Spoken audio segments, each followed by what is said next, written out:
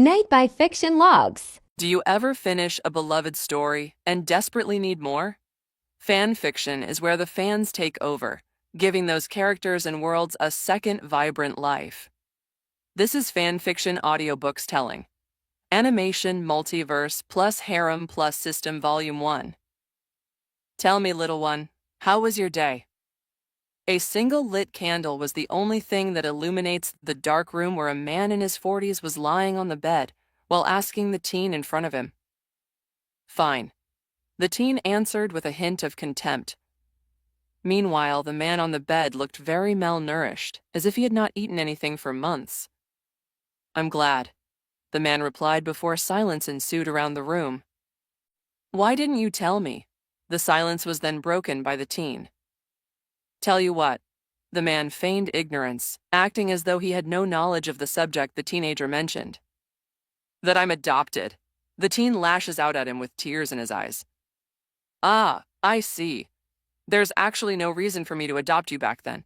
However, when I first heard your cry, something snapped inside of me. The man weakly narrated. I don't know what to do at first.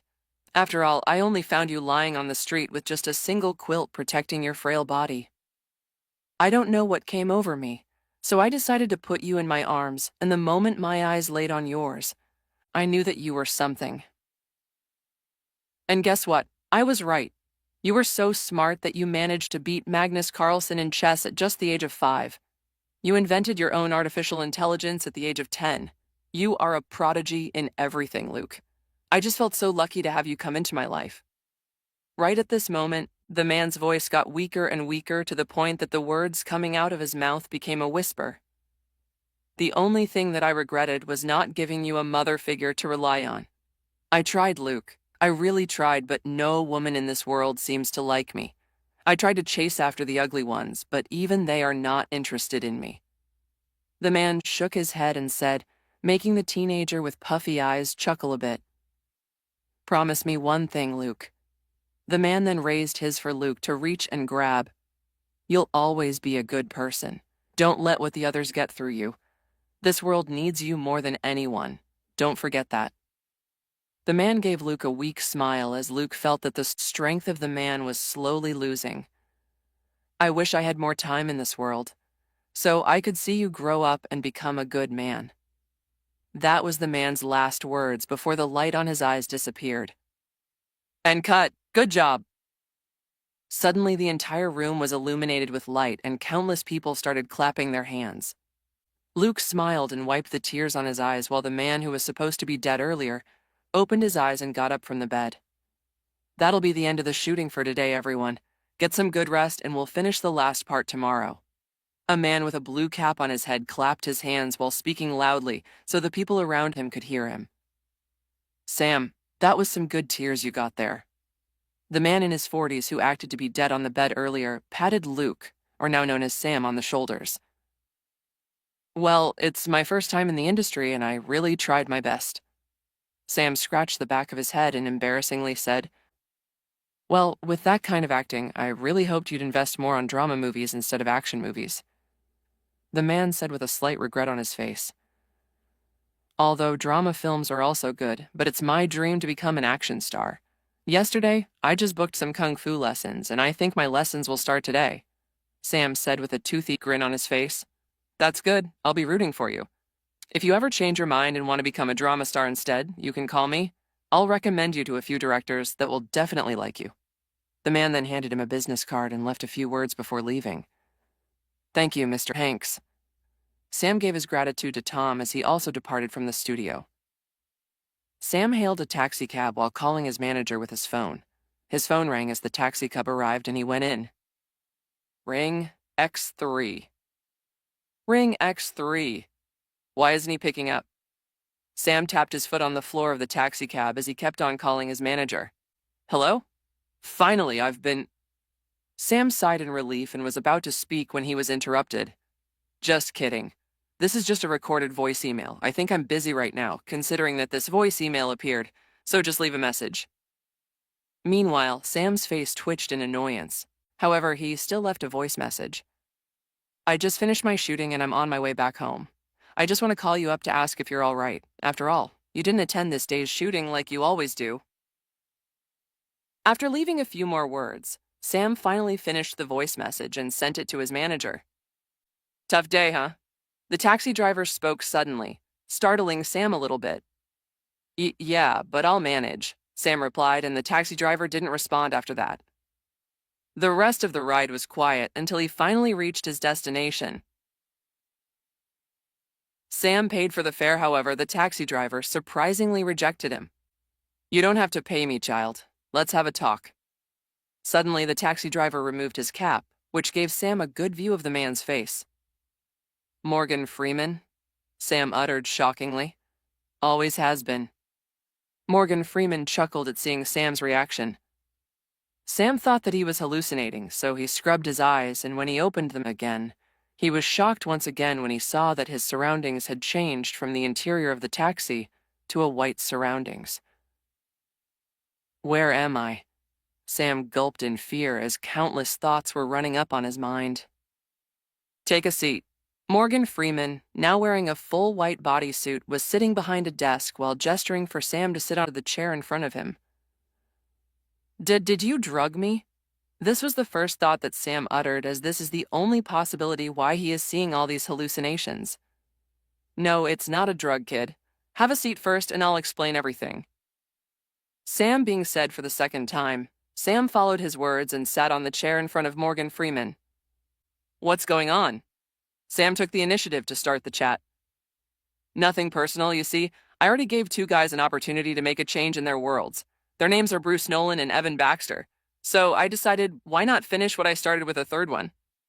Morgan Freeman answered Sam's questions. You're God?" From the info that he got from Morgan Freeman's mouth, made him remember two certain movies that he used to watch. Bruce Almighty and Evan Almighty. Then, does that mean he will become the Sam Almighty? "Well, you can be if you want. I'm not stopping you," Morgan Freeman said with a smile. "Yeah, but why am I here exactly?" Sam scratched his head and went to the point. I mean, I'm sure there are other guys out there that are more worthy, right?" Sam seemed to be unconfident on himself. He's just your daily average guy who has dreams and passion, nothing special. His parents aren't dead, he doesn't have any dog that was killed by a son of a mafia, nor does he have a special blood or capability that made him wanted by the governments. I am not Odin's son. I don't choose whether someone is worthy or not. I chose you because you were the first guy to answer my question back in the taxi. Oh. Sam was disappointed a bit, just when he thought that he's finally someone special, some being a hidden son of God or something. Don't be disappointed, son. There's nothing special in the entire multiverse. Humans just created them so they could feel more unique than the others. In my eyes, all humans are equal and the same. However, unlike them, you have a chance to be special, God said, pointing his finger at him. Me? Sam pointed at himself and asked, "Yes, what do you think about being my angel?" An angel?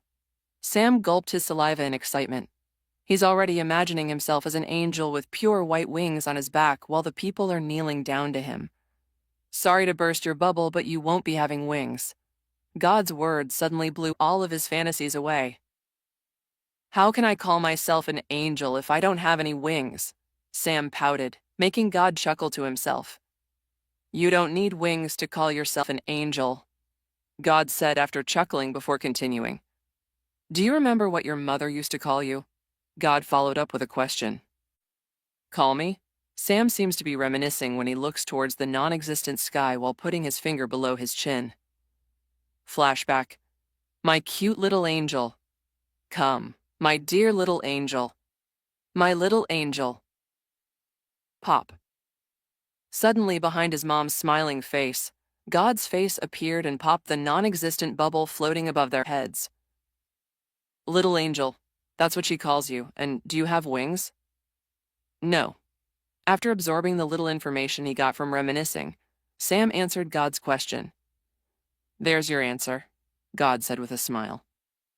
Let's stop talking about angels, Sam. Let's talk about what you will do as my angel.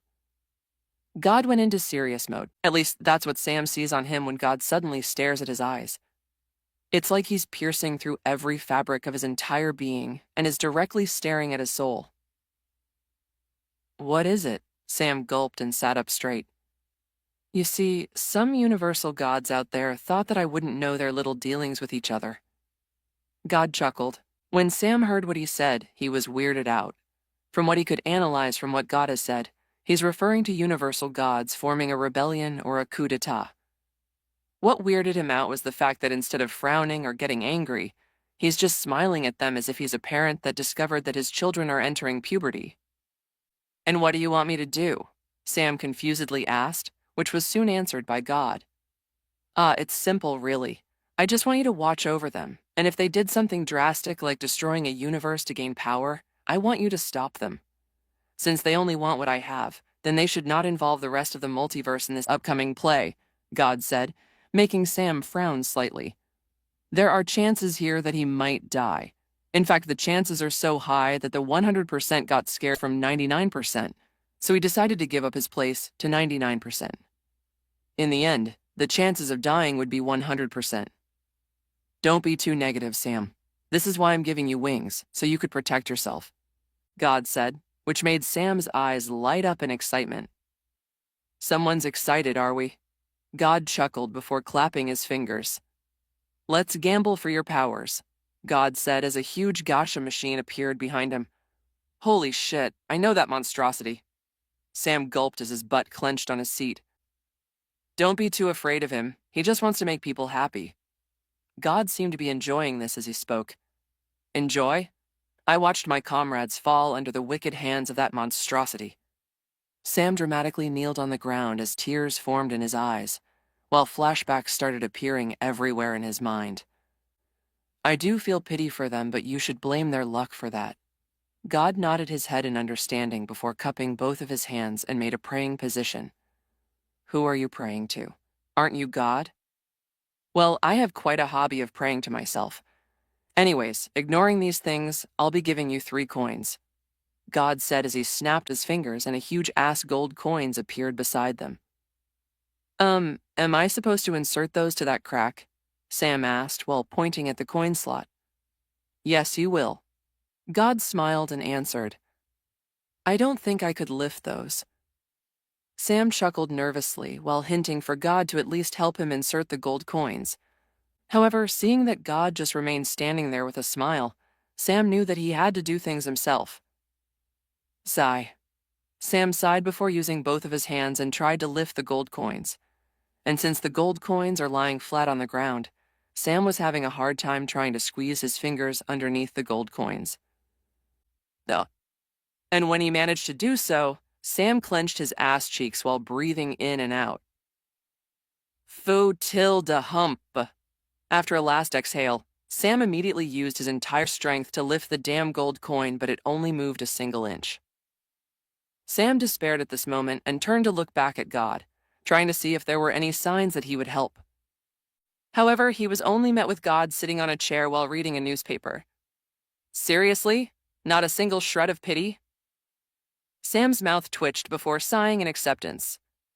Looks like there's no such thing as free lunch in this universe. And so, for the next few years, Sam kept on pushing and pulling a single coin, and finally, he managed to make the coin reach the gacha machine. Now, the only thing that's left is making the coin enter the coin slot. Sam froze when he realized this and stared up at the gacha machine. He saw that the coin slot is at least 30 feet tall up above. God? Sam tried to ask God for help, but saw that he's nowhere to be seen except for a ladder. As I expected. Sam sighed before walking towards the ladder to pick it up. After that, Sam placed the ladder with its tip right beneath the ladder. I hope this ladder is durable enough, Sam muttered to himself before eventually taking a few more hours, before he finally managed to lean the coin towards the ladder, vertically. And since the ladder was tilted a bit, enough for him to just push the coin and let physics do the work. So, basically, Sam placed the bottom of the coin on his shoulder while eventually climbing up the ladder as the coin rolls upward.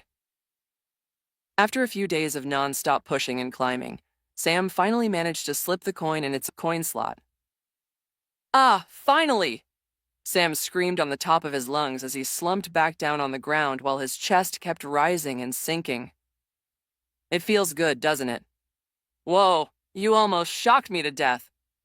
Sam was startled when God's voice suddenly appeared behind him. You're not gonna die. You're already dead. God chuckled before looking at the tall gacha machine and continued.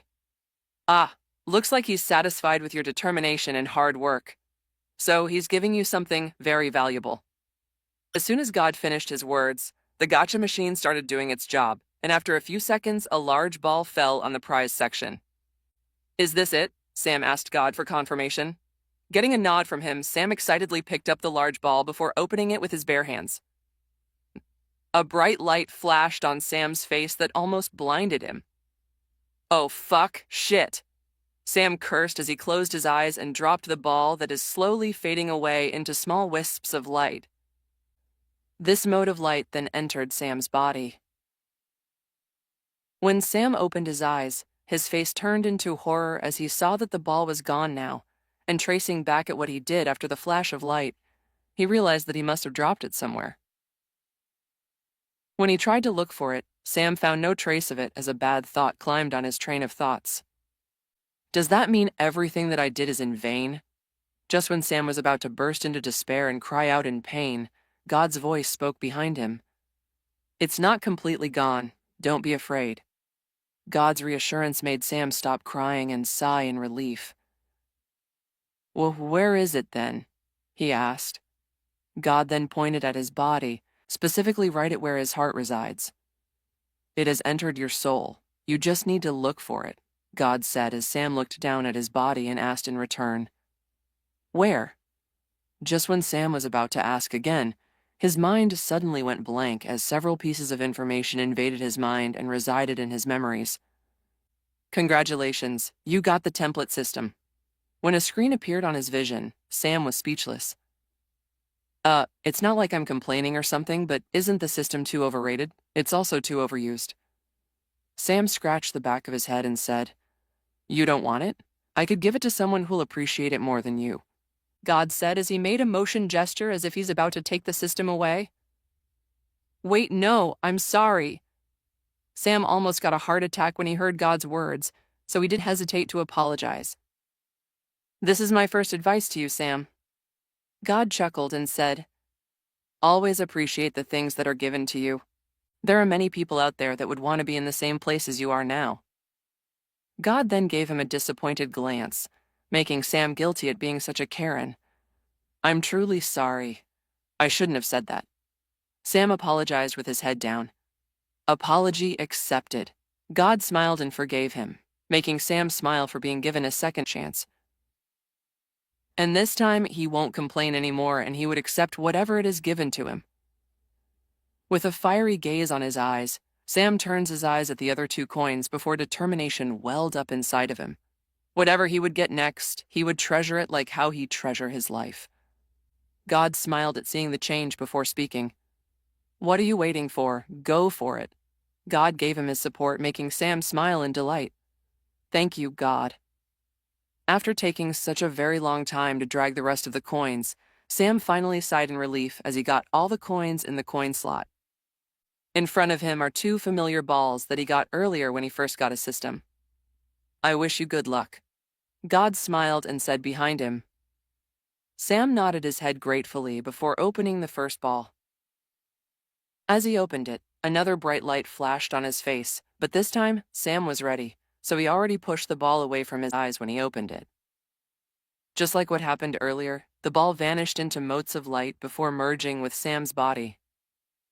As soon as it vanished, a brand new information appeared on Sam's mind. However, unlike the previous one, the one that he got now isn't something special. I'll speak. It's nothing special except for being able to speak and understand all kinds of languages in the entire multiverse. With this power, he was able to communicate and connect with beings of all species and creatures throughout the vast multiverse. Although it may look like it is useless, but it is actually not, as he would be needing this ability to not only understand the language of the universe that he might go to, but there might be some instance where he would get a very high privilege or access to some ancient artifact that would require him to read a language never seen before in the universe. Sam gave a thankful nod to the gotcha machine and especially to a god before opening the last ball of light. The same as usual happened, and a brand new set of memories appeared on Sam's mind. Angel's body. A higher form of physical body, capable of adapting to all kinds of situations within an indefinite amount of time. Has accelerated healing, enhanced physical strength, an ability to manipulate holy light, and a wing that grows along with strength.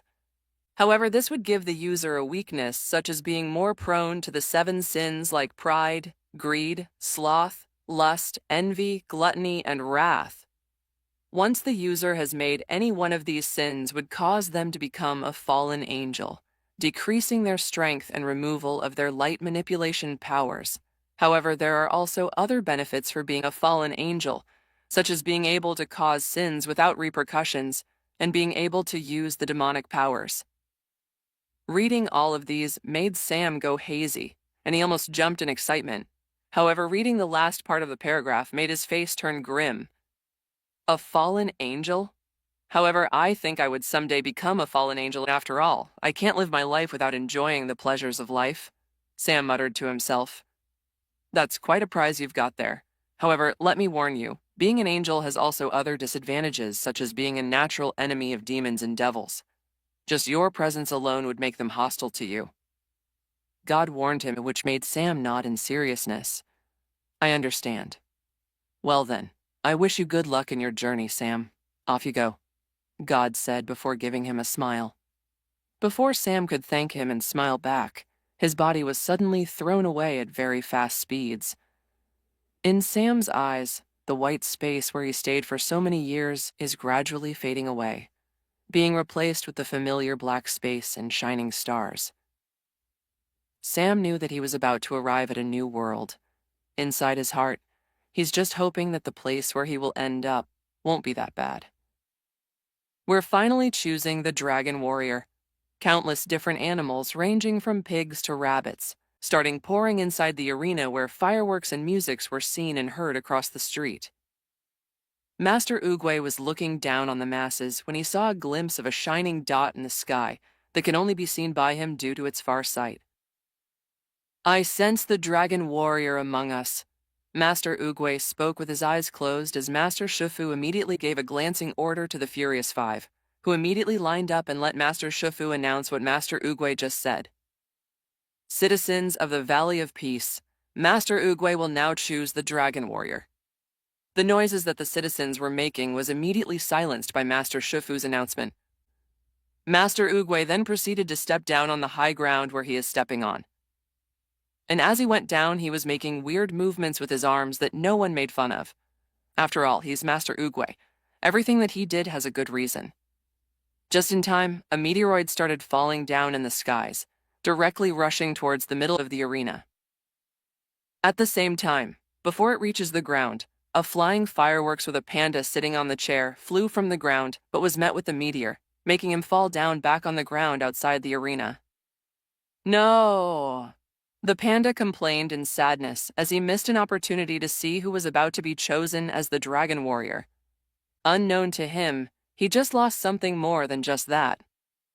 At the exact time he fell on the ground, the meteor that he collided with finally landed on the ground inside the arena, right exactly in the middle of the Furious Five and Master Oogway. Boom. Just in time for the meteoroid to land, Master Oogway was already pointing his finger forward. When the dust settled, it shows a young unknown species that makes him look similar to one of the Furious Five.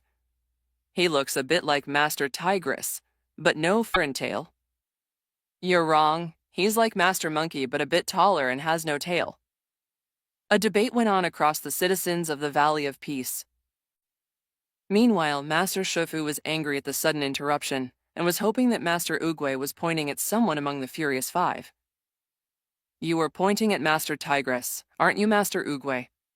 However, seeing that Master Oogway seems to be still pointing at the unknown being that landed in front of him, Master Shufu got a bit mad. You, get out of the way!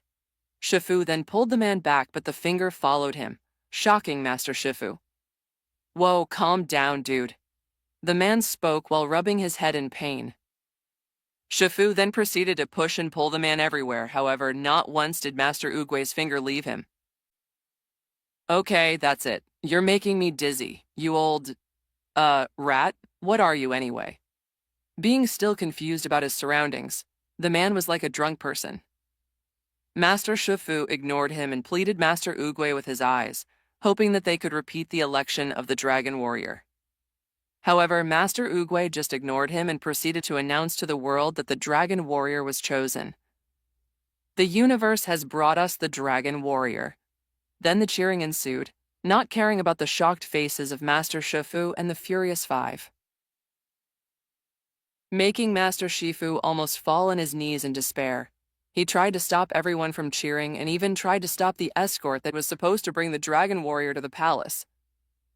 Having no used, Master Shifu remained standing on the ground with confusion plastered on his face. Master, what's going on? Master Tigress and the others approached Master Shifu and asked in confusion. Don't worry, I'll ask Master Uguay about this. There's gotta be a mistake somehow. Master Shifu answered with a bit of contemplation. Whoa, guys. Chill. What's going on? Still confused on what is happening, Sam's still registering on his surroundings. Why does this look very similar to kungfupanda? Sam muttered to himself. It only took a few hours before he was brought to a large hall, where they dropped him off and scurried away, closing the large doors behind them. In order to pass time, Sam started looking around and realized that he was in the world of kungfupanda. Wait, then where's Po? That situation earlier seems to be a bit similar to what happened to Po in the movie. Sam then came to a realization. Does that mean I just stole Po's destiny? Do I have to fight those monstrous villains now? Sam shuddered just by thinking about it. I remember getting gifts before coming here, right? What was the first one again? Sam placed his finger under his chin and started tapping his foot on the ground. Ding. What was that? Sam looked around in cautiousness, but saw that he was alone. In front of you, you idiot! Suddenly someone smacked him in the head. Smack. Jesus Christ! What was that? Sam scratched his head in pain while looking in front of him. In front of him, he saw a large screen covering his vision. Hello there. I'm not going to prolong this any further. I'm the template system that you got, though you don't have to worry about hearing my voice every single day because I will only appear once every time you step into another world. Sam read the words displayed on the screen and nodded his head once he was done. All right, so what are you supposed to do to help me? Simple, really. I'm just going to give you a template of a famous character across the multiverse, and you just need to do things to increase your percentage with the character. The higher the percentage, the more you will assimilate with the character. As usual, you'll get their full power at 100%. So do your best. The template system explained. How do I know what percentage I am? Don't worry, it will be shown to you every day the moment the sun rises in the east. And what if it rises in the west? Sam made a simple joke in which the system didn't take quite lightly. If it did, then I'll beat the shit out of you. Don't ask too many unnecessary questions. All right, I'm just joking. Tell me about the template I will get. Okay, there's a rule about the templates that you will get. The strength of the template will depend on the world you live in. So the more dangerous the world, the stronger the template that you will get. And also, you will only get one template per world. Okay. Sam nodded his head in understanding. Rolling. Sam then heard as if some kind of metal balls were falling and landing on the ground. Congratulations, you got Jin Kazama's template. Just in time for Sam to receive his first template, his body suddenly started making changes. His previous skinny arms started gaining a little bit of muscle. Not too much, but it's noticeable if you focused enough. Sam's senses were also heightened to the almost superhuman levels. However, Sam could feel that there's still a big room for improvement when it comes to his senses. Weird, why do I suddenly feel a little bit strong when I just received my template? Sam muttered a question to himself, which was soon answered by the system. Since it is your first template, you are gifted an additional 10% in progress. Reading this, Sam almost jumped in excitement, however. He immediately fought the urge in, he is in a sacred hall, he can't show such impolite acts. Sam tried to find a mirror to take a look for himself but found none. so he dejectedly just looked down at his body. He could trace some lines on his body, though it's a bit unnoticeable, but it's still there. When Sam was thinking of testing his strength here, his ears suddenly perked up when he heard a silent movement behind him. Who? Sam immediately turned around but found no one. I swear I heard someone, Sam muttered to himself. Down here, you idiot! Suddenly someone grabbed his hair and brought his head down on the ground. And finally, he saw Master Shifu looking at him in disappointment. I'm impressed that you can hear my movements, but you can't even use your eyes to perceive me. Master Shifu then proceeded to shake his head in disappointment. Sam could already tell that Master Shifu holds a resentment towards him. Who are you? Since he just technically got here, even though Sam already is this small rat-looking man in front of him, Sam still feigned as an ignorant teen. Ah, you must have lived in the mountains if you don't even know who I am. I'm very disappointed in you. And here, I thought you're worthy of the title of Dragon Warrior. Master Shifu shook his head in disappointment once again. Having enough of his shit, Sam finally snapped. He felt like he's not welcome here. So, who cares about the Dragon Warrior? I didn't sign up for this shit, Sam said with a scoff before proceeding to exit the sacred hall. Disrespectful and use of bad language. I don't even know what Master Oogway saw in you. Maybe it was all a fluke. It doesn't matter. By tomorrow, a new Dragon Warrior will be chosen. Someone that deserves it, Master Shifu yelled back as Sam exited through the large door. With his strength, he managed to push the door and exit through the small gap, earning him a raised eyebrow from Master Shifu. Seriously, I just got here and now I'm the Dragon Warrior? Sam started kicking small pebbles as he spoke. It should have been Po. I wonder where he is. With one last kick, the pebble that Sam kicked started falling down on numerous amounts of stairs. Po's greatest enemy. Stairs. I heard that the Dragon Warrior fell from the sky, like a dragon. Cool, what does he look like? He has a black hair like the night sky. His body was also ripped. However, he looked a bit like Master Tigress, but he has no fur except for his head. He also doesn't have a tail. He's wearing nothing but pants. The pig started describing Sam's appearance to the small rabbits in front of him. You mean like that guy? A rabbit child said while pointing at a man walking on the street with his hands on his pockets. Gasp. The pig suddenly gasped in surprise before started running on his tiny legs to reach Sam. Dragon Warrior! While jumping around excitedly, the pig then pointed his finger at Sam while shouting in excitement, gathering the attention of the nearby citizens. Did someone say Dragon Warrior? While still wearing an apron, a fat panda suddenly walked out of the curtilage of a small home packed with tables and customers. Whoa, are you the Dragon Warrior? Immediately walking in front of Sam, Po kneeled while asking with twinkling stars on his eyes. Yeah, are you really the Dragon Warrior? A young piglet shouted across the crowd, making the others shout their comments also. Is he really the Dragon Warrior? Of course he is. I saw it in my eyes. He's like a dragon that fell out of the skies. Seeing the sudden increase of commotion, Sam doesn't want to disappoint them any further, so he refuted anything they said. Calm down, everyone. It was just a fluke. I am not the Dragon Warrior. It was all nothing but a mistake. I heard from Master Shifu that they'll choose the Dragon Warrior again in a few more days or so. When Sam said this, they all started leaving in sadness, making the earlier crowded street almost desolate. Sam wiped off his sweat and noticed that Po was still standing in his place while still looking at him. Why are you still here? Sam was weirded out, so he asked. I don't believe you, Po said in a serious face, while slowly marching towards him.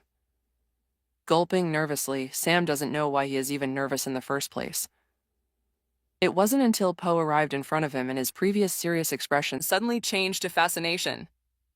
You must be on a super secret mission. The enemy must not know that you're the Dragon Warrior, so once they're left with their guard down, you'll strike them hard like ka-pow, ching, bam, and boom. Po started rambling and making kung fu movements that left him tripping with his face flat on the cemented floor. Bam. Oof, ow! While getting up, Po massaged his nose in great pain while Sam couldn't hold his laugh and started laughing out loud. Ah, ha ha ha ha ha, man, you're a funny guy. Sam laughed as Po shyly stood up and scratched the back of his neck in embarrassment. Er, really? Wow, thanks. You're the first guy that ever said that to me. Po smiled brightly as he fiddled with his fingers, still shy on being complimented by Sam. Cheher. Sam knew that Po and his adoptive father were running a noodle restaurant. Having no place to stay in, Sam suddenly had a great idea in his mind. Hey, Panda. Sam snapped his fingers and called out his name, catching his attention. What? Po snapped out of his thoughts and asked in wonder. I can see that you're running a noodle shop, Sam said while pointing towards the restaurant. Oh yeah, you should eat at our noodle shop sometimes. I guarantee that you will like my dad's noodles. Po proudly and confidently said, that's the problem, you see. I don't have any money or a place to stay. So I was kind of hoping that maybe you're hiring some helpers for your restaurant. I'm very good at serving people, in fact. I could even do overtime if you want. Actually, you guys don't have to pay me. I just need a place where I could stay and eat without having to pay anything. What do you think? Sam explained his circumstances, which left Po speechless for a while. Hello? Waving his hand in front of Po, Po was woken up by the suddenly movement in his vision, and without hesitation, Po immediately gave his answer. Of course. I would be delighted to have you. Po yelled in excitement before realizing it and toned down his volume. Thanks. Sam sighed in great relief. Come with me. I'll introduce you to my dad. Po then proceeded to grab Sam's hand and dragged him inside their home where Sam finally got to meet Ping, Po's adoptive father. Po, I noticed that you were gone in a while, and who is this guy? Ping noticed Po's arrival and greeted him before pointing his ladle at Sam. Dad, this is the this is... Po was still thinking that Sam was working undercover, so when he almost slipped up, he immediately stopped himself. What's your name? We kind of forgot to introduce ourselves. My name is Po, by the way. Po leaned his head to Sam's ears and whispered, Sam hesitated for a while. He was thinking of using Jin's name as his new identity in this world. After all, there's a chance that his percentage with Jin might increase if he uses his identity for himself. Jin. My name is Jin Kazama. After a moment of hesitation, Sam or Jin finally made his decision to take Jin's identity for Nomulf. So he introduced himself out loud. What a cool name. Po almost went out of breath just by the sheer excitement and coolness of Jin's name. I'm here to work as a waiter. I promise that I will... Just when Jin was about to state his worths and why he should be working at Ping's noodle shop, Mr. Ping didn't hesitate to grab another apron, similar to Po's, and wrapped it around Jin's abdomen and tied it behind him. Welcome to Ping's noodle shop. Here, take these bowls and bring them to that table. Don't forget to take their payment before they leave, okay? Mr. Ping then proceeded to place a bunch of bowls with soups inside them and instructed Jin about what he was supposed to do. Although surprised by the sudden order, Jin was quick to adapt and recovered immediately before grabbing the bowls and left the kitchen with great balance, not spilling any soup from the bowls. Well, that was quick, Jin muttered to himself.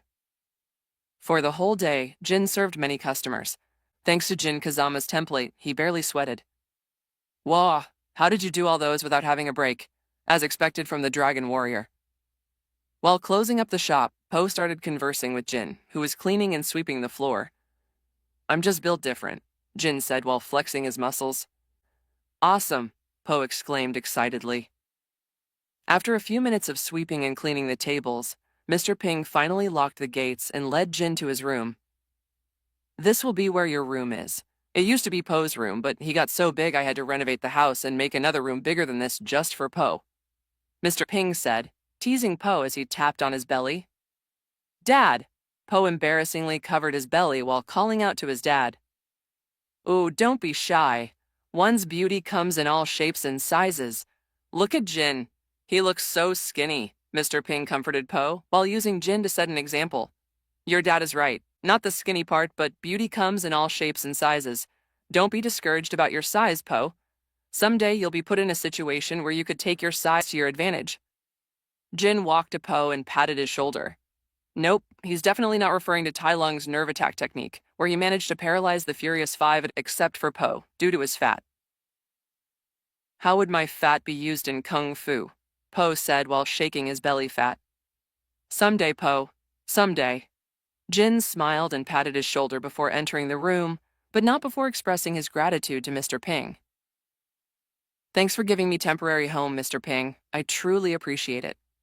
Jin slightly bowed and said, "Oh, you don't have to worry about that. I just hoped you could be friends with my son here. Ever since he was a kid, no one wants to be friends with him," Mr. Ping said in a sad tone. "Don't worry, Mr. Ping. I would be honored to be Poe's friend." Jin smiled at hearing a bit of Poe's backstory and agreed to become Poe's friend. "Well, that's all for today. Good night, Jin," Mr. Ping said before walking away. "Hey, thanks for your help in the shop today. I managed to rest early and not get too tired today thanks to you." And, Poe thanked him first before stopping a bit. Jin could tell that Poe was shy to say the next words. "Thanks for being my friend." Poe spoke quickly before closing the door and left. Heh, Jin chuckled before finding the bed and laid down. "It's a brand new world, huh?" Jin said while staring at the ceiling. "Maybe I should train today. I want to see how much I improve tomorrow when I see the percentage." Jin said before getting out of the bed before he started doing push-ups. 1.2, 0.3, 0.4, 0.5, 0.6, 0.7, 0.8. While Jin decided to work out, Master Shifu found Master Oogway in his usual spot, the sacred peach tree of heavenly wisdom. You might think that the name is an exaggeration since the tree looks like a normal peach tree.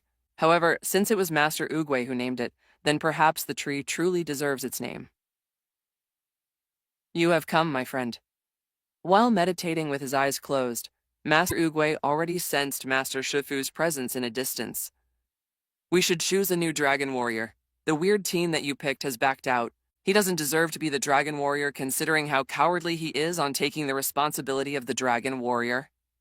Still holding a slight grudge on Jin, Master Shifu snarled. "Is it? Or perhaps someone has insulted him, forcing him to back out because he thinks that no one wants him to be the dragon warrior," Master Oogway said with a smile, making Master Shifu whistle and look anywhere except Master Oogway. "I am everywhere, my friend. He is just as confused as I was before I started my journey." "You do?" Although Master Shifu has long known Master Oogway, there are still some things that he doesn't know about him. Of course, choosing a path can indeed be a difficult task. But remember, my friend, the hardest paths often lead to the most beautiful destinations, Master Oogway said as he glanced at the sky. "But Master, that boy is not confused. He's doubting about the credibility of being the dragon warrior." Master Shifu reacted a bit aggressively. Doubt is a natural companion on the path of greatness. It is how we respond to that doubt that truly matters. Remember, the dragon warrior is not chosen by accident. The universe sees something within you that you may not see in yourself. Master Oogway responded wisely, making Master Shifu stop and look down on the ground, contemplating. Master Oogway saw this and smiled naturally before inhaling and exhaling. "I saw something within that boy. His path will be full of obstacles, but he will emerge as the winner. There is no accident. It is all part of their destiny," Master Oogway said for the last time before closing his eyes and meditated once again, looking like a statue, showing off an aura that he won't be talking about it anymore. Master Shifu looked down on the cliff and saw the Valley of Peace illuminated by the light of the lanterns. "There is no accident, but it is part of their destiny," Master Shifu said in a sad tone, remembering a certain memory that he wished to forget. "Tai Lung," Master Shifu muttered with great regret in his voice. Unknown to him, Master Oogway opened his left eye and glanced at Master Shifu's back before closing them again. As the sun rises in the east, Mr. Ping woke up, and as usual, he went to the kitchen to prepare and cook. However, as he got there, he was surprised to see Jin had already brought out the kitchen utensils and especially the wok. "Jin, you're up already?" Mr. Ping grabbed the apron on the wall on his side before wearing it. "Oh, good morning, Mr. Ping. I'm quite a morning person." Jin responded with a shrug on his shoulder. "That's good, then you'll be able to help me open up. Poe always wakes up so late. I don't know what kept him at night that causes him to wake up late." Mr. Ping sighed and said. Jin just chuckled, and for the next few minutes, Mr. Ping has finally cooked the soup and slices the dough into noodles. "Time to open up, Jin." Mr. Ping clapped his hands and corrected himself when his tongue slipped. "Okay." Jin didn't mind the slip of tongue, so he just nodded his head and opened the wooden gate. I guess Mr. Ping's noodle shop is quite famous, Jin said to himself as pigs, rabbits, and other animals started walking in and taking up tables. Taking out a pen and paper, Jin started taking orders from the customers. Walking back to the training halls, Master Shifu encountered his students, the Furious Five. Master. They all bowed down to him as Tigress spoke. How is it, Master? Will there be a new dragon warrior chosen? As she spoke, Master Shifu sighed. No, Master Oogway has insisted on that boy, Master Shifu said, making the Furious Five speechless. You mean the boy who refused to take the responsibility of the dragon warrior? What did Master Oogway even see on him? Monkey asked and said. Never doubt Master Oogway's choices. Every move he makes is a wise move, Master Shifu lectured strictly. We must find the boy and bring him back to the Jade Palace.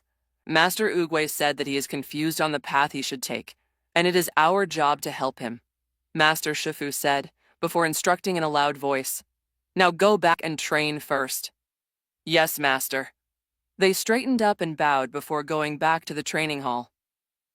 As the others trained in their respective specialties, Tigress went to the wooden dummy and started training on it.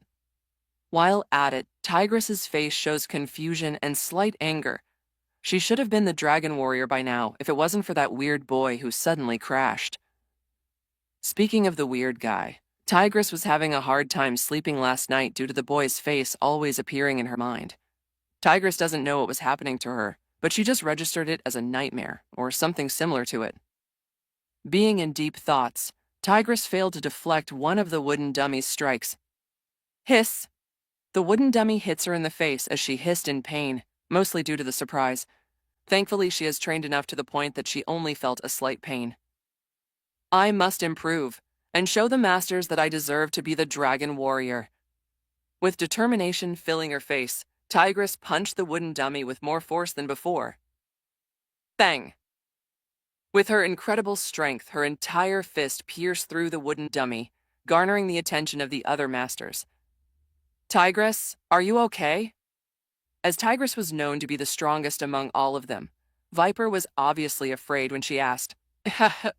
I'm fine, thank you, Tigress replied as she removed the splinters on her knuckles. Okay. Viper nodded her head and went back to training. The other masters took this as a sign to go back to training, so they did.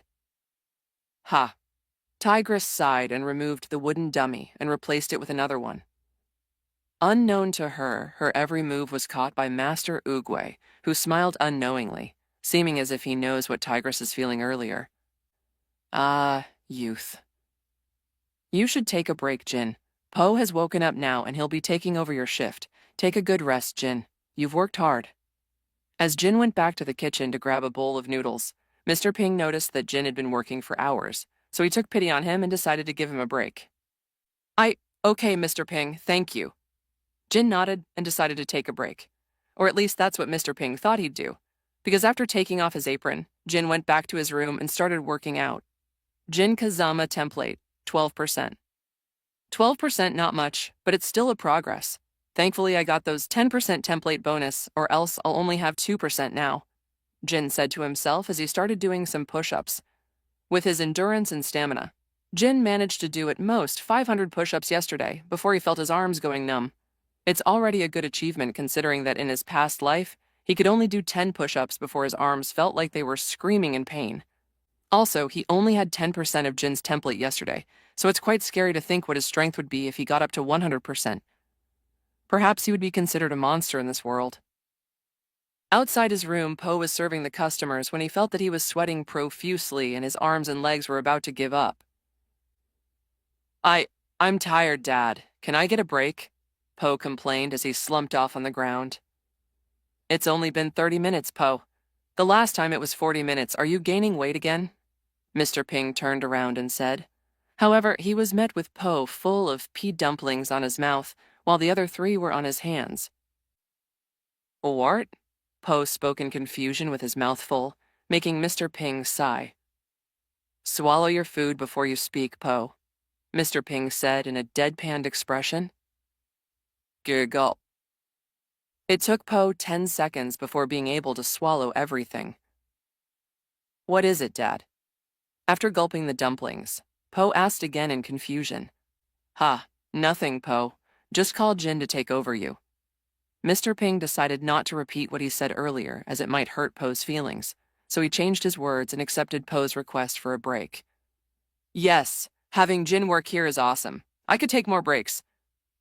Po raised his fist in excitement and muttered with relief and joy in his voice. Seeing Po tiptoe excitedly, Mr. Ping sighed once again and resumed his cooking. Walking towards Jin's room, Po noticed that it was slightly open. Trying to resist the urge to peek and just ignore the small gap, it only took Po 2 seconds before he failed to resist and peeked inside. Inside the room, which was illuminated by the light through the window, Po saw a glimpse of Jin doing a set of kicks. Considering how small the room is, it is amazing that Jin has good control over his body to not destroy the things inside with his spinning side kicks. Awesome! Po was once again amazed by Kung Fu. However, his whisper was too loud, so Jin heard it. Who's there? Jin was so immersed in his training that he failed to use his senses to be alert to his surroundings. It is also because he thought that he was in a safe place, so he let his guard down a bit.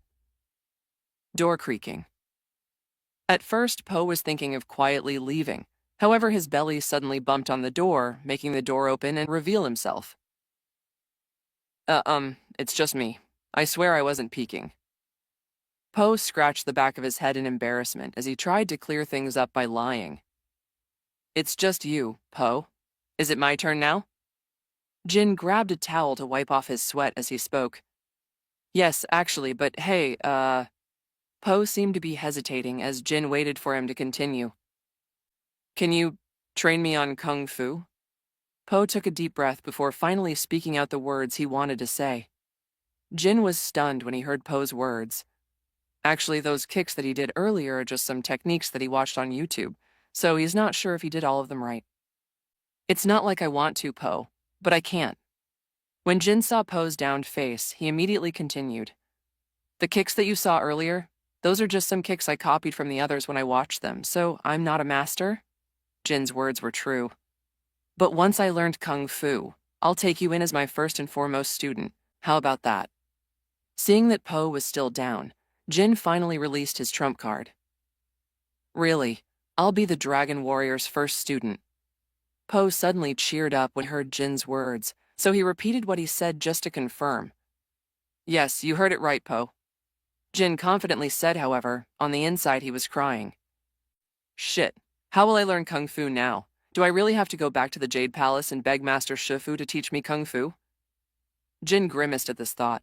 If the past Sam were in the same situation, perhaps he would do it without hesitation, however. Jin has inherited Jin's template, which means that includes his personality and pride. Speaking of personality, shouldn't I also inherit the angel's good traits? I see nothing on me. And also, my strength should also be high now, considering that angels must be very strong, and where are my wings? Jin started barraging himself with some questions that would remain unanswered unless he met God again, or the template system returns and answers it. Footsteps. Po, where are you? Oh, you're here. Mr. Ping was running when he ran past the door of the room before going back and entered. What is it, Dad? Look, I'm going to become the Dragon Warrior's student, Po asked before remembering something and expressed his excitement, forgetting the fact that he's supposed to keep Jin's identity a secret. Okay, that's good to hear, Po, but you have to go outside now. There's some guys out there that you will definitely be excited to meet. Mr. Ping also got excited and said, Who? Unless they're the Furious Five, then. Po was speaking when he noticed that his dad, Ping, got more excited when he mentioned the Furious Five. They're the Furious Five, Po whispered in excitement before running out of the room, stumbling on some furniture on the way. The Furious Five? Jin raised his eyebrows and wondered why they were here. So he also got out and witnessed the scene where Po was kneeling on the ground with tears on his face. Tigress, monkey, viper, crane. And where's Mantis? Po started naming them one by one before wondering where the last one, Mantis, is. Down here, you big buffoon. Po heard a voice close to the ground, so he looked down and saw Mantis, standing while glaring at him. And there's Mantis. Po chuckled nervously before his nervousness was replaced by excitement. Oh my gosh, I can't believe the Furious Five are in my hoblurg. Po was about to be excited once again when he suddenly made a funny face and fell on the ground. Thud. The Furious Five looked at the perpetrator, Mantis. What? He's being too noisy. I just made him fall asleep for a bit. Being stared at by them, Mantis explained his reasons.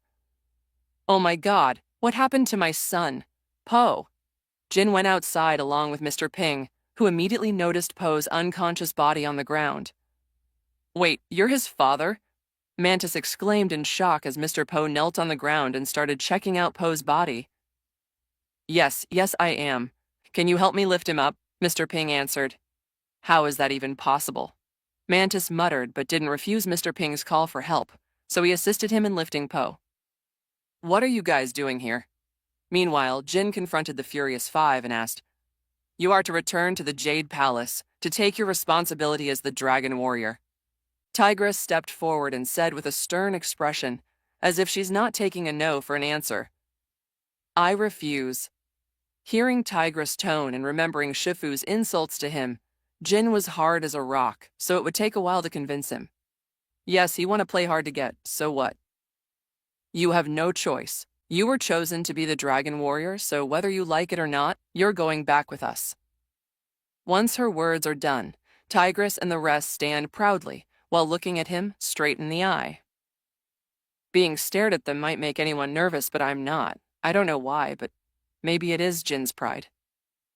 Jin said to himself as he also stood proudly and spit the next words right in front of Tigress. No, goodbye. Jin said with a glare before turning round to leave when suddenly, someone stopped him by holding his wrist. Turning around, he was faced with Tigress's stern glare. Don't make me use force, so you either go back the hard way or the easy way. Tigress spoke with a slight growl. One of the things she doesn't like the most is being disrespected, especially by those she resented. I choose the hard way. With a confident smirk, Jin answered, So you have chosen death, Tigress said before grabbing Jin's shoulders and tried to make him turn around. However, Jin stood his ground and instead he grabbed Tigress's wrist and tried to punch her abdomen. Bam! Unfortunately, Tigress managed to block it with her palm. Is that all you've got? Jin said with a smirk, further angering Tigress. Grr! Facing Tigress's angry face, Jin found it a bit cute, however her next action made him think twice. Tigress grabbed the hand of Jin that he used to grab her wrist before using it as a support to jump and kick Jin with both of her legs. Bam! Too late to react, Jin was thrown back and stumbled upon a few tables and chairs. Sorry, Mr. Ping. Jin immediately got up and apologized. It's okay. Focus on your fight. Mr. Ping forgave him just as quickly. You don't know any kung fu, so you don't stand a chance against me, Tigress confidently said as she patted her shoulder.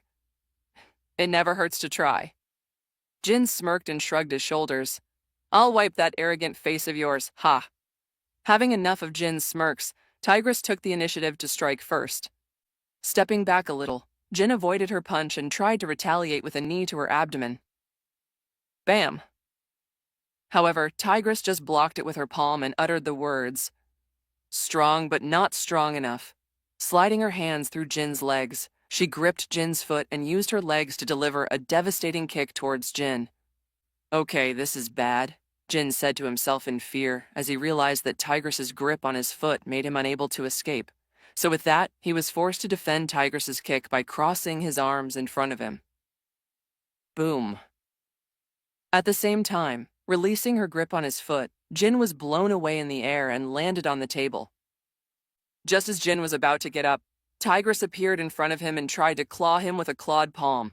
Thankfully, Jin was in a state of alertness, and combined with his senses, Jin managed to roll away from the table. Crack. Bam! As Tigress's palm landed on the table, it was halved into two as Mr. Ping cried out, My table! She did it. Jin didn't hesitate to point his finger at Tigress and immediately blamed her. What? Tigress was shocked and confused by the sudden blaming. We'll just pay for it, Crane immediately said while asking Monkey to lend a few coins to pay for the tables. What? Why mine? Monkey complained. Remembering that time when you accidentally destroyed my brush? You can pay up now, and besides, I didn't bring my money with me, and I know you always bring your own money whenever we go out. Crane explained as Monkey grumbled. Fine. After a slight reluctance, Monkey finally gave in and plucked a few coins on his pouch and handed it to Crane, who then gave the coins to Mr. Ping. I'm sorry for the damage. This should be enough to pay it up. Crane apologized first before handing him the money. Of course, as a businessman, Mr. Ping isn't someone to refuse someone giving him money, even if it's the legendary Furious Five. Apology accepted, Mr. Ping said before grabbing the coins and putting it on his own pouch. When Tigress saw this transaction, she grew embarrassed and couldn't help but growl at Jin for making her friends pay up for her mistake. That's it. After a yell, Tigress stomped on the ground, causing shockwaves that blew Jin's hair back. Holy shit. Jin's back was full of sweat now. He's thankful that he got Jin Kazama's template, or else he wouldn't even last a second at Tigress. Just when Jin was finally about to surrender, Tigress was still angry at this time, so she didn't spare him the effort to surrender and directly went to put Jin to sleep. Oh fuck. Jin closed his eyes and waited for the pain to register. However, nothing came, so he opened his eyes and saw that Tigress was already on the ground, kneeling along with the Furious Five. With a confused look, Jin searched around and found the answer to his confusion. It turns out, Master Shifu has arrived and stopped Tigress from finishing him off. I told you not to make a ruckus. Master Shifu glared at the Furious Five, who all looked down on the ground, not daring to meet Master Shifu's eyes. We use Kung Fu to protect the weak, not fight them. Master Shifu sternly glared at the Furious Five before turning his gaze back to Jin, as his glare softened down a little. Am I tripping, or did he just call me weak? Master Oogway taught me that you were the Dragon Warrior. Nothing is an accident. I apologize for my previous actions. I hope I can be forgiven. Master Shifu said and apologized before bowing down his head, shocking the Furious Five at seeing their master bow down to someone other than Master Oogway. Seeing that even Master Shifu was willing to set his pride aside just to have him back, Jin finally relented and forgave him. Fine. I also apologize for my actions, Jin said and bowed his head at the same time. Anyways, he's not going to prolong this any further, as he would also like to learn Kung Fu since that is his purpose here in this world anyway. Another day has passed and Jin already arrived back in the Jade Palace where he was given a robe. More like a Kung Fu robe, however, Jin refused it. He'd rather wear the same thing as Jin wears in Tekken, which is a topless top, showcasing his body that hasn't formed any muscles yet but will soon show as the time passes. His bottom is also the same one as Jin wears, which is a black trousers with a red, orange, and yellow flame design on the right pant leg, and red and black foot pads. He also wears the Mishima-style red gauntlets with a triangular pattern of metallic studs on the back of the hands. Although Master Shifu thought that the outfit was too weird, but nonetheless he agreed and submitted the design to their tailors. Arriving at the training halls, Jin was met with the Furious Five training with several tools and objects, showing their incredible skills and styles. You will be starting with this, Master Shifu said while pointing his finger towards the wooden dummy. Do I just punch it or something? Jin asked. Punch, kick, or anything that you know, I'll be the one deciding if you're worthy to proceed to the next level, Master Shifu said with his hands behind his back. Seeing this, the Furious Five stopped their training and started watching the ordeal. They were curious about Jin, since despite not knowing anything about Kung Fu, he still managed to last over a minute with Master Tigress, something that only some of them could do, since Master Tigress always shows no mercy when it comes to sparring. Being watched by several masters made Jin nervous, so he just simply delivered a simple right elbow strike which made the wooden dummy bend backwards, almost touching the ground before striking back at Jin with full force. Seeing this, Jin reacted and used his left hand to block the counter-strike and used his right hand to strike hard, using his palm. Bam! Just like what happened before, the dummy just bent backwards before striking back towards Jin. This is how the wooden dummy is made. The stronger you strike them, the stronger their counter-strikes are. This time, Jin wanted to make sure that the dummy won't strike back, so he stepped back a little, avoiding the counter-strike of the dummy, and used one of Jin Kazama's techniques in the game, which is the left drill punch. This move is known for dodging an opponent's attack and counterattacking towards the solar plexus of their opponent. So, the moment Jin stepped back, avoiding the strike of the dummy, he immediately dashed forward and used his entire body to deliver a devastating strike towards the middle of the dummy. The moment his fist came in contact with the dummy, a cracking sound was heard throughout the room, and the dummy, which was supposed to just bend backwards, was blown away from the punch and collided with the wall a few meters away from its supposed position. "Okay, that's cool, but it hurts my knuckles a bit," Jin said to himself as he painfully removed some splinters on his knuckles. "Impressive." Master Shifu sagely nodded while caressing his beard. "It reminds me of Tigress's style, which is always offensive, but what he showed us is a mix of both defense and offense," Mantis said after observing. "How come he didn't use that move to me when we fought? Is he looking down on me?"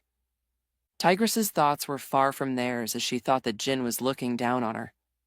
Unknown to her, Jin just came up with this move on the spot, so he just technically used this move for the first time.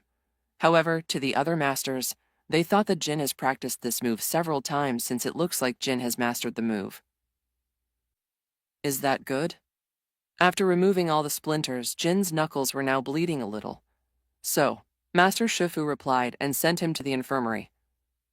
"You have exceeded my expectations, but first you should get that healed. Come back after a few hours." While Jin was being taken care of, Tigress was growling as she realized that Jin must have really looked down on her by not using that technique. "Does he think that I'm not worthy to face the move?" Soon after, Tigress was plagued by thoughts of Jin's face. Ha! With a war cry, Tigress punched the wooden dummy so hard that it cracked in the middle, and it soon continued, before breaking into pieces. She has always trained in strength instead of anything defensive, so she's always considered the main force of the Furious Five, and also the strongest. But she knew that if it comes to a real fight with the masters such as Master Shifu, she would probably be defeated in just a few seconds due to her lack of defensive techniques. Perhaps the only defensive techniques that she knew are blocking, parry, and dodging. But it's different from the likes of Mantis, who could transfer the force of the enemy's strength back to itself, or Viper, who could slither around and use her enemy's body to fight others or theirselves. But she only knows offensive techniques. "No, I only need strong strength. That's what it requires to be the Dragon Warrior, to have the strength to vanquish his enemies," Tigress resolutely said to herself before resuming her training. After a few hours, Jin was finally healed and patched up before he was taken to the training grounds, just outside the training halls, where he was met with the Furious Five, all standing straight. Since Jin hasn't gotten his requested outfit yet, he was only wearing a robe temporarily. "Good, let's start the next phase. You'll be fighting each of them. I'm not expecting you to defeat them, just show us what you're made of," Master Shifu said with a smile before turning his gaze at the Furious Five. "Monkey, you go first." Master Shifu gestured and Monkey did as told. He brought a bow staff from the nearby weapons rack before entering the battleground. "Do you need some kind of weapon? I could fetch one for you." Seeing that Jin was holding nothing, Monkey offered to give him a weapon. "Thank you, but there's no need. I'm more comfortable with my hands." Jin shook his head and said before assuming a standard Kazuma-style stance, which consists of bringing his arms forward, with his right fist much closer to his face.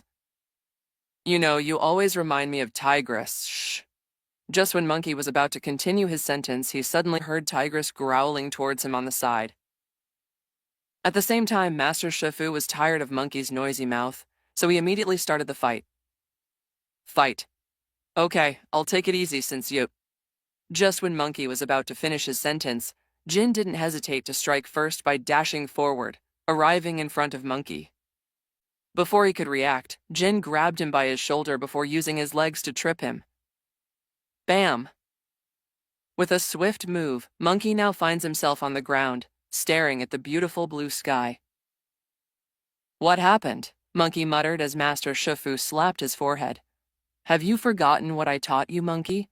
Never underestimate your enemy, even if they look weaker than you." Master Shifu strictly reprimanded Monkey as he stood up and apologized. Thankfully, he was given another chance for a rematch. So, this time Monkey zipped his mouth and got more serious. "Fight!" As soon as Master Shifu's words dropped, Monkey struck first by using his bow staff to target Jin's legs.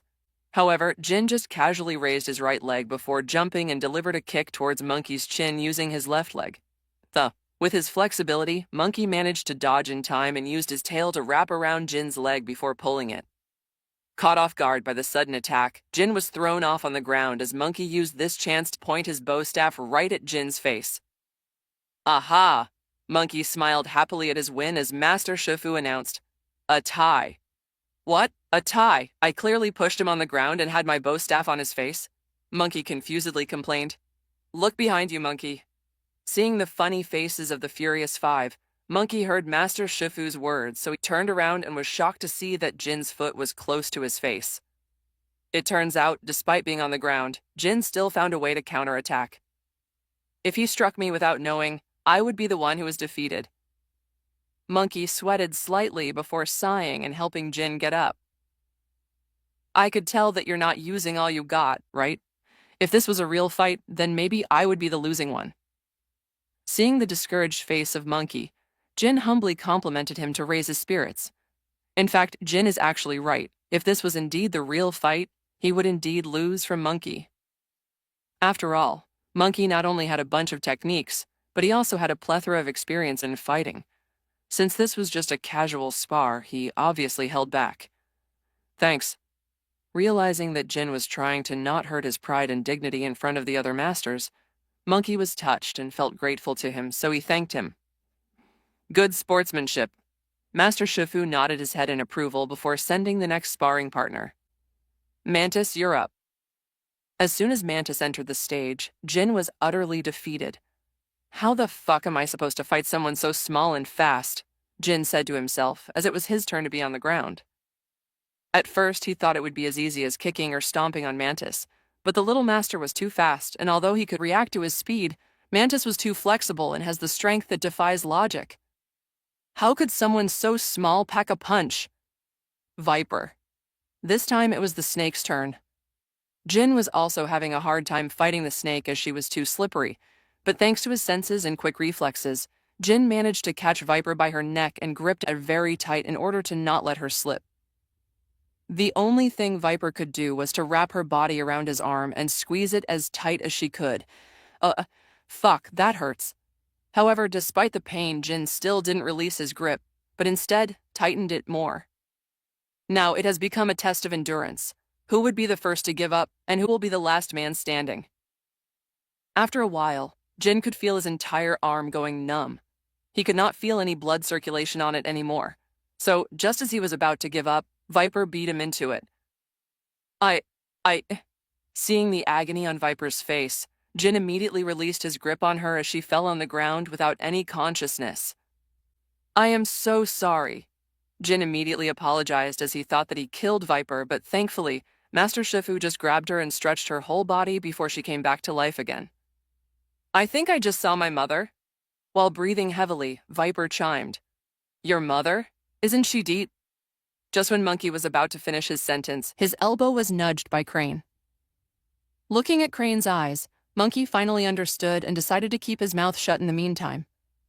I'm sorry about that. I didn't mean to. Jin scratched the back of his head and apologized again, but this time in front of Viper.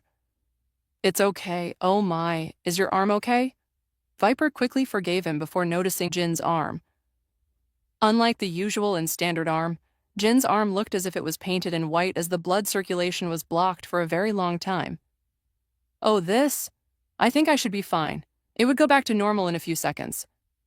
True to Jin's words, the whiteness on Jin's arm was replaced by the usual color. After fighting Crane, which turned anticlimactic as Jin just grabbed Crane's legs when he tried to fly and smashed him down on the ground. Looks like Crane only has the advantage in the air, but not on the ground. Now, the next opponent this time is Master Tigress, and from the look on her face, he could tell that she's been waiting for this moment. I'll take you down, Tigress confidently said as she entered the small battlefield and assumed her tiger stance. During these few fights, Jin has gathered quite a few experiences in fighting masters, so he also entered his Kazama-style stance and carefully watched every move that Tigress will make.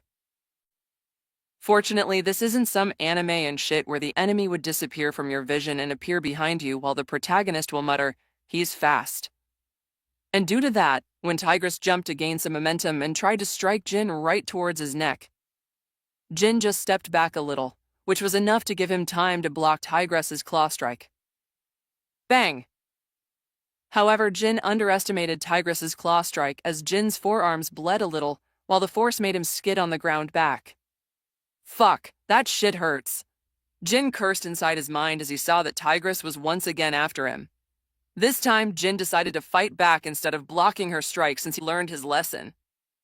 Crouching a little, Jin dodged Tigress's kick and swiped the ground with his leg, causing Tigress to lose her balance and fall to the ground. At least that's what Jin expected, however. Instead of falling on the ground, Tigress simply used her hand to backflip and land back on the ground with a menacing look on her face. It's just luck. Tigress tried to convince him. However, it's more like she's just convincing herself that Jin just got lucky. Her pride is really high. No wonder she's so adamant in Po becoming the dragon warrior since she thinks that she's more worthy to be one. Jin thought to himself as he decided to use this free space to attack Tigress. The attack wasn't anything fancy, except that Jin was very fast and immediately arrived in front of the fully guard Tigress. He is faster than Monkey, but slower than Mantis, Tigress thought to herself as she crossed her arms, expecting to block whatever punch or kick Jin would give to her. However, instead of feeling pain in her forearms, Tigress suddenly felt warm arms embracing her on her abdomen. Realizing that Jin was hugging her, Tigress blushed slightly and complained. What are you doing, hugging me? Release me, Tigress said to him. Hugging? No, this is not hugging. Jin, who was behind Tigress with his arms around her abdomen. It's a bit fluffy, but I could feel her abs, Jin thought to himself before continuing what he was saying. This is German suplex. As soon as his words left his mouth, Tigress suddenly felt herself being lifted until the world was upside down in her vision, and before she knew it, her head was slammed against the concrete while the arms were still around her abdomen. What's happening? Where am I? Tigress stared at Master Shifu's upside-down figure as the arms that hugged her body slowly snaked their way out, before Jin left her on the ground. Whoa, that's super cool, Monkey commented as he gave a thumbs up to Jin. That's an unusual move. Mantis chimed in as Master Shifu's eye twitches a little. Jin wins. After a moment of hesitation and seeing that Tigress doesn't seem to want to fight anymore, Master Shifu finally declared. He didn't expect that in just a few days, Jin would be able to defeat at least some masters in the Jade Palace. Hearing that he won, Jin finally sighed in relief. Why, you may ask? That's because his stamina is almost depleted and he's afraid that if the fight continues, he would be thrashed by Master Tigress. He's already lucky that his weird technique managed to surprise Tigress, which is the reason why she's on the ground right now. I mean, have you ever seen any kung fu that hugs your opponent and delivers their heads on the ground while bending backwards, specifically in this world? Nope. Even Master Shifu surely didn't expect to know such a move, though Jin is not sure about Master Oogway. That old turtle must have seen all the kung fu that this world has to offer. I mean, he's known as the creator of kung fu for a reason. Tigress stood up and weakly glared at Jin before bowing slightly and left the training grounds. Seriously, I know that this is her personality, but I didn't expect it to be this bad, Jin thought to himself as the other Furious Five flocked over him and started barraging him with questions.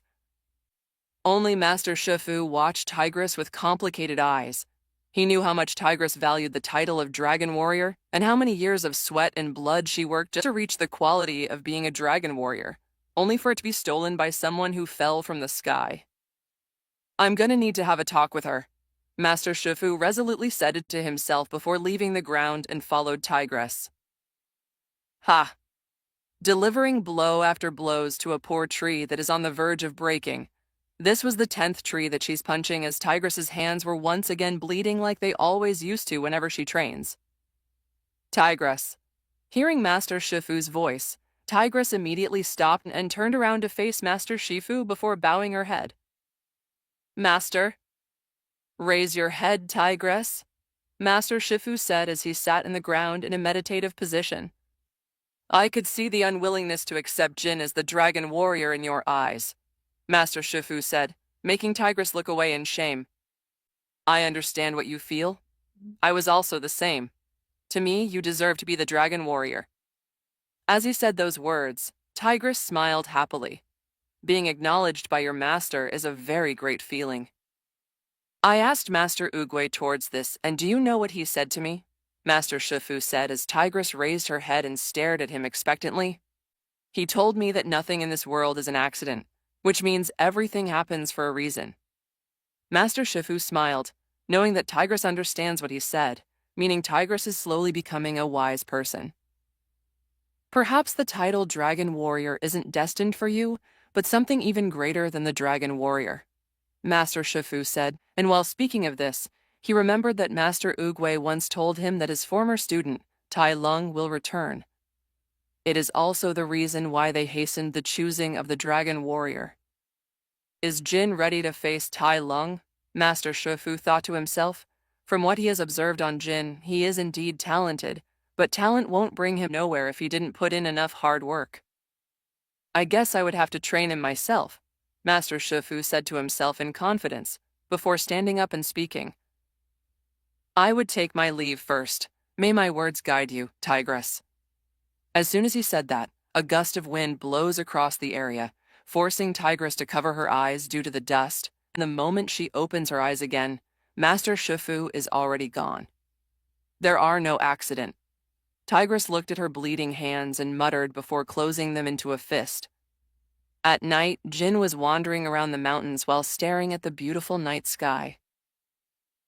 It's beautiful, Jin muttered while his eyes stayed glued at the night sky. Nature is such a beauty, isn't it? Suddenly he hears an elderly voice behind him. What? I didn't even pick him up with my senses? Jin panicked as he quickly turned around and increased his guard up. No need to be on guard, I'm just an old turtle passing by. When his eyes finally saw the elderly voice, Jin was shocked to find out that it was Master Oogway. You're Master Oogway. Jin suddenly resumed to his casual standing and immediately cupped his hands and bowed. I'm sorry about that. Jin then quickly apologized. If there is someone that Jin wouldn't provoke in this world, then that would be Master Oogway. The old turtle is such a mysterious figure that it makes Jin afraid of him. After all, humans always tend to be more fearful towards the unknown or something they can't control. No need to apologize. Apologies are like ripples on the surface of a pond, my furless friend. They acknowledge the disturbance caused, but true peace lies in accepting what has transpired. There is no need for apology when one learns and grows from their actions. Remember, the past is in the past, and the present is an opportunity for change. Find harmony within yourself, and the world around you shall reflect it. Just like his usual self, Master Oogway would always find ways to give his advice and wise words to almost anyone. No need to go that far, I was just apologizing. Jin sweated a little bit as Master Oogway is really such a wise person. Come sit here, my friend. We have a long night to talk. Inner peace. Inside a dark, spacious hall with only the moonlight giving little light to the spacious hall, Master Shifu was surrounded by lit candles while meditating. Flaps. Flaps. Would you quiet down? Master Shifu angrily scolded whoever was making the annoying sound. After a few seconds, Master Shifu went back to his inner peace meditation. Flap. Quack. Bam. Master Shifu sighed and stood up before turning around to face the one who kept disturbing him. Ah, Zeng, I assume you have some good news for me, Master Shifu happily said while scrubbing his small beard. Zeng was about to speak when he heard what Master Shifu said, so he hesitated a bit. Back to Jin. His eyes were glued to Master Oogway as the turtle was spreading his knowledge and teachings to Jin. Do you know why I chose you as the Dragon Warrior? Master Oogway said while giving him a wink, as if expecting Jin to ask him about it. Not wanting to disappoint the old turtle, Jin asked about it. Why? I'm glad you ask. Master Oogway smiled and closed his eyes as he spoke. The path of destiny is often shrouded in mystery, my young friend. The choice of a dragon warrior is not made lightly. It is not solely based on physical prowess or skill, but on the qualities that lie within one's heart. The dragon warrior is chosen for their potential to fulfill a greater purpose, to bring balance and harmony to the world. With his eyes still closed, Master Oogway spoke with tranquility and patience, showing the aura of a very wise person. You were chosen because you possess a unique combination of strength, compassion, and the capacity for growth. The seed of greatness resides within you, waiting to be nurtured and cultivated. It is not a matter of luck or happenstance, but rather a reflection of the potential I saw in you. Master Oogway then opened his eyes and turned around before pointing his pointy finger towards Jin's chest, exactly where heart resides. Remember, being the dragon warrior is not about being the strongest or the most skilled, but about embodying the virtues of discipline, courage, and selflessness. Embrace your journey, young one, and let your actions speak of your worthiness. With a smile, Master Oogway turns back around and faces the sacred peach tree of heavenly wisdom. This is not my destiny. I don't think I was made for this. Jin hesitantly said, according to his memories, it should be Po who is the dragon warrior, not him. He's supposed to be just an extra, blending among the crowd like an obscurity. Life, my friend, is like a peach. It begins as a small seed, full of potential, and with time and care, it grows into something beautiful and fruitful. And just as the peach ripens with patience and nourishment, so does life unfold before us. Master Oogway then faced Jin once again. However, his next words struck Jin to his heart. Living two lives isn't that bad, you know? Master Oogway then flashed a mysterious smile. How did you... Just when Jin was about to ask about it, Master Shufu's voice interrupted him. So, Master. Running on the curvy path full of pebbles and stones, Master Shufu reached the area and found Master Oogway and Jin. However, Jin looks as if he's in a trance, so Shufu ignored him and reported to Master Oogway. I have brought very bad news. Ah, Shufu, there is only news, no good or bad. Still maintaining his wise personality, Master Oogway responded. Tai Lung has escaped, Master Shufu said with panic on his face. That is bad news. Master Oogway stopped his movements before acknowledging that it is indeed bad news. But you could just defeat him, like you used to back then. Master Shufu spoke with vigor and excitement.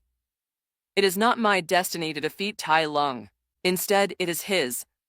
Master Oogway responded before pointing at Jin, or at least where he was before because he disappeared. The Dragon Warrior. Closing his eyes, Master Oogway corrected himself and continued. But Master, how? I need your help, Master. No, I could see that you believe Jin is capable of being the Dragon Warrior. Now you just need that belief to grow. Jin is destined for greatness. You don't need my help, you just need to believe. Promise me, Shufu. Promise me that you will believe. As he spoke, the old turtle tried to stand straight as he slowly turned to face the night sky. I will, Master. Master Shufu looked down on the ground in contemplation. He also believes that Jin is indeed the best candidate for the Dragon Warrior, but he doesn't believe that Jin could defeat Tai Lung, and that is the reason why Master Shufu still wanted to rely on Master Oogway. You must continue your journey without me, Shufu. The old turtle smiled and said before carefully handing his cane to Master Shufu, who looked bewildered when he heard Master Oogway's words. His words could only mean one thing. No, you can't leave me, Master. Please don't leave me. Master Shufu teared up and begged, and as if not hearing his shouts of pleading, Master Oogway was slowly lifted off the ground as the leaves of the cherry blossom slowly covered him. Master Shufu could do nothing except watch as Master Oogway slowly disappears from his vision. Jin's POV. I need to get out of here. How could that old turtle know about my past life? It's impossible. I clearly showed no signs of it. Jin thought to himself while running in a rocky terrain, trying his best to leave the place. It's not that he's a coward or something, but he feels like he's naked in front of Master Oogway. He could read him like an open book. You know, just before all this, Jin was just a normal human living a normal life before suddenly plunged into this world without any guide on what to do. He was only given a mission and some tools to help him along the way. Bam. You will not be leaving the Jade Palace. You will stay here and train before defeating Tai Lung. Master Shufu aggressively landed in front of him while assuming a kung fu stance. I'm leaving not because of Tai Lung, but because the Dragon Warrior is supposed to be someone else, not me. Jin was still sticking to the fact that Po was supposed to be the dragon warrior and bear all the responsibilities that this world has to throw at him. "And who do you think is worthy of the dragon warrior?" Master Shifu asked while squinting his eyes. Jin stopped speaking as he realized that he's about to slip up and mention Po's name, which would make his situation more troublesome. It's already enough to have one guy to know about his past life, but two or more people knowing that he has a past life would be a major problem. "Who do you think is more worthy, huh? Tell me, Master Shifu yelled, causing Jin to yell back. "I don't know." At this moment, Jin was having a type of anxiety called environmental anxiety. It is a specific type of anxiety that arises from being in an unfamiliar or unknown location, where you may feel uncomfortable, unsafe, or uncertain about what to expect. At this time, Jin feels unsafe at being in this world. He wishes in his mind, hoping that he could go back to his world and that none of this ever happened. Just when Master Shifu was about to reply, the world suddenly came into a halt. The birds in the sky were still in the air without moving an inch, and the same goes to the others. Confused by this, Jin just blinked for a moment before he found himself back in the white space, where he spent an unknown amount of time to acquire his gifts. "Come sit." Turning to look at the source of the voice, Jin saw God was still sitting in his usual spot with a cup of tea in his hand. "Hey." Just when Jin was about to speak, God beat him into it. "You are afraid, correct? You are afraid that you will lose yourself as time goes on." Without even trying, God already knew what he was feeling inside. Master Oogway's words have reminded him that he doesn't live in that world, nor was he born naturally in that world. Suddenly being brought to a new world with a new identity and sense of uneasiness, Jin was scared at first, but as time went by, he was slowly adapting to the world until Master Oogway reminded him of his past life. Because of this, it caused Jin to overthink and some wild thoughts kept popping inside his head. What if this is just a dream and he would wake up in his bed? What happened to his previous body? How about his friends? Did they know that he has left that world? Perhaps in his previous world, Sam is already dead.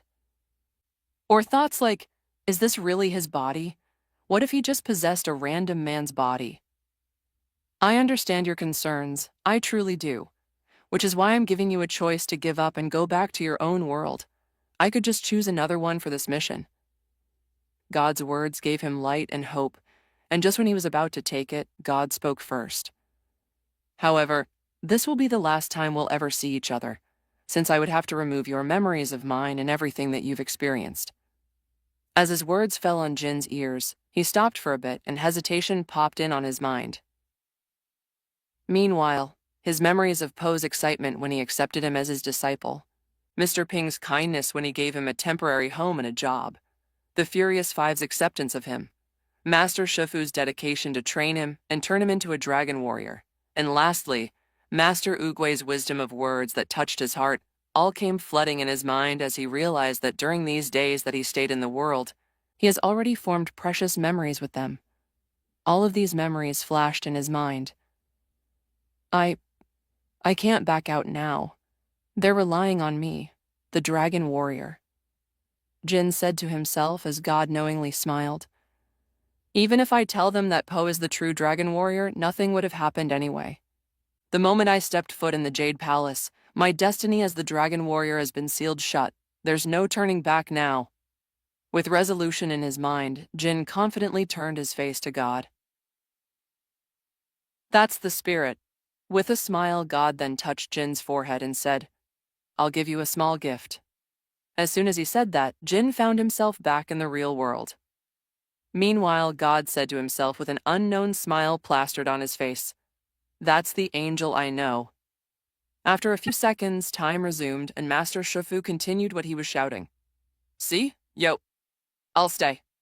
Suddenly, Jin's personality suddenly took a sharp 180 degrees turn, from arguing to acceptance. "Wait, what?" Even Master Shifu was flabbergasted, and the words that he's about to speak out for are trapped inside his throat. Perhaps he has mastered the way of the Tao and become similar to Master Oogway? Has he become a wise person like his master? Let's go back. We can't waste any more time. Jin said before turning around and started walking back to the Jade Palace. Master Shifu just dumbly stared at Jin's retreating back. That's it? He thought he would have to bring in the big guns just to convince Jin to stay. Looks like he has indeed become a wise person like his master. His words alone is enough to influence him. As Jin was walking back to his dorm, he came across the dining table where the Furious Five were trying their best to cook, while Monkey was doing nothing except for munching on some cookies and complaining. Ugh, I'm hungry. Why do we have to cook when we could just buy some food outside the Jade Palace? Monkey complained as his cookies were starting to taste bland, as he's always eating the same cookie for every single day. If only one of you took the time to learn how to cook, then we won't have to face this problem every day, Tigress said with her eyes closed. Well, at least we have some small crickets to eat, Mantis said while munching on some insects. Ugh, keep it to yourself, Mantis. Viper made a disgusted face before commenting. Bam! Suddenly, the sliding door was opened by none other than Jin, who was grinning from ear to ear. What's with the smile? Monkey pointed out. I heard you guys are hungry. Would you mind me inviting someone to cook for us? I assure you, he's a good cook. Sigh. While cleaning off the tables, Po sighed in sadness. He failed to make a great impression on the Furious Five, not to mention even the greatest teacher in the entire Kung Fu. Master Shifu also witnessed his embarrassing side. His fantasies of showing himself off to his idols all came crashing down. Po, you're stupid, stupid, stupid. Po kept bashing his head on the nearby wall before sighing. There's no use crying to it now, it has already happened. Po finally gave up and surrendered as he gathered all the used bowls and delivered them to the kitchen where his father, Ping, was washing the dishes. Thank you, Po. Ping thanked him as he grabbed the remaining dirty dishes, however. He caught a glimpse of Po's sad expression. What's wrong, Po? Ping expressed his concerns as he stopped washing the dishes. Nothing. It's just that I wish I could be more than just a panda. As he spoke, the room seemed to echo with the weight of his sadness, making Ping remove his apron and approach Po before hugging him. You're already more than just a panda, my boy. You're the clumsiest, hungriest, and most lovable noodle stirrer in all of China, Mr. Ping cheerfully said, trying his best to improve Po's mood. And last but not the least, you are my son, Po, Mr. Ping then said as he looked at Po with warm and loving eyes, as despite their difference in race, Mr. Ping still treated Po like his real son. Sniff. Thanks, Dad. Po almost teared up, but wanting to be brave like a warrior, Po held it back and hugged his dad. I don't mean to eavesdrop, but that scene almost made me cry. While the father and son duo were having their moment, a voice suddenly interrupted them. Jin? Remembering Jin's voice, Mr. Ping already guessed their guest. Wait, Jin? When Po heard Mr. Ping's assumption, Po excitedly turned around and he was right. It was indeed Jin who was standing before them. I just got back from the Jade Palace. I'm just here for someone, Jin said while scanning the area with his eyes. Nothing much happened around here except for a sudden influx of more customers, probably due to the Furious Five and Master Shifu escorting the Dragon Warrior from here, which is him. Jin, Po stumbled a few times before finally reaching him and gave him a bear hug. Oof, nice to see you again, big guy. Jin felt himself being lifted from the ground by Po as he patted his back. Oh, sorry. Realizing Jin's dilemma, Po carefully brought him back down on the ground before apologizing while scratching the back of his head. It's fine, I actually have good news for you, Jin said with a knowing smile. Huh? Are you finally taking me as your student? Can I learn backflip? Oh, how about the flying dragon kick, ka-pow? Po jumped in excitement as he did various King Fu techniques that not only didn't suit him, but he also looked weird and funny. Haha, not yet, Po. Jin's answer removed the excitement on Po as he sadly fidgeted. Oh, I see, sorry. However, I have something more than just that. You see, the Furious Five is quite hungry and none of them knows how to cook. So I decided to invite a certain someone to serve as the Furious Five's chef from now on, Jin said while giving the hint to Po through his eyes. Oh, is that what I think it is? Po got excited once again as he could finally meet his idols once again, and this time, he will make sure to show off. Yep, I'm here to invite you as the official chef of the Furious Five, and me, the Dragon Warrior, Jin cheekily said while patting Poe's shoulder, which in truth was because Poe was about to pass out, so he reached out for his shoulder to wake him up. You should tell Mr. Ping first. I'll wait here, Jin said before sitting on one of the available benches on the grounds. Meanwhile, Poe went back to his home, and from the looks of it, Poe was almost kneeling and begging for Mr. Ping to agree. But what about our shop, Poe?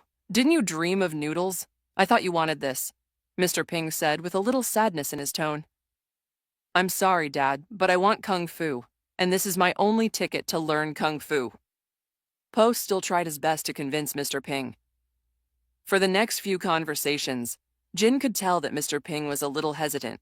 However, he finally gave in with a single condition, which is to always visit Mr. Ping every few weeks or days. Of course, Poe immediately agreed and hugged Mr. Ping. More like he carried him in his arms, as Poe was simply too big for Mr. Ping to hug. A few minutes later, Poe was already standing in front of him with a large bag in his back. I'm ready, Poe excitedly said as Jin nodded his head and gestured Poe to follow him, who immediately followed, full of energy and vigor. In the middle of the night, a cry resounded across the valley. Oh no, stairs! It's been hours. Where is he? I'm dying of starvation, Viper complained while chewing on the piece of wood. Bleh. I'm all out of cookies, Monkey muttered as he flipped the jar, hoping that some cookie will miraculously fall out of the hole. Meanwhile, Tigress just kept silent. However, she couldn't hide her starvation when her stomach made a sound. Glur. Thud. Did y'all miss me? I brought someone. Opening the sliding door, Jin appeared in a flamboyant manner and directly introduced Poe. What's a panda doing here? Mantis asked. He'll be the one cooking for us tonight. Right, Poe? Poe? Noticing that Poe wasn't responding, Jin turned around and saw that Poe was on the ground looking at the Furious Five in almost worship. Seriously, just how big of a fan he is? Jin face-palmed himself. This is good. How come I haven't heard of you, Poe? After waking up Poe, he immediately went into cooking, and the moment the Furious Five tasted his cook, they started praising and complimenting him. Not bad. Tigress complimented in a few simple words while her eyes kept glancing at Jin, who was busy draining the soup off his bowl. Thanks. Me and my father are actually quite famous in the Valley of Peace. I have no idea why you haven't heard of us. Poe shyly answered while placing down a few noodle bowls. They're busy training, which is why they didn't bother going down to the Valley of Peace to have a break sometimes. After finishing his bowl, Jin grabbed another one and answered Poe's question. Hey, we train to protect the Valley of Peace. We don't have time for things like that. Viper pouted and rebutted Jin's words. Burp. What, I'm correct, aren't I? How about this? After defeating Tai Lung, we go and have some fun, yeah? I'm sure Poe here knows some places where we could have fun, right, Poe? Jin said after burping. Wait, what do you mean defeat Tai Lung? I thought he was in prison, Monkey confusedly asked. The same goes to the others except for Jin, so they turned to look at Jin as if asking for answers. Oh, Master Shifu didn't tell you yet? Jin realized that he had slipped up, however. There's no turning back now, and besides, someone will tell them now. How about you tell them now, Master Shifu? Jin said while raising his head in the ceiling and closing his eyes. At first they were confused when Jin suddenly moved his chair, revealing Master Shifu behind him, standing with a tall cane on his nose. Master, is it true? Tigress stood and approached Master Shifu before asking for confirmation. Looking down on the ground, there was a tinge of regret on his face as he answered. Unfortunately, yes. Tai Lung has managed to escape his prison. In a few days, he would arrive at the Valley of Peace, perhaps even sooner. Master Shifu answered. Let us go, Master. This is what you trained us for. Tigress spoke with confidence in her voice. No, you cannot defeat him. You must evacuate the Valley of Peace while we still have enough time. During the remaining time, I'll try to train Jin and hope that he could at least reach the strength where he could help escape the Valley of Peace along with the citizens and all of you. Meanwhile, I will hold him as long as I can. Master Shifu resolutely said. Master, you're not thinking of... Yes, Tigress. This is all my fault. If only I had seen the darkness on his heart sooner than later. Then perhaps all of this could be avoided. But alas, it has become my greatest regret in life. Master Shufu said with a sad tone as if an old man in his last breath. But now, I have decided to correct my mistakes. All of you go to bed now. You'll need strength to evacuate the citizens tomorrow morning. But never defy your master's order. Go to bed, Master Shufu said before turning around to leave. Tigress just stared at this with a complicated look in her eyes. Meanwhile, Monkey and the rest of the Furious Five all went back to their rooms, leaving Po, Jin, and Tigress in the dining room. I don't think I should be here. I should probably also go to sleep, heh. Po nervously scratched the back of his head before silently leaving. Jin just stared at Tigress, who was clenching her fist. Scared? Jin said, startling Tigress. What? What do you mean by that? Of course not. Tigress stuttered at first before fixing herself and spoke with confidence. I know. I was just asking. After all, I'm sure someone like you can defeat anyone except me. Jin arrogantly said while shrugging his shoulders. Oh, really? You only got lucky last time. This time I'll make sure you won't stand a chance against me. Tigress cast a smirk while speaking. Well, I must admit, your confidence is incredibly attractive. But I should warn you, once you wake up this beast, he would ravage you all night. Jin playfully smirked as he whispered in her ears before blowing into it after he finished his words. The morning sun arrived and Jin was already packing his bag. Are you leaving? Leaning on his sliding door frame, Tigress finally took the initiative to talk to him. Jin can't help but feel that they're much closer than ever after last night's encounter. Yeah, what, you gonna miss me? Jin teased, making Tigress look to the side in embarrassment. Disc, who's gonna miss you? As she said that, she cannot handle the embarrassment and immediately left him alone. Weird, I'm not into furry, but there's something stirring inside of me, Jin thought to himself as he finished packing and directly left the Jade Palace along with Master Shufu. For 3 days and 3 nights, both of them traveled very far. During this time, Jin is not idling. He's actually training whenever they rest. Thanks to this, Jin has already achieved 32% of Jin's template, making him more strong than the last time. However, as Jin notices, the higher the percentage, the harder it is to increase it. Previously, whenever Jin woke up, the percentage would increase by at least 5 to 10%. Depending on his training, however, when it reached around 30%, it suddenly went from 5 to 10% a day to 3 to 5% a day. And no matter how hard Jin trains, he's still having a hard time increasing the template percentage. Master Shufu noticed his fast growth and couldn't help but find hope that perhaps there's a chance that Jin would be able to defeat Tai Lung. We've finally arrived, Master Shufu said while staring at the rising sun in the east. Okay then, so what are we going to do now? Jin asked while wiping off the sweat on his forehead. Master Shufu turns to him and smirks. We train. And there goes his answer to his question.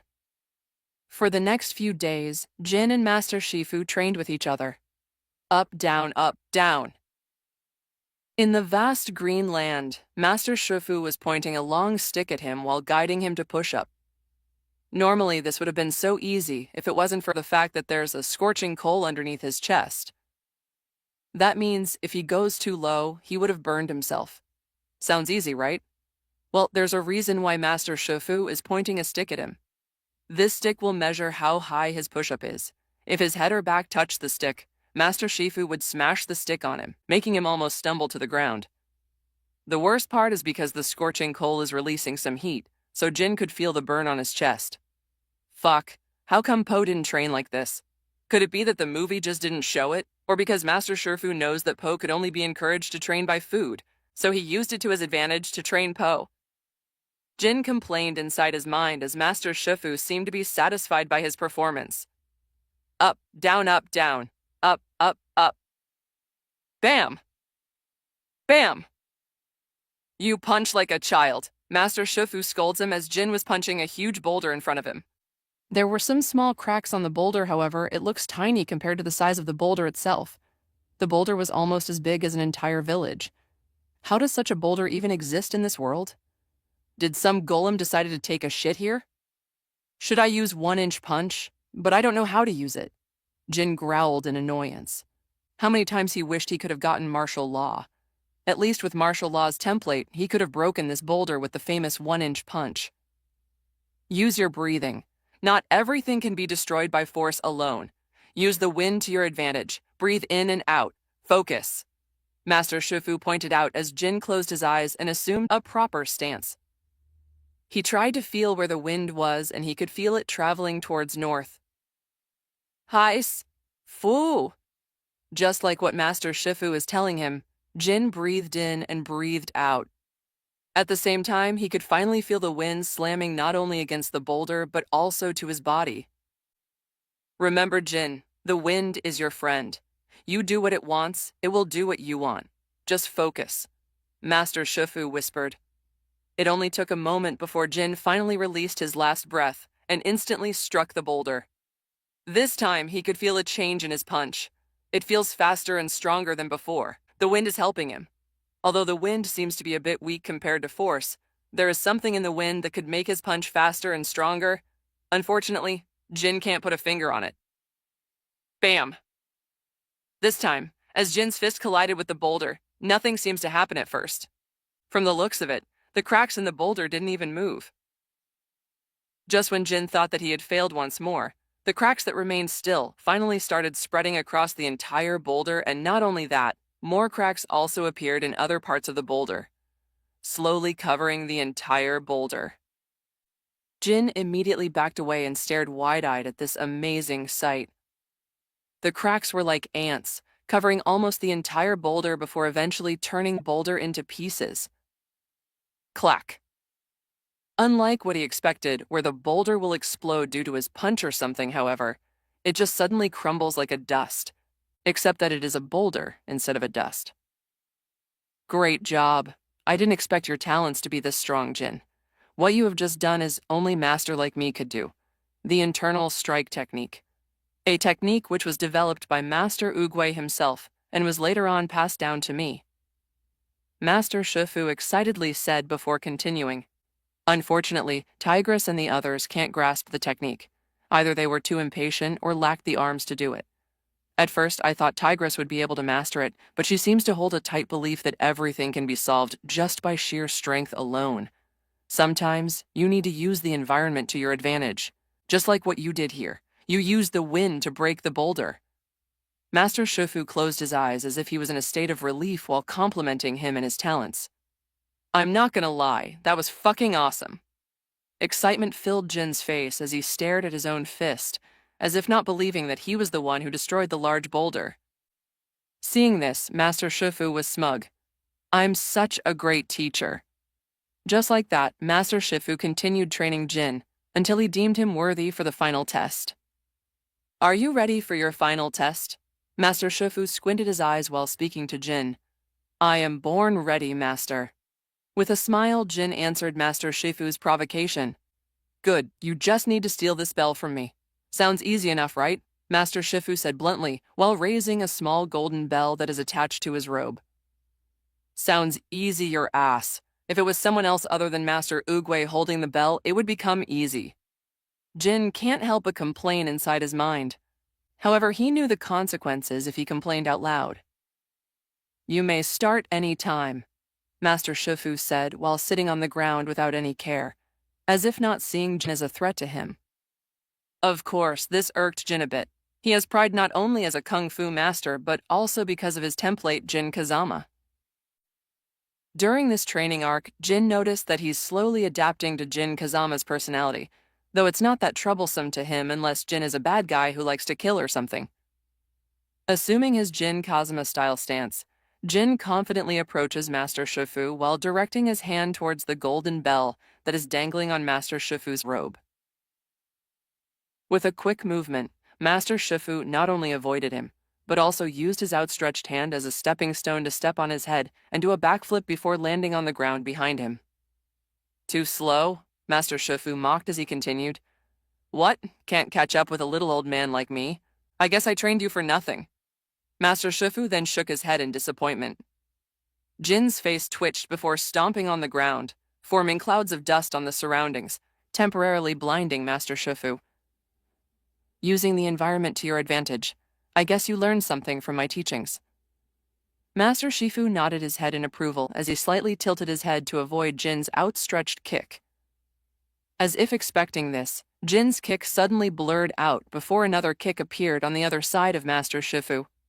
That was fast. Shocked by the sudden events, Master Shifu was forced to use his hand to block Jin's kick. Bam. Ugh, Jin's strength is too strong. This is one of his advantages. His strength should be at least on par with Tai Lung. Master Shifu thought to himself as he used Jin's kick to propel himself from the ground and landed a few meters away from Jin at the same time, giving himself enough space to react just in case Jin attacked him once again. Behind you. Hearing a shout, Master Shifu suddenly turned around and saw no one. Ha, you fell for the old trick. Surprised, Jin turns out to have used such a tactic to make him turn around while attacking him from behind. I underestimated this boy, though I'm surprised I fell from such an old trick. Sigh. Master Oogway must have been laughing at me by now. Master Shifu embarrassingly said to himself as Jin appeared behind him and was about to grab him by the neck.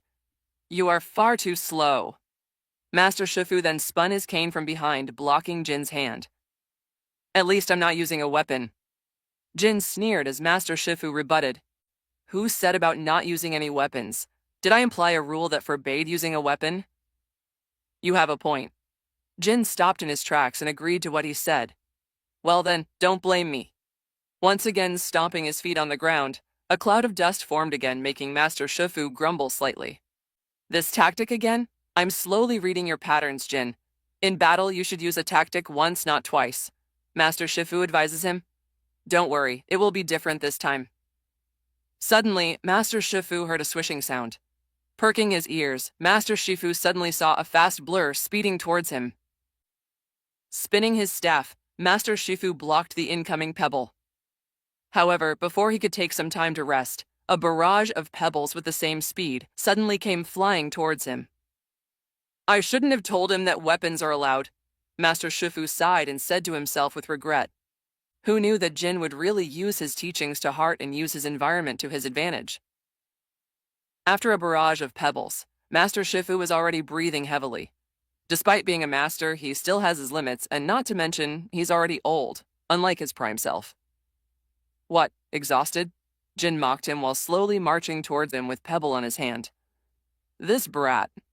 Master Shifu's eye twitches before finally deciding to end this battle with a technique that Jin probably doesn't know. Fine, let's finish this brat. Stabbing his cane on the ground to his side, Master Shifu assumed a challenging stance to Jin. All right, you asked for it. Shrugging his shoulders, Jin flicked the pebble on his hand to Master Shifu. Breathing heavily, Master Shifu closed his eyes and imagined the pebble as a water drop. Whoosh. As soon as he heard the sound of the speeding pebble, Master Shifu opened his eyes and smoothly grabbed the speeding pebble and quickly moved his body to transfer the direction of the pebble straight on the ground. Bam! In Jin's eyes, Master Shifu just caught the pebble on his hand and slowly did a bunch of movements that slowly guided the pebble throughout his body before finally releasing it on the ground. That move looks familiar. Jin squinted his eyes on the technique and can't help but feel some sense of familiarity on it. Let's stop the fight here. You have passed, Jin. Master Shifu stood straight before speaking with pride in his voice. Jin also wanted to stop the fight, or else he might meet Master Shifu's whooshy fingerhold. Right now, the most fearsome word in this world is skadoosh word. Before we head back, I have something for you. Master Shifu then grabbed his large bag while Jin tilted his head in confusion. But still, he didn't interrupt Master Shifu. I think you're now worthy of the Dragon Warrior, Master Shifu said before bringing out a pair of sandals with a familiar pants underneath it. Jin widened his eyes in surprise as this was the attire that he requested the moment he joined. When do you think they will come back? Monkey asked while dangling on a tree branch using only his tail. I have no idea. Thankfully, we already managed to evacuate the citizens of Valley to another side of the mountain. Now, Tai Lung will only meet nothing but us, Mantis confidently said with a smug tone. Didn't Master say that we should join the citizens on evacuating? We're going against his order by staying back. Viper worriedly said, It doesn't matter anymore. Any minute now, Tai Lung will arrive, and we don't know when Master Shifu will be back. So in the meantime, we must protect the valley and the Jade Palace from his wrath, Tigress said while leaning on a pillar with closed eyes. Guys, maybe you should consider looking at that. Crane squinted his eyes at the distance, down at the valley since the Jade Palace is built on top of a mountain while pointing with his feathered wing. All of the Furious Five immediately turned their heads at where Crane was pointing to. Across the distance, they saw a silhouette walking slowly towards them. More specifically, the Jade Palace. I'm sure we've already evacuated everyone, so that can't be a citizen of the valley. That means... Mantis slowly came to a conclusion, leading to only one answer. Tai Lung, they all shouted in unison. I didn't expect he'd arrive while Master Shifu is not here, Viper said in shock, however. While the others were shocked, Tigress's expression was different. She was smiling, a smile that contains confidence in not only her strength, but also that she could defeat Tai Lung without the need of the Dragon Warrior. There's only one way to find out, Tigress said to herself with a smirk before dashing off, surprising the Furious Five. Tigress, where are you going? Viper called with panic on her voice. You can't be thinking of facing him alone, Mantis added in. Tigress stopped in her tracks and faced the Furious Five again, then said, I have to. After that, she resumed her pace and started descending the stairs. Turning to one another, the Furious Five seemed as if they mentally spoke to each other through eye contact before nodding their heads with resolution. Let's go. Monkey grabbed his staff before descending the stairs, followed by the rest of the Furious Five, while Crane took up the air. There is nothing in their eyes except confidence and courage, not fearing Tai Lung. It seems like they have expected my arrival. The valley is desolate. Searching around, Tai Lung found no signs of life. Sniff. Suddenly he sniffed and turned his eyes at the Jade Palace, specifically on the stairs where a furious tigress was glaring at her. Ha ha, it looks like Shifu prepared quite a greeting for me. Tai Lung grinned as Tigress jumped from the stairs and landed gracefully in front of him. Surrender now, Tai Lung, you won't get past me, Tigress confidently said while assuming a stance. Thud. X4. Us. Mantid corrected her as they all landed in front of Tai Lung, side by side with Tigress. Ha ha ha ha. Is this Shifu's new students? I'm very disappointed. How about you all step aside and let me face the Dragon Warrior? Tai Lung arrogantly said before continuing. How do you know you're not looking at her? Tigress said, a bit annoyed that she's not recognized as the Dragon Warrior. You, the Dragon Warrior? Ha ha ha. Oh please. I heard he came from the sky under a bowl of fire, striking down on the ground as the flames of fury welcome him. Tai Lung exaggerated as he even closed his fist as if welcoming a challenge. Jin? Tigress can't help but utter his name. So, that's his name, Jin. Tai Lung seemed to memorize the name for a bit before he continued. Finally, a worthy opponent. Our battle will be legendary. Tai Lung yelled on the top of his lungs as he raised his fist. Having enough of his rants, Tigress decided to strike first. Rah! Running forward, Tigress extends her arm, trying to grab Tai Lung on his shoulder. However, Tai Lung was fast to react and immediately countered her by grabbing her wrist first and delivering a kick towards her unguarded head. Unfortunately for him, Monkey and the rest aren't just for show, as the moment Tigress made a move, they were already on guard, so the moment they saw Tai Lung attacking, they immediately sprung into action. Bam! Blocking his kick with his staff, Tigress managed to free herself from Tai Lung's grasp and immediately crouched down while sliding her feet through on the ground, forcing Tai Lung to step back a little. However, that was enough for Crane to attack him in the air, surprising him slightly. Unfortunately, Tai Lung was flexible and managed to grab Crane's legs before slamming him on the ground, breaking the cement. Oh, not again, Crane uttered as he remembered that he was also treated like this when he first sparred with Jin. Taking the opportunity that he was distracted on Crane, Tigress roared once again and tried to deliver a punch to Tai Lung's head. However, he was fast enough to react to parry her attack, and so they both exchanged blows after blows while the rest of the Furious Five were trying their best to assist her. From the looks of it, they were at the disadvantage as Tai Lung not only managed to parry all of their attacks, but also successfully counterattack them, forcing them in a tight situation. Luckily, Tigress managed to land a devastating blow on Tai Lung's chest. Just when Tigress thought that she finally hurt Tai Lung, he surprised her by simply patting his chest, treating her attack as nothing like an air. Strong, but not strong enough. Looks like Shifu didn't teach you everything. Having enough of the unnecessary fight, Tai Lung decided to finish this. After all, he needed to preserve his stamina so he could still fight the Dragon Warrior. Folding all of his fingers, except for his middle and index finger, which are partially folded, Tai Lung struck Monkey first, then followed by the rest of the Furious Five. Just as it was Tigress's turn, Tai Lung suddenly heard a sound coming up from above him. Knowing that he's about to be ambushed, Tai Lung tried to step aside, however. It was already too late for him as Master Shifu arrived in time and was about to strike his head. Knowing that he can't dodge, Tai Lung simply crossed his arms, protecting his head from the upcoming blow. He's confident enough on his own defenses. Bam! True to his thoughts, Tai Lung has successfully defended himself from Master Shifu's kick.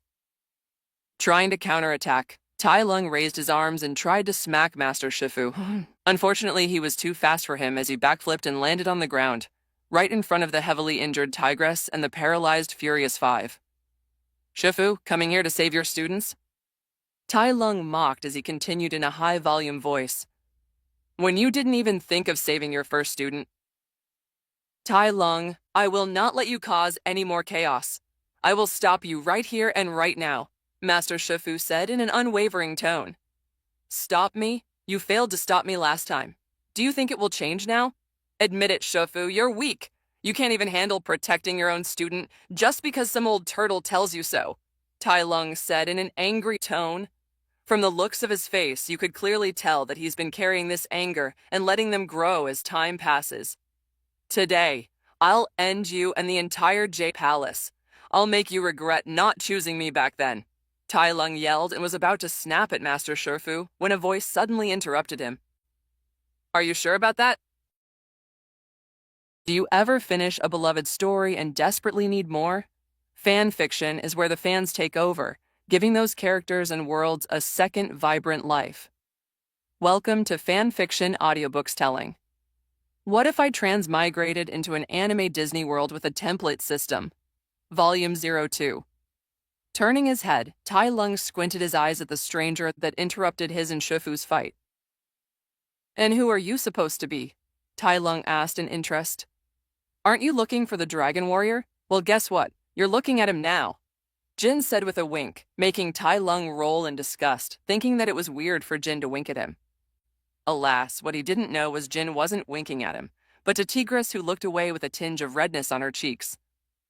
Master Shifu saw this small interaction and couldn't help but sigh. I swear I didn't teach them to tease each other, but oh well. That's youth. Master Shifu shook his head, as if remembering a certain lover that he used to have in the past. Meanwhile, Tai Lung was looking at Jin, up and down as if sizing him up. Geez, dude, I'm not into men. Jin shivered and covered his private parts while looking at Tai Lung like he was some kind of child predator. What? No, I'm just curious on what kind of animal species you are. Throughout my entire life, I haven't seen a single one of your kind. Tai Lung immediately refuted him and explained, making Tigress and Jin laugh at him while Master Shifu just chuckled lightly. The tense atmosphere was now gone, and was replaced with a humorous and heartfelt one. It was as if they weren't fearing Tai Lung just a few moments ago. Hearing the laughs and chuckles, Tai Lung can't help but growl in anger. He knew that he was being played with. Roar! Sparing no time, Tai Lung snapped towards Jin. Watch out! Tigress yelled at him in worry. Fush! Bang! Surprisingly, Jin parried Tai Lung's strike before countering with his own. Tai Lung did the same and managed to parry his attack.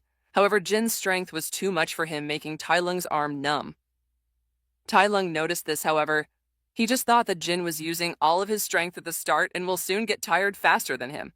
So he kept exchanging blow after blows with Jin, and no matter how many punches he faced, Tai Lung still resisted, thinking that Jin will exhaust himself soon. Bam! Punching Tai Lung straight in the face, He was thrown away and pierced through wall after wall until he finally stopped. Tai Lung growled as he stepped outside the hole with a haggard look. "That one hurts. I commend you. However, I can tell you're exhausted, aren't you?" Tai Lung said to him while adjusting his broken jaw, while Jin was still maintaining his strong persona. Actually, what Tai Lung said was actually the truth. Jin was almost exhausted at this point, which is why he used his everything to punch Tai Lung on the face. Who would have thought that Tai Lung would not only resist and still stand despite the punch? "It's time for me to finish this off, and soon, you master, and the rest of you will perish under my hands," Tai Lung confidently said before dropping on all fours and started running towards Jin. Knowing that Tai Lung will probably use his paralyzing technique, Jin isn't Po who could just use his belly to blast Tai Lung up in the air. Closing his eyes, Jin focused on his surroundings, feeling the air while his ears perked up at the sound of Tai Lung's paws running on the ground. Exhaling, Jin finally opened his eyes just in time for Tai Lung to arrive in front of him. His hand formed into a fist as he stretched out his arm towards Tai Lung's shoulder. "Maybe I should name this Mo." Jin didn't even manage to finish his sentence when Tai Lung punched him on the chest. Bam! Thud! Was the last thing that was on Jin's mind before he fell on the ground. As he was falling on the ground, everyone stared in shock at Jin landing on the ground without moving an inch, except for a few twitches on the other parts of his body. Tai Lung laughed to himself while Master Shifu couldn't help but slap his forehead while cursing Jin inside his mind. "Why are you using that technique at such a critical time? Tigress, carry him and bring the rest out of the valley. I'll buy you enough time." However, Master Shifu can't stay idle and immediately gave out orders to Tigress. Anxious, Tigress could do nothing but lift Monkey and the others. However, due to this, there was no space left for Jin. Just when Tigress was worrying about this, Jin soon started twitching from different places before lifting his head, as if he just woke up from a deep sleep. "Damn, being paralyzed doesn't feel good," Jin uttered before finally feeling his limbs. Meanwhile, Tai Lung and the rest just stared at him in shock. "Impossible," Master Shifu muttered in surprise. "It takes at least 2 to 5 hours for someone to move again after being paralyzed by the paralyzing technique, unless someone like Master Shifu removes the paralyzation technique. And here, Jin starts moving again in just a minute." "Impossible. He must have gotten the power of the Dragon Scroll."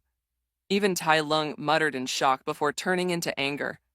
"What are you guys staring at?"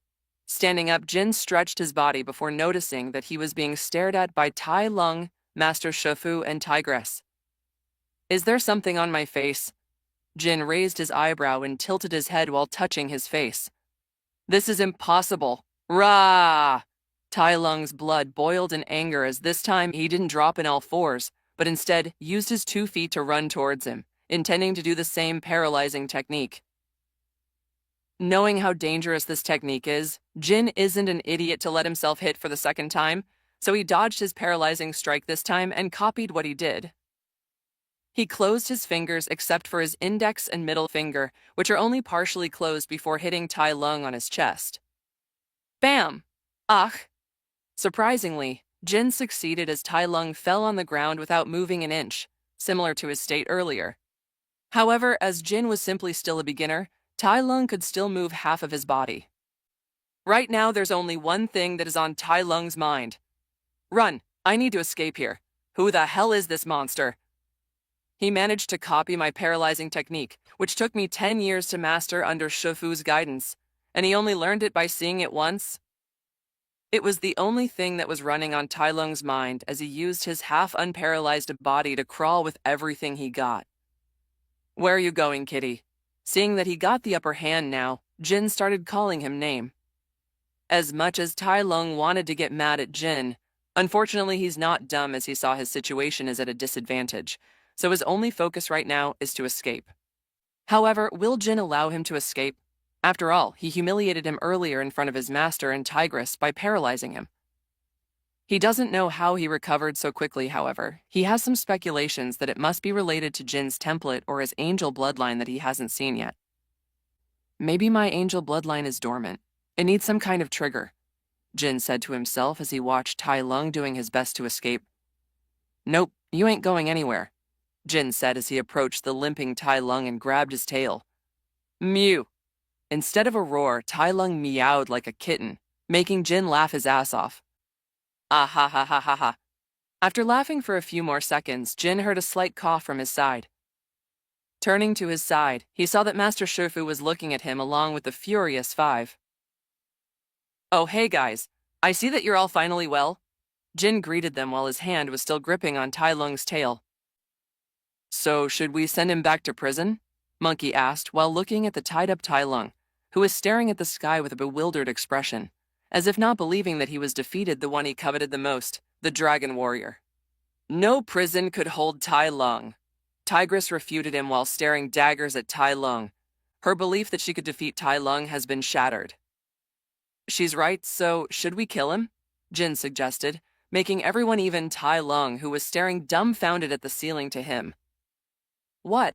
Jin asked, not knowing if he said something wrong. Jin, you might not know this yet, but in the world of Kung Fu, killing is frowned upon, which is why we sent Tai Lung to prison instead of killing him, because Master Oogway believes that only our destiny has the rights to end our lives, be it an aging or an accident, Master Shifu said as he caressed his beard while thinking about something. Maybe we could send him to the spirit world, Master Shifu said, making Tai Lung stare at him in fear. No, Master, please don't send me there, I beg you.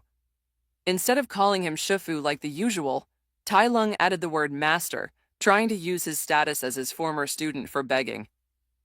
The audacity of you to call Master Shifu as your master. Know your place, trash, Tigress angrily said while threatening to snap his bones right now.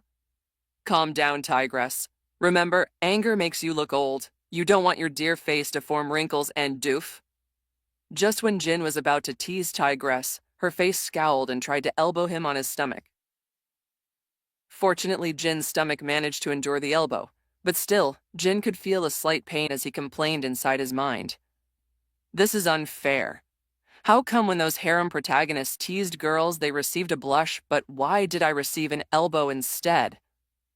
A few weeks have passed since the matter with Tai Lung. Peace once again ensued in the Valley of Peace. News about the Dragon Warrior defeating the evil Tai Lung spreads throughout the entirety of China, making Jin's name known by almost everyone. After all, in the world of Kung Fu, the title of Dragon Warrior is viewed highly by everyone, and considered that only the strongest in the world of Kung Fu can rightfully be called the Dragon Warrior. Some Kung Fu masters sent their heartfelt congratulations to Jin, and some wished to have a spar with him if they met sometime. Unfortunately, Jin would avoid them at all cost. After all, there's no point to him in establishing relations in other masters. Sure, he could have allies, but since when did he need such allies when he already has the Furious Five and Master Shifu? Ha! X10. In a forest full of lush green trees and grasses, Tigress can be seen punching a big boulder in front of her, while on the tree a few meters beside her, Jin was sleeping on an outstretched branch. What's the point of all this? I've been punching this boulder for days, and I still don't see the purpose of all this. Tigress complained to him with ragged breaths, as it's been a few days since Jin offered to help her learn the technique that Master Shifu was supposed to teach them, but they failed to master. According to Jin, she just needs to feel the course of the wind and let it guide her strikes. How am I supposed to let the wind guide my punch? It's not even that strong to help me, Tigress complained to herself. You're not listening to me, Tigress. The technique is best suited for individuals like us. How come you're still having the trouble to master it? Jin opened his eyes to respond to Tigress's complaint with a lazy expression. It's not my fault that you're so talented that you don't even have to work hard like I do. I'm out of this. I'd rather have Master Shifu teach me in Kung Fu, unlike someone who has been blessed from the start and doesn't experience hard work. Tigress finally snapped before walking away, leaving Jin alone in the forest, speechless at her sudden outburst. Did I go too hard on her? Or perhaps she was right. I was so reliant on my Jin template that I didn't even experience hard work. Jin started contemplating what Tigress said before she left, and when he finally did, he couldn't help but think that Tigress was right. Because of the template, he didn't bother to experience hardships such as training for several years just to become a master, and many more. Sigh, I should go and apologize to her. I also think I was too harsh in teaching her earlier. Maybe I should practice on that first. After that, Jin jumped off the branch and landed on the ground gracefully, perks of being almost superhuman. Running back to the Valley of Peace, Jin arrived at Mr. Ping's noodle shop, and he could clearly tell that the shop is much more bustling than ever. Po was busy serving the customers, so he decided to quietly sit in one of the available tables. Since it is Po's vacation, he took his time to visit his father and help in the shop. Jin can't help but applaud Po's dedication in helping his father instead of using his vacation time to enjoy himself or train in kung fu. What a filial son, Jin muttered to himself.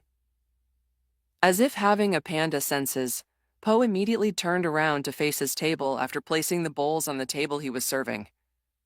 Jin! Po yelled his name in surprise as he immediately started running towards him. During the run, Po kept tumbling upon the other tables. He even almost accidentally squished a poor rabbit with his belly and the chair that the bunny was sitting on. Oop, sorry, coming through. Excuse me, please. After stumbling on almost every customer in the shop, Po finally reached Jin as he breathed heavily. Huff. Huff. Jin, I'm glad you're here. I've been dying to learn kung fu, but the Furious Five always tells me to cook instead of training them. Po scratched his head in embarrassment before continuing. So I thought that maybe you could train me instead. Don't worry, I'll diligently learn and not slack off. Po then shyly requested as Jin can't help but raise his eyebrows when he heard Po. Is this what Po would have been treated in the Jade Palace if he wasn't the Dragon Warrior? Poor Po. Meanwhile, Po kept glancing at Jin's face while fiddling with his fingers, hoping that Jin would agree to his request. However, when he saw Jin was raising his eyebrows and looking at him in pity, Po thought that Jin would have refused him, and just when he was about to sigh in sadness, he heard Jin speak. Sure, I'll train you. After all, I promised you that, right? Jin said with a smile, making Po beam up and jump in excitement. Boing, clank, X3. As if there was an earthquake, the tables and everything on top of the table shook slightly after Po's jump. The customers immediately held on the bowls and table as if their life depended on it. Po, calm down. Even Jin has to hold his table as it suddenly loses balance. Realizing what he did, Po went back to his usual shy self and apologized to the customers. But first, I'm quite hungry, Po. Mind giving me your shop's best-selling? Jin said while crossing his fingers between each other. Oh, we only serve noodles and noodle soup here, so I'll just bring you a bowl of noodles. Po once again got embarrassed and scratched his head before leaving in a hurry. Chuckling at this, Jin noticed that the nearby customers were whispering to each other while pointing at him excitedly. Deciding to wave at them, the customers immediately squealed and someone even fainted on the spot. Jesus, is this how celebrities feel whenever their fans are around them? I wonder why some of them hated having fans. As Jin wondered to himself, his bowl of noodles finally arrived. It didn't even take a minute before Po went back to his table with his noodles. Here you go. Placing down the bowls on the table, Jin started eating after thanking Po. Sigh, I'll never get over the noodles. Although I already tasted these noodles back on the Jade Palace, it's kind of addicting that I'll never get over it. After a few minutes, Jin finally finished, and he was now wiping his mouth with a napkin. Before paying with a few coins, Jin told Po to meet him at the training place in the Jade Palace after his vacation. Nodding eagerly, Po went and cleaned his table while bringing his bowls and chopsticks to God knows when. Because Jin didn't see him leaving the bowls and chopsticks to the kitchen, and instead he brought it upstairs. Is he gonna put it on display or something? I underestimated how much of a fan he is in Kung Fu, especially the Dragon Warrior. Jin chuckled to himself as he started walking back to the Jade Palace. However, he stopped in his tracks soon when he realized one thing that he missed.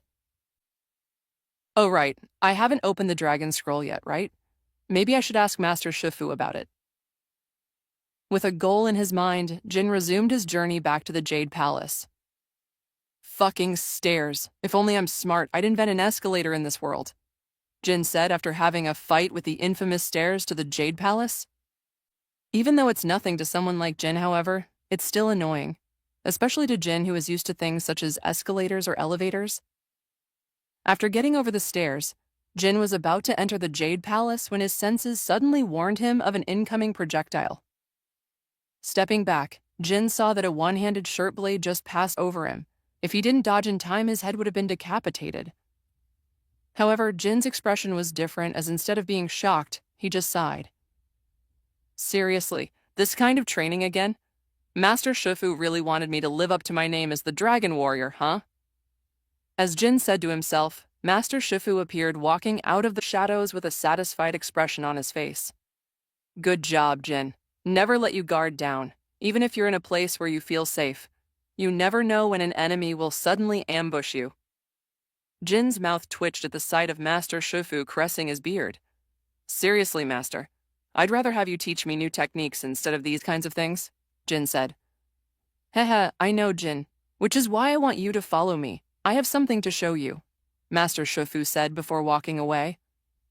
Jin couldn't do anything except follow him, and so he did until they arrived at a waterfall.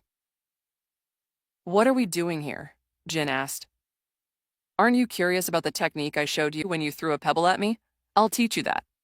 Master Shifu raised his head, as if he was teaching an ancient technique that Jin wanted to learn the most. However, Jin's response went beyond his expectations. Nah, I'd rather learn the whooshy finger hold technique. That technique seems to be way cooler and deadly. Crack. Cough. Young Jin, it is not wise for you to learn such a high-level technique. Only reaching the level of masters such as I, you could learn the technique. As of now, I deem you unworthy of learning the technique, Master Shifu said with his eyes closed, as if taking no as an answer. Bullshit. Even Po managed to do it just by seeing it once. Why can't I? Let's put that matter aside. As I was saying earlier about the technique, you must first achieve inner peace. Master Shifu deliberately changed the topic before it went out of hand.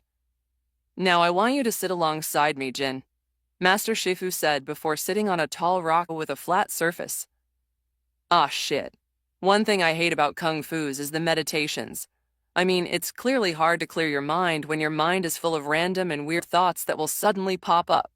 Jin grumbled inside his mind, however, he still sat beside Master Shifu in a meditative position. Close your eyes and clear your mind, Master Shifu calmly said with his eyes closed. Jin followed what he said, and the moment he closed his eyes and tried to focus, his brain immediately transmitted something to him. What if all the food you eat talked back to you while you were eating it? Jin immediately shuddered just by thinking about it. Pow. However, Master Shifu noticed this and immediately slammed his cane on his head. Focus, clear your mind, Master Shifu strictly said before sitting back in the meditative position. Fuck it, I'll just pretend I cleared my mind. With that in mind, Jin closed his eyes once again and tried to breathe calmly. This time, however, instead of thinking about some random shit, Tigress suddenly appeared in his mind, slowly morphing in her human form while undressing unhurriedly. Unfortunately, the picture was a bit blurry. Fucka. So, how was it? Did you find your inner peace? Master Shifu exhaled as he opened his eyes before asking Jin. However, he was surprised to see Jin not sitting in a meditative position, but instead there were eye bags under his eyes while his face was twitching in random intervals as he glared at Master Shifu. Clearly, Jin hasn't achieved his inner peace. Instead, he achieved the most degenerate mind in the entire world. One time, he even saw Viper in her human form. Is my mind really that degenerate? I thought I was an angel. How come an angel could produce such thoughts? While thinking of this, Jin finally realized something. He remembered when he read the angel bloodline before coming into this universe. It says that he would become a fallen angel after causing any kind of sins. How come he hasn't fallen yet? Right as he thought of this, the world once again stopped moving. Just when Jin thought he would be transferred back to God's heaven again, he suddenly yelped in surprise when he felt someone tapping on his shoulder. Kya. Jin immediately turned around and was faced with God himself, looking at him with an amused smile. Jesus, don't scare me like that, Jin sighed in relief while breathing heavily to calm himself down. You're not the only one that got scared of me, God said with a chuckle as the ground beneath him suddenly morphed and turned into a majestic-looking stone chair. Tisk, show off. Jin snorted inside his mind, while God just chuckled. Anyways, I won't stay here too long. I just want to tell you that you haven't activated your angel bloodline yet. It requires something to activate it, God said before stopping, as if knowing that Jin would raise a question. No wonder I haven't fallen yet. What do I need to do to activate it, though? Jin said to himself before asking him in the next sentence. It's not that hard, really. God chuckled before continuing under the gaze of Jin's expectant eyes. You just need to find your inner peace. Just as God said his part, he started turning into motes of light. And the moment he disappeared, he heard Jin scream. Oh, fuck! What's with the yelling? I'm merely asking you about your inner peace. If you have a problem with it, just tell me. There's no need to shout, Master Shifu suddenly said behind him, after hearing Jin's cursing. Realizing that the time has resumed, Jin scratched the back of his head and apologized a few times. I accept your apology. Now tell me what's the problem. If you can't clear your mind, it's okay. Not everyone manages to master it on their first try. Master Shifu calmly assured him, which thankfully did. Yeah, that's the problem, Master. How do I clear my mind when some random shit suddenly appears in my thoughts? Jin expressed, however, Master Shifu's reaction was different from what he expected. What is shit? Is that some kind of thought? Master Shifu asked with a raised eyebrow. Wait, so swear words don't exist in this world? I could just say, fuck you to everyone and they wouldn't know what I was saying to them. At first, Jin was also confused that swear words don't exist. However, when he thinks about it, a bad plan suddenly is formulated in his mind. Yes, something like that. By the way, don't you think it's late now? Maybe we should get some sleep. Good night, Master. As if in a hurry, Jin said his goodbyes before swiftly leaving the cave that is behind the waterfalls where they meditated. Of course, as a master, how can Master Shifu not notice his hurriedness? Alas, he could only watch Jin leave him alone in the cave. Sigh, he has talent, but he doesn't want to work hard. Relying on talents isn't a good thing. Master Shifu shook his head in disappointment. At first, he was happy that Jin had the talent in Kung Fu. However, in return, this talent made Jin too lazy to work his ass off. As Jin was walking back to his room, he stumbled across the Furious Five's rooms. Jin could tell that they sound asleep by the way they breathe, and Monkey even snores so loud. However, there's still someone who hasn't slept yet. Standing in front of the sliding, Jin knocked on the wooden part. Who? Tigress asked, who was inside the room. It's me. I just want to apologize about what I did earlier. I think I'm not fit to be a master, Jin said with a downcast expression. However, the expected answer from Tigress didn't come. Instead, he was met with silence. Just when Jin sighed and turned around to leave, the sliding door was opened by Tigress, who was in her night outfit. Let's talk outside, not here, Tigress said coldly to him before walking outside. Okay, Jin prolonged the O before following her outside. Whoa, how did you even find this place? Jin looked around in amazement as they're currently on the edge of her cliff. What's beautiful about this place was that the entire sky was on full display while fireflies were flying around the place, making the area more breathtaking. Sitting down on the ground right at the edge of the cliff, Tigress's cold look crumbled and was replaced with a warm and soft expression. I always used to come here whenever I wanted to be alone, a place where no one will bother me, a place where the silence is my friend. Tigress's warm smile suddenly turned sorrowful. Noticing her downhearted face, Jin can't help but sit beside her and, true to her words, the silence here is indeed their friend. For the next few minutes, they both just sat on the grassy ground, staring at the beautiful night sky with the moon shimmering on them as if watching them. A few times, Tigress opened her mouth as if wanting to say something. However, she just shook her head lightly and turned quiet. You can speak to me, you know? I might not be a wise person, but I have my share of moments like this. Jin said to her after noticing that she opened her mouth again to say something. Realizing that she's been caught, Tigress sighed before finally speaking what she wanted to say earlier. When I was a child, I was left in an orphanage by my own parents. At that time, I thought that I was a normal girl. However, the kids in the orphanage don't want to play with me due to my violent nature, Tigress said with a sad smile as she continued. Because of that, I started living on the orphanage thinking of myself as nothing but a monster, until Master Shufu came and told me that I was anything but a monster. Master Shufu taught me everything I need to learn in order to control both my strength and temper. It is thanks to him that I became what I am now. Tigress then stared at her own palm, which is full of scratches and scars, proof of her hard work throughout the years. However, my journey wasn't as smooth as you expected. Just because I was born with great strength doesn't mean I'm good at kung fu. My strength just gave me a slight advantage over the others, but it's not a talent like yours. One time, I even punched ironwood trees for 20 years until I couldn't feel anything anymore. Tigress then turned to look at Jin. Despite the pain I felt during that time, I didn't give up. I want to show Master Shufu that he trained as a wonderful student, not a monster like Tai Lung. Master Shufu is my inspiration why I kept going without giving up. I want to prove to him that his teachings weren't in vain. Yet, you suddenly barged in and took the glory that I've been longing for, which is to defeat Tai Lung and become worthy, Tigress said as Jin finally realized why she's been cold to him after defeating Tai Lung. Yes, she was training under him a few days ago, but that's because Master Shifu told him to teach her, and neither can she refuse his order. So, are you jealous of me? Jin asked. Jealous? A bit. Tigress shrugs her shoulders and comes out honestly. I'm sorry. Jin apologized. Although he doesn't know what jealousy feels like since he rarely experiences it, he knows how jealousy sometimes leads you to bad decisions in life. There's nothing for you to be sorry for. I know that each of us have different things that we excelled on, and so far I haven't seen mine yet, Tigress said while looking directly at Jin's eyes. Meanwhile, Jin's breathing suddenly halted at the sight of Tigress's eyes looking over his. This was the first time that they made eye contact with each other so close. I think I already know what you excel at, Jin unconsciously muttered, which was loud enough for Tigress to hear. What is it? Tigress asked confusedly. The way you captured my heart with nothing but your gaze.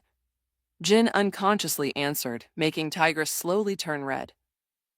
What did you just say? Tigress stuttered before looking away with a blush. What? What did I say? Jin suddenly woke up from his stupor. Nothing. Let's go back.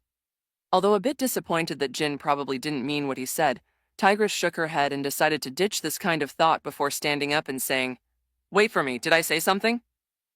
Seeing that Tigress started walking away, Jin got confused and tried to remember what happened while he was mesmerized by her eyes. Until finally his eyes widened in surprise when he traced back what happened earlier. Holy shit, I didn't say that out loud, didn't I? On a table surrounded by the Furious Five and Jin. They were all eating happily except for Tigress, who kept glancing at Jin from time to time, and when their eyes met, they immediately looked away as if they were caught doing something bad. Soon, as time passed, the Furious Five started noticing the sudden weird atmosphere between Jin and Tigress. Is there a problem between the both of you? Viper was the first one to notice and also the first one to ask. Well, what? Tigress, who glanced at Jin for the umpteenth time, suddenly noticed the weird looks that her fellow masters are giving her. I could smell something going on here, Mantis said while squinting his eyes. It's nothing.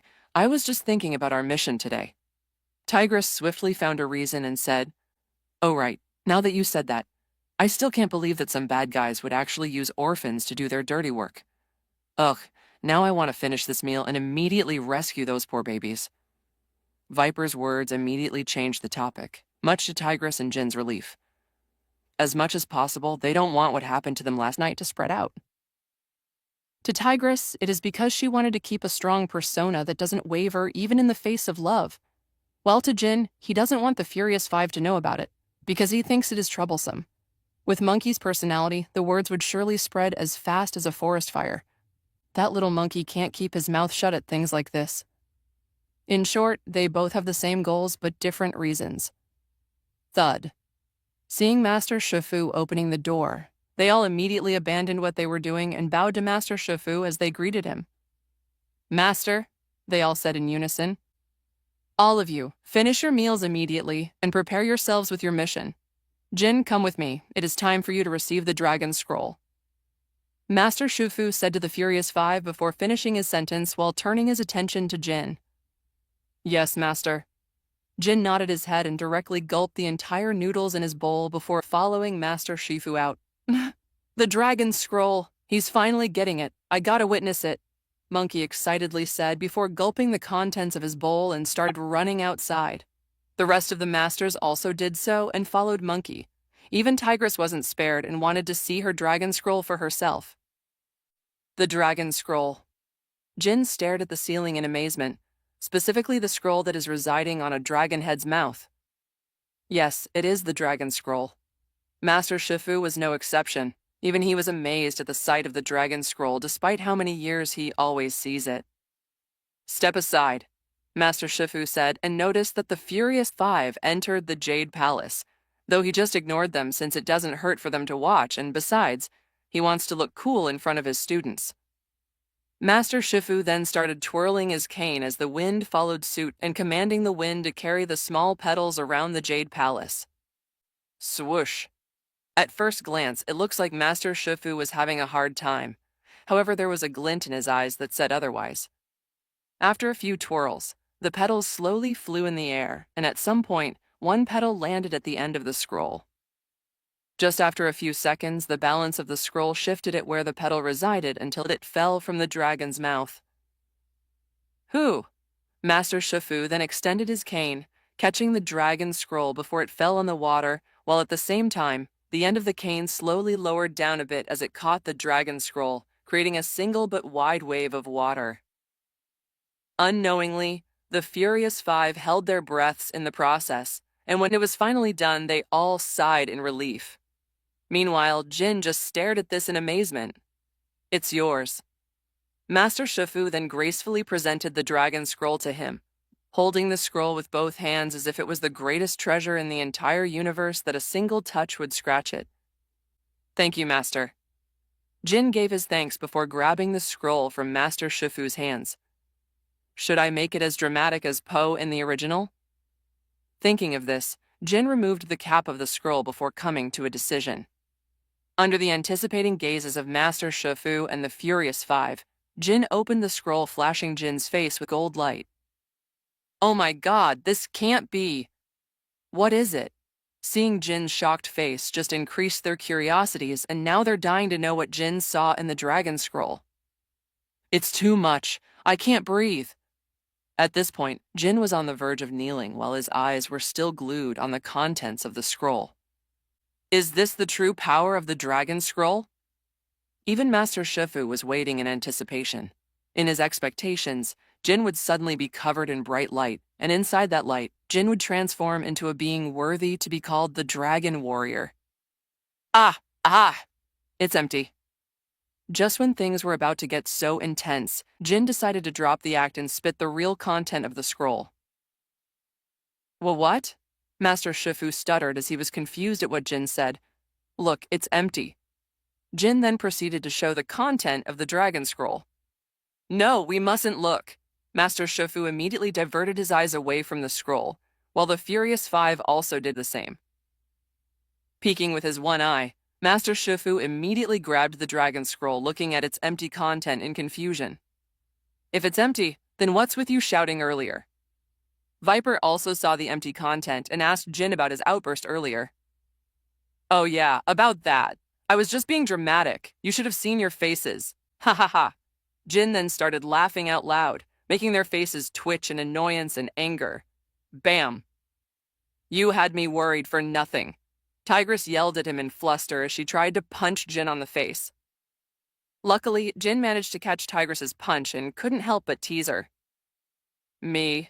Is my little kitten worried for me? I feel blessed, Jin said with a cheeky smile, making Tigress blush at realization. No, I said we. Tigress immediately tried to refute his words, however. The Furious Five weren't on her side this time. I also heard she said me instead of we. Mantis pointed out. Yeah, me too. I thought I was the only one who misheard. Monkey added in, and so is the rest of the Furious Five, making Tigress blush more. Heck, even Master Shifu was looking at her with raised eyebrows. I'm out of here. cannot bear the embarrassment. Tigress immediately escaped the embarrassing situation. Her speed was so fast that it took her a second before disappearing from their eyes. Meanwhile, there's only one word that is running on Jin's mind: tsundere. After getting the dragon scroll, the Furious Five got bored and started preparing for their upcoming mission. After all, who's interested in an empty scroll? Who knew that an old but wise turtle turns out to be a scammer? At least, that's what is in their mind, as Jin knew the true meaning of the dragon scroll. And he's not going to tell them after all. He's the dragon warrior, not them. Jin also soon started preparing, as this time he'll lead the mission for the first time, and it's not wrong to say that he's not nervous. Yes, he has the Jin Kazama template for kung fu and shit, but Jin doesn't have any talents in leading an elite squad towards a mission. Maybe the original Jin Kazama can, but Jin still hasn't unlocked the 100% of Jin's template. Still, Jin wanted to lead the mission, not because he wants to feel the authority to command such a group of masters, but because he needed to take this as an experience towards his future path. Who knows when he will someday lead an entire army by himself. Are you all ready? Seeing them nod their heads, Jin finally took off along with them. Their destination isn't that far, as it is just on the other side of the mountain. It's similar to the Valley of Peace, except that it is not the Valley of Peace. During the journey, Tigress seems to be trying her best to ignore him. Even when he asks her if she wants to take a break, however, she just answers with a Did I go too far with my teasing? I thought it would work since I read some novels and fanfics about it. How come their teasings worked while mine don't? Jin grumbled inside his mind, but nonetheless, this didn't hurdle them from their journey, as it only took them 2 days to arrive at the other side of the mountain. As expected, they were welcomed by the citizens, and Jin finally knew the name of the valley. The Valley of Tea. It's those kinds of valleys, where it is mostly ruled by merchants and such, instead of the Valley of Peace, which is ruled by kung fu. No wonder even the orphanage could be taken advantage of. No kung fu master is protecting the Valley of Tea, like how the Jade Palace protects the Valley of Peace. Thinking of this, Jin wanted to take a break first since they've been traveling non-stop, and besides, he wanted to taste the tea here. Maybe there's a reason why it's called the Valley of Tea. I'm gonna be honest. This tea is fantastic. Take it for the fact that this is my first time drinking tea, Jin said as he gulped down the entire cup of tea without stopping. I'm not a fan of tea. Ugh, Mantis remarked after taking a small sip of tea and made a disgusted expression. It's not bad, though I prefer Master Shifu's jasmine tea, Crane added in after taking a sip. Guys, don't you think we should proceed with our mission? It's almost nighttime and most people are walking back to their homes. Viper expressed her concerns as the sun is slowly moving down, being replaced by the moon. That's the point, Viper. I want us to proceed at night. It's much better that way. Not only would we be undisturbed during the mission, but we can also launch a surprise attack on them, if ever we find proof that they're using the orphans to do their dirty work. Jin replied to Viper as he drank his last cup of tea before standing up since the tea shop would be closing soon. Let's find the orphanage before the sun goes down completely. Then, when the moon is up, we'll sneak in. Jin gave his first order. Monkey and Crane, you both go south. Mantis and Viper on the west, and Tigress, the east, is yours. While I'll take the north. Go, Jin said while pointing at the north side of the Valley of Tea before taking off. The Furious Five didn't raise any questions and swiftly did what they were ordered. For the next few hours, the sun has finally disappeared from the horizon, and the moon is now the one in the sky. Crane was the one who found the orphanage thanks to his aerial advantage over them. At first glance, I could already tell that this orphanage is full of thugs, Crane said. How? Monkey asked. Instead of seeing kids, I saw several coyotes, and no, they're not kids but adults.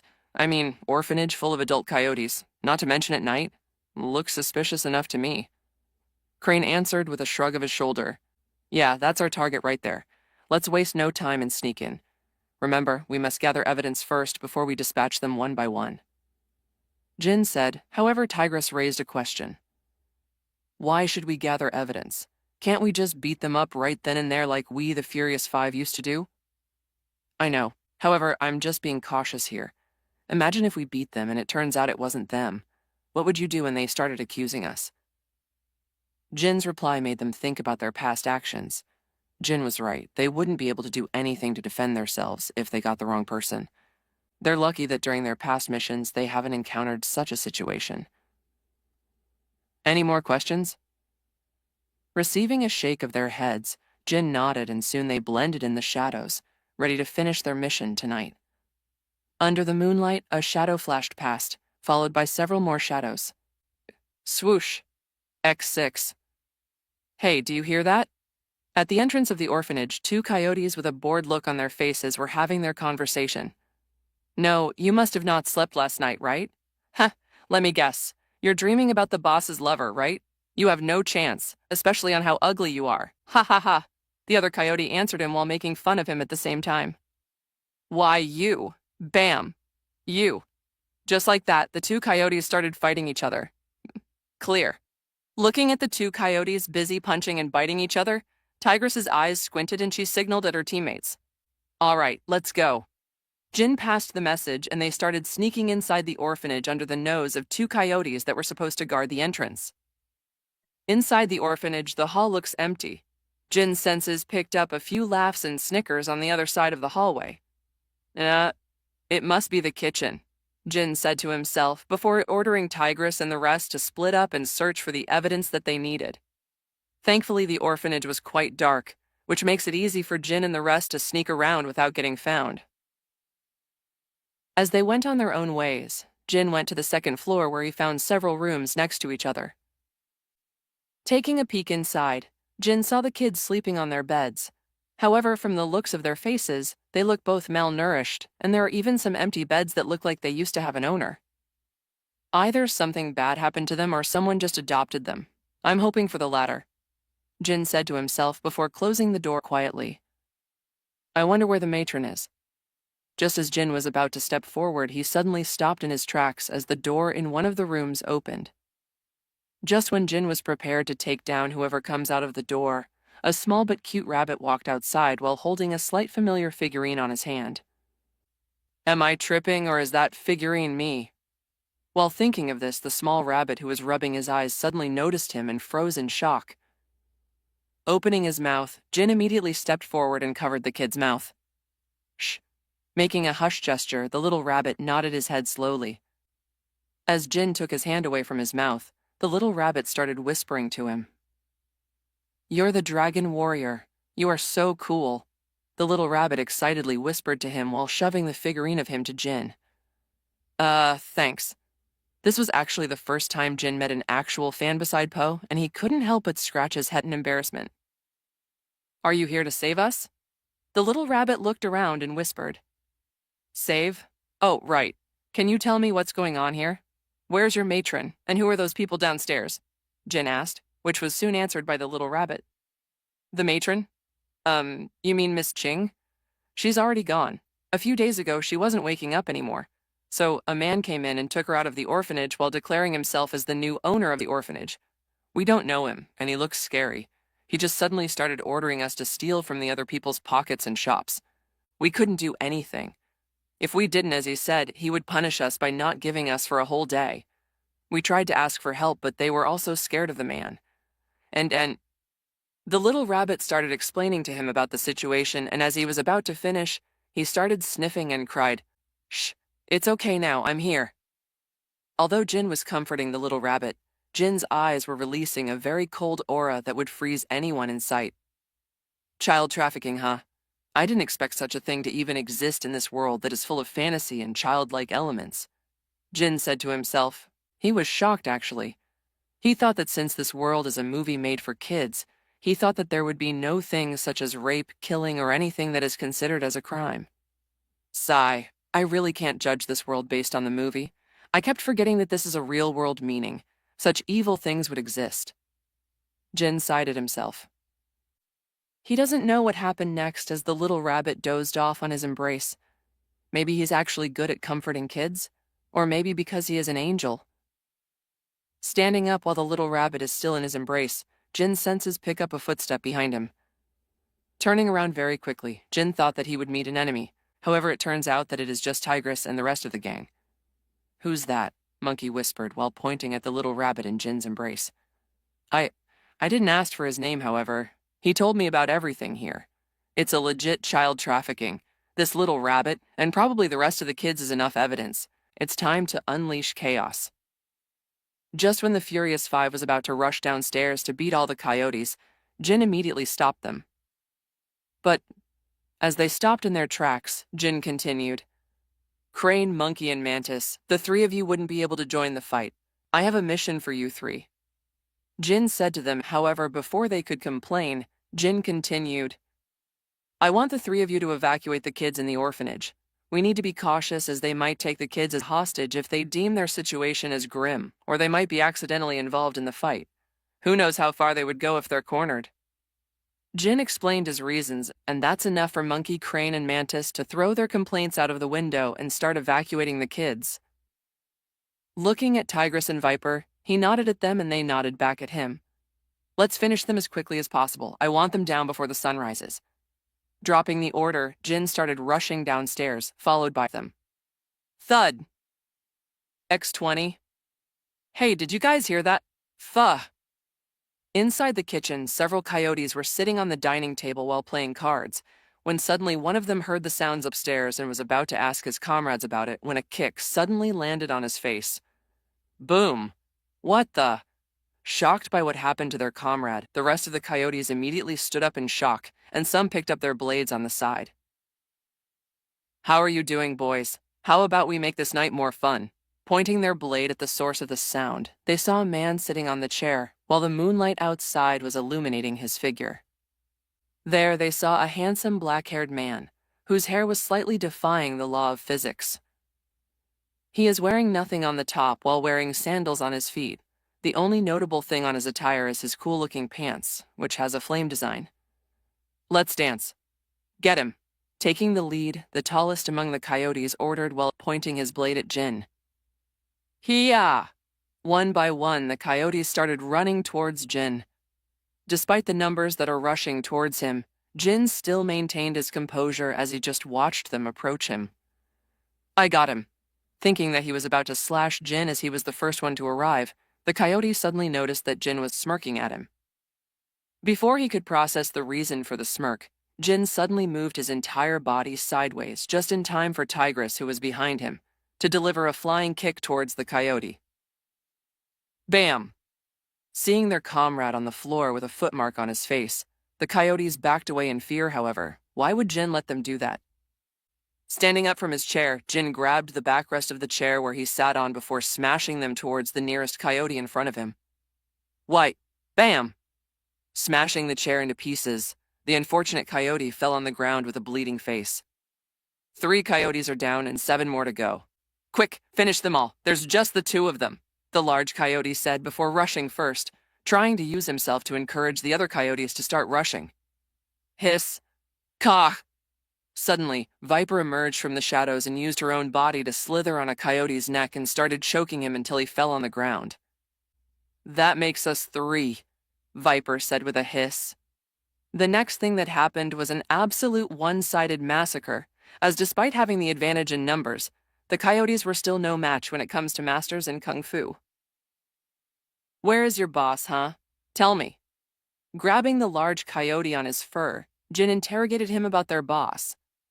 "Ka'ach, the boss is not here." The large coyote struggled to utter a few words due to being choked by Jin. "Where is he?" Jin yelled at the coyote's face, trying to use a deep voice to scare him. "I don't know, cuck." Hearing the coyote's answer, Jin knew that he would not get any more answers, so he punched the poor coyote to sleep. "Looks like the boss isn't her." Just as Jin uttered those words, the front door of the orphanage was suddenly smashed open.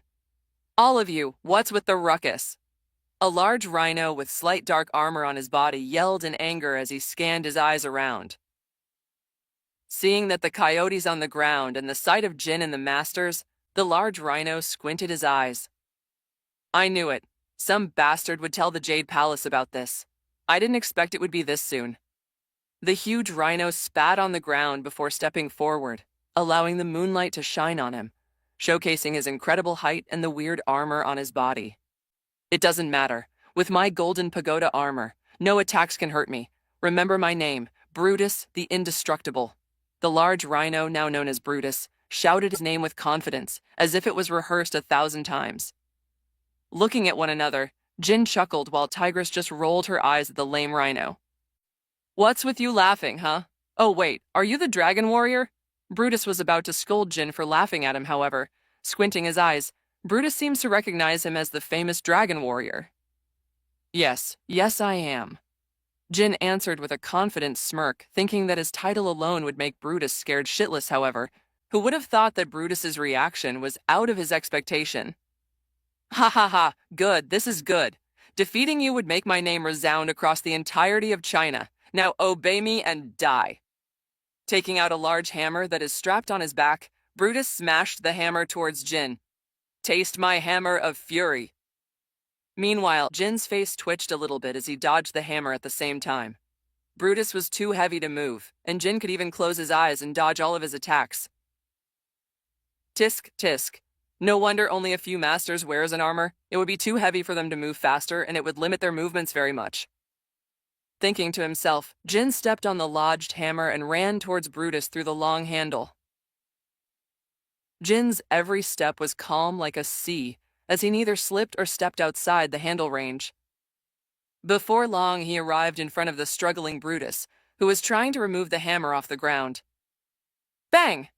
Delivering a kick towards Brutus's face, which was also covered as part of the armor, Brutus stumbled back, losing his grip over his hammer.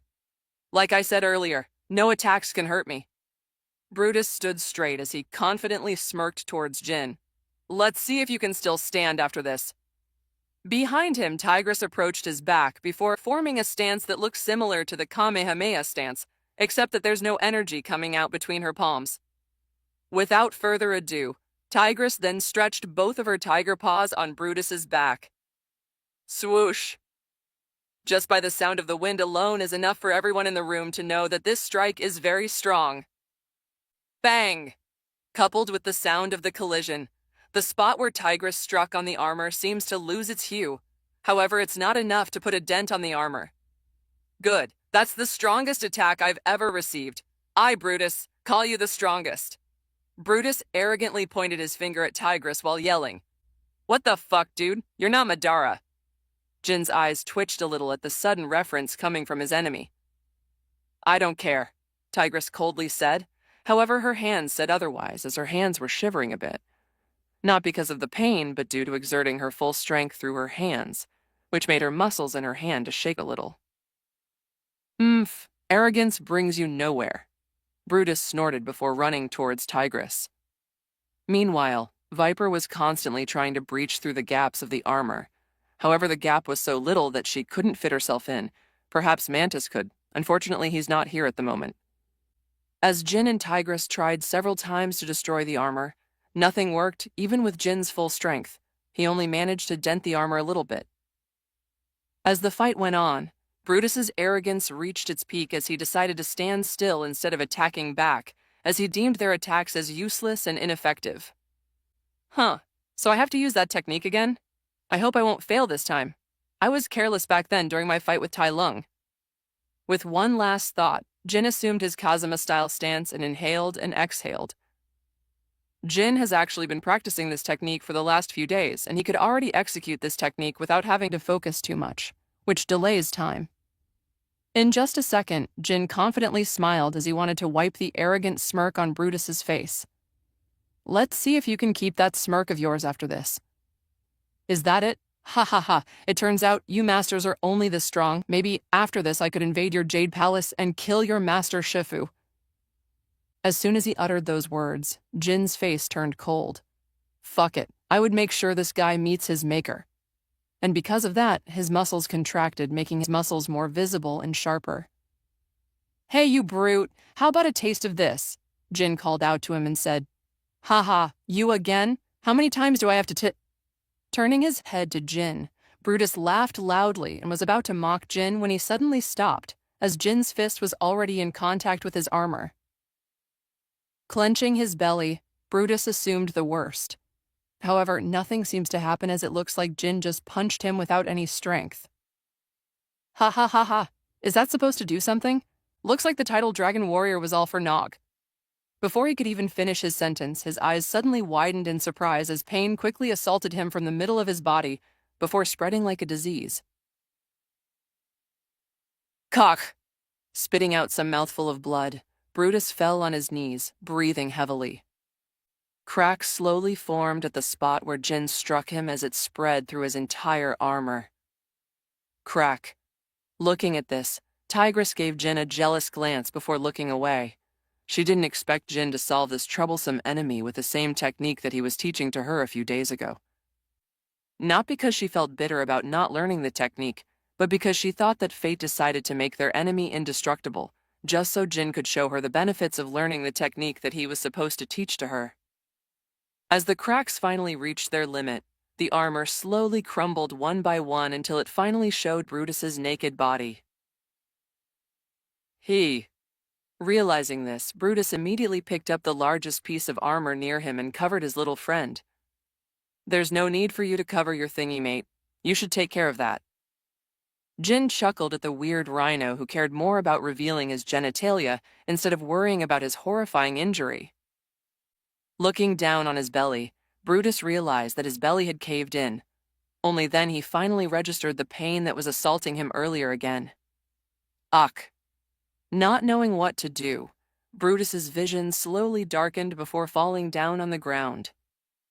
Jin doesn't know if the guy is dead since this is the first time he used his entire strength on the internal strike technique, though he's wishing the rhino to die for threatening to kill his master and the main reason for being the leader of this child trafficking area.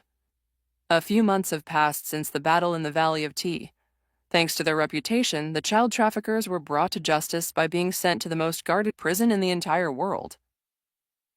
Unfortunately, Brutus didn't die, however. His organs were destroyed so that no healers could fix him, so they estimated that he would die in a few months. So he died anyway. Jin just received the news yesterday. The battle in the Valley of Peace wasn't the only mission Jin did. In just a few days, Jin started going on missions like saving an old man who was about to be robbed, or a bunch of thugs terrorizing a valley. Because of that, Jin's name resounded across the entirety of China, further improving his fame towards the citizens. Now, Jin has become an icon when it comes to kung fu. Kinda similar to whenever Jackie Chan was seen by the people, they would immediately imitate kung fu movements, as if kung fu originated from him. That is what Jin is feeling right now. Jin Kazama template, 58%.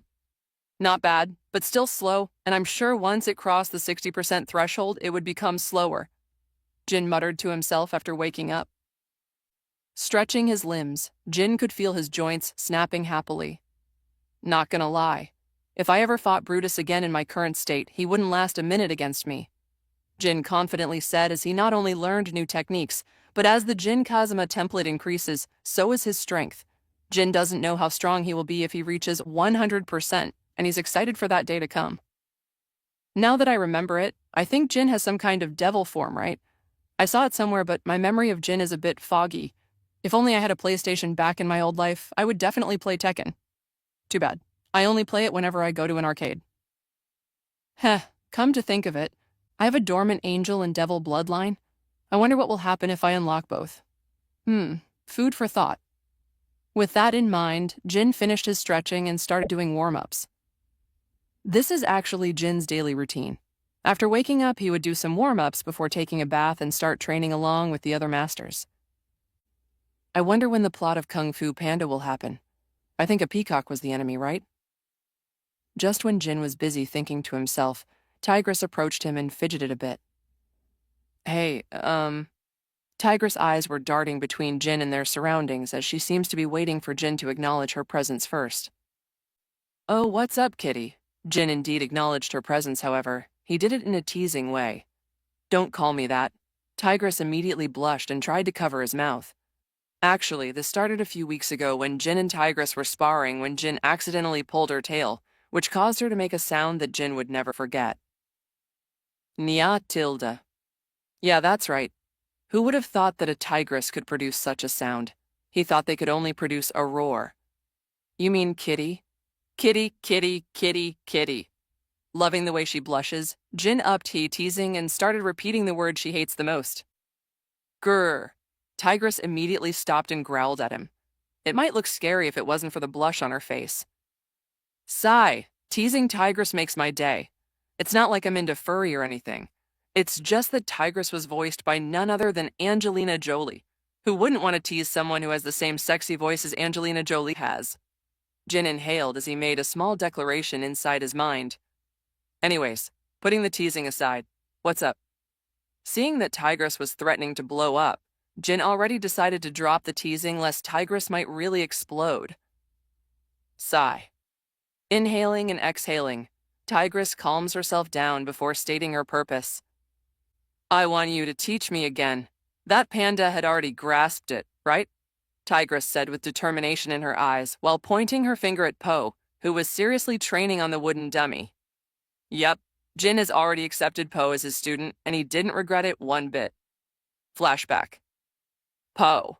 Kicking Po, who was deep asleep on his bed, Jin yelled at him like a drill sergeant. Well, wow, gosh, mamast. Po immediately tried to stand up, however. The sudden shift of position caused him to stumble back, which thankfully he was caught by the wall, so he didn't manage to embarrass himself by failing on the floor in front of his new master. Shaking his head at his clumsiness, Jin yelled once again.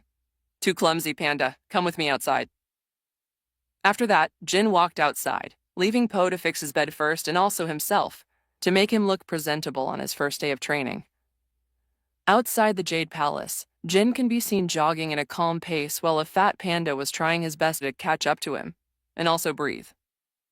Wait, for me, running in a clumsy way, Po was staggering sideways as his vision slowly started to get blurry. What? Thud. With one final step, Po's legs finally gave up before falling on the ground. Hearing the sound, Jin turned around while still in a jogging form. Come on, Po. We haven't even crossed 100 meters and you're already out. Jin approached Po and realized that he passed out. Sigh, you have a long way to go, Po. Shaking his head, Jin carried Po back to the Jade Palace and laid him down back to his bed so he could rest, before returning back to jogging. This is part of his daily routine, so just because Po passed out doesn't mean he'll stop and take care of him. He's the dragon warrior, not a nanny. Ever since that day, Po started building up his stamina first so he could catch up in Jin's daily jogging, before proceeding to work on his body and kung fu techniques. At one time, Po kept begging Jin to teach him a cool kung fu technique, however. How would Po be able to learn a proper kung fu technique when his foundation is not only unstable, but his body is also not capable of learning one? Well, there's the whooshy finger hold, but that's it. Sure, it's a cool technique, but such techniques have limits, like the whooshy finger hold having a cooldown and immense chi reserves. How did Jin know? He tried it at Brutus when they defeated him. However, it didn't work, so he approached Master Shifu and asked him about it. Who would have thought that it requires a massive chi reserve, which Jin probably doesn't have? When Jin asked Master Shifu if he could increase his chi reserves, Master Shifu just chuckled and told him to find his inner peace first, before he could proceed to train with his chi. Back to the present. After Tigress asked Jin to teach her about the internal strike technique, he of course agreed to her request, since it would also help him improve his relationship with Tigress. All right, this time let's take it easy. Instead of punching a boulder like the last time, this time you just need to stand here and feel the wind. Jin then demonstrated by standing straight and spreading his arms wide and raising it a bit high, basking himself in the sun. Praise the sun! Feeling the heat of the sun, Jin can't help but yell out loud. Praise the what? Tigress looked at him weirdly. Standing with arms wide open is already weird enough, and now he just yelled about praising the sun? It's nothing. I'm just doing it in honor of someone. Jin waved his hands before continuing. Now I just need you to do the same as I did and feel the wind smashing on your face. Jin said to her as Tigress raised a question. Do I also have to yell that phrase? Tigress asked, referring to Jin's praise the sun moment. Actually, yes. Just when Jin was about to say no, he contemplated a bit first before saying yes just for fun. Although it was a bit embarrassing. Jin's face is enough to tell her that he won't take a no for an answer, and who knows if she refused, he might tease her again by calling her Kitty just for revenge. Assuming the stance that Jin showed her, Tigress closed her eyes and let herself bask in the sun, while at the same time trying to feel the wind smashing in her face before finally yelling the magic word. Praise the sun! Good, now tell me, what do you feel about the wind? Jin clapped his hands before asking. I feel calm and free, as if nothing in this world could disturb me. Tigress was honest, as this is what she really feels. That's right. Unlike the other elements in this world, only the wind is calm and free at the same time. They are everywhere. Jin uttered as he stared at Tigress's face. It's also beautiful. Jin muttered subconsciously, which made Tigress raise her eyebrow. Beautiful? How can you call something that you cannot see beautiful? She asked. Realizing what he said, Jin immediately fumbled his mind to find a reasonable reason. Listen here, young one. The beauty of the air lies not in its visibility, but in the life it sustains and the harmony it brings, Jin said while imitating Oogway's style in speaking. Although annoyed at being called a young one, but what Jin said about the beauty of air caught her attention. Let's put these matters aside. We'll do this kind of training every single day until you feel the wind guiding you. A few weeks have passed and rumors about bandits terrorizing villages have spread. Obviously, as the team of justice, Jin and the Furious Six is there to save the day. That's right, Furious Six, because Jin has decided to let Po join the Furious Five to gather some battle experience. After all, fighting real battles is better than just training. Running on a steep downhill, Jin and the Furious Six saw a village not far away, being surrounded by a bunch of wolves with sharp weapons. Po and Mantis, you both deal with the wolves on the north side. They seem to be stealing something. As for the rest, with me. Laying down his orders, Po jumped excitedly before jumping and using his body to bounce off the ground and landed exactly on one of the wolves in the north side of the village. Meanwhile, Jin and the rest landed on the ground, much to the wolves' shock and the citizens' excitement. Look, the dragon warrior has arrived. We're saved. One of the rabbits pointed at Jin in a voice filled with excitement and hope. The dragon warrior. The leader of the wolves with an eye patch muttered under his breath as he glared at Jin. Their purpose in this village was to simply steal their metals per order of their lord. He didn't expect that Jin and his friends would arrive a bit early. All of you, hold them back. As for the rest, come with me. We need to leave this place. The wolf with an eye patch pushed one of his men forward, instigating a battle between Jin and the wolves. Dodging one of the wolves' sharp blades, Jin then went and grabbed the blade's other side to hold it off before delivering a smooth kick towards the wolf's chin. Boom! As the wolf landed on a cart without consciousness, another wolf had approached him but was quickly taken down by Tigress, who has been waiting for her moment to shine. Thanks for having my back. Although he could handle the wolf, Jin is a good-mannered man, so he still gave his gratitude to Tigress. Who said about having your back? This wolf was just near me, so I decided to strike him first. Tigress quickly looked away before rushing towards the other wolves to dwindle their numbers. Heh, what a tsundere, Jin chuckled to himself before focusing on the battle. Remembering this part in the movie, Jin decided to intercept their plan as Lord Shen needed all these metals for his ultimate weapon. And besides, he felt like he's not doing that much to change the course of the world. It feels as if he just replaced Poe's position. Crane, cut those ropes. Make sure none of those metals escape this place, Jin said before pointing at the ropes which were attached to the bunch of metals. On it, Crane said before taking off in the air and rushing towards the rope. Noticing that the wolves decided to throw their weapons towards Crane in the sky, Jin gave his order. Viper, monkey, both of you cover Crane. Without responding back, the snake and the monkey did as told and started beating the shit out of the poor wolves. Jin and Tigress then took care of the rest of the wolves. Despite having their advantage in numbers and having the armors and weapons, it is still useless if you don't know how to properly utilize it. Not to mention they're fighting literal masters of kung fu who have trained in weapons and fighting enemies with weapons. Meanwhile, although Jin has the least battle experience except for Po, who just started today, Jin's senses were quite sharp, which was enough for him to dodge all of their attacks, be it a slash of their blades or an arrow. Bam! X2. Jumping off the ground, Jin did a smooth split that knocked two of the wolves that were coming up to him. Realizing that they're slowly losing, the wolf with an eye patch immediately tried to escape through the ropes that were supposed to pull them out. Unfortunately for him, Crane has done a great job by cutting all of the ropes, leaving no room for the eye-patched wolf to escape. Wait, I surrender. Knowing his fate, the wolf has decided to surrender as he has no chance to fight all of the masters alone. Heck, they look like they didn't even sweat from the fight, except for Po is a little bit exhausted, but not to the point of passing out. Looks like my training is effective. Looking at Po, Jin smiled at him in satisfaction.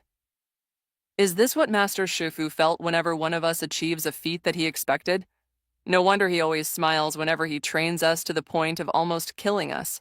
I thought he was just a sadistic teacher. Chuckling to himself, Jin saw Tigress walking up to the leader and speaking first. Tell me, what's your purpose behind this? Grabbing the wolf on his collar, she shook his body as she interrogated him. Huck.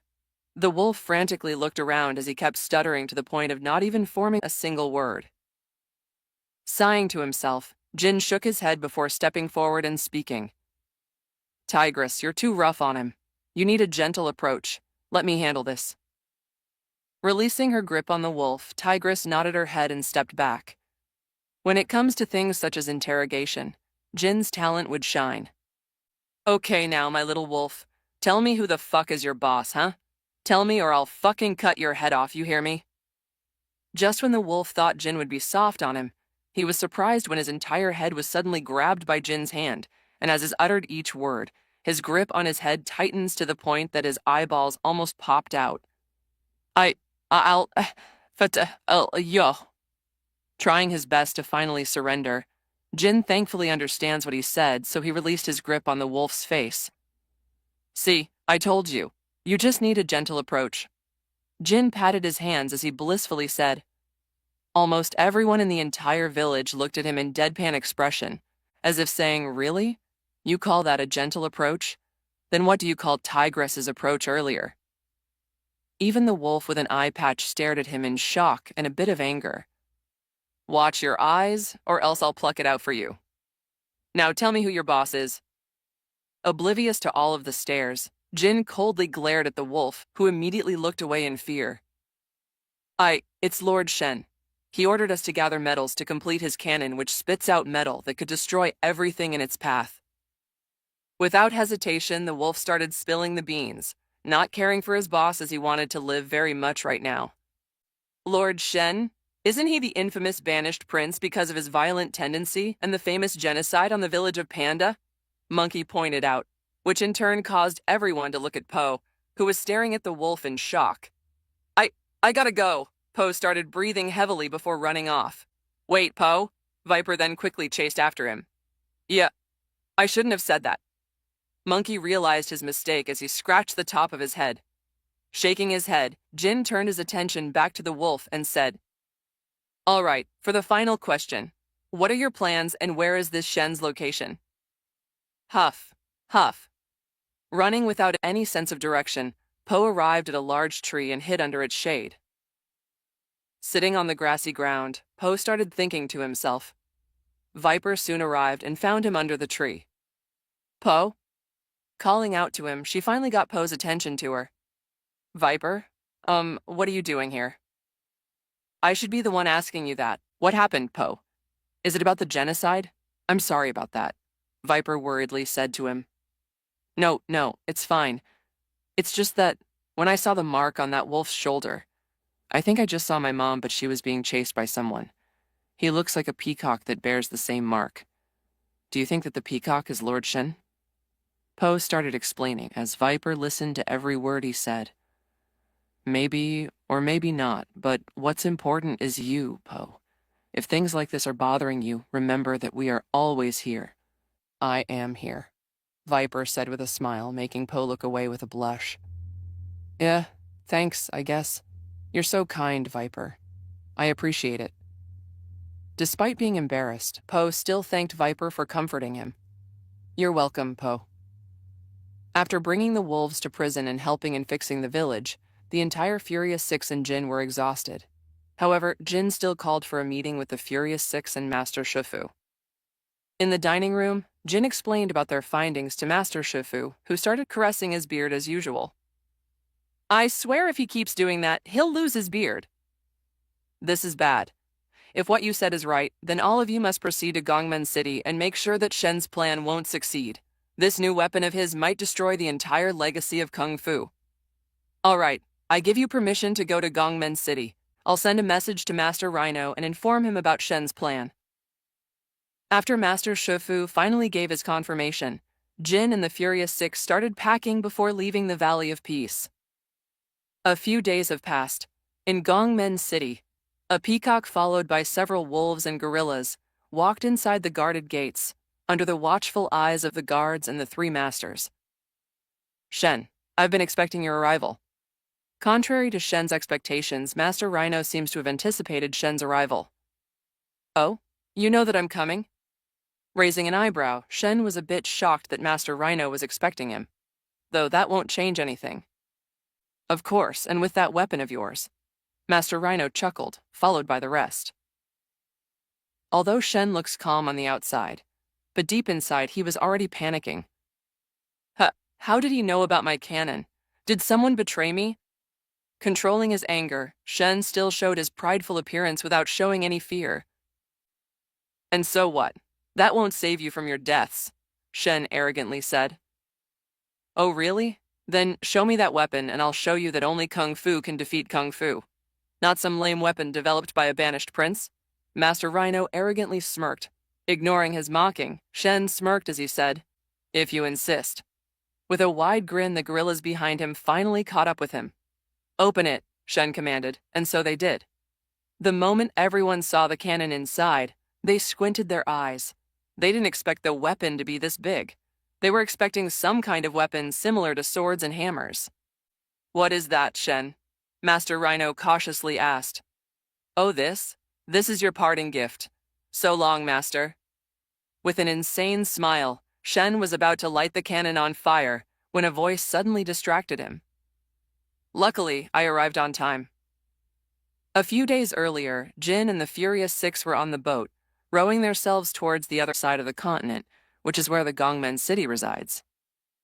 Jin, I know you're in a hurry or something, but I think you're exhausting yourself out.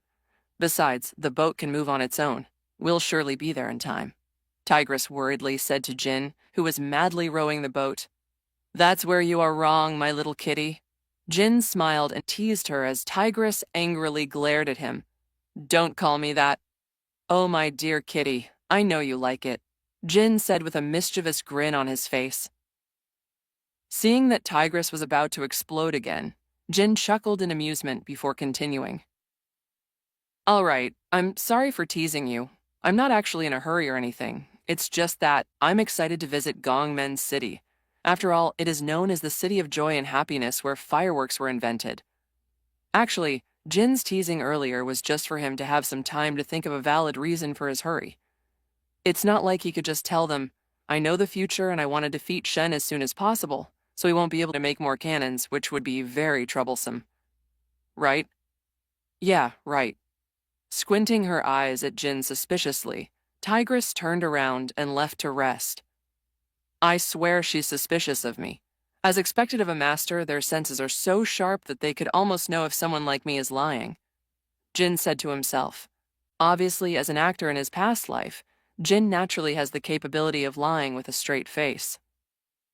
And just like that, a few days have passed and their boat has finally docked inside the dockings in Gongmen City. As they walked past the citizens, they could hear their murmurs and whispers. I heard the banished Prince Shen returned earlier. My friend told me about it. Really? I hope the Master Council won't give him our city. I don't want to have a tyrant as a leader. Me too. When Jin heard this, he immediately went on a sprint, leaving the Furious Six in the dust. Of course, Tigress and the rest also heard the whispers, so they already know the reason for Jin's sudden rush. Without idling by, they also started running and followed the path Jin took until they arrived at an enormous tower, surrounded by walls and guards wearing armor. Back to the present day. I think I know you. Master Rhino squinted his eyes at Jin beside him before widening his eyes in surprise. Oh, right. You're the dragon warrior, aren't you? I want to hold a banquet to welcome you, but unfortunately, we seem to have a situation here. I hope you forgive me. Master Rhino has long respected the strong, so seeing the dragon warrior who is recognized by everyone as the greatest kung fu master for not only holding the dragon warrior title, but also for defeating Tai Lung. It's fine, Master Rhino. In fact, I'm here because of Shen. At the same time he said that, Tigress finally arrived, followed by the rest as they approached Jin and eyed Shen warily. Oh my, what a surprise. I didn't expect the dragon warrior to know me. Should I feel honored? He ha ha ha. Shen cackled madly as he pointed his daggers towards Jin and said, I've always wanted to see if the dragon warrior is really worthy to be called the greatest kung fu master.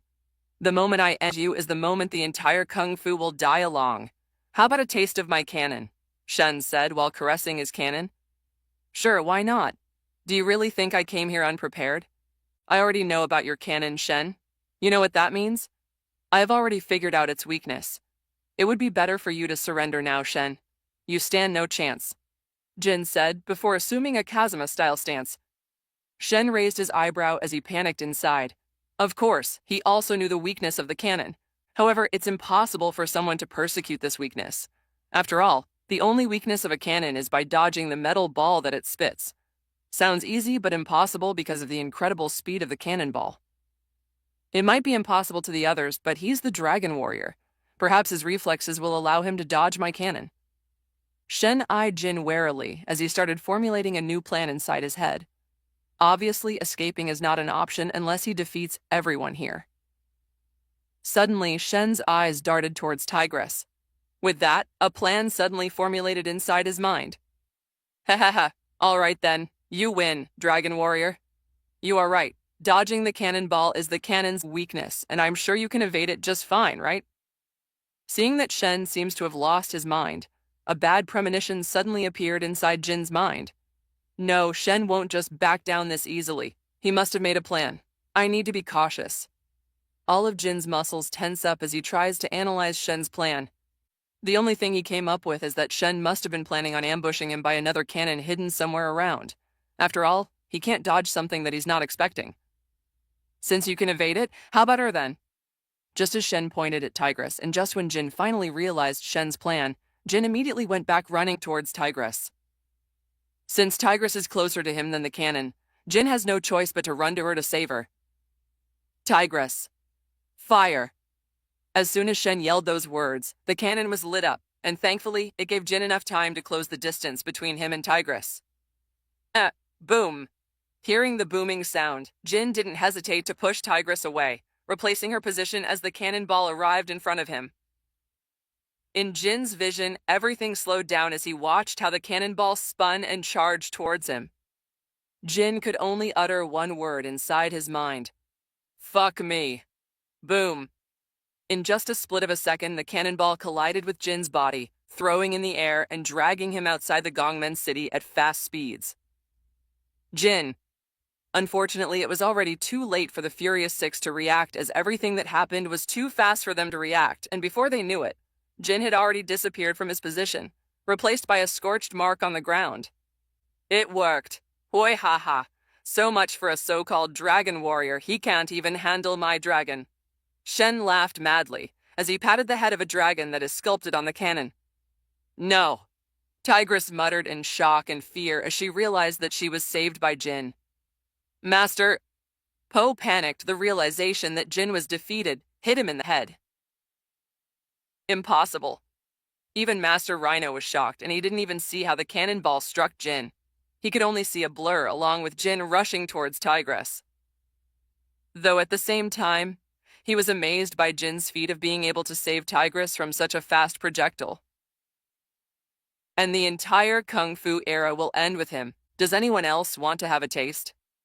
Realizing that they have lost their spirits and will, Shen chuckled loudly before confidently announcing out loud. The Furious Five and the Master Council looked at one another. They knew that if one of them resists, they could only meet the same fate as the Dragon Warrior. However, Tigress was different from them. Her bloodshot eyes are staring directly at Shen, threatening to tear him into pieces. I'll kill you, Shen.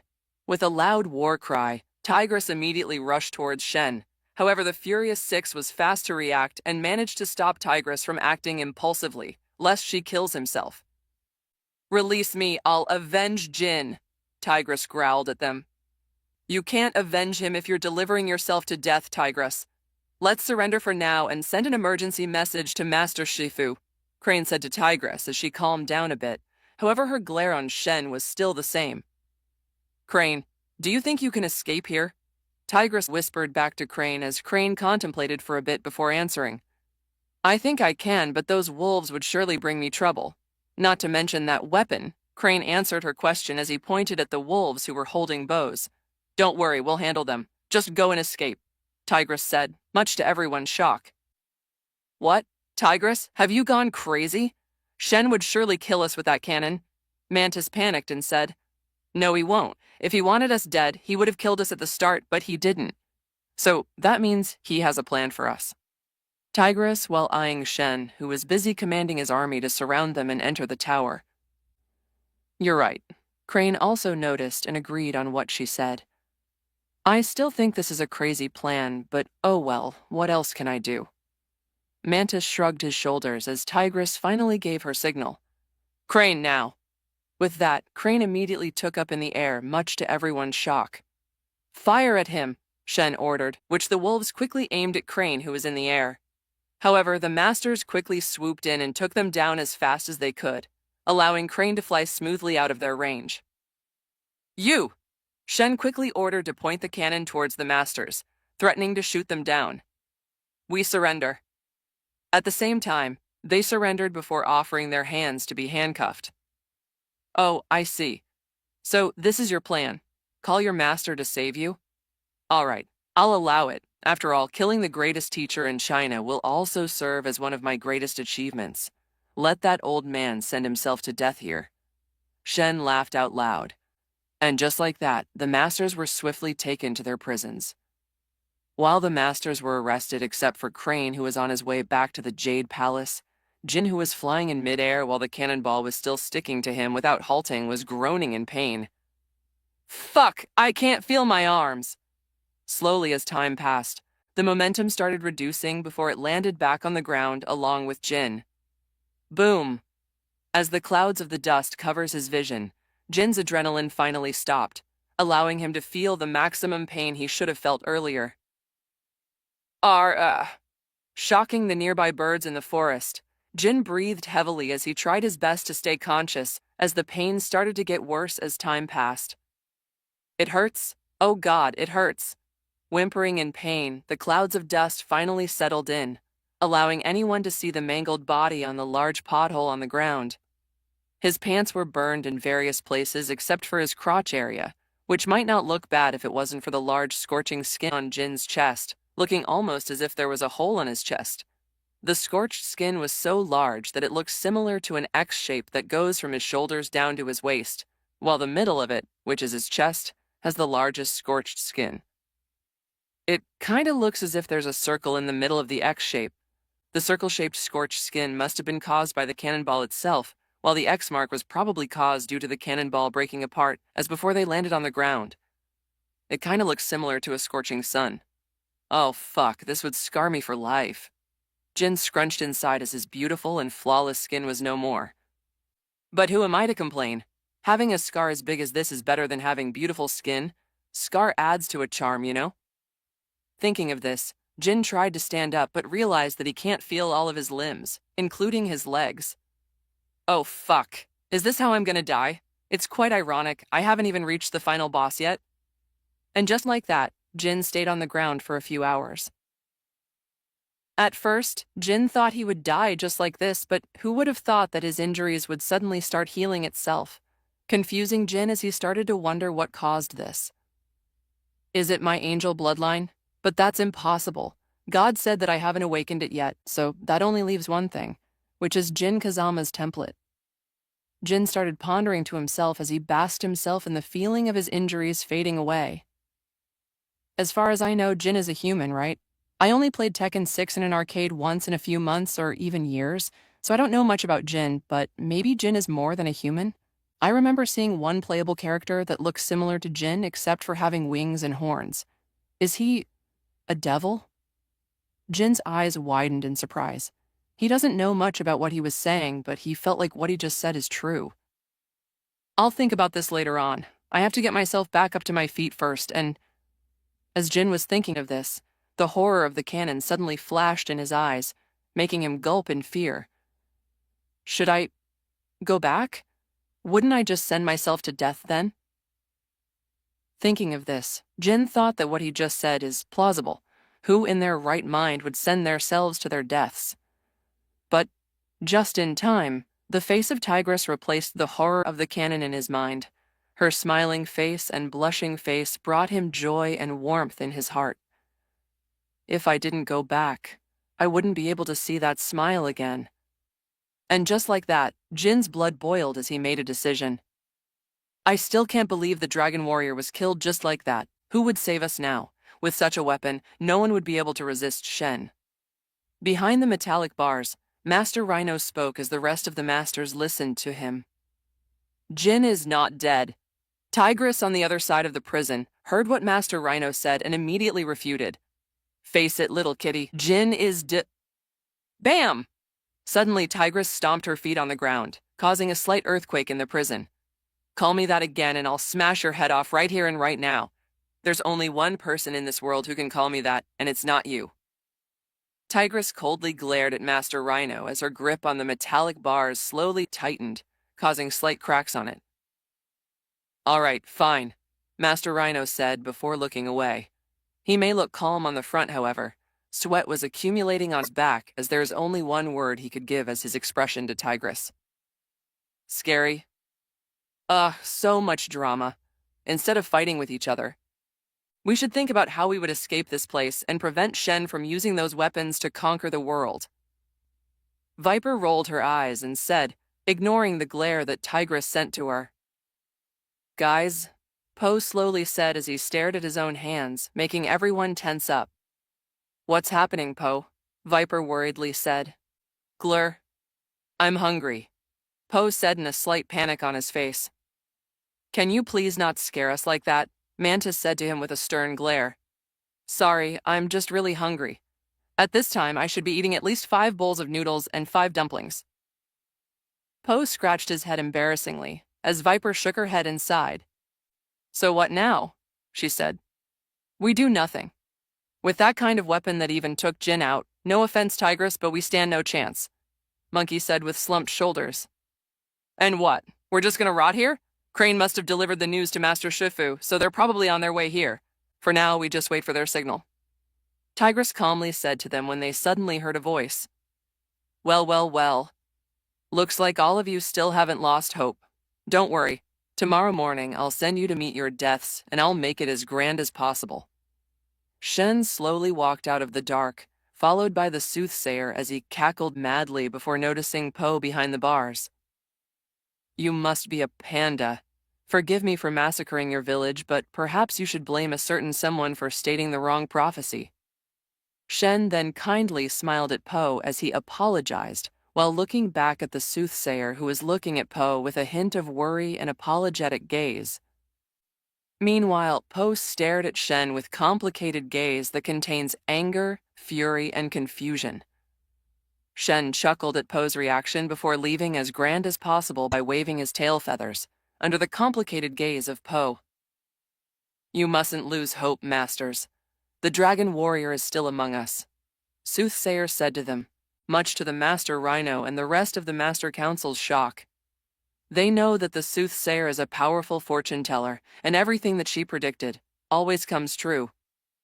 Are you sure, Soothsayer?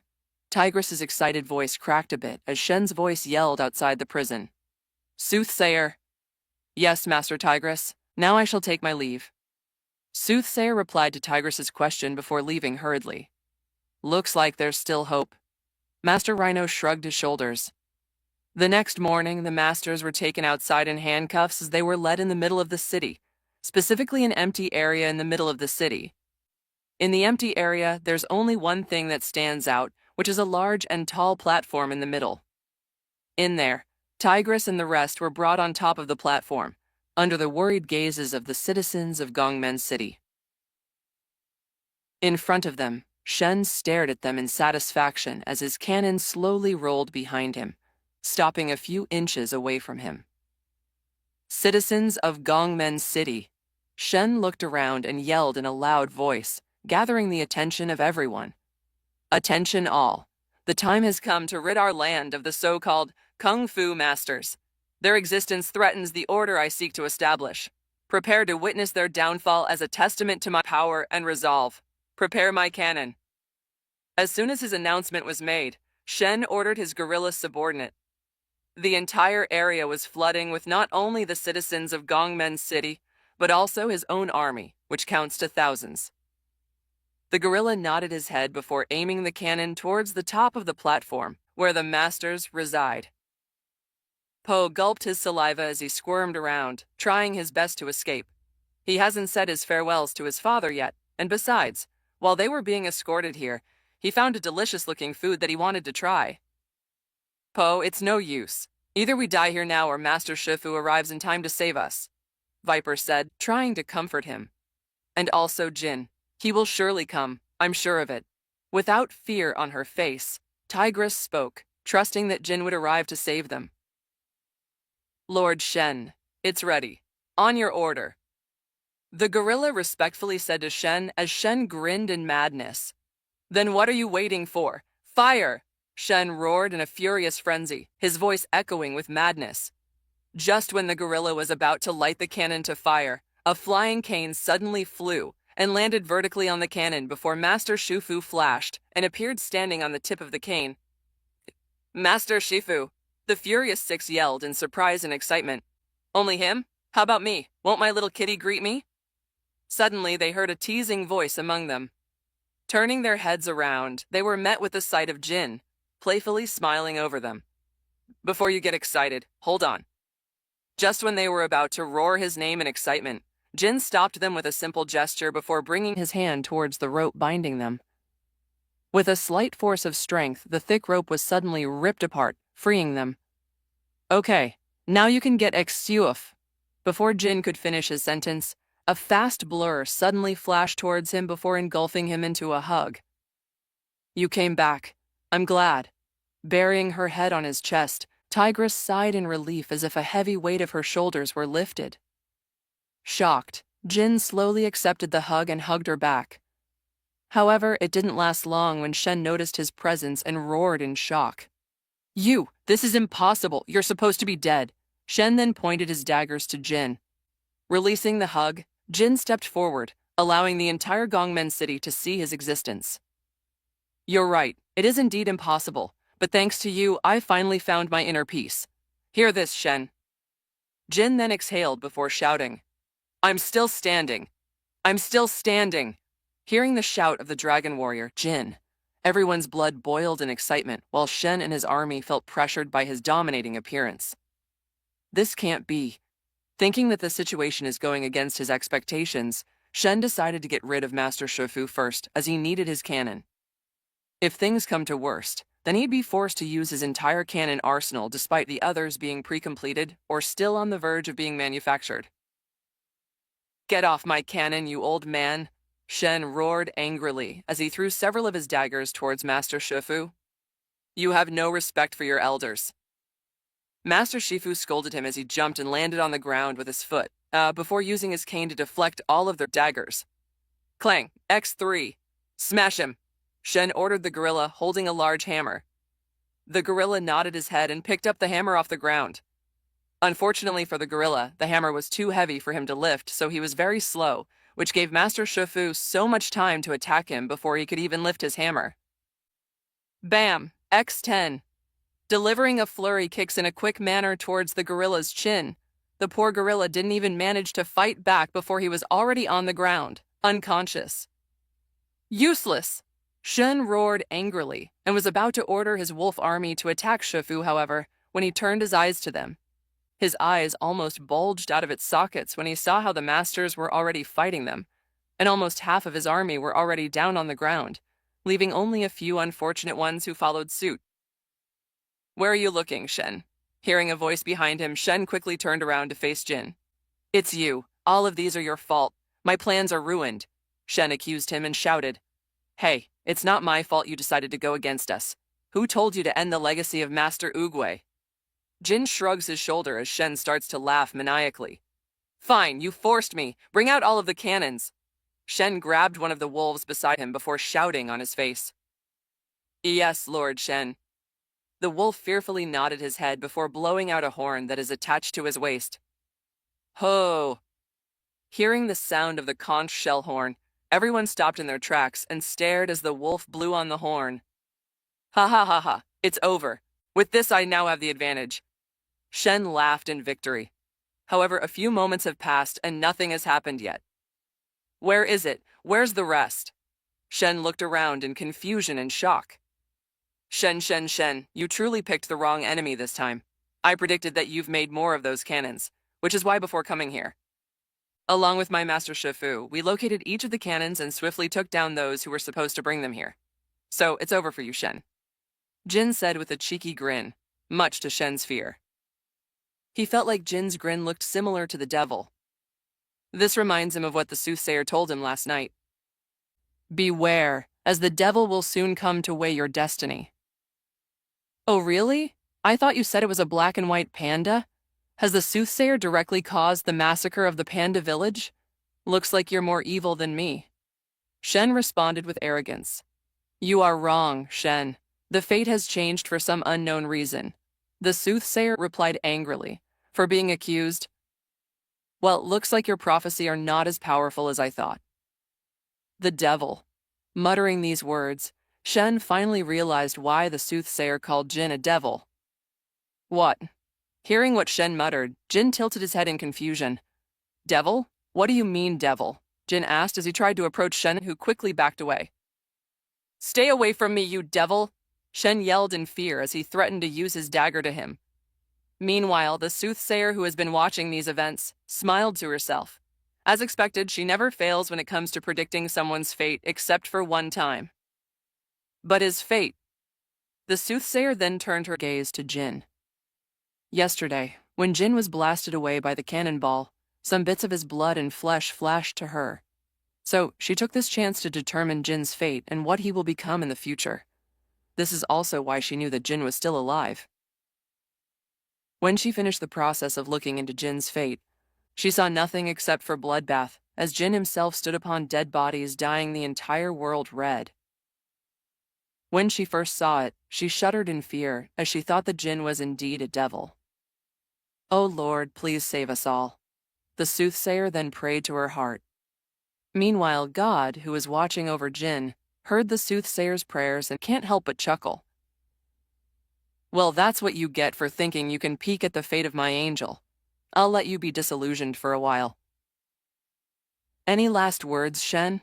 Jin said to Shen as he wanted to test the whooshy finger hold technique on Shen. However, he realized that Shen doesn't have any fingers, only feathers.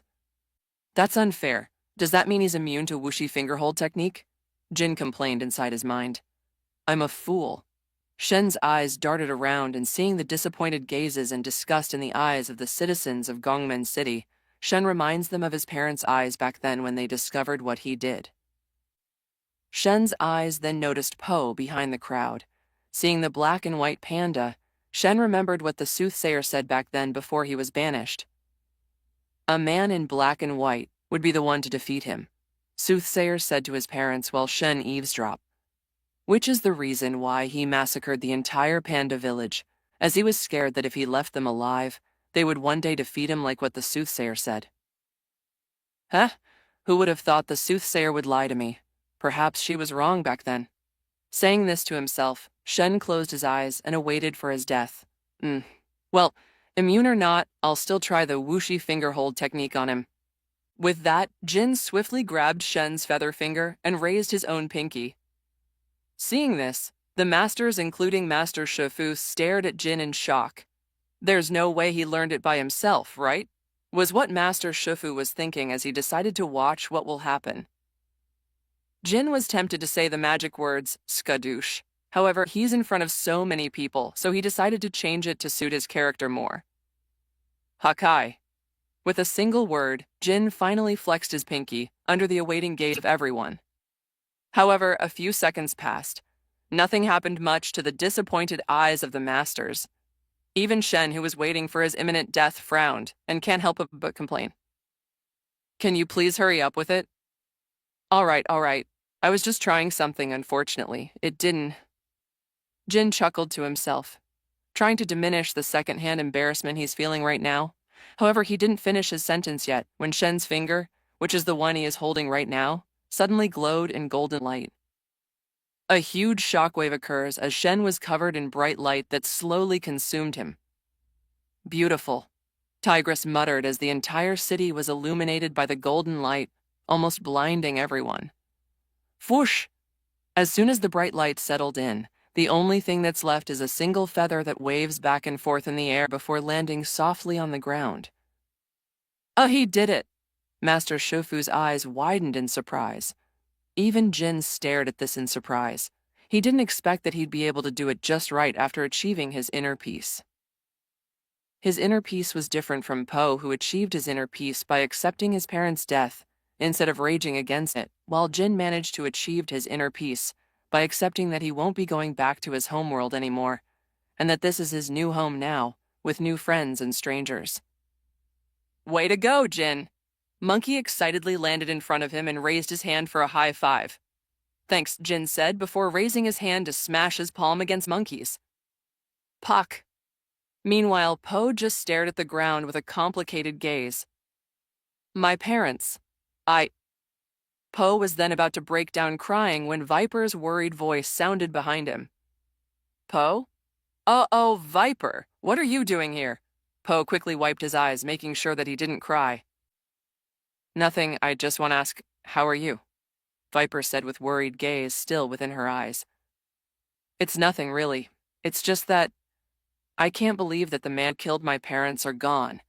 Just like that, Po then said as he stared at the single feather on the ground. Good job, Jin. Master Shufu stepped forward and looked at Jin with a pride on his tone. Master. Despite his strength, Jin isn't the type to forget the reason why he became like this. If Master Shufu wasn't there to teach and guide him, perhaps he wouldn't be as strong as he is now, and would only be solely relying on his Jin Kazama template. However, his Jin Kazama template isn't that strong when it comes to kungfupanda. Sure, he has superhuman strength and senses, but that doesn't mean he could compete with the likes of Kai. Jin would never forget the movie where they show Kai's strength. It might not look that much, but being realistic, Kai is indeed very strong, as he could smash boulders weighing hundreds of tons with his sheer strength alone. Not to mention his chi manipulation, which is something Jin doesn't even know how to manipulate. Heck, he probably doesn't even have chi. Jin. Tigress then approached him. Oh, if it isn't my little kitty, Jin said with a teasing tone, however. Instead of being embarrassed like she usually does, Tigress just smiled over him before engulfing him in a hug. Thank you, Tigress uttered before kissing Jin on his cheeks. Jin just froze as he watched Tigress leave and helped in capturing the rest of Shen's army. Heh, youth. Master Shufu shook his head in delight before walking away. Just like that, Jin stayed frozen for a few minutes before touching his cheek. And here I thought I would be the first one to kiss her. Unfortunately, she only kissed my cheek. Jin then chuckled in disappointment before proceeding to help in whatever the Gongmen City needs for the rest of the day. With the Gongmen City back on its feet, the Master Council offered a banquet to celebrate their liberation from Shen and also to properly welcome the Dragon Warrior. Of course, as a respect to another master, Master Shufu agreed, and so is the rest of them, including Jin. The banquet was nothing special if you compare it to modern banquets. However, what's unique about this banquet was everyone is welcome to join, be it a beggar or even an outsider, unlike some banquets in the modern world where you need to have an invitation to enter. During the banquet, Jin was approached by several individuals, and most of them were ladies such as cougars, ocelots, and leopard. This is the first time Jin actually met other animals besides rabbits, goats, and pigs. Who would have thought that there are more animals in this world? I wonder if there's also a shark. A walking shark, maybe? That would have been cool as heck. Maybe they live under the water. I should check them out someday. Hopefully they exist. While thinking of this, a beautiful female cougar even had the audacity to touch his chest and offer to accompany him tonight. Obviously, Jin refused her. He's not a fucking playboy who fucks women left and right, and besides, he's not comfortable sleeping with an animal. Sure, he likes tigress, but that doesn't mean he's ready to snoo with her. It would probably take him a bit long to be comfortable to sleep with furry animals that stands and act like a human. As Jin was surrounded by women, Mantis and Monkey both stared at him in shock and jealousy. It should have been me, not him. Monkey cried in jealousy as he stared at Jin. Oh, Monkey, you'll never understand my pain. To me, women like those are something I cannot touch because... Mantis also cried beside him as he stared at his little body. His kind are actually rare, unlike the rabbits or pigs who could be seen almost in every corner of the world. Which is why he hasn't found someone for him. I haven't even tasted the forbidden fruit yet and probably will never be able to even in the future. As Mantis was crying inside his mind, Tigress was staring at the women flocking around Jin like a predator to its prey. A few seconds later, she slowly approached them under the gazes of the Furious Six and Master Shifu. They knew that Tigress has a little crush on Jin, and seeing him being flocked by other women, they knew that something interesting will probably happen between her and those females, so they kept watching over her.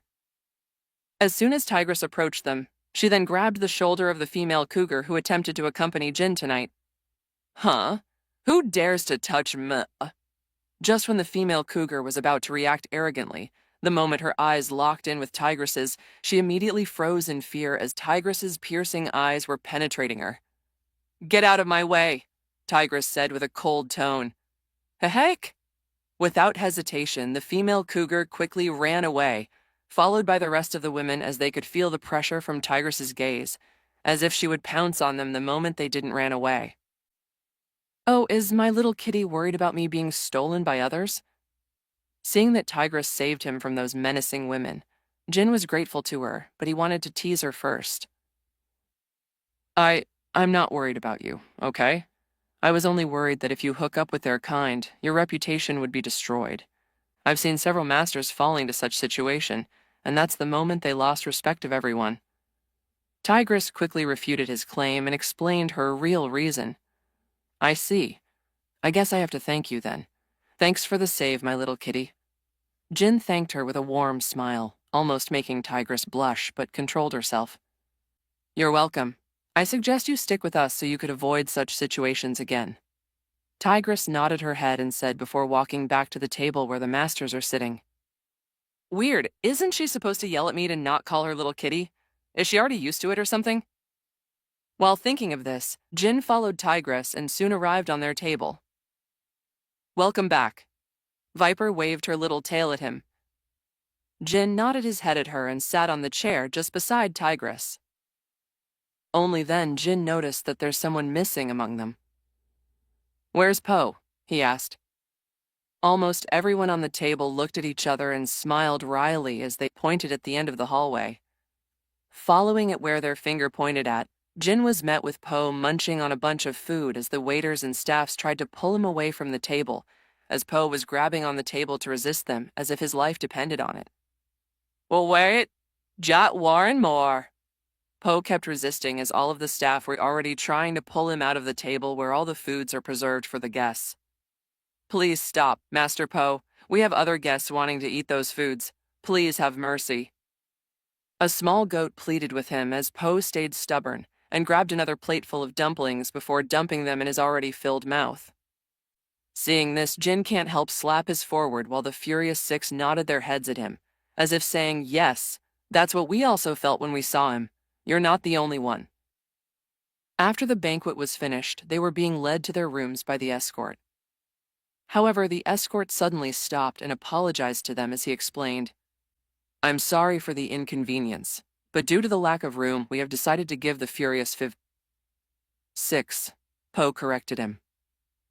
6, the largest room, so they could all fit in there while the Dragon Warrior will be having his own room. The escort then corrected himself and finished what he was saying. What? You're saying I'm supposed to sleep with Monkey? His feet smells at night. Mantis was the first one to complain, dragging down Monkey with him. Hey, my feet doesn't smell. I wash it every day, Monkey refuted him. I don't mind. I could just sleep beside Po. He'd surely make a great pillow. Viper was the only one positive, as she excitedly said, making Poe scratch the back of his head in embarrassment. Thanks? I don't mind it. I stand while sleeping, Crane said with a calm smile. Meanwhile, Tigress stayed quiet as she watched the events unfold. However, by shifting her body slightly, Jin could tell that she's a bit uncomfortable sleeping with other people. Seeing her predicament, Jin turned his attention to the escort and asked, "How large is my room? Is 2 people enough to sleep in?" Jin asked. There's only 1 bed in your room, but 2 people should be enough to fit in." Escort nodded his head and informed him. "Good, then I'll take Tigress with me. Is that okay?" Jin said while grabbing Tigress's shoulder and pulling her close to him. "It should be." Escort coughed slightly while giving Jin a wink, as if he knew what he's planning. Unfortunately, Jin doesn't have any vulgar plans tonight, as he simply doesn't want Tigress to sleep with the others, especially seeing how uncomfortable she was earlier. Meanwhile, Tigress just stared at the ground, not refusing Jin, as she knew that it is better to sleep with Jin than the others. Monkey was about to complain when Crane elbowed him and shook his head at him. "Well then, it's settled, I guess." The escort nodded his head before leading the furious 6 to their room first, before he escorted Jin and Tigress to their room. "Good night, and just to remind you, we have a special thing in the drawer just in case you need it." After whispering to Jin, the escort then proceeded to close the door and leave. Meanwhile, Jin was confused at what the escort told him, while Tigress was already laying on the right side for the bed while facing the wall, leaving the left side open for him. Deciding to check the drawers, as he's curious about what the escort said, as soon as he opened the drawer, Jin was met with several packets inside with single different letters etched on each of them, which is S, M, and L. The most noticeable thing about this packets was the donut-shaped circle bulging out of the packet. Without hesitation, Jin quickly closed the drawers as his face twitched with a smile. Fuck.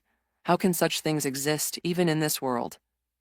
Jin sweated profusely as he decided to forget what he just saw and lay down on the empty side of the bed, just right beside Tigress. The bed was a bit smaller, so their bodies were slightly touching each other as Jin closed his eyes and tried to sleep. However, he was disrupted by Tigress speaking. "Thank you." Hearing what she said, Jin opened his eyes and noticed that Tigress was already facing the ceiling instead of the wall, so now their shoulders are touching each other. About what?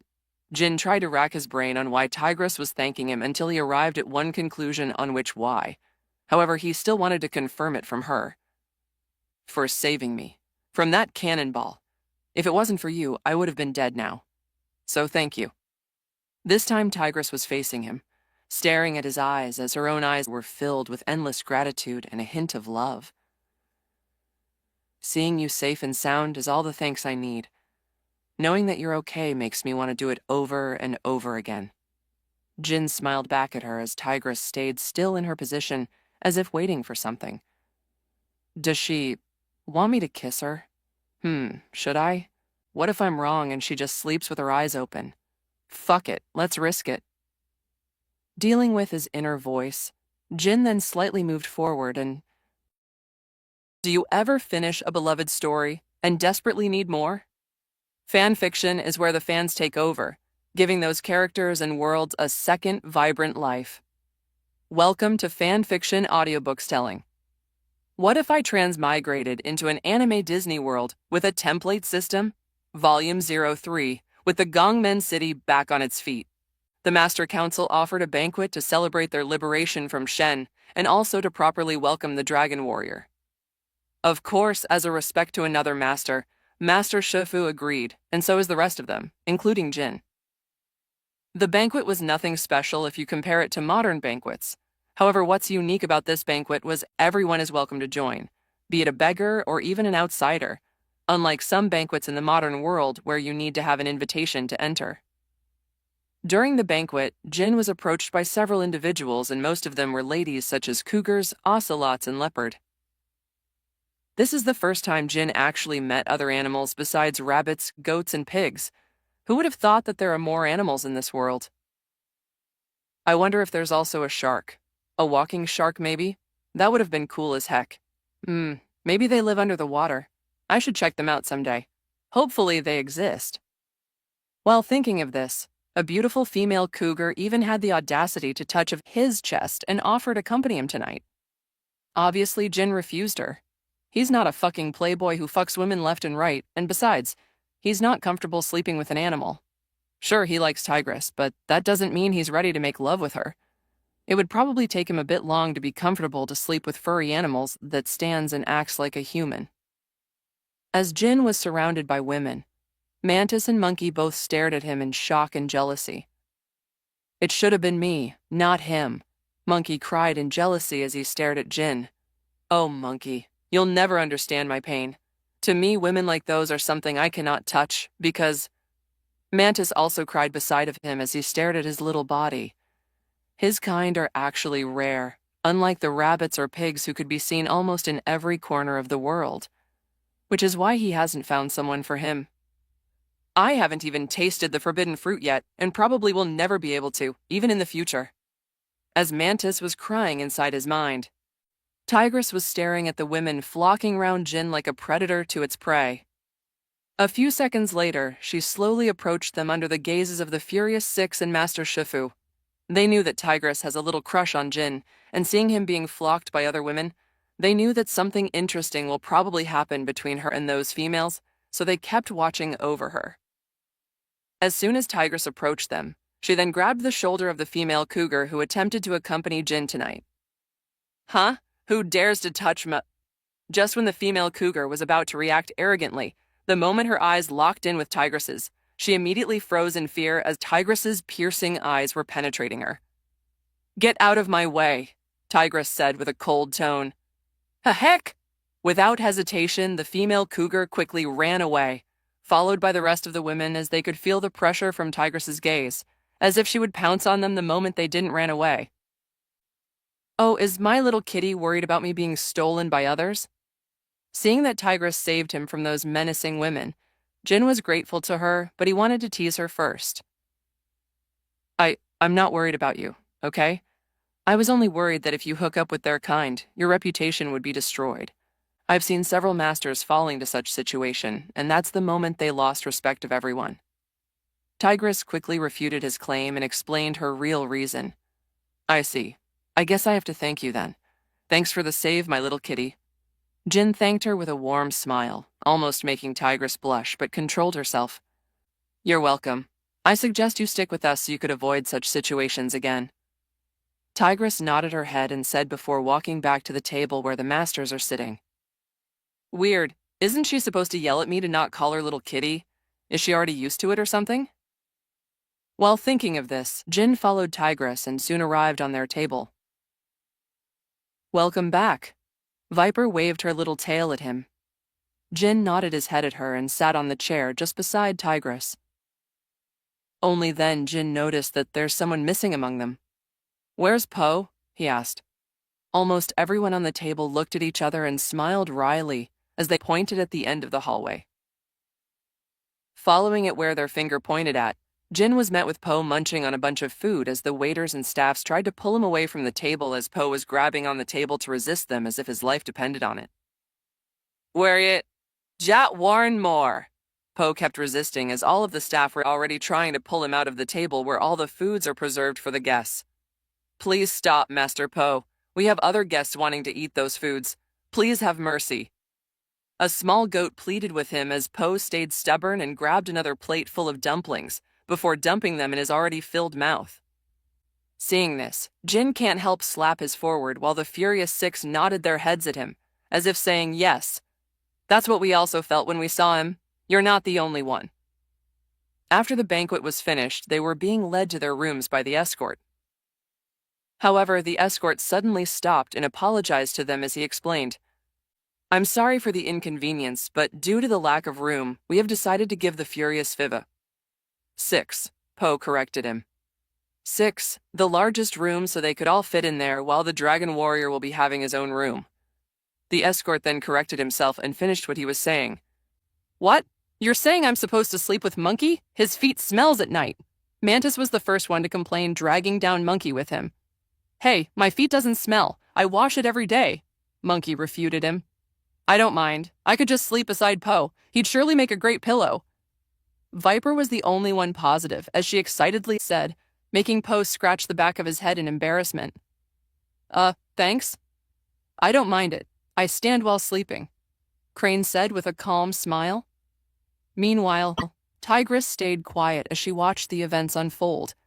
However, by shifting her body slightly, Jin could tell that she's a bit uncomfortable sleeping with other people. Seeing her predicament, Jin turned his attention to the escort and asked, "How large is my room? Is 2 people enough to sleep in?" Jin asked. There's only 1 bed in your room, but 2 people should be enough to fit in." Escort nodded his head and informed him. "Good, then I'll take Tigress with me, is that okay?" Jin said while grabbing Tigress's shoulder and pulling her close to him. "It should be." Escort coughed slightly while giving Jin a wink as if he knew what he's planning. Unfortunately, Jin doesn't have any vulgar plans tonight as he simply doesn't want Tigress to sleep with the others, especially seeing how uncomfortable she was earlier. Meanwhile, Tigress just stared at the ground, not refusing Jin as she knew that it is better to sleep with Jin than the others. Monkey was about to complain when Crane elbowed him and shook his head at him. "Well then, it's settled, I guess." The escort nodded his head before leading the Furious 6 to their room first before he escorted Jin and Tigress to their room. "Good night, and just to remind you, we have a special thing in the draught just in case you need it." After whispering to Jin, the escort then proceeded to close the door and leave. Meanwhile, Jin was confused at what the escort told him while Tigress was already laying on the right side of the bed while facing the wall, leaving the left side open for him. Deciding to check the drawers as he's curious about what the escort said, as soon as he opened the drawer, Jin was met with several packets inside with single different letters etched on each of them, which is S, M, and L. The most noticeable thing about this packets was the donut-shaped circle bulging out of the packet. Without hesitation, Jin quickly closed the drawers as his face twitched with a smile. Fuck, how can such things exist even in this world? Jin sweated profusely as he decided to forget what he just saw and lay down on the empty side of the bed, just right beside Tigress. The bed was a bit smaller, so their bodies were slightly touching each other as Jin closed his eyes and tried to sleep. However, he was disrupted by Tigress speaking. "Thank you." Hearing what she said, Jin opened his eyes and noticed that Tigress was already facing the ceiling instead of the wall. So now their shoulders are touching each other? About what? Jin tried to rack his brain on why Tigress was thanking him until he arrived at one conclusion on which why. However, he still wanted to confirm it from her. "For saving me from that cannonball. If it wasn't for you, I would have been dead now. So thank you." This time Tigress was facing him, staring at his eyes as her own eyes were filled with endless gratitude and a hint of love. "Seeing you safe and sound is all the thanks I need. Knowing that you're okay makes me want to do it over and over again." Jin smiled back at her as Tigress stayed still in her position, as if waiting for something. "Does she want me to kiss her? Should I? What if I'm wrong and she just sleeps with her eyes open? Fuck it, let's risk it." Dealing with his inner voice, Jin then slightly moved forward and... As soon as their lips touched, Tigress's eyes widened in surprise. She was just mesmerized by Jin's eyes and didn't expect to be kissed by him. This feeling, it doesn't feel bad. Slowly closing her eyes, Tigress decided to savor this feeling lest she might have missed out such feeling. Meanwhile, this wasn't the first time Jin kissed someone. As a rising actor, Jin naturally has a few scenes where he has to kiss someone, so he's not unfamiliar to kissing. However, none of those kisses are romantic like this. "I hope I'm not doing bad," Jin thought to himself as he decided to open his eyes, wanting to see Tigress's reaction. The moment he did, he saw her closing her eyes, as if she was asleep. At least, that's what he thought when Tigress suddenly reciprocated the kiss and pecked his lips repeatedly. With one finally smooch, Tigress blushed a bit before facing the wall again, making Jin face her back. "Good night," she said before relaxing her muscles so she could sleep. However, Jin could hear her loud breathing, which means she's still awake and probably nervous or excited. Jin isn't an expert in reading someone's breathing, so he can't determine exactly what she's feeling. "Good night to you too, my little kitty." Jin then smiled as he also relaxed himself, however, Through the entire night, he couldn't get an ounce of sleep. So the morning rised and Jin was still wide awake. He doesn't know what's happening to him, but his body feels energetic and excited ever since he kissed Tigress. I wish I could turn back time and kiss her again. Outside the tower where they were offered to sleep, Jin was the first one to get out as Tigress was still washing her face by the small pond in the bathroom. Who would have thought people in this era used pond as a way to wash themselves? That's why history is sometimes exciting. There would always be things in the past that you'd never expect to exist. Why do I feel like I've gotten stronger after healing myself from the cannonball? Could I have really awakened my angel bloodline? If so, where's my wings? Thinking of this, Jin tried to look at his back but failed to do so. I'll see if I could bring it out. The next moment, Jin's face scrunched up as if he's taking the biggest shit of his entire life. Nope, I can't bring it out, so I haven't awakened it yet, Jin said inside his mind, popping the pea. Hey Jin, you're finally awake. We were just waiting for you. Where's Tigress? Viper slithered herself to approach him as she greeted. She's still inside. Don't worry, she'll go out soon. Speak of the devil. As soon as he finished his sentence, Tigress finally walked outside the tower, maintaining her serious face. As soon as their eyes made contact, Tigress quickly looked away and fastened her pace. Ooh, Tilda, I'm smelling something.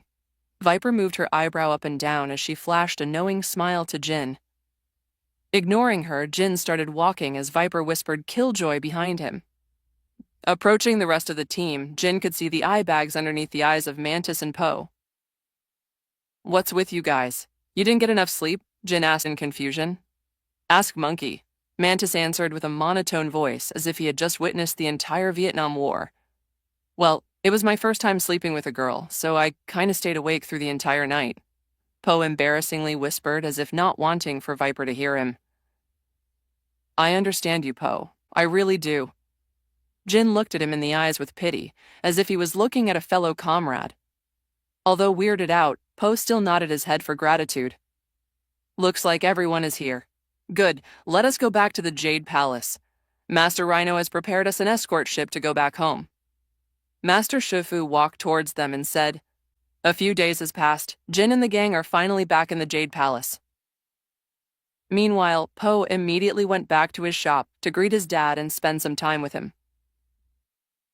In the meantime, Jin got back to his room and can't help but feel like the room has gotten smaller to him.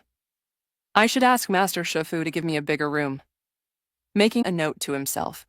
The first thing he did after getting back was to obviously check on his template percentage. Jin Kazuma template, 68%.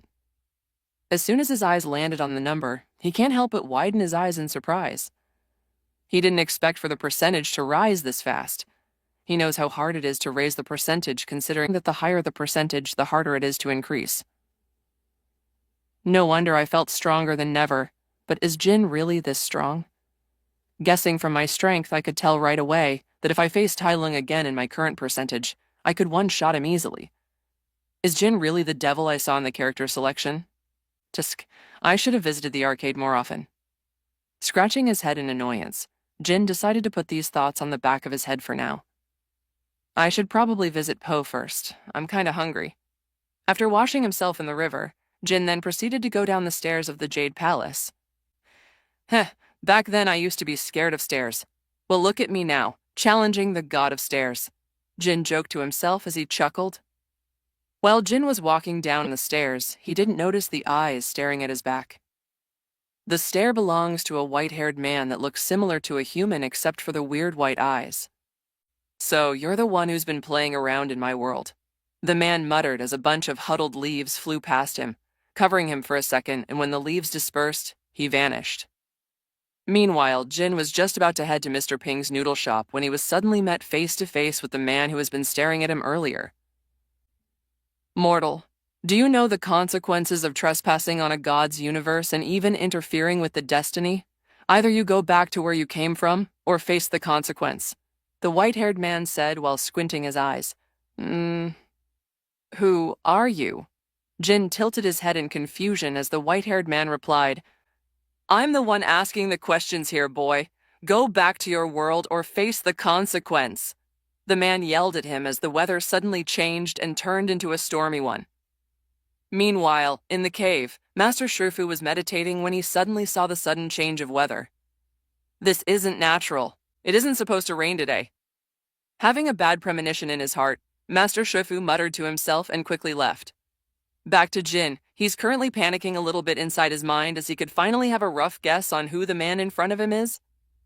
Oh God, he's the god of this world that God told me to watch over, right? Did I apply as a nanny of gods or what? Crying inside his mind, Jin maintained a calm smile on the outside. God, if you're watching over me, can you tell your son to fuck off? I'm not supposed to meet the hidden boss right at the middle. He's supposed to appear after grinding and becoming strong.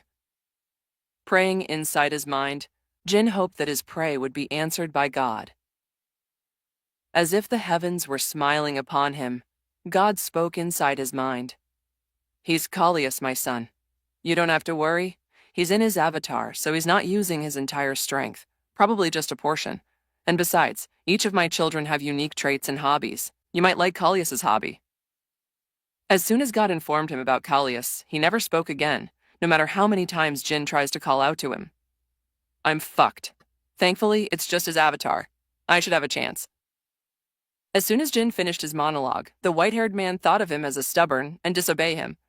So he sighed and uttered, I see. So you have chosen death. Shaking his head, Kallias raised his head to stare at him before declaring, Prepare for the consequence. Today you will beat me in battle.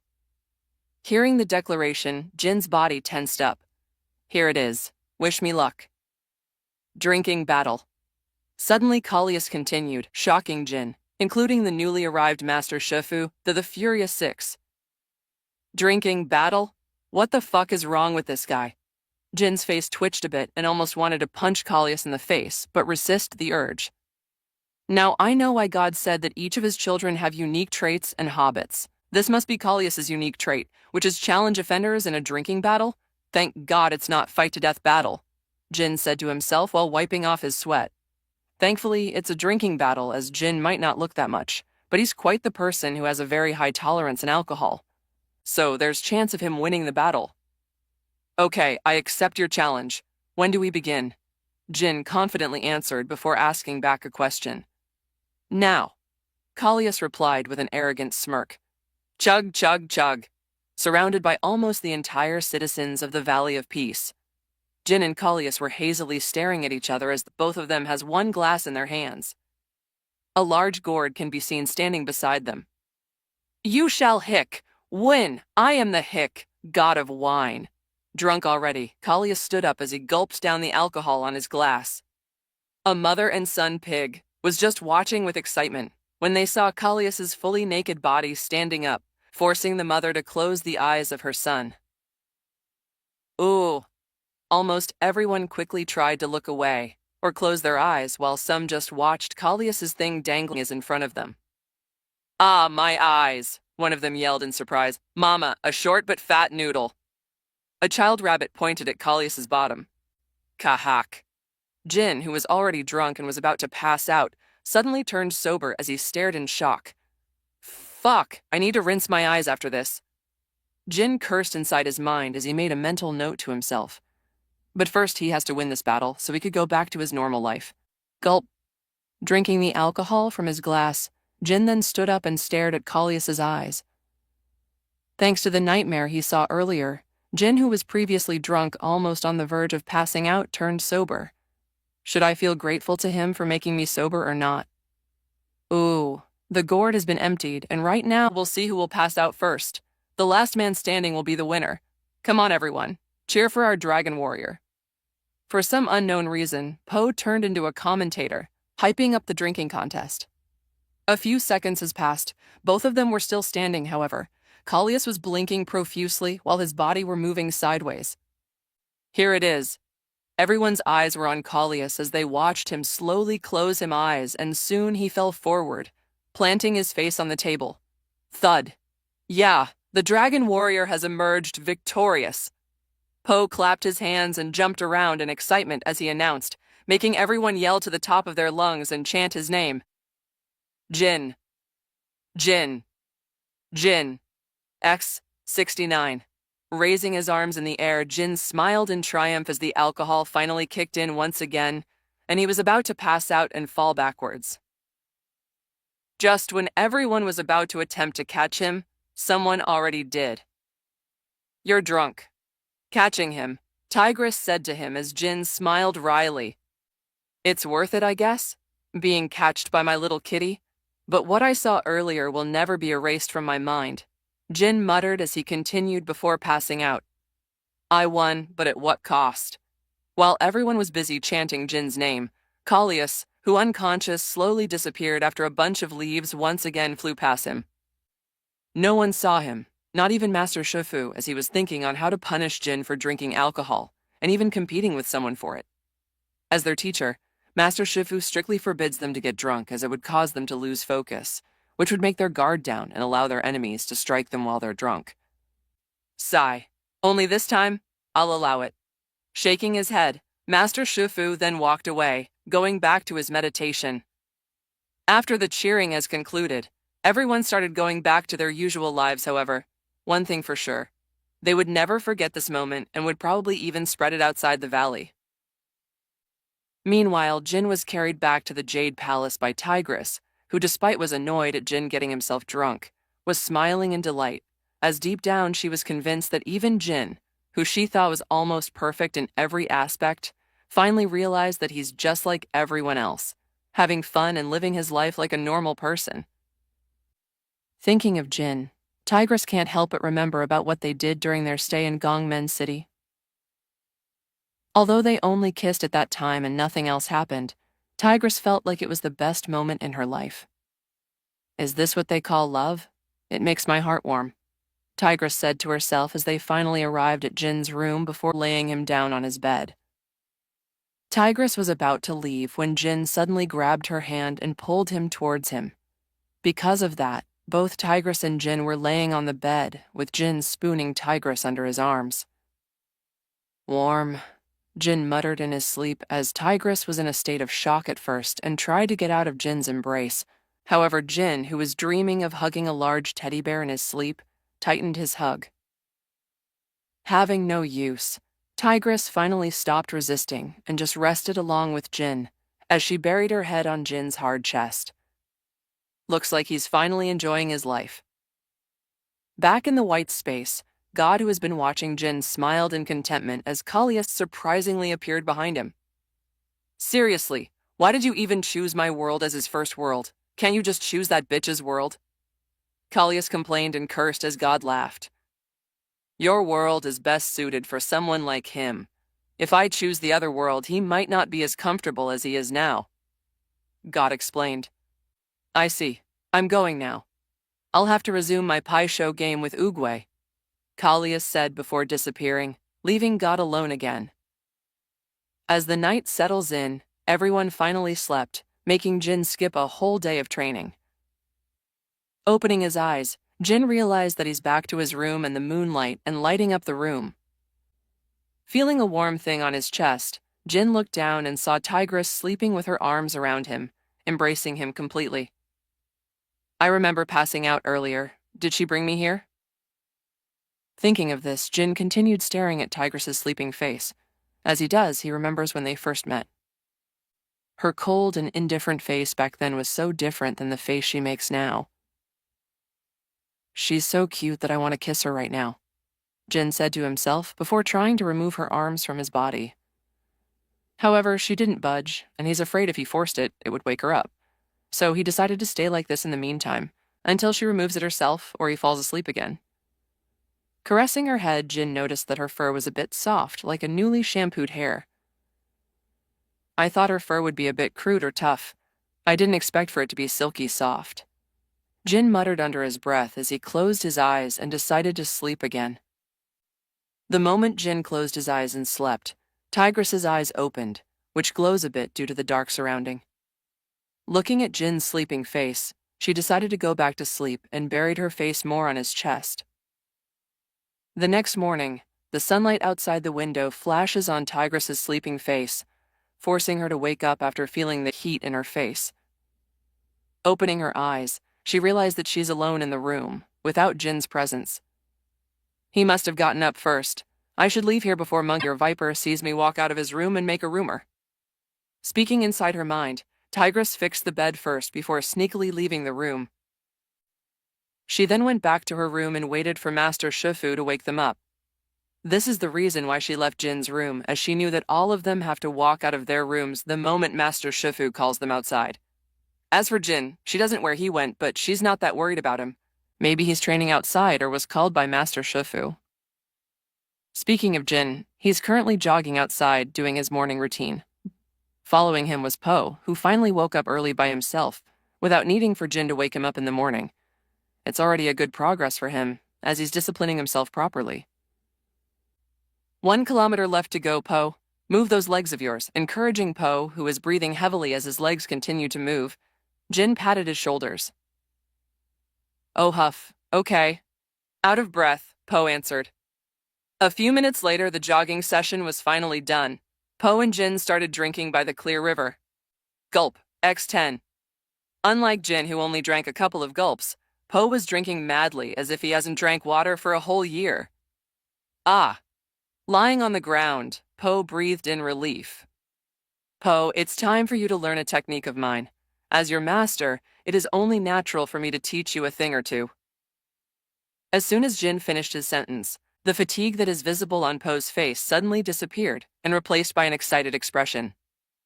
Really? Yes, let's go. Po jumped around in excitement as Jin chuckled at his reaction. All right, watch carefully, Po. This is a technique I call this technique Demon's Paw, Jin said, making Po's eyes glow in excitement. Are you ready to learn, Po? Jin proudly raised his head and asked. Yes. Po stuttered as he felt like Jin was bathed in light, further enhancing his image to Po. Then I am your master, Jin loudly declared, almost making Po tear up. Master, sniff. Po wiped the tears that threatened to fall on his face. Don't cry, Jin said, before throwing his handkerchief to Po, who catched it and blew his nose out. Seeing that Po tried to give it back to him, Jin immediately refused him and said, You can keep it. Just take it as a token of being my first student. Jin smiled and said, He could see some snots on the handkerchief. There's no way he'll be taking it back with him. Thanks. Po scratched his head as he placed the handkerchief to his small pocket. He'll surely place it as a display in his room and pray to it every day. Good. Now I want you to watch closely, okay? I would not repeat it again. Jin strictly ordered as Po opened his eyes wide, making sure that he catches everything Jin will show him. Nodding his head in satisfaction, Jin assumed his Kazama-style stance as a large tree is in front of him. There's a small distance between him and the tree, allowing him to step forward quickly while bending his upper body slightly forward. His left leg were stepped forward than the other. His right arm is already cocked back and under just a second, his arm blurred and connected in the middle of the tree. Boom. A large booming sound occurs as the entire tree was uprooted from its soil and flew a few meters away, colliding with several more trees before coming into halt. Meanwhile, Po just stared at this with his mouth open. In his mind, that technique is so cool that he could finally show off in front of his fellow Valley of Peace citizens and also to his dad. Before you learn that, I'll teach you my Kazama-style stance first, so you could execute the Demon's Paw technique. Po nodded his head seriously, stood up as he tries to imitate Jin's Kazama-style stance. There were some fee errors on his side, which was fixed by Jin. For the next few hours, Po finally managed to grasp the technique. However, there would be some instances where he would break his knuckles or walk in a wrong foot and tripped himself. However, despite all these hurdles, Po kept on insisting in mastering the technique. Jin could only admire his courage and determination, which is something he lacked because of relying on his template. Maybe I should learn more harder techniques, something that even Jin Kazama himself would be having trouble. Thinking this to himself, Jin knew that in his current life, relying on his template system isn't bad. After all, there's a reason why he has it, and only an idiot would think of not using it in excuse of relying too much. He has the system and he'll use it to his heart's content. As Jin was training Po, Crane landed near them and saw that Po was exhausted and his knuckles were bleeding profusely. But in his eyes, there is no pain except for determination. Jin, we have a situation in Plant Village. A bunch of thugs are harassing them as usual. Crane reported to him, making Po, who was in the state of focused, excitedly said, "Finally, it's time for some action." Po raised his fist in the air. "No, Po, you're staying here. You're exhausted and injured. Stay and heal yourself." Jin poured cold water in Po's head as he explained and pointed at Po's bleeding knuckles. "Oh, this is nothing, haha." Po noticed his knuckles and quickly tried to hide it behind his back and step forward. However, when he did so, his ankle suddenly bent sideways, making him trip on the ground while his ankle turned swollen. "Ooh, Tilda, that's gotta hurt. Looks like you're staying, Po." Jin made the decision, much to Po's dejection. However, he could understand Jin as he's just taking care of him, so he nodded his head and used his other feet to jump and make his way towards the infirmary. "Let's go, Crane." Jin turned his head to Crane and they both nodded their heads in unison. "Quick, hurry up. We should get out of before those masters come." A large bear with a scar on the left side of his eye ordered angrily as the coyotes were flocking around the village taking some of their valuables. "Unfortunately for you, we have arrived." Hearing a voice not far away from them, the large bear with a scar turned to look at the source with a trembling body. Seeing the full squad of Jin and the Furious Six, minus Po who was in the infirmary, the large bear started trembling more intensely while pushing some of his coyote subordinates as he made a decision in his mind. "I'll take whatever I could take. With my subordinates holding them off, I would surely be able to escape without any problems." Speaking in his mind, the large bear grabbed all the bags he could carry before dashing off while pushing the coyotes away from his way. Raising an eyebrow, Jin chuckled to himself. "Back in my world, humans used to be scared of bears, but now the bears are the ones scared to a human. Oh, how the tables have turned.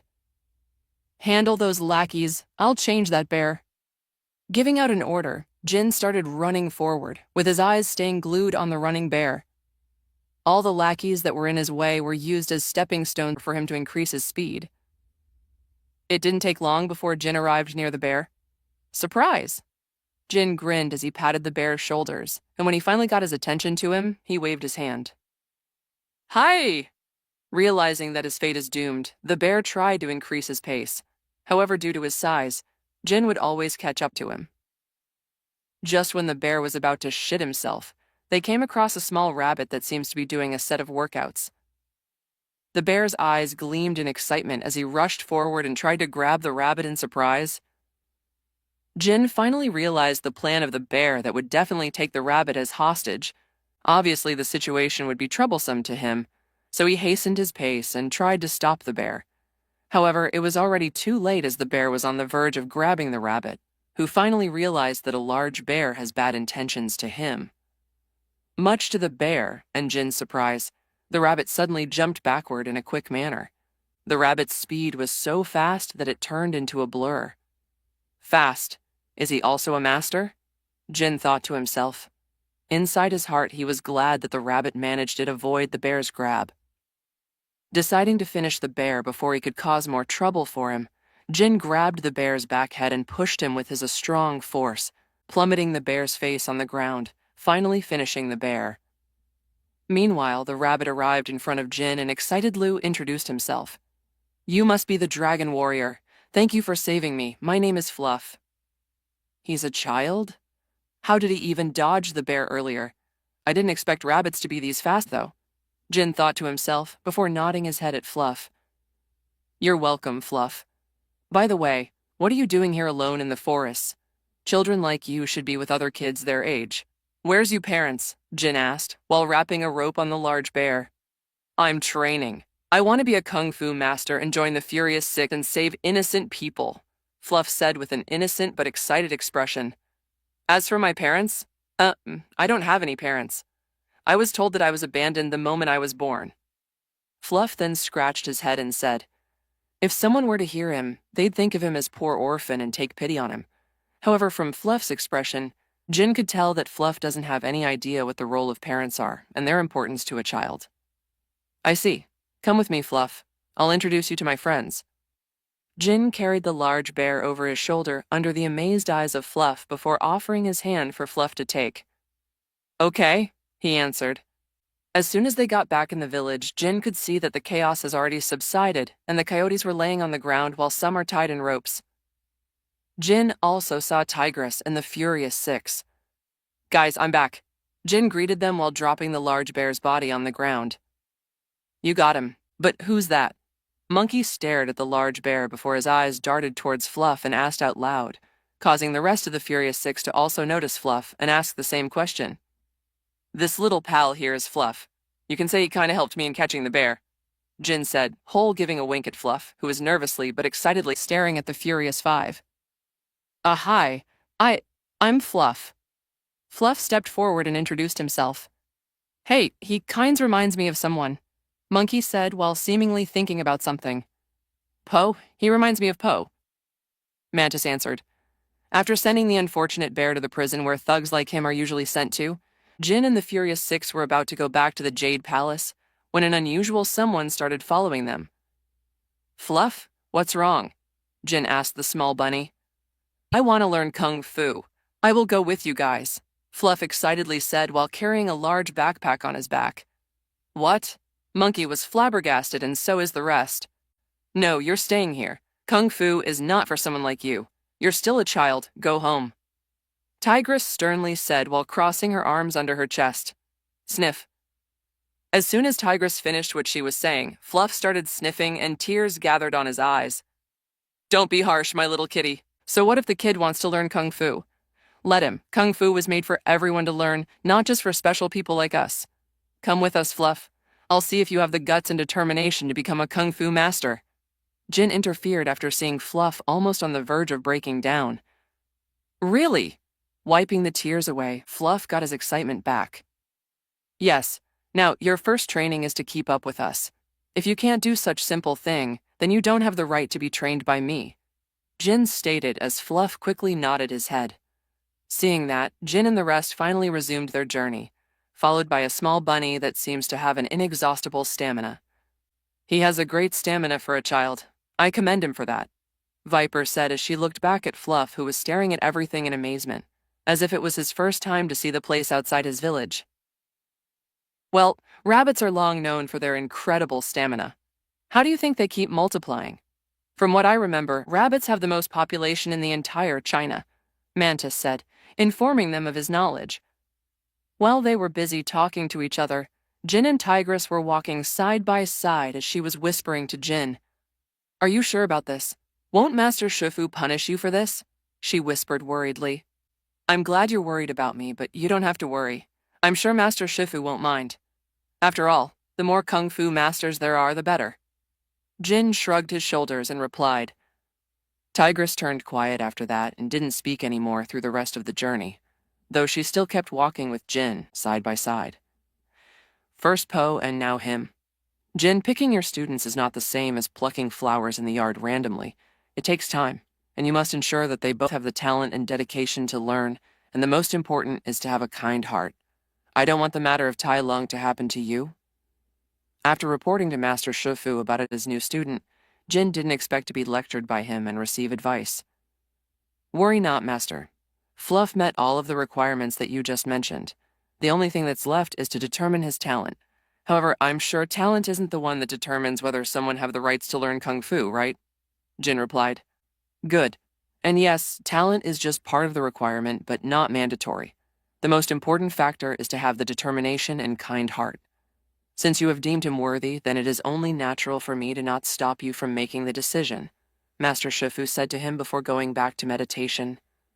After Jin left, he proceeded to go back to the training hall where he met Mantis and Monkey, having a small spar. Still as slow as ever, Monkey. What would great strength and flexibility do if you can't hit your opponent?" Mantis mocked, as he was dodging all of Monkey's strikes and sometimes even lying on the ground, further insulting Monkey's ego. "Well, you're still as small as ever. What would your great speed do if you can't reach me once while touching the ground?" Monkey shot back. "Too bad for you, I'm already immune to that kind of insult. You have any other news ones?" Mantis chuckled and taunted. Just when Monkey was thinking about what he could use to call him names, Jin decided to interfere before Monkey and Mantis might kill each other if they went beyond. "All right, you both knock it off. How about fighting me next?" It's been a while since I fought seriously. Jin grinned as he taunted them, but challenging them with a gesture of his hand. Come and get me. Glancing at each other, Monkey and Mantis talked through their eyes before coming up to a decision. I'll show you that in the world of Kung Fu, speed defines the winner, Mantis confidently said. I'm getting excited, Monkey excitedly said while assuming his monkey-style stance. Seeing that they're ready, Jin took a coin out of his pocket and said, The moment this lands in the ground, the battle will begin. Understood? Seeing them nod, Jin flicked the coin in the air as he quickly went on his Kazuma-style stance. Everyone's eyes were on the flipping coin that slowly loses its momentum in the air and started falling down on the ground, thanks to gravity. Cling. The moment the coin landed on the ground, Mantis was the first one to move, as he's the fastest among them. Swoosh! Aiming at Jin's vitals, Mantis intends to take down Jin by striking his nerves, making him lose control over his limbs. Ha!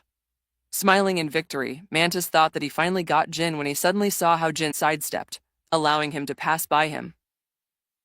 As Mantis was in midair, it is impossible for him to change his position, so the moment he saw Jin's kick heading towards him, he knew that he's done for. Don't worry, Mantis, I got you. Just right in time, Monkey arrived to intercept Mantis as Monkey slid on the ground and used his tail to wrap around Jin's kicking leg. Seeing that the leg that was supposed to kick him had halted, Mantis sighed in relief and landed on the ground safely. He didn't expect for Jin to react that fast. Meanwhile, Jin noticed how Mantis got away thanks to Monkey, so he decided to take down Monkey first. Pulling his leg back down on the ground forced Monkey release his tail from his leg, which gave Jin enough time to deliver a devastating punch towards Monkey's abdomen. No. Oh no. Monkey knew it's too late for him to react, and even if he did, his speed is not that fast for him to evade Jin's punch. So he could only cross his arms and hope for the best for him. Boom. Unfortunately, Jin's combined strength and technique made his lunge 10 times more stronger than his full strength. So, Monkey was basically thrown away and collided with the wall. Monkey. Mantis worriedly tried to rush towards Monkey to check on him. However, would Jin just allow him to do that? This is a fight, and in a fight you don't turn your back on enemies.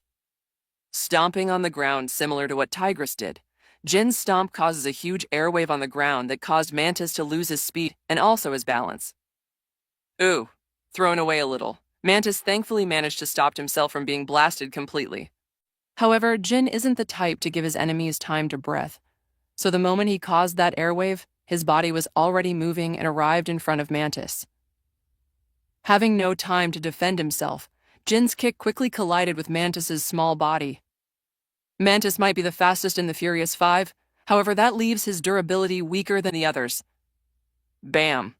Of course, this is only a spar, so Jin slightly tuned down his strength as to not kill Mantis accidentally. However, despite holding back a bit, Mantis was still vulnerable to his kick, so he was blasted away with blood coming out of his lips. Shit. Realizing what he has done, Jin immediately rushed over to Mantis to check up on him. Thankfully, his vitals are fine and he's just unconscious. Whew, you had me worried there for a second. Jin wiped off his sweat that had formed from the fight and the nervousness. Ha! Suddenly, Monkey emerged from behind with a bow staff in his hand. Surprised with the suddenly arrival of Monkey, Jin was too late to react and could only use his forearms to defend himself. Bam! Skidding on the ground, Jin's forearms reddened due to the force. Shit, he hits like the fucking tank from L4D, Jin said to Hiskmelf as he shook his arms to fade the pain away. Landing on the ground, Monkey was now serious while holding his bow staff behind him while squatting a little. Looks like he's serious now. I wonder how strong he really is. The movies didn't show that much of the Furious Five and their true strength. While he was thinking to himself, Monkey decided to strike first. Throwing the bow staff in a spinning manner, Jin bent his back backward, making the bow staff spin past away from him, when Monkey suddenly jumped and arrived near the bow staff. Finally getting hold of his bow staff, Monkey quickly whirled it around his body while still in midair before slamming it towards Jin, who was still bending his back. Fuck! Quickly picking himself up, Jin tried to intercept Monkey's upcoming strike when Mantis surprisingly came up behind him and struck the nerves on his left leg before rushing to hold the strike the other one. Do it, Monkey, Mantis yelled. Monkey's technique. Whirlwind strike. Yelling the technique's name, Monkey brought his bow staff down towards Jin. Looking at this in shock, Jin's body suddenly released slight sparks of red lightning before... Boom. I think I just heard it in the training hall. Viper slithered quickly, followed by Tigress and Crane. As they arrived at the entrance, they saw Master Shifu peeping inside while his hands were behind his back. Master? They bowed their heads in respect, upon seeing him. It is incredible. Jin has unlocked his chi through battle. Master Shifu muttered as he watched in shock inside the training hall. Curious, the three of them also looked inside, and what they saw shocked them. Jin was standing alone in the middle of the training hall. Scorched marks can be seen everywhere around him, while Monkey and Mantis were lying on the ground with scorched marks also in their bodies. Their body were also shaking involuntarily, due to the electric shock. What happened here? Tigress questions as he was mesmerized by the red lightning arcs that kept sparking around Jin. Hearing her, Jin, who was zoning out a bit, turned his head to her and noticed that she's not alone. Trying to make an excuse, Jin seemed to find nothing plausible. You have unlocked Chi, Jin. Something that took me decades just to unlock, and I haven't even mastered it yet. Master Shifu said in excitement.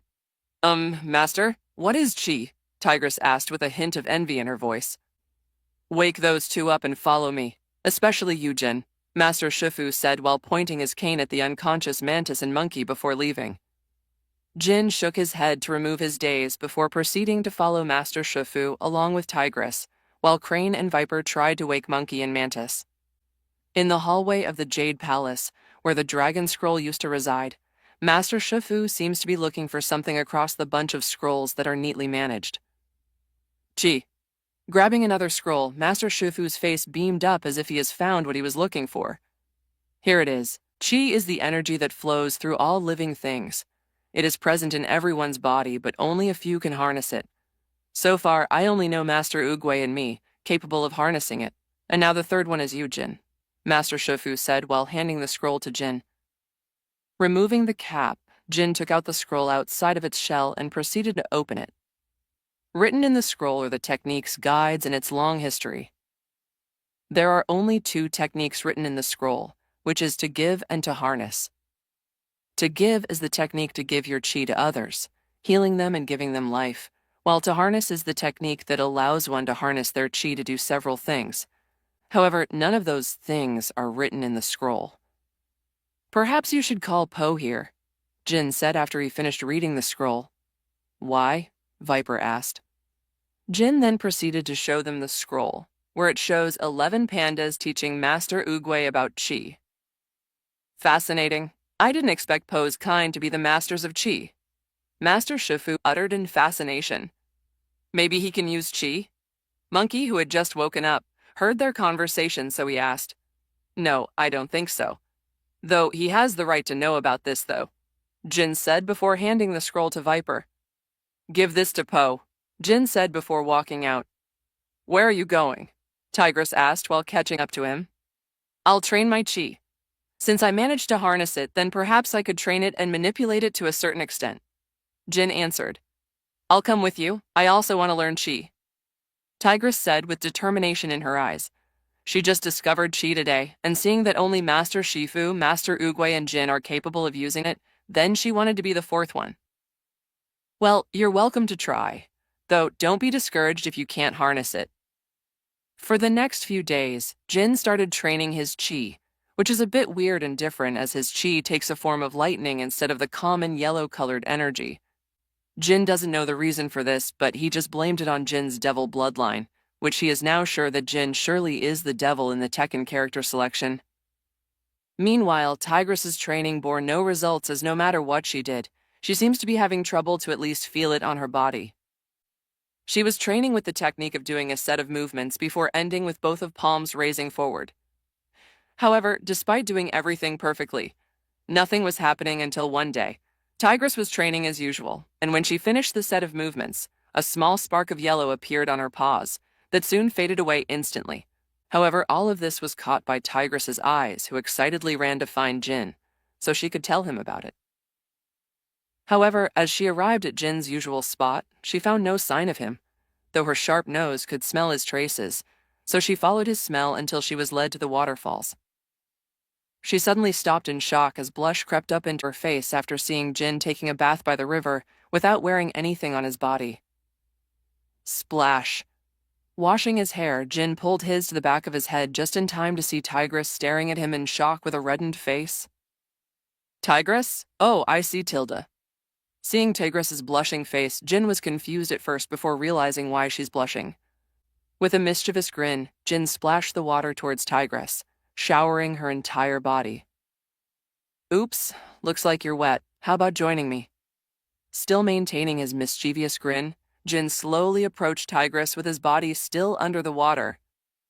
Meanwhile, Tigress quickly looked at herself and seeing her wet clothes that clings to her skin, showcasing her abdominal muscles, especially her chest. Wait, that wasn't my intention. Realizing that Tigress's nude body was almost showing due to her wet clothes, Jin also blushed slightly before wiping off the blood that trickled down on his nose. I'm not into furry, but dammin'. Glaring at Jin, Tigress tried to hide her blush away as she gritted her teeth. Don't look. Upon Tigress's instruction, Jin did as she told him and looked away. He might be a bit of a pervert, but not a degenerate person who sees women as some kind of thing or trophy. Seeing that Jin has finally looked away, Tigress gulped her saliva before slowly undressing her clothes, though from time to time, she kept on checking Jin before she was finally fully undressed. After submerging her body in the water, there was a hint of disappointment in her eyes, which for some unknown reason. Okay, it's fine now, Tigress said as Jin finally looked back at Tigress, straight looking at her in the eye, his eyes not even darting anywhere other than her eyes. Is he mocking me for not looking at it? Is it small? I heard men like it big. Wait, what was I thinking? At first, Tigress frowned at Jin's action, and when she suddenly realized what she was thinking, she blushed once again. Meanwhile, Jin thinking was different from expected. All right, I'm looking straight into her eyes. That means I'm respecting her, right? This should give me a few points from her side. I'm such a gentleman. Speaking to his mind, Jin nodded his head in satisfaction. Duh. The next few minutes was a bit awkward as neither of them either moved or removed their eyes away from each other. It may seem like they're on guard against each other. However, that wasn't their current intention. Jin was looking at Tigress's eyes, so she will know that he's a gentleman instead of a pervert. While Tigress was staring at Jin, waiting for him to make a move on her. Why is she staring at me? Do I look bad when I'm wet? Jin thought to himself. Why is he taking so long? He's supposed to make a move on me by now, right? Was our kiss that night meant nothing? Disappointed, Tigress turned her back against Jin, preparing to leave the river. She's leaving? Did I perhaps do something rude? Is she waiting for me to make a move? But what if she didn't? Though does it matter now? We kissed that night in Gongmen City. I'm sure that means something between us. Fuck it, let's risk again.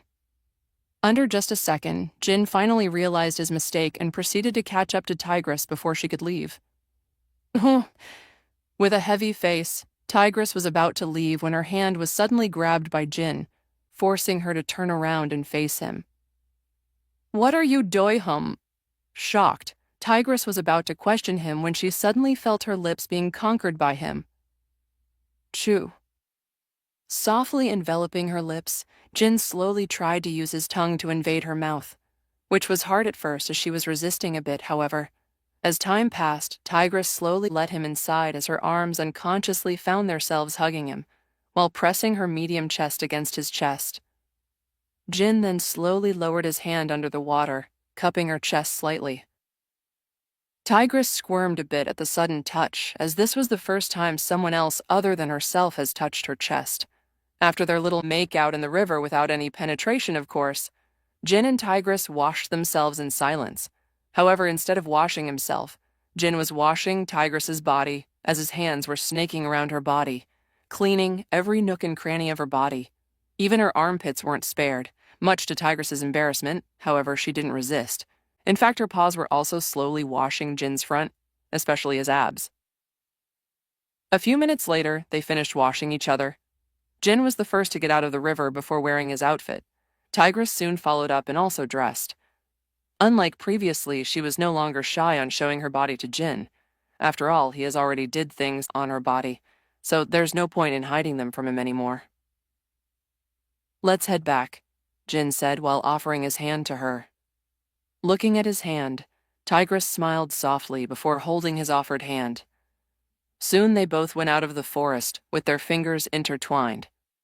Arriving back at the Jade Palace, they stumbled upon the Furious Six, who was chatting with each other. Seeing them, Monkey was the first one to greet them. Hey guys, why are you holding each other's hand? Ow! Monkey was still speaking when Crane slapped the back of his head.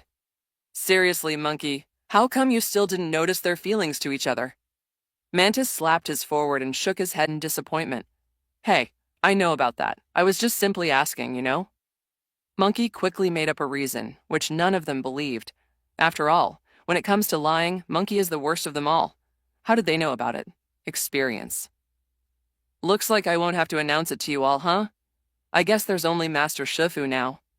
Jin scratched the back of his head as he smiled.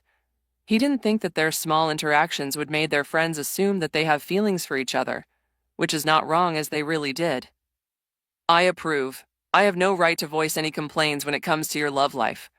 I wish you the best of luck in your upcoming journey, Jin and Tigress. Speak of the devil. Just as Jin mentioned Master Shifu, he appeared beside them while holding his usual cane that he got from Master Oogway before he went off to the spirit world. Thank you, Master.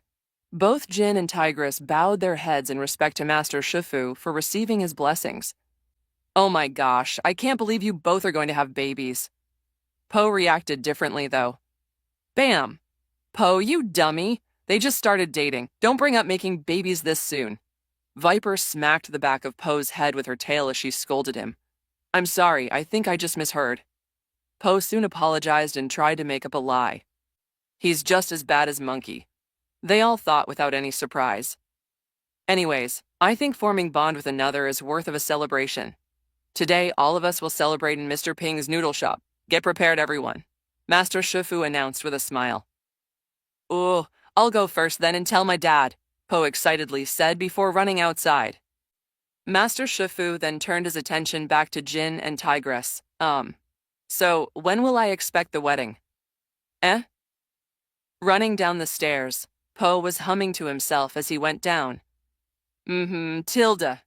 Soon he finished every step, making Po jump in victory. Ha ha, I finally beat you, stairs. Po smirked in victory as he pointed at the tall stairs, as if he was mocking it before proceeding to resume his journey back to the noodle shop. As he got there, he immediately saw his dad preparing the noodle shop as usual. Dad, you're not going to believe this, but the entire Jade Palace Masters will come and eat here. We should give it our best shot and make sure we cook the best noodles, Po excitedly said, as Mr. Ping just looked at him lovingly. Oh, look at you, Po. Finally taking care of our little shop. Don't you worry. With you here, we'll definitely give them a surprise. Come, Po, help me set up the ingredients, Mr. Ping said as he hugged Po. However, it turns out that Mr. Ping has also sneakily placed the apron on Po as he grabbed him inside. But Dad, I have to tell them first. No buts. You said you wanted the best noodles and I can't cook it without you, Mr. Ping replied before Po could even finish his sentence. Oh man. Dejectedly, Po started cutting up the ingredients as Mr. Ping prepared the wok. You know, I would have thought they'd react more violently or something. I didn't expect it to be this easy, Jin said while walking side by side with Tigress. That's because our interactions are too obvious that made them come up with a conclusion, Tigress said, while raising her head with her eyes closed, feeling the strong wind smash against her face. Staring at her face, Jin can't believe that just a few minutes earlier, her face makes a lewd expression, which is very far from the calm expression she had now.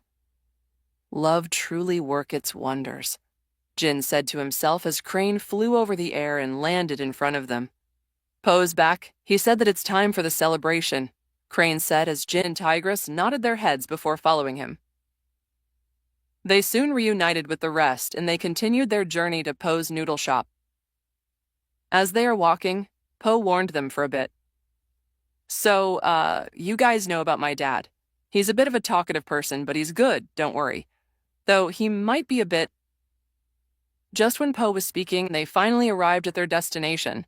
However, something seems to be happening as a large crowd has gathered in front of the curtilage. Huh? What's going on, guys? Poe asked in confusion with raised eyebrows as he slight pushed everyone in the way, until he finally gets inside where he saw a big guy, bigger than him, full of dumplings inside his mouth. Someone's about to beat your dumpling eating record. A rabbit noticed him and answered while pointing at the giant guy.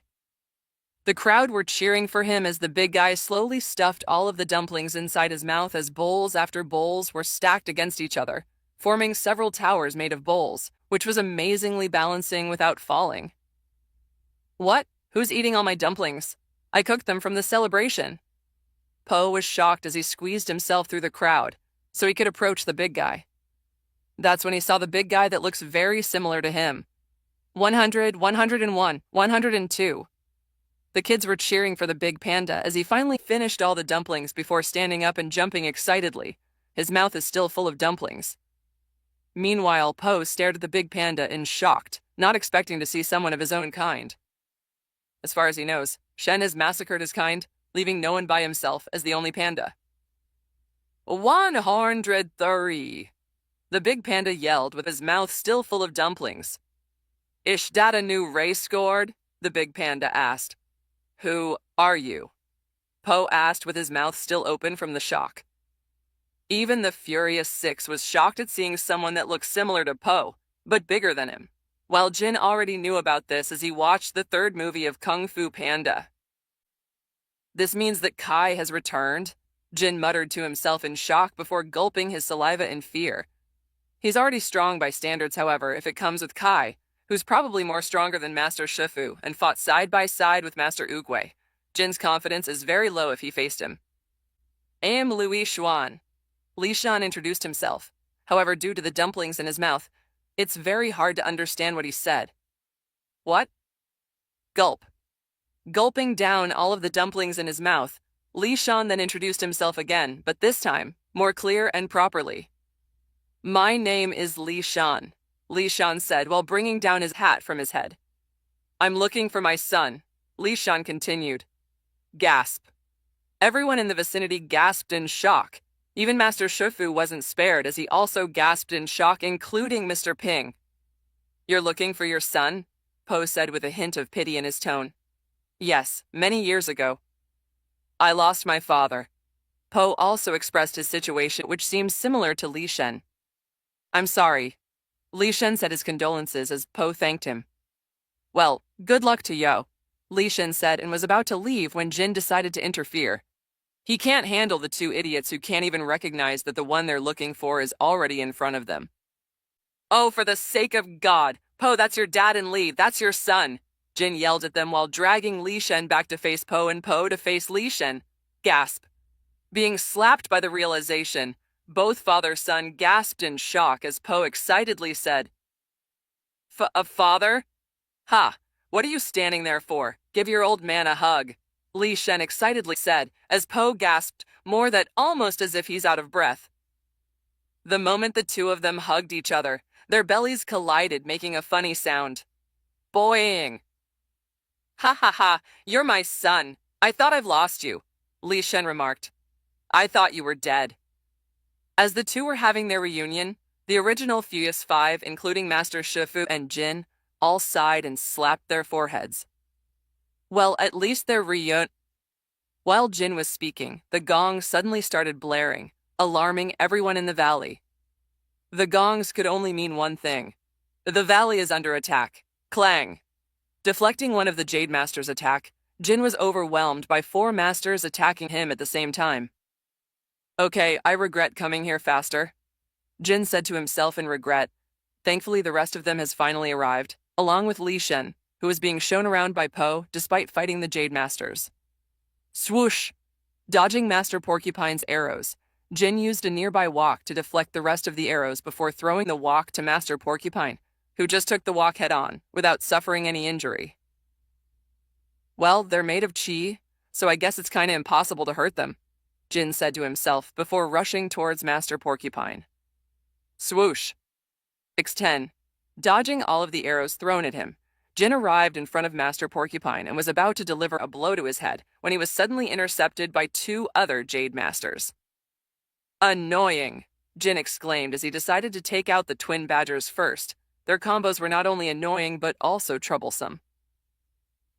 Aren't these masters supposed to be dead like 100 years ago? Monkey said, I'm confusion, as he parried some of the Jade Master's attacks. However, due to him babbling his mouth, he was caught off guard and was blasted away by Master Porcupine. Ha! Arriving with a blast, Tigress blasted one of the Badger twins in the air before Crane swiftly arrives and delivered a devastating wing attack on the Master Badger. Wings of Justice! Crane yelled his attack before using both of his wings to generate a wind wave strong enough to destroy an entire tree from its root. Whoa, this is awesome. Quick, give me someone to fight, Poe excitedly said, wanting to show off in front of his father. Hearing his request, Mantis decided to grant it. He fought off with the other Master Badger twin and threw him toward Poe. Whoa, uff. Unfortunately for him, Poe failed to show off as Mantis's throw was too fast and strong. Oops, sorry. Mantis quickly apologized before being hit by one of Master Porcupine's arrows. Bam! Emerging from Master Porcupine's side, Jin swept his legs underneath Master Porcupine before using a metallic stick to choke on Master Porcupine. Staring at Master Porcupine's eyes, Jin saw that it was glowing in green, so he could already tell that Kai must have been watching him by now. So, you're the Dragon Warrior. Your chi is impressive. I could sense your chi is very destructive. Ha ha ha, I can't wait to take your chi. Hearing Master Porcupine talk with Kai's voice, Jin responded. And who are you? Despite knowing about Kai, Jin obviously can't reveal himself, so he asked. The one and only General Kai, the supreme warlord of all China, master of pain and maker of widows. Who? Tigress appeared behind him along with Monkey and the rest, while in their arms were the twin badgers, without budging. Huh? You don't know me? Fine, it's only natural for Oogway to erase me from history. No worries, just wait for me and I'll make sure you'll never forget about me. As soon as Kai finished stating his purpose, the three Jade Masters started shaking involuntarily before turning into wisps of green chi as it took off in the sky. Master, do you know about Kai? Tigress asked. Kai. Master Shifu seemed to be racking his brain, and just when his face says something as if he finally got it, his expression suddenly turned bland. Nope, never heard of him. He mentioned Master Oogway, so he's somehow related to him. While they're walking back to the Jade Palace in order to know more about General Kai, Jin decided to not join them as he already knows who Kai is and how to defeat him. Walking to the peach tree of heavenly wisdom, Jin sat on the ground while leaning on the tree. Questions were running inside his head. Could he defeat Kai? Unlike Poe in the movie, who has the plot armor and the pandas using their chi to help him, Jin doesn't have any of that, so what he needs is pure strength to defeat Kai. Sure, he could go to the panda village, but would he surely be able to get their trust and belief like how Poe did in the movie? Jin is sure that it would be hard considering he's not a fellow panda of theirs. Hey, Peachtree, do you think I could defeat Kai? Jin then chuckled after asking the peach tree, and as expected, he received no response, so he went back to thinking by himself. I could either try what Poe did in the movie, which is to take Kai back to the spirit realm. However, the problem is, it would make it easier for Kai to defeat me there and take my chi.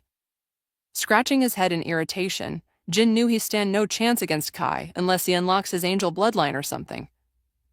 As he thought of this, Jin's eyes suddenly widened in surprise. That's it, I just need to somehow unlock my angel bloodline. If not, maybe Jin's devil bloodline should also work. But how? Standing up, Jin started pacing around as he tries to think on how would he unlock his bloodline. Maybe I should increase my Jin Kazama percentage. I remember it was already an 84%. Jin then proceeded to inhale and exhale in order to calm himself. Okay, don't get too excited, Jin. First, I need to train my ass off before Kai arrives. Just when Jin was about to leave to train, he suddenly heard a voice that he hasn't heard for months. Looks like you finally got your problem solved. God suddenly appeared while sitting on top of the peach tree. God, oh how I missed your voice. Jin sighed in relief. These few days, he thought God had already forgotten about him.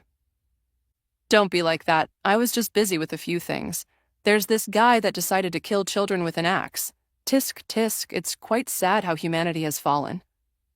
God then sighed and shook his head in disappointment. Well, I hope those kids are in good hands now. Now that you're here, can you tell me a way to unlock my angel bloodline? I already found my inner peace, but I haven't unlocked it yet. Jin was desperate to know. Sigh, if only you didn't get Jin Kazama's template, then you wouldn't be having this problem now. Your angel bloodline has long been activated. It's just that Jin Kazama's devil bloodline is interfering. Both sides are having a clash, and you need to make peace between the both of them, God said while pointing at his heart. Wait, what? But how? Jin was shocked by the revelation as he asked. Search it within your soul, and you shall find the answer you seek, God said before disappearing after Jin blinked. How the hell am I supposed to do that? Jin was about to throw his arms in the air when he heard Tigress's voice. Jin? Hey, Tigress, what are you doing here? Jin asked as he gestured for Tigress to sit next to him. Tigress did as he gestured before intertwining their fingers together. She's getting bold. I like it, Jin thought to himself as Tigress started explaining to him about Kai and his past with Oogway. You should come with Po and his father. Li Shan will teach Po about Qi and Master Shifu request to bring you along, Tigress said with a hint of sadness in her voice, as if not wanting to be away from Jin. Chuckling, Jin tightened the grip between their fingers as he spoke. I'm going nowhere. I'm staying here with you. But let Po go with his father. Just in case I fail to defeat Kai, Po might be our only chance, Jin said with a slight confident smile. Really? Tigress's face beamed in happiness, however. Realizing that she's not supposed to show excitement, she cleared her expression and asked, I mean, why? That's because I'm 100% confident that Li Shan doesn't know Qi. Jin smiled mysteriously before standing up. Tell Master Shifu that I would be staying if you need me. I'll just be in the training halls, Jin said before leaving under Tigress's complicated and confused gaze. Don't worry about him. He knows what he's doing. Suddenly, Tigress heard a voice behind her. Quickly turning around, Tigress was faced with God's smiling face while sitting on the same branch that he sat on earlier. Who are you? How did you reach this place? Tigress assumed her tiger-style stance while her eyes were squinting towards God. Me? God chuckled before spreading his arms in a lazy manner. I'm God. Reaching the training hall, Jin saw that it was empty, so he decided to warm up first before testing his current limits. I have several techniques in my head that belong to Jin Kazama. However, I rarely use some of it. Right now, I need to train with those techniques. Kai is my enemy this time, meaning I can't use any other strategies, only close combat fight. With that said, Jin then proceeded to wear his gloves, which he only wears whenever he's on a mission or fighting someone. Jin already knows the techniques and he's sure that he could perform them as if some kind of muscle memory. However, he can't simply rely on that. Jin wanted to familiarize himself on the techniques in order to use them to their potential in several situations. The first technique I should practice with is the Konshin Seikenzuki technique, one of Jin's terrifying techniques. After skimming his mind, Jin came across a certain techniques that would not only train his body movements, but also his lightning chi. It's been hours since Jin started training the Konshin Seikenzuki technique, and so far, he could only release his lightning chi on his arm, but he can't achieve the results that he wanted. Several uprooted trees lay on the ground. Some have the middle cut off while the rest have scorched holes in them. Stepping back, Jin's body straightened except for his left extended arm, which seems to be releasing a devastating red lightning. The red lightning seems to be traveling from his left arm throughout his entire body before heading towards his right arm that has already punched forward. Boom! The poor tree in front of him not only got uprooted from the ground, but a large scorched hole. Once the entire tree got uprooted, it traveled far back before colliding with another tree. Bam! Unfortunately, the momentum wasn't strong enough to take down the second tree along. This should be the limit, not the one I wanted, but it's the limit of this technique, I guess. It may look like not that much, but according to my memories of the technique, that lightning chi wasn't just for show. It's the main force of the technique itself, as not only it could destroy and fry their insides, but also disrupt their churi to a certain amount of time, making their chi unstable. It's a good technique to the likes of Kai, who relies heavily on their chi. Jin analyzed and explained to no one, as he likes to talk to himself. Thankfully, I mastered it in just a few hours. The only thing left is to familiarize myself with it. And after that, I'll proceed to the next technique. Soon after that, Jin repeated the technique a few more times on other trees. Looking at the fallen trees, Jin felt like he was hurting Mother Nature and Earth. Maybe I could do that chi technique that gives your chi to others. Muttering these words, Jin held both of his hands against each other before inhaling and exhaling. With his eyes closed, Jin focused on the chi inside his body, slowly harnessing it from its resting state. He then opened his eyes and spread his palms forward, towards the little tree sapling in front of him. At first, nothing was happening, no light appearing, nor is the tree sapling growing. But Jin didn't give up. He maintained that kind of stance for a few more seconds before finally feeling a sense of calm and tranquility washing over him, especially on his palm. And, With a humming sound, Jin's palm glowed in golden light along with the tree sapling, who slowly grew that can be noticed even in the naked eye. The little tree sapling, who is only 10 centimeters in height, slowly grew from a sapling to a young tree. The chi not only can give life to others to heal them, but also help them grow like how the tree sapling turned into a small tree. Tilde, I can't believe that took a lot of me. I could do at least 10 times of the Konshin Seikenzuki technique before exhausting myself like this, Jin said to himself in haggard breaths before sitting next to the young tree that he cast the chi technique upon. An hour later, Jin's stomach made a gurgling sound, indicating that he needs food. Welp, it's time to take a small break to eat. But Po and Mr. Ping are probably gone by now, so where do I eat then? After contemplating, Jin decided to learn how to cook. After all, it doesn't hurt to try, and Jin Kazama does know a thing or two in cooking food, albeit not as good as Po's noodles. Standing up and patting his butt to remove the dust, Jin then takes his leave, walking back to the kitchen. Chopping sounds. Who's cooking? Monkey said after walking inside the dinner room, followed by Mantis and Crane. Me, Jin answered while putting the chopped vegetables on the wok. You know how to cook? Monkey asked before sitting on the chair. I know a thing or two. Jin shrugs his shoulder before focusing back on the cooking.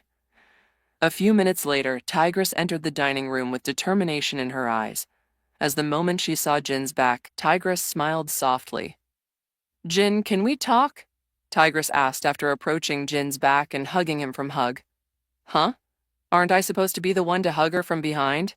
At least that's what it says in some movies and novels, Jin said to himself, though he felt he's the feminine one in the relationship. Well, I guess I'll just have to show her who's dominant in the relationship. In bed. Seeing how Tigress hugged Jin from his behind, Crane quickly dragged Mantis and Monkey outside without listening to their complaints. What do you want to talk about? Jin asked back after washing his hand and turning to face Tigress's smiling face. I already know, Tigress said. Know what? Jin raised his eyebrow. About you and God, a few hours ago. God? Why should I believe the words coming out of your mouth? Tigress frowned at God's words. You don't have to believe me. I just want to tell you something about Jin, God said with a shrug. What about Jin? Tigress squinted her eyes at God, ready to pounce on him if he moves. You see, Jin is an angel of mine, and I noticed his buried problems within him, even if he tries to hide it. What are you talking about? What do you mean by he's an angel? Tigress got more and more confused. He's an angel that I sent on a mission, you see. That is to prevent a great war happening. His job is too heavy for him, and I can't bear to see him fight alone. God lied through his teeth without changing expressions. What great war? What is that? How come I don't know about it? Tigress asked more as her confusion passes by. However, she was worried the most in the Great War, as she thought that this great war is something that will occur in her world. It is a great war that will shook the entire multiverse. And yes, it involves your world and many other worlds. Jin's mission is to prevent this war from happening. But he can't do it alone. He needs allies that he could trust and rely on. Tell me, Tigress, who do you think I am referring to? Tigress was speechless as she realized that this great war was worse than she expected. After a moment of thinking, Tigress stared at God's eyes once again and said, full of determination in her voice, All right, what do I have to do? Nothing much. Be strong and accompany him in his upcoming journey. Trust me, having someone by your side is better than being alone. God gave his final advice before slowly disappearing under Tigress's amused eyes. Present. Rubbing his temples, Jin can't believe that God would actually tell Tigress about him. Though he's grateful to him for not mentioning his past life to her, he's not ready yet and probably will never be. Though he's amused by the lie that God made up, which is the Great War. I'm ready, Jin. I will stay by your side until the day I die, Tigress said with a warm smile on her face that tempted Jin to kiss her. Chew. Of course, Jin was tempted to, so why not give in? That's a bit cringe, but I like it. After giving her a deep kiss, Jin replied, It's all your fault anyway. You turned me into this. Tigress playfully punched him in the chest as she responded, Well, I don't regret it. Jin shrugged his shoulders and said, So what do we do now? Kai is coming, right? Is God going to help you? Tigress then changed the topic and asked, Probably not. He has helped me enough, and I'm sure he wants me to overcome this. Jin replied with a shake of his head. I just need to train, and once I'm strong enough, I should be able to handle Kai. Jin assured her with a smile before proceeding to finish what he was cooking. What about me? What should I do? Tigress asked. I want you to get strong, my little kitty. Just like what God said, perhaps I would need a strong ally in my journey. Jin smiled and said, Get strong. Tigress muttered as she stared at her own hands before closing them into a fist. A new goal has appeared in her mind. After eating what he cooked, Jin then proceeded to go back to training. However, Tigress decided to join him. Have you practiced your chi? Jin asked her while meditating on the ground. He's trying to harness the chi inside him and, if possible, increase his chi reserves. Yeah, but I could only do the technique inscribed in the scroll, Tigress said before taking off her robe, leaving only her pants and a white bandeau that covers her cleavage. Jin can't help but stare at her while gulping her saliva. During their makeout session, he barely saw her chest as it was covered under the water level. However, now that he saw her entire breast, Jin's junior turned quickly hard. Seeing Jin stare at her breast, Tigress smirked in victory before straightening her back, fully showing the size of her bosom. It might not be that big, but Jin could still see her cleavage. It should be a B-cup or something. Jin nodded his head like some wise sage. Before the day ends, Master Shufu was about to send Crane and Mantis to follow Kai's trail. However, knowing what will happen to them, Jin immediately interfered before they could leave. No, don't go. I have a bad feeling. We need everyone here just in case Kai arrives. Jin made up an excuse which Master Shufu seemed to buy. Perhaps Jin is right. By sending his Jade Masters here, then there's a possibility that he already knows where we are. We must stay together. Master Shifu nodded his head in agreement. All right, I need you all to evacuate the valley. Make sure no one gets left behind here except for us.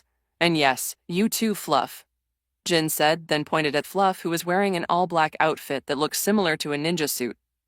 There's actually a reason why Fluff became like this. A few months ago, Jin was training Fluff for the first time, and in no time, he immediately saw the potential of Fluff along with his weaknesses. Obviously, Fluff is weak physically, but his speed was incredibly fast, probably faster than Mantis. Lacking in strength but overflowing in speed, Jin knew at that time what would be the most suitable for Fluff. The way of the ninja. Ninjas are known to be fast and deadly. They work in the dark by blending in their surroundings, killing their enemies in cold blood. However, Jin doesn't want to turn such a cute bunny into a cold-blooded assassin, so he only trained him on how to blend in the shadows with his all-black outfit, along with using his speed to his advantage. Surprisingly, Fluff could also use his speed to jump from tree branch to tree branch, similar to how the ninjas in Naruto world works. Due to this, Jin approached a blacksmith that Master Shofu himself recommended and submitted the design of a shuriken and a kunai. Jin doesn't know how to use those kinds of weapons, so he only trained Fluff based on what he watched in Naruto, like throwing kunais and stuff and fighting using one. Thanks to Jin's talent, he also learned how to use one by himself, which helped him train Fluff effectively. Now, a few months later, Fluff might not be as strong as the other species, however his deadly speed would definitely give trouble to opponents he would face. Hearing Jin's order to him, Fluff simply bowed before disappearing in a blur. Heh, looks like someone already beats you in terms of speed. Monkey elbowed Mantis while making fun of him. Having only speed will bring him nowhere. He also needs strength, which he doesn't have. Mantis replied with a huff. Just admit it, you're jelly that someone could be faster than you and a rabbit at that. Monkey still insisted on teasing him, almost breaking out if it wasn't for Master Shufu's glare. Monkey and Mantis might seem like they hate each other's guts. However, in the Furious Six, their comradeship is the most solid, ready to take a knife to the heart for each other, something that Jin admires about them. A few days later, Jin and Tigress were training as usual when Master Shufu called them in an emergency meeting. What's going on? Viper asked with eye bags under her eyes. No one knows the reason, but the moment Poe left, Viper seems to be having a hard time sleeping, and if it wasn't for Mantis sometimes putting her to sleep by striking some of her nerves, her eye bags would probably be bigger than now. An arrow with a scroll has arrived to me. Master Ocelot was defeated by Kai, Master Shufu said with a worry as he held the scroll tightly. Swoosh! Soon, a few more arrows came flying to them carrying different kinds of scrolls, but one thing for sure is that each scroll contains bad news of a master's downfall under Kai's might. Even Master Rhino and Master Croc. Mantis soon also got worried as Jin looked at this with a slight nervous expression. He knew that any time soon, Kai would arrive here and it would be their time to face Kai. We must be prepared. I'm not sure how long till Kai gets here, but there are still a few masters out there. Hopefully one of them successfully defeats Kai. Master Shufu said, however, he knew that what he was saying is nothing but a false hope, just to increase everyone's hope and morale. Unfortunately, it didn't work as everyone here knows how strong Kai is, and that it took countless nights for Master Oogway to even send him to the spirit realm. And how long was that? Hundreds of years ago. Who knows how strong Kai is compared to his past self? This time, Master Oogway really left them a huge headache. I'll go back first. I need to train, Jin said before walking away. During these past few days, Jin has tried every method to look into his soul as God has stated in order for him to find peace between his devil bloodline and angel bloodline. However, nothing worked. Even the famous meditation does nothing. How am I supposed to defeat Kai now? Jin sighed inside his head while rubbing his temples. Anyways, if he still can't find peace between his two bloodlines, then he'd spend the rest of his time training and sparring with Tigress. Thankfully, Tigress has turned out to be a good sparring partner. Her ferocious fighting style proved to be difficult to fight against. Both Jin and Tigress are slowly improving thanks to their constant training and sparring. What are you thinking? Arriving next to him, Tigress asked. It's about Kai. I'm just thinking about how to defeat him. Jin was about to say nothing. However, Tigress's deadpan expression tells him that she knows that he's thinking about something and it's not nothing. So he sighed and told her. You're not defeating him, Tigress said, and just when Jin was about to speak out in confusion, she continued. We will defeat him. Jin, you are not alone. There's a reason why destiny made us meet. Perhaps God was right. You need a strong companion, and I'm happy to fill that spot, Tigress assured him, making her face mesmerizing to Jin's eyes. Thanks. Jin smiled warmly and thanked her before planting a kiss on her lips. Let's go. We have no time to waste. It's time to train, Jin said before walking in an open space and motioning for Tigress to come in a challenging manner. Provoked, Tigress smirked before running towards. She then jumped and backflipped before slamming her right foot towards Jin, who immediately blocked it with both of his palms. Boom! Their collision has caused a large shockwave throughout the area, blowing the leaves and dust in the air. Jin then used this chance to grab Tigress's leg and slam her on the floor before throwing her away. Boom! Landing on the floor in all fours, Tigress growled before rushing towards Jin and using her signature move, which is placing her paws forward, similar to a Kamehameha stance. Meanwhile, Jin also rushed forward and executed one of his techniques, which is the Rising Sun technique, a technique which consists of Jin jumping in the air and spinning mid-air with his left leg extended forward, using the momentum of the spin to deliver a devastating kick. Both of their attacks soon collided, making every tiny speck of dust in the area float in the air for a few seconds, as if time had stopped. Master Shufu, who was passing by, watched in awe as he could feel the shockwave blowing all of the hairs in his face, including his robe. Fascinating. They have surpassed me, was what Master Shifu was thinking.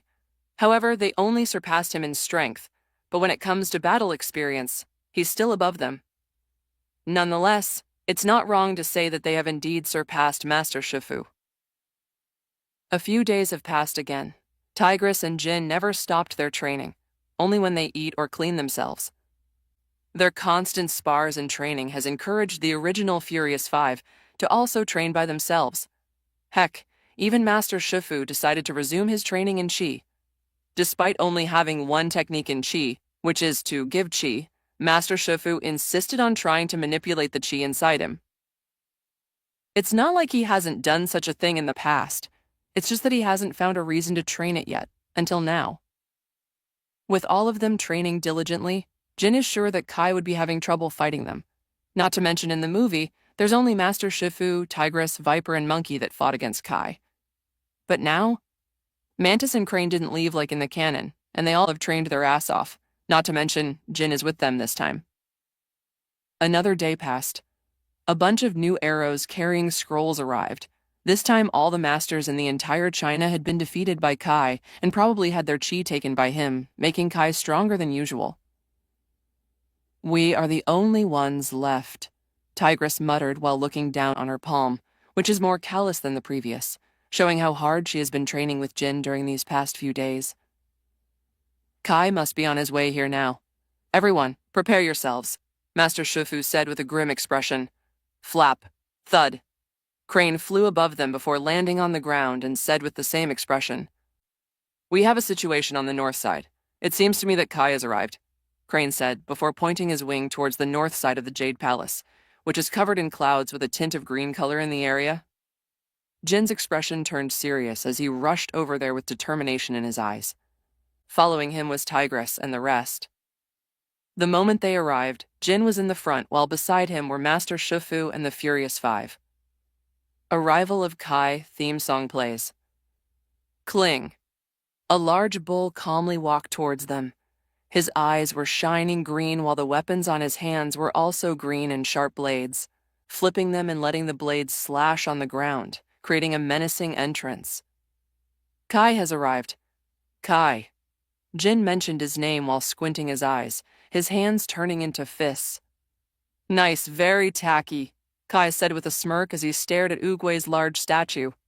"How dare you set foot in these grounds?" Master Shifu stepped forward angrily, not liking Kai's comment on Oogway's statue. "Look at you pathetic fools, groveling at the feet of Oogway the Magnificent." "You are not fit to speak his name," Tigress responded angrily. "I am not fit, little kit." Kai didn't finish his words when Jin cut him off. "Hold up, I'm sorry to tell you this, but I'm the only one in position to call her that. So, how about we save all these useless chats later and start fighting?" Jin said while stepping forward, cracking his neck and knuckles.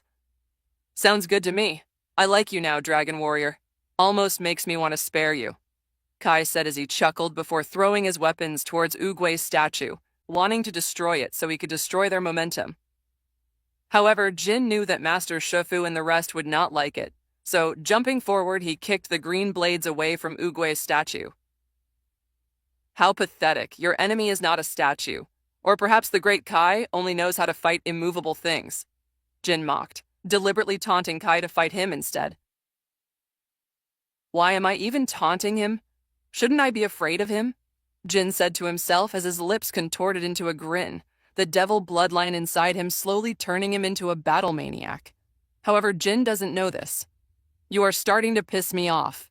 Kai's face twitched in anger as he violently threw his blades towards Jin, intending to kill him as painfully as possible as the blades were directed towards Jin's shoulders.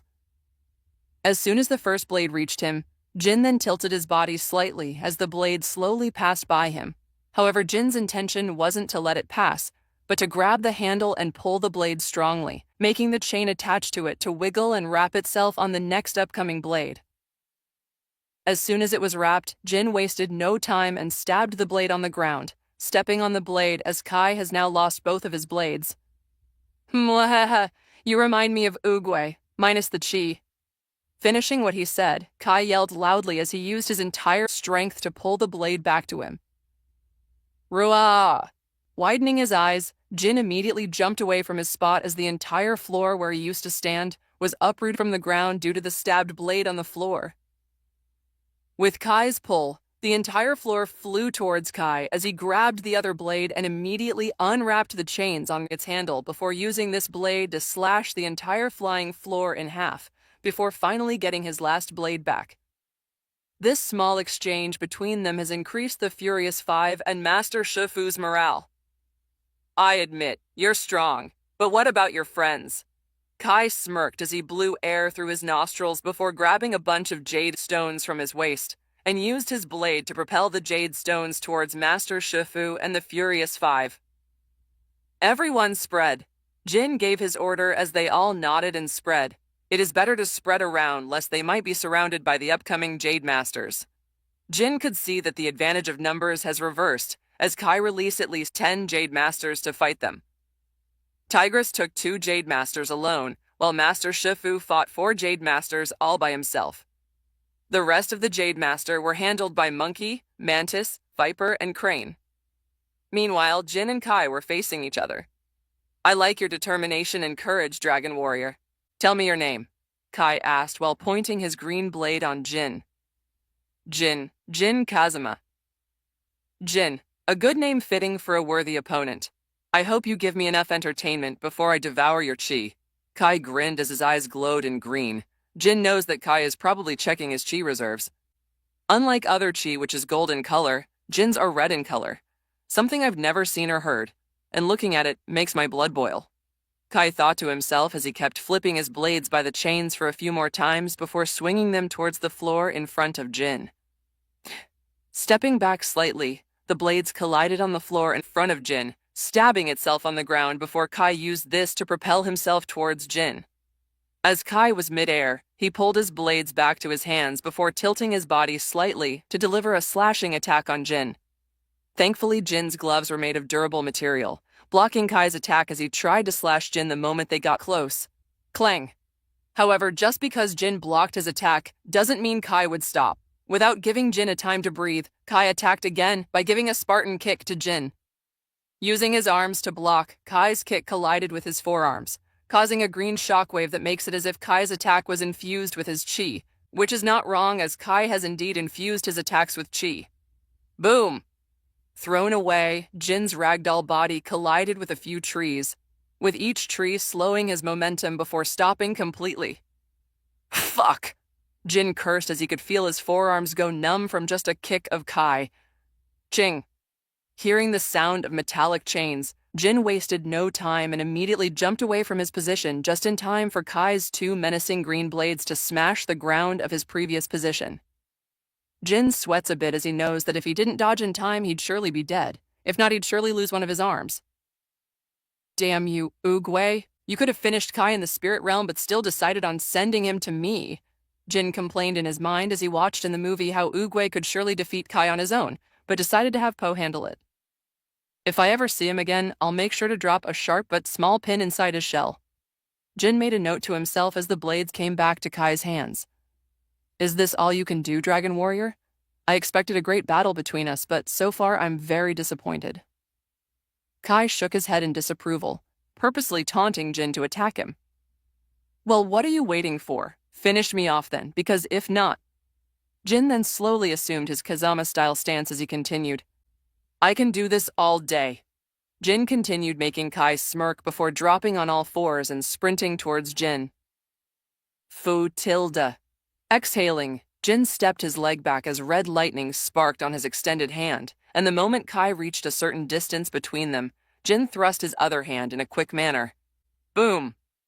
Obviously, Kai should dodge his attack. However, Kai was confident in himself and decided to tank Jin's attack. And that would be his regret, as the moment Jin's lightning-covered fist collided with Kai's face, the entire world came as if into a halt as Kai spit out saliva while his face deformed from the punch. Boom! Kai's entire body came flying backwards as the momentum didn't stop until Kai's body reached a long distance, whereas flying body slowly reached its maximum momentum before it finally slowed down. Bam! Kai's body flipped and skidded on the ground, destroying the dirt in a straight line. Two. Grrr. Spitting out the dirt on his mouth, Kai growled as his eyes glowed in green. Seeing that Jin was rushing towards him, Kai gripped his blades and slowly flipped them by the chains before throwing them on the tree behind him, each blade stabbing itself on a tree. Ruah! Pulling the chains, the blades came back flying along with the tree it stabbed itself to before throwing them towards Jin. Seeing the two flying trees in front of him, Jin jumped and used the tree as a stepping stone before he continued running. But instead of running on the ground, Jin amazingly balanced himself as he ran by chains. Ah! Ching! Each step he takes makes the chain create a metallic sound, and he soon arrives in front of Kai, who blows out air through his nostrils. Ah! Who are? Clenching his fists, Kai tries to punch Jin, who simply jumped off the chain and ducked on the ground before stomping to propel himself in front of Kai. Who? Looking up at Kai, Jin then jumped from his crouched position with his fist finding itself embedded on Kai's chin. Boom! Looking at Kai's flying body, Jin then proceeded to grab both of Kai's feet in midair before slamming him on the ground. Boom! As clouds of dust covered the area, Kai felt something locking on his neck. When the dust settled, Kai noticed that Jin seemed to be choking him. Really? This was your plan? Choking me to death? I'm a spirit warrior. Nothing could kill me anymore as I'm already dead, Kai arrogantly said as Jin remained motionless and responded. Unfortunately for you, I'm not trying to choke you, Jin said and then smirked. Feeling a bad premonition, Kai suddenly heard Jin mutter a word. Hakai. Mixed with fear and shock, Kai saw his surroundings slowly being surrounded by bright golden light. You, what are you doing? You're crazy. Damn you. With his final words in the mortal realm, both Jin and Kai were fully enveloped by the golden dome of light, before the light exploded and spread across the entire valley. Meanwhile, Master Shifu and the Furious Five, who were busy fighting their opponents, suddenly felt the huge golden shockwave and saw their opponents freezing up and turning back into small jade stones. They all sighed in relief, except for Master Shifu and Tigress. Jin, did he perhaps cast the Wuxi fingerhold on Kai? If so, where is he now? Master Shifu muttered, which was heard by Tigress, who immediately rushed towards the large forest where she last saw Kai and Jin fighting. In the spirit world, Kai and Jin appeared together in a flash of golden light, standing on top of a large floating rock. What have you done? You brought me back, Kai angrily snarled at Jin. Not my fault, you forced me. Jin shrugged his shoulders and said, what he said is actually true. He knows that if he didn't defeat Kai in the mortal realm, his next target without doubt will be the Furious Five and Master Shifu. Obviously, Jin has formed a bond with them, and he would protect them. It doesn't matter. As long as I get your chi, I could go back to the mortal world again, Kai stated as he swung his blades around his body, slowly gaining momentum before throwing them both towards Jin. Seriously, don't you have any other moves? All you know is to throw your chain weapon around and hope for the best, Jin complained, taunting Kai to get in close combat with him. In the spirit realm, he has lost his environmental advantage, as Kai obviously knows his way around the spirit realm, as he has been in this realm for hundreds of years while Jin just got here. The main reason is because he would have a hard time fighting Kai if he just kept throwing his blades towards him, which would exhaust him as time passed. Thankfully, the taunt worked as Kai smirked arrogantly before taking his weapons back to his hands. Fine. I'll make you regret trying to fight me in close combat. With that said, Kai jumped from his position before rotating his blades while in midair before slamming them towards Jin, followed by his body. Jumping back, Kai's blades collided on the floor, and soon Kai also followed, destroying the floor and creating a large pothole. The dust didn't even settle in when Kai rushed out of the dust with a vicious expression. Stunned, Jin fortunately managed to deflect one of Kai's attacks before countering on his own with a roundhouse kick. Boom! Kai just simply used his arms to block his kick before slamming his head on Jin's. Bam! Dizzy, Jin shook his head to remove it when Kai had already pounced on him, tying the chains around his body before Kai pulls the chains, slamming Jin on the ground. Boom! Kai then went on to pull the chains again, but this time he directed the chains on the other side of the floor, slamming Jin once again on the floor. It looks similar to what Hulk did to Loki, except that it was the chains that were smashing him on the ground. Bam!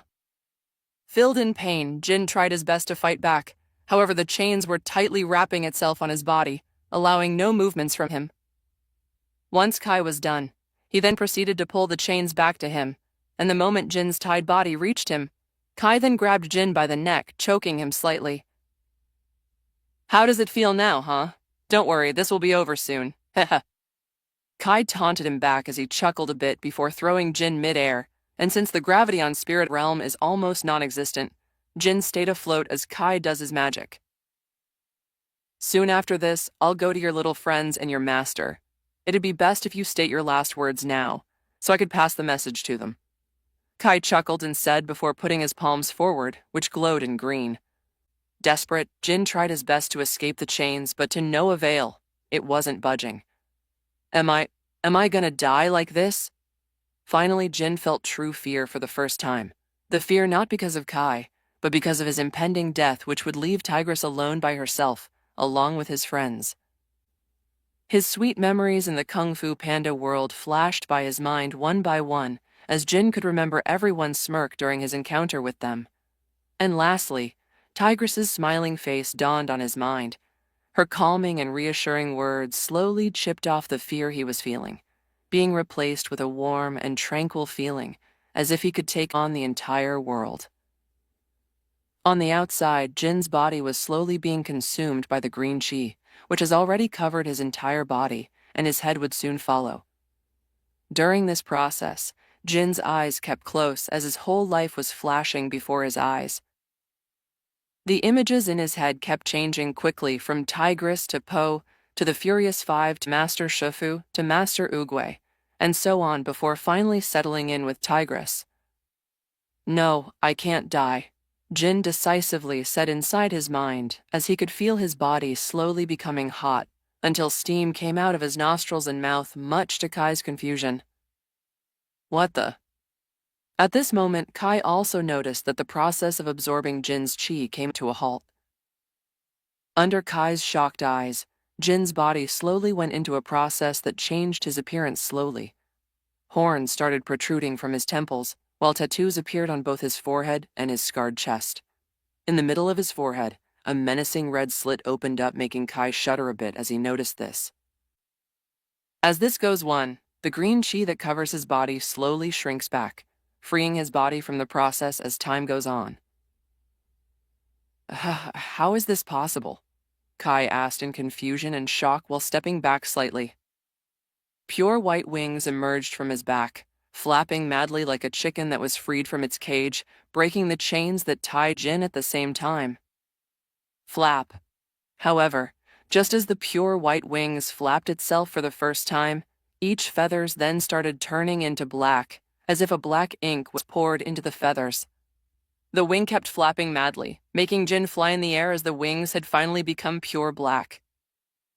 Finally, Jin opened his eyes, which were surprisingly glowing in red, which is the same color as the lightning that is crackling around his body.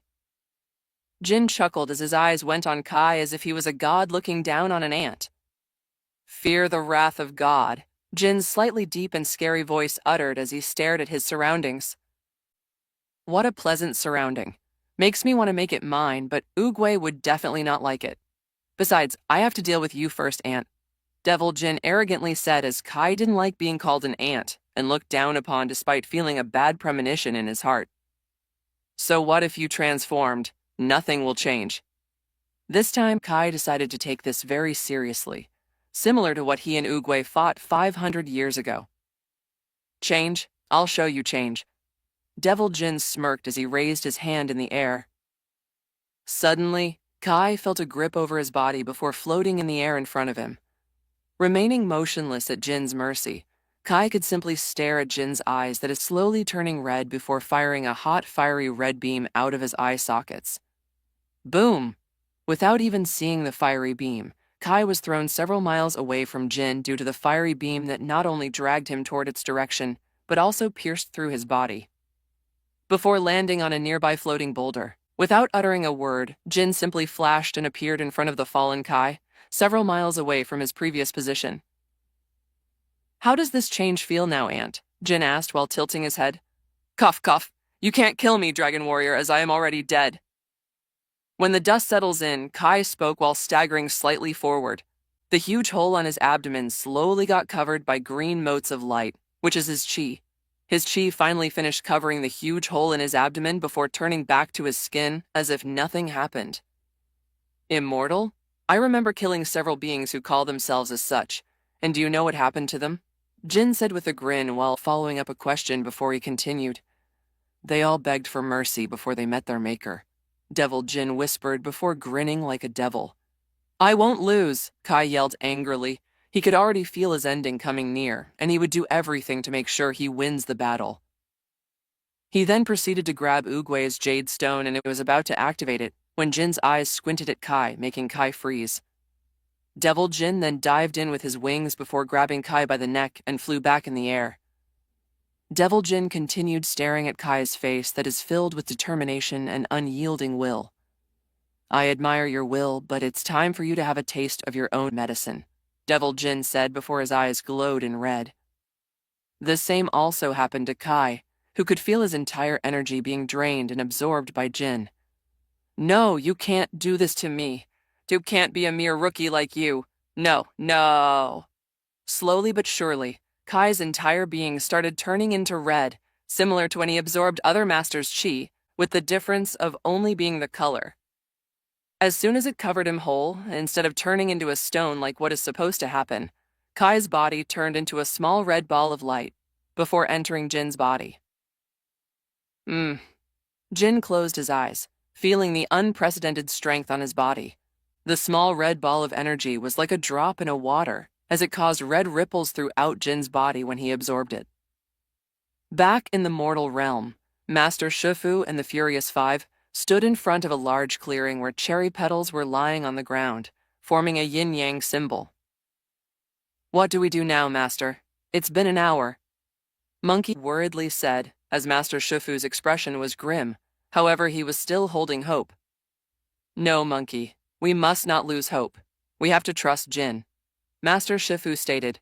Meanwhile, Tigress just stared at the yin-yang symbol with a complicated expression. Her eyes were unfocused, as there are things going on inside her mind right now. Is Jin still alive? Where is Jin, and how did his fight with Kai go?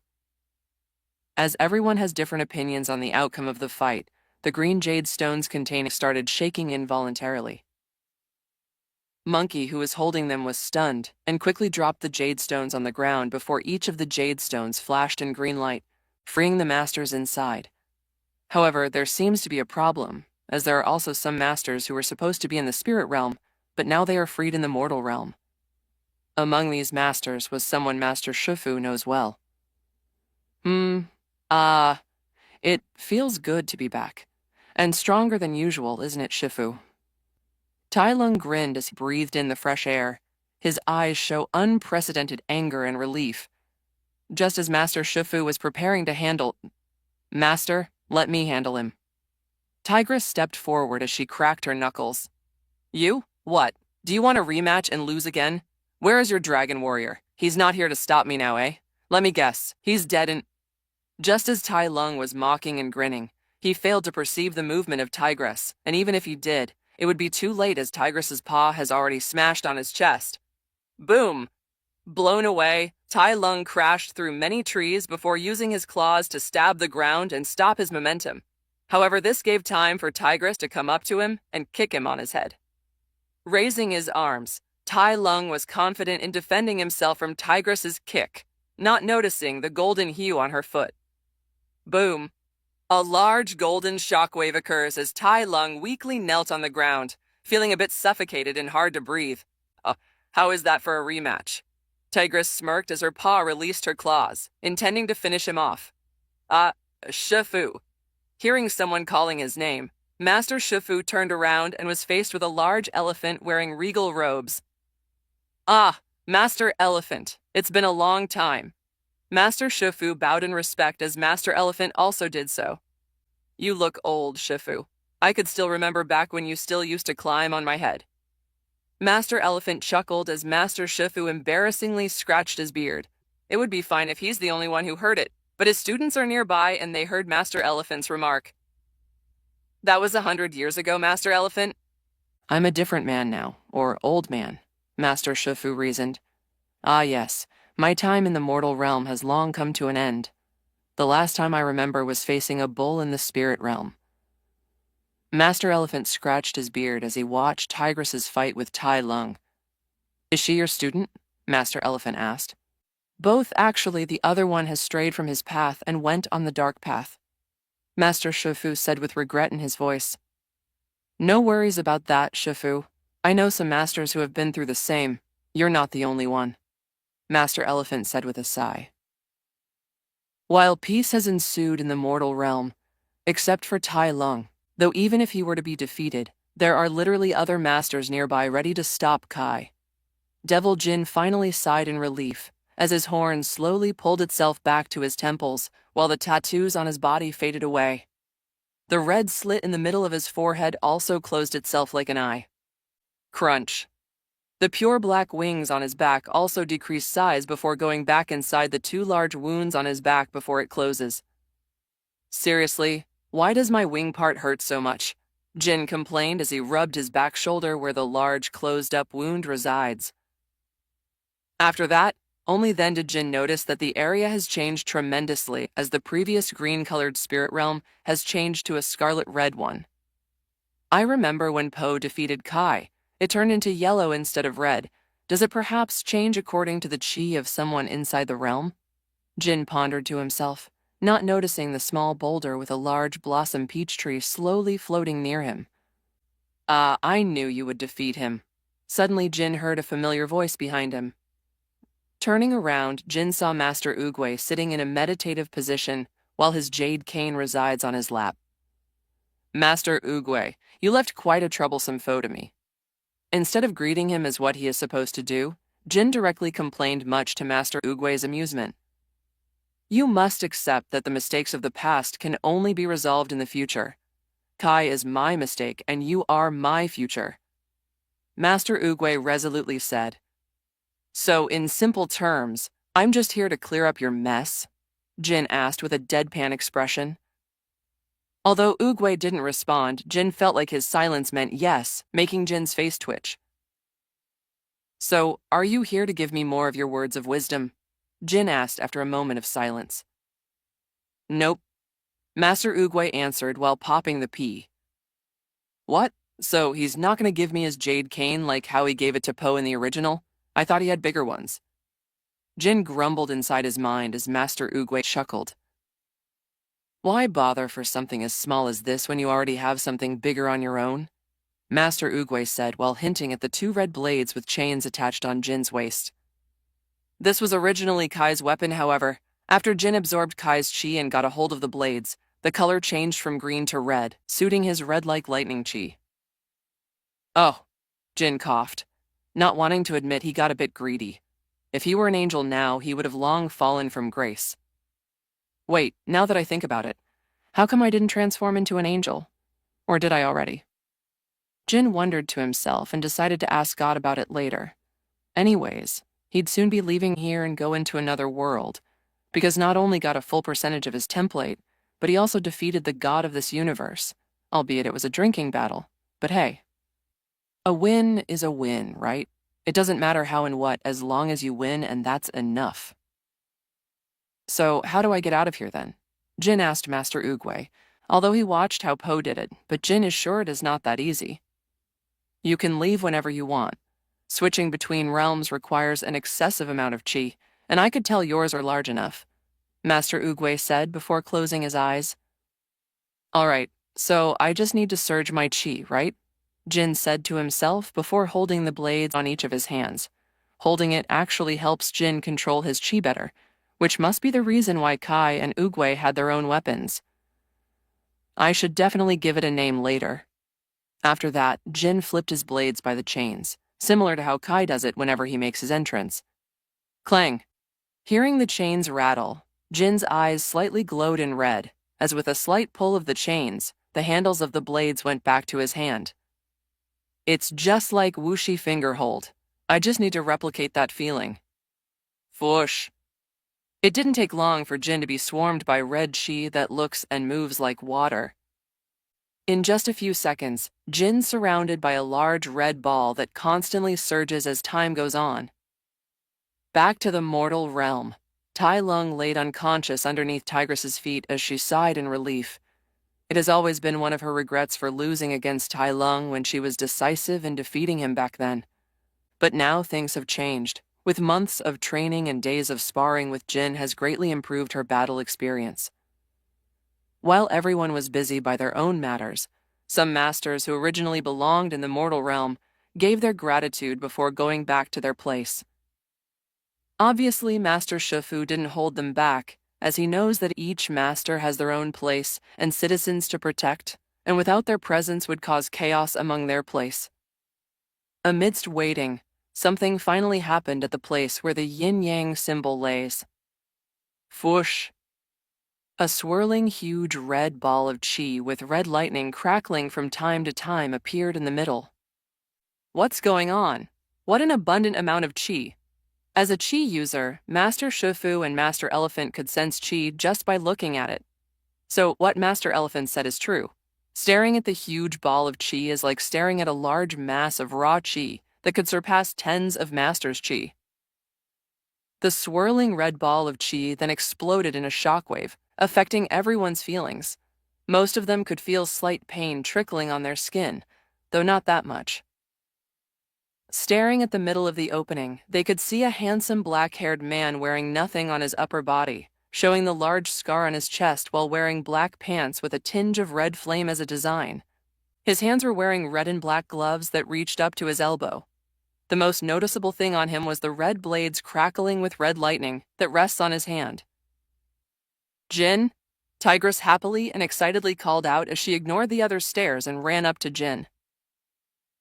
Softly landing on the ground, Jin was tempted to stretch his body when an orange fur ball suddenly smashed herself into his chest. "You're back." Jin could hear Tigress's muffled voice on his chest. Hugging her back, Jin warmly smiled and said, "Well, I can't leave my little kitty alone, right?"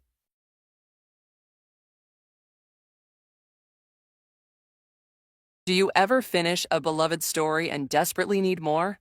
Fan fiction is where the fans take over, giving those characters and worlds a second vibrant life. Welcome to Fan Fiction Audiobooks Telling. What if I transmigrated into an anime Disney world with a template system? Volume 04. The morning rises, the sunlight seeping through the window, spotlighting the naked bodies on the bed. When the sunlight shone on their faces, Jin was the first one to wake up and saw the sprawled sheets on the bed combined with their sweats and cum. Shouldn't we marry first before having our first honeymoon? Meh, the traditions and customs are different here anyway, Jin said to himself before noticing the sleeping tigress beside him. Cannot help, Jin extended his hand forward and caressed Tigress's head before moving his hand towards her neck. Purr tilde. Surprisingly purring, Tigress unconsciously raised her head, allowing more space for Jin to scratch her neck. Smiling, Jin intensified the scratching, and before he knew it, Tigress's body was already clinging over his, pressing her naked body over him. Jin could feel her erect nipples smashing against his chest. Purr tilde hum. Just as Tigress was succumbing to the pleasure, her eyes suddenly opened in surprise as she noticed that Jin was looking over her while his hand was on her neck. "Well, hello there, sleeping beauty. How's the night?" Whispering to her, Tigress blushed slightly as she remembered about last night's events before looking away from him. "Seriously? After everything we've done yesterday?" Jin can't help but chuckle at her reaction as his hand became free after she turned her head away. Closing over her, Jin spooned her by his arms before burying his head on her neck, sniffing her nape. "Let's stay like this for a while, and then let's clean ourselves," Jin said after he felt like she wanted to get up out of the bed due to embarrassment. After Tigress nodded her head, Jin closed his eyes once again, feeling up their bodies sticking to each other. After a whole hour had passed, it was time to get up, and so they did. Jin didn't bother to pick up their clothes before dragging Tigress and running outside as they dipped inside the river. As their place was far away from the Jade Palace, no one would be able to peek at them, and even if they did, Jin would surely beat them up and take their minuscule energy. Splash. Washing his body first, Jin then grabbed the soap and started cleaning himself. Tigress was just right beside him, immersing herself in the cold waters. Soon after Jin was finished, instead of handing the soap to Tigress, he approached her and rubbed the soap over her body. "What are you doing? Just give me the soap." Tigress stuttered as she tried to take the soap away from his hands, however. Jin was already expecting this, so he dodged her and continued washing every nook and cranny of her body. Lifting her breasts, Jin rubbed the soap under her boobs before raising her armpits and also washed them. At this moment, Tigress was a blushing mess and wished she could end this embarrassing situation right now. Unfortunately for her, Jin won't let her go that easily after leaving him still hard last night. "Suffer, my little kitty," Jin evilly laughed inside his mind. "Hey, don't you think we should marry?" After wiping themselves and going back to the wooden house to find some spare clothes, Jin asked Tigress as they walked inside. Tigress suddenly stopped in her tracks and turned her eyes at Jin, staring at him with a raised eyebrow. "What? Did I say something wrong?" Confused, Jin asked about her sudden frowning. "Didn't we just get married last night?" Tigress said, further confusion Jin. "Last night? Didn't we just have sex last night?" "Sex means marry." Tigress finally answered the key to his confusion. "Wait, what?" Jin yelled in shock. How the hell did he not know of this? Is the tradition in this world really that different from his past life? "Are you against it?" With a strange glow in her eyes, Tigress's emotionless voice creeped Jin out. No, it's just that in my place we have a different tradition in marrying someone," Jin said as the strange glint of Tigress's eyes disappeared as she tilted her head sideways in confusion. "Really? Then how do you think we should marry then?" Tigress asked. Jin then proceeded to tell her about the marriage in his past world and what would happen next. "I see. This priest. Where can we find one?" Tigress asked as she seemed to be interested in the marriage that Jin told her. "That's the problem. I don't think priests exist here." "I could marry you both." Suddenly, they both heard a voice behind them, and when they looked back, they saw God sitting on the large rock with a smile on his face. "You?" Tigress said, while Jin was wide-eyed in shock. God would be the priest? Who the fuck would refuse that? "I'm in," Jin said to himself as he quickly nodded his head like some kind of chicken pecking his head. "Yes, please, there would be no problem." Hearing Jin's eager voice, Tigress shrugged her shoulders and decided to go with the flow. "Good. Then the date of the marriage would be before you go into another world." God clapped his hands happily and announced. "How would we know if we're going to leave for another world?" Jin asked as God answered. "It's easy. Just call my name and I would know what to do, get it?" Seeing Jin and Tigress nod their heads, God smiled in contentment before waving his hand goodbye. "Well, see you all later." "Guys, where's Tigress and Jin? I haven't seen them yet this morning. They're usually the first ones to wake up and train, right?" After meeting up in the training halls, Viper noticed the absence of two persons. "I didn't find her in her room, and Jin too," Monkey informed. "Maybe they got lost yesterday," Mantis chimed in. "Guys, relax. We shouldn't worry about them," Crane assured them. In fact, he was flying last night when he saw Tigress entering a wooden house in the middle of the forest, and Jin soon followed after a few minutes. As someone who has experience in this kind of field, Crane knows what would happen in that house, so he immediately went back to his room and slept without bothering to inform anyone on what he had seen. "What's the problem, guys? I think I just heard our name." Suddenly, Jin and Tigress appeared with their hands intertwined with each other. "Ugh, every time I see them it reminds me that I should find myself a partner," Monkey dejectedly said with slumped shoulders. "Where have you guys been?" Viper worriedly asked as she slithered towards them. "It's nothing. We just sparred as usual, that's all," Tigress said. "Yes, we sparred in bed. It's nothing special," Jin said inside his head, not daring to say out loud lest Tigress would elbow his side. "I see." Viper nodded her head in understanding. "Crane, can you call Master Shifu? We have an announcement to make." Jin asked Crane, who nodded his head before flying, grumbling inside his mind as he suddenly became both a courier and a messenger. "What's the announcement about?" Poe asked. "Let's wait for Master Shifu first," Jin answered. After a few minutes, Crane was back along with Master Shifu. What's the problem? If this is about monkeys missing cookies again, I would... Just as Master Shifu was in the middle of speaking nonsense, Jin stated the announcement.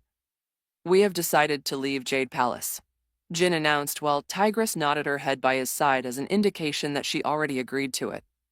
What? Out of everyone, Master Shifu was the most shocked. We're not totally leaving.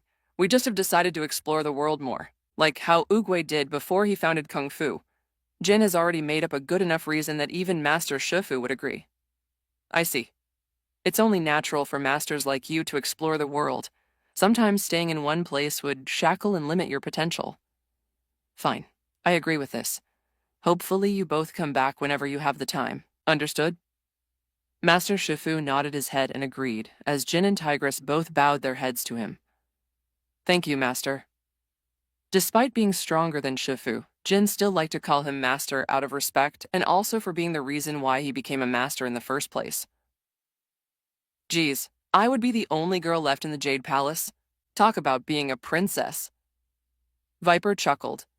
Thank you, everyone, and yes, we would come back whenever we have the time.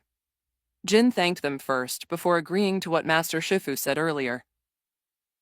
Actually, traveling the world was a lie, to cover up that they're leaving for another world, but they don't have to know that. There's a reason why Jin has agreed to leave the kungfupanda world for a new world.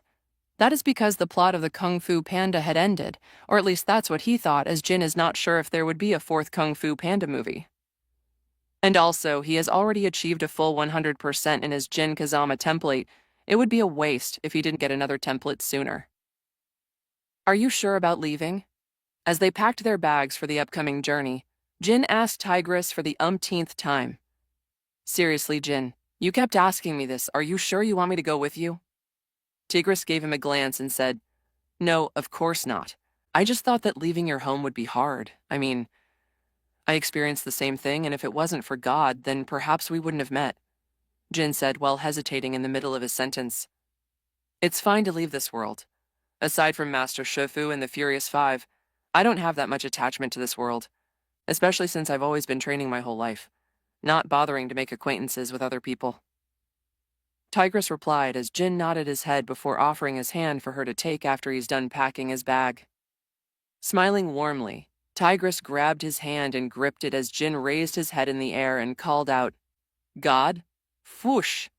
With a single sentence, both Jin and Tigress disappeared in a flash of light.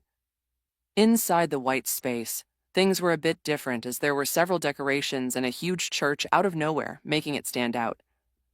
Inside the church, both Jin and Tigress suddenly appeared in a flash of white light.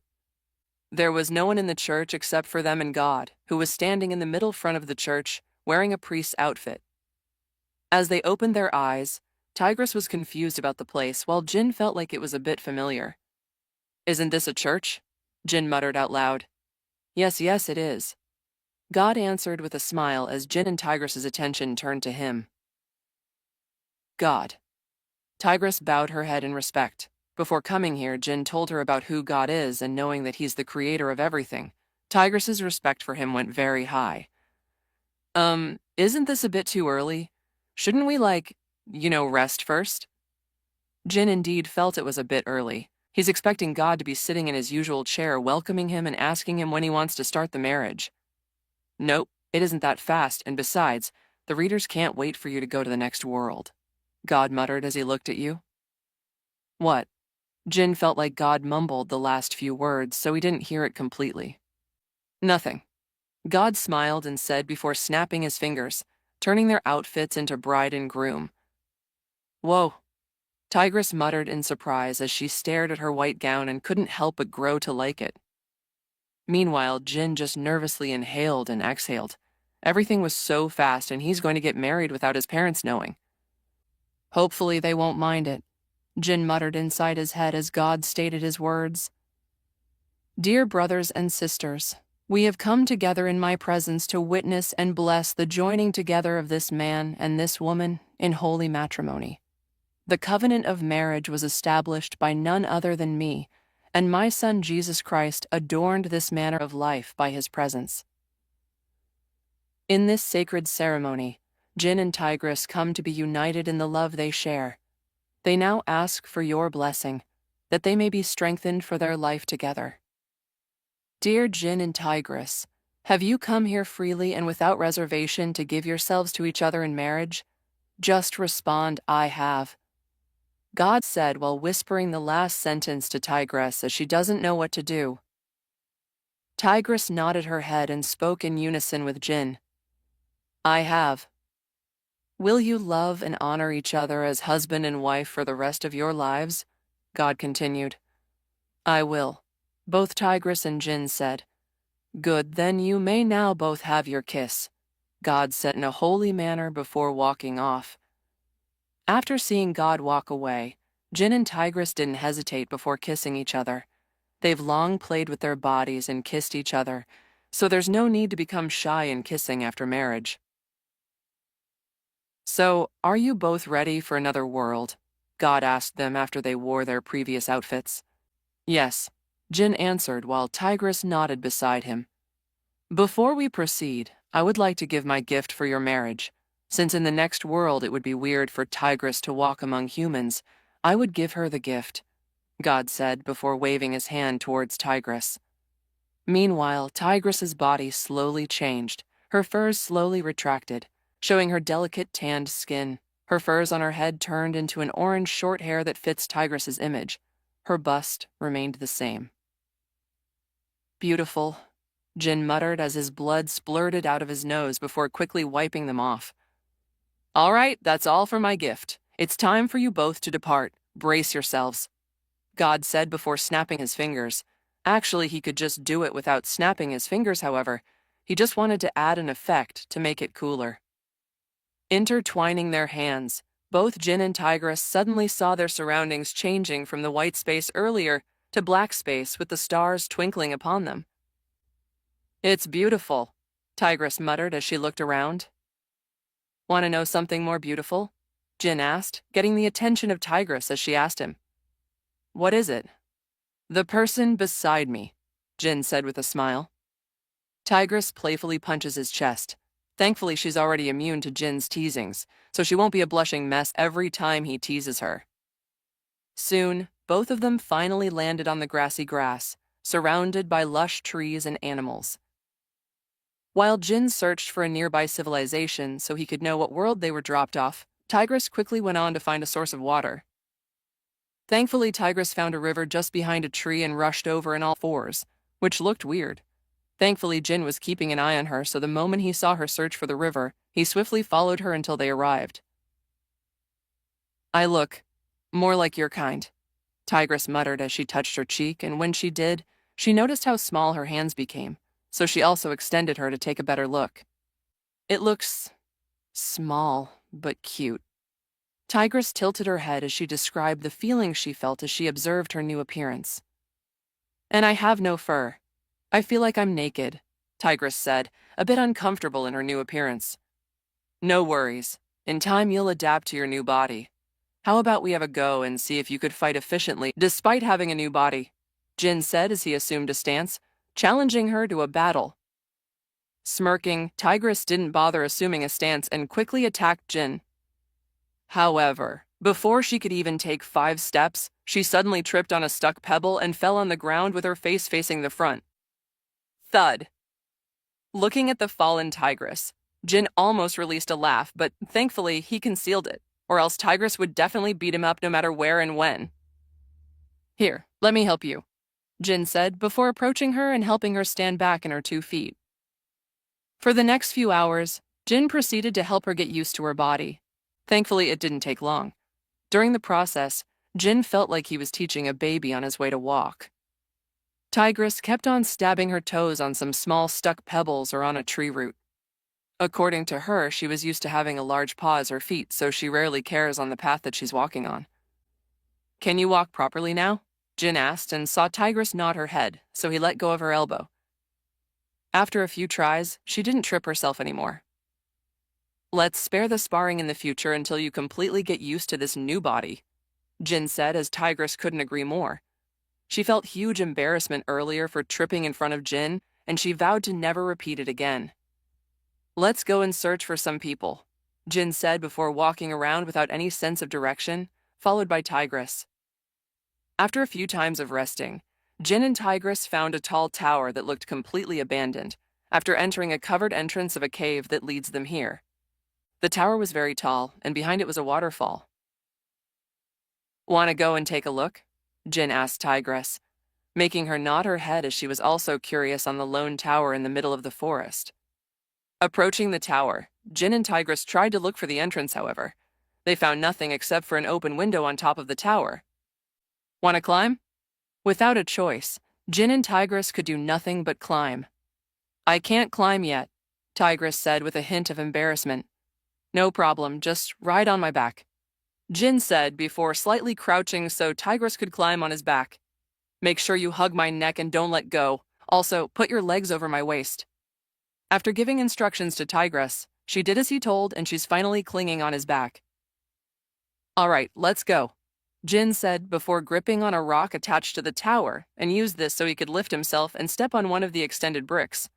Nesant? Looking up, Jin saw that it would take a while to climb at this pace, so he decided to hasten a bit. Swish. Bending his knees, Jin jumped and used his quick reflexes to grab one of the bricks and step on another, quickly crossing at least a while 5 feet tall in that single jump. Jin then continued jumping and gripping on bricks before eventually arriving at the open window. During the process, Tigress stayed true to his words and hugged his neck as if her life depended on it. Thankfully, she doesn't weigh that much, so it was no hassle on her riding his back. Taking a peek inside, Jin saw that it was decorated as a room, as if someone was living here. Why does this look familiar?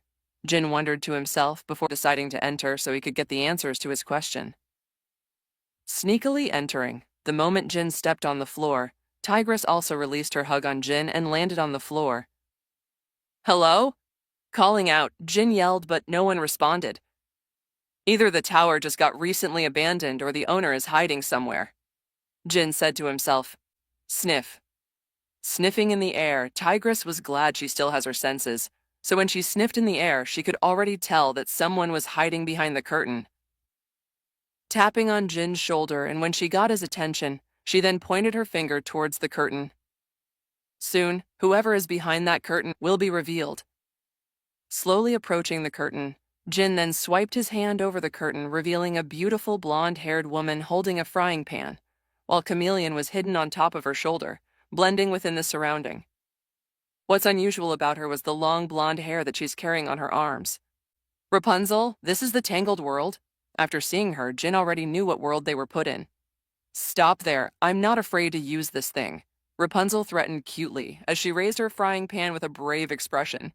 Even the Chameleon has a fierce expression. Both Jin and Tigress just stared at her dumbfoundedly before Jin raised his hands in surrender and said, "We're not here to hurt you. Don't worry," he said. "Really?" Rapunzel smiled slightly and lowered her frying pan, making Jin facepalm himself at such naivety. "Just because he said he's not here to hurt her doesn't mean she should lower her guard, okay?" "Phew, I thought you guys were here to hurt me." Rapunzel wiped the sweat off her forehead as she placed her frying pan down on the ground. "So, what's your name?"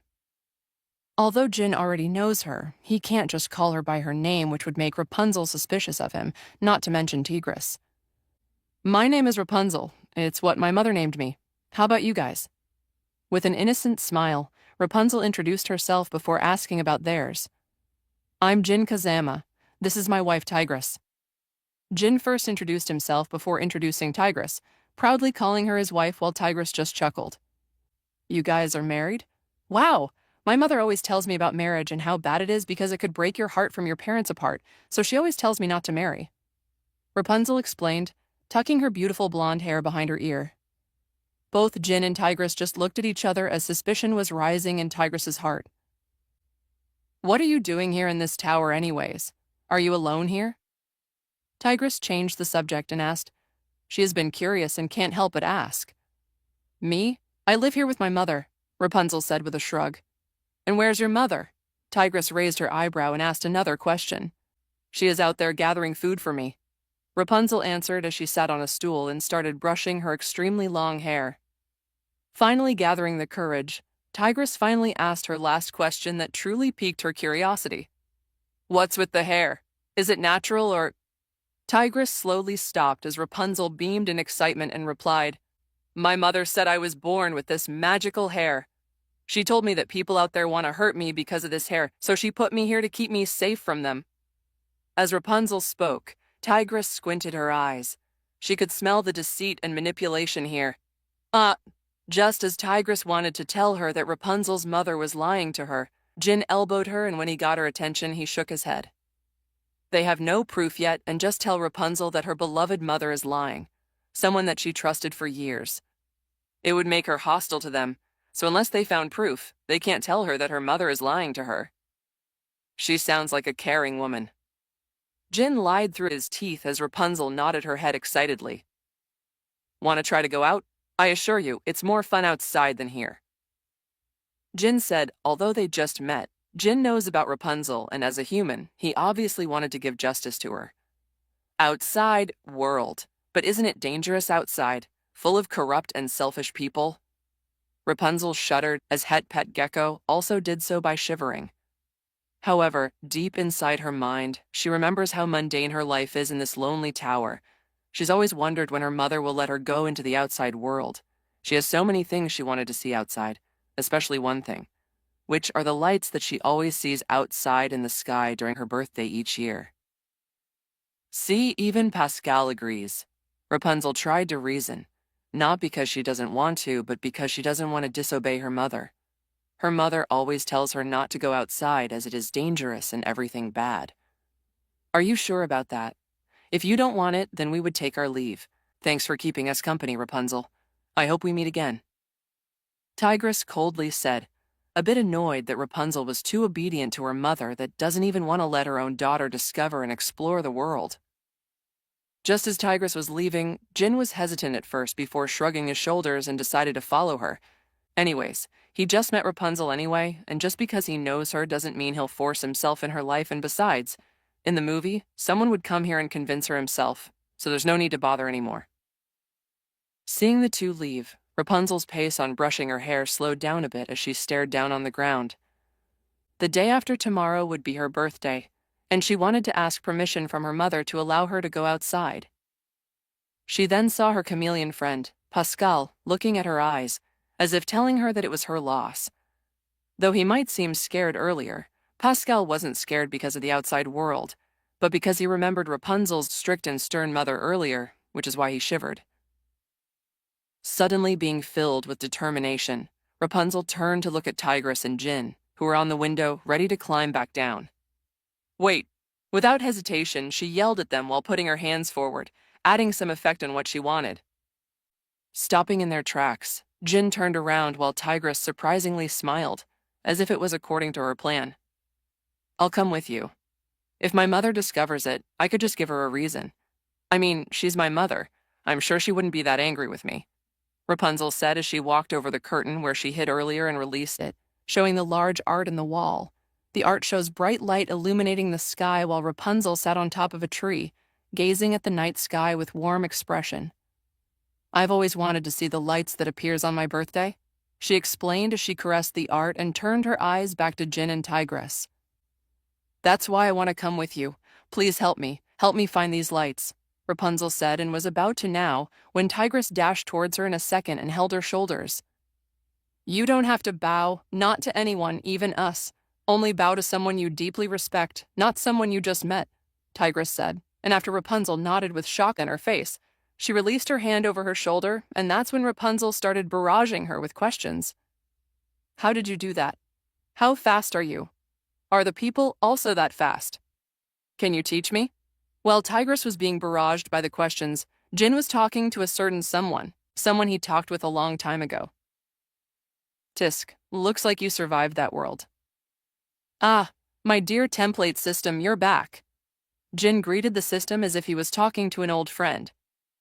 Yeah, anyways, I have many things to do, so here's your template for this world." After the system said that, Jin heard some mechanical sound and hammer hitting a nail before hearing a ka-ching. "Congratulations, you got the template of Uncle Iroh. Looks like luck is shining upon you, kid. Good luck. I hope you die in this world, so I would have one less responsibility. Soon after he dropped those words, Jin didn't hear from him anymore except for the screen in front of him. Uncle Iroh template. 1%.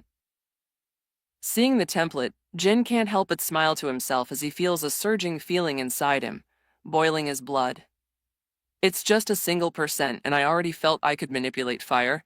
I thought I would have to at least get to 10% before I could get Iroh's firebending powers. He's truly amazing. I wonder what would happen if I got 100%. I haven't seen his full strength even in the Avatar series. Just as Jin was speaking to himself, he suddenly heard Tigress call out to him. In! Jin! Jin! Jin! What?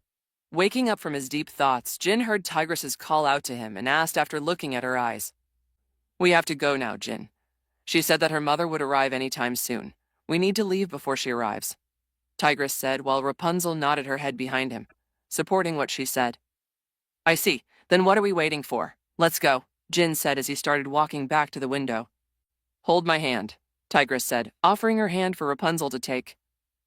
Just as Rapunzel was about to take it, she suddenly seemed to remember something and said, Oh, wait, I just forgot something, she said before walking back and grabbing her frying pan before approaching Tigress again and held her hand.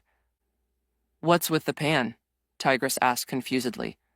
It's for protection. My mother says the outside world is dangerous, so I have to protect myself. Rapunzel explained while Tigress just rolled her eyes and decided to let it be. Anyways, there's no way she could hurt someone with that frying pan. All right, hold on there for a sec, ladies, Jin said before walking on the edge of the window before stepping outside and fell under the shocked gaze of Rapunzel while Tigress just raised her eyebrow. Whoosh! Suddenly Jin came back in front of the window, flying with a smile on his face. Oh my gosh, you are flying, Rapunzel shockingly said. Even Tigress was no exception. They all wanted to know how the heck Jin flew without any external help. The answer is, it's actually due to the gift that God gave him when he met him after Oogway reveals that he knows about his past life. According to God, that gift was meant for him when he unlocked 100% of his template with Jin Kazuma. Done. The gift consists of the entire chi techniques that Master Oogway develops. However, he doesn't instantly have mastery on it. He just has the knowledge in his head, which means he has to train the techniques first, before he could even use it. What he just did is one of Oogway's techniques, which is to use chi to achieve flight. Apart from all of the techniques of chi that Oogway has, flight is the easiest as you simply have to surround yourself in chi and manipulate it, allowing the chi to carry you wherever you control it. That is so awesome! Rapunzel jumped excitedly, as she didn't hesitate to jump over the window towards Jin. As she crossed the gap between them, she immediately spread her arms and legs before hugging her neck and locking her legs around his waist, shocking both Tigress and Jin. Wait, I just learned this technique. True to his words, the moment Rapunzel landed on him and hugged his body in midair, Jin started flying uncontrollably like a helicopter losing its engines. Oh shit! Completely losing control, both Jin and Rapunzel started falling down towards the river. Splash!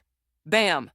With his back facing the ground, Jin tanked all the force while Rapunzel luckily survived without a scratch.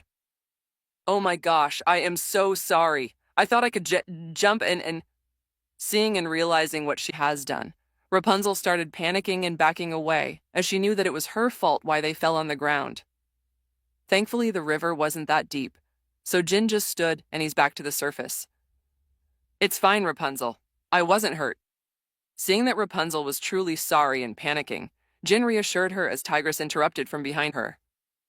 You don't have to worry about what happened, Rapunzel. He's more durable than you think, Tigress said, and when Rapunzel turned to face her, she suddenly yelped in shock before grabbing a handful of her long hair and quickly hid behind Jin while pointing her frying pan towards Tigress. To Tiger. Rapunzel has read many books about nature that her mother brought to her whenever she comes back, and one of them is a tiger. What? Oh, I think I just surprised you with my appearance. Well, I have to get down on the ground, so I have to go back to my normal form, Tigress said before closing her eyes. Under the stares of Rapunzel and Jin, Tigress slowly went back to her human form. Do you guys have powers too? Rapunzel asked, walking away from Jin's back. Powers? I think you could say so. Tigress said, not sure about it, as she continued. What do you mean by two? Do you have powers too? As Tigress asked her, Rapunzel excitedly responded, Yes, I mean no, of course not. I'm just a normal human, haha. After realizing her mistake, Rapunzel quickly tried to refute it as she awkwardly tucked her hair behind her ear while looking away from them.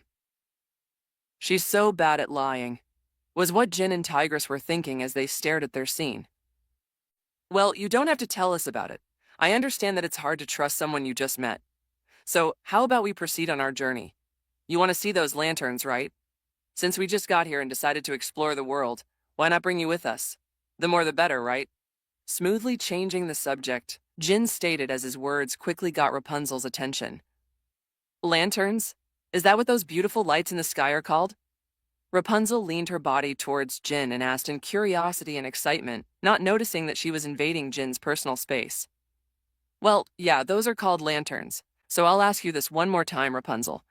Would you kindly please accompany us on our journey of exploring the world? Jin said while offering his hand to her, while Tigress just nodded her head behind her, telling her to agree. Looking at the hand and then at Jin's face, she smiled and took his hand. Yes. Yippee, this is so fun. Oh my gosh, I am such a bad daughter. I disobeyed my mother. Oh my gosh, look at these grass, they feel so soft. I should probably go back. My mother would be worried about me. I'm never going back. I'm having so much fun. She's quite energetic, isn't she? Tigress said as they stood side by side while watching over Rapunzel changing personalities in a matter of seconds. I think this is her first time in everything. I mean, she's locked and alone in that tower for God knows how many years she has been there without going out. Jin responded to her as he saw how Rapunzel rolled over the grass, plucked some flowers, and even dipped her feet on the mud. Whoever this mother of her is, I'll make sure to teach her a lesson of how to raise a child. Tigress made a goal for herself. How about you save that lesson when we have our child? Jin whispered in her ear, making Tigress blush and playfully punch his arm. I'm being serious here, she said. Me too, Jin responded. After a few minutes of letting Rapunzel have fun, she's now back to being moody and changing her mind to go back to her lonely tower. Mother would definitely be mad at me, Rapunzel said with a muffled voice as her head is buried in her arms. Approaching her, Jin sat next to her while Tigress just let him do his work. He might not be an expert in handling women's emotions, but he could try with Rapunzel, and besides, he got Iroh's template, right? Time to use his wisdom for good. Why are you so afraid of disobeying your mother? Jin asked while Rapunzel wiped off her tears and responded. But she told me to never go outside the tower, Rapunzel emotionally said. That's it. You know, everyone is not meant to be caged in a single place, just like a bird. Imagine a bird who grew up locked inside a small cage and a few years later, you let her out. Would the bird be able to fly? Yes, I mean, it's a bird, right? They know how to fly, Rapunzel answered, not sure about whether she's correct or not. You are wrong. The answer is no. The bird has never experienced how to fly, and being trapped in a cage has made the bird think that they're meant to be inside the cage, not outside. So, tell me, Rapunzel, would you like to be the bird that doesn't know how to spread her wings and know how to be free? Would you be willing to grow old inside your tower without discovering the beautiful outside world? Each word of Jin made Rapunzel's face brighten slowly as Jin finally decided to strike the iron while it's hot. Tell me, Rapunzel, do you want to learn how to fly? He said with a warm and gentle voice as Rapunzel smiled widely and said, Yes, please help me learn how to fly, Rapunzel said and stood up, spreading her arms wide and started spinning, trying to replicate a bird. Smiling to himself, Jin knew that his Iroh's template had worked.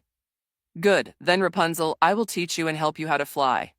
Jin stood up and said, even Tigress was smiling warmly behind him as she was leaning on a tree. After their little moment, Jin and the gang had resumed their journey with more excitement and expectations than ever. Although it's a bit unusual that Rapunzel was a bit more clingy to Jin, as Tigress decided to stay by his side as her sense of jealousy starts to awaken. Though Jin didn't notice this, and so is Rapunzel, she is new to the feeling of love, so she doesn't actually know what she's truly feeling right now.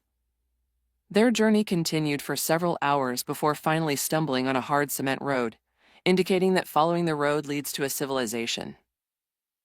They followed the trail as Jin was in the front, while Tigress was on his left side and Rapunzel is on the right side. Although Tigress was a bit jealous, she discovered that Rapunzel wasn't actually seducing or flirting with her husband. With her naivety and innocence, Tigress could tell that Rapunzel has little to no knowledge about love. Tigress felt pity towards Rapunzel and couldn't help but want to help her. That's right. Aside from teaching Rapunzel's mother a lesson about children, Tigress has also decided to make a goal for herself to help Rapunzel find her true love. Meanwhile, Jin didn't know what was going on inside Tigress's mind as he was focused on the small establishment that is slowly enlarging within his vision due to getting closer to it. It didn't take a few more seconds before they arrived in front of a tilted building that definitely screams that whoever built this building either was blind or has no knowledge in this kind of job. The Snuggly Duckling sounds like a funny name. Tigress read the name of the tavern aloud as she chuckled. Duckling, I read about ducklings. I love them. Rapunzel beamed up and happily said as Jin was the only one to know of, don't judge a tavern with its name. Yes, he just made it up, so what? Chatter, creak. A bunch of gruffy men were having a chat. Some were arm wrestling. They suddenly stopped moving when the door suddenly opened.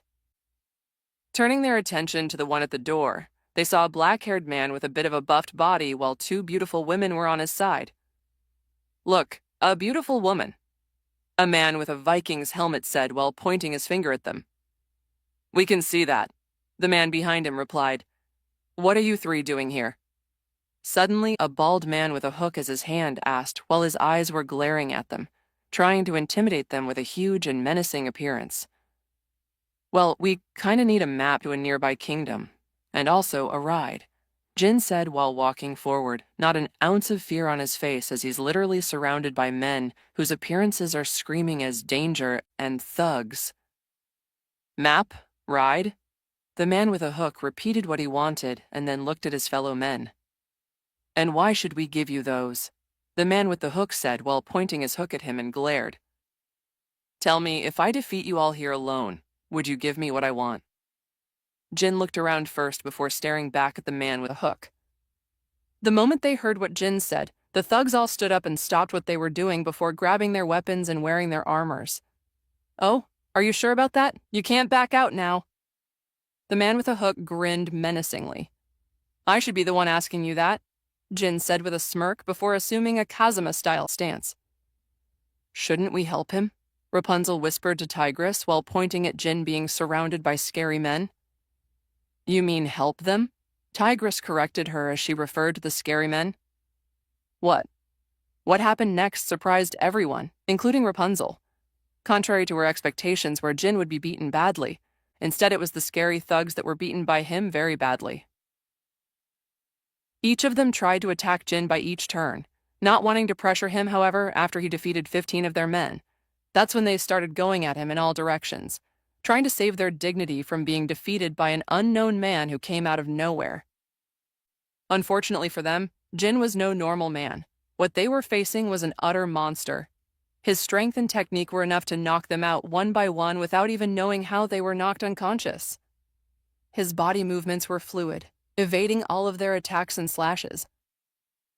It didn't take long before all of them were down on the ground. Even the scary man with a hook got his mustache violently removed and his hook sticking up to his nose, making it bleed a little. So, where's the map and the ride? Jin asked with a smile, while those who were still conscious shuddered in fear. There was only one word running in their mind right now. Monster. Suddenly the man with a hook opened his eyes after hearing what Jin said before standing up and surprisingly kneeled in front of him. We offer our loyalty to you, the man with a hook said with his head bowed down. What? No, I don't need your loyalty. Just give me the map and a ride and we're leaving. You guys can resume whatever you're doing here. Jin scratched the back of his head and explained. That's the thing.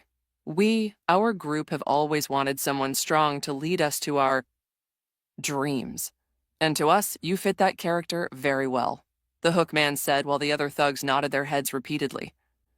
Jin just confusedly looked at this and can't help but feel how troublesome it would be to lead such a group of thugs. I refuse. Just give me the map and the ride. Not wanting to stay and argue any longer, Jin started glaring at the hookman as he demanded what he wanted. Sigh, all right. Hey Attila, grab a map for our dear friend here. As for the horse, it's outside. After saying that, the hookman walked outside the pub while Attila came back and handed him a rolled paper that looked old. Thanks, Jin said after being handed the paper before following Hookman outside the pub. Meanwhile, Rapunzel just stared at Jin's back and couldn't help but feel how attractive he was, especially the strength he showed today.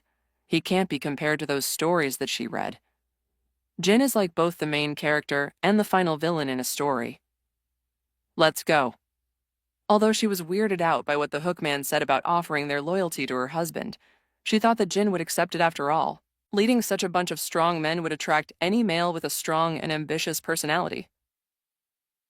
Outside the pub, the hookman grabbed a horse's lead and walked back to Jin as the horse followed the lead. Here you go. I wish you luck in your journey, and if ever you change your mind, we will always be here. The hookman said with a warm smile that it looked weird on his scary face. All right, thanks, Jin said before walking past him and climbed on the back of the horse. Tigress just nodded at him before walking forward while Rapunzel just flashed a smile and waved her hand, which Hookman reciprocated and waved back in return. Looks like they only have one horse here. Maybe the three of us could fit in, Jin said. Meanwhile, Tigress was looking at the horse with a weird expression. The image of Master Horse back in her world flashed in her mind and compared the horse in front of her to Master Horse. Jin was right. It is indeed weird in other worlds. Everyone here looks mindless unlike those in my world. I wonder what my kind looks like in this world. Hopefully it's nothing bad. Tigress said to herself as she heard Jin's words and shook her head. I think this horse could only carry at most 2 people. What she said is actually true. If they insist on getting on with the 3 of them, the horse would definitely lose his energy fast and might even break his back. Who knows? Thankfully, his Jin Kazama template knows how to ride a horse, so there won't be any problem is riding the horse. The only problem left is who will ride with Jin, Tigress, or Rapunzel.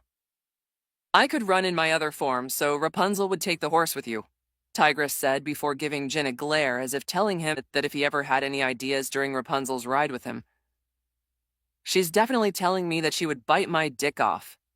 Jin gulped and said to himself, though he doesn't understand how the heck he knows that just by Tigress's glare at him. Oh, are you going to turn in your tiger form again? Rapunzel's eyes gleamed in excitement, not because she would ride in a horse with Jin, but because she would see Tigress's tiger form.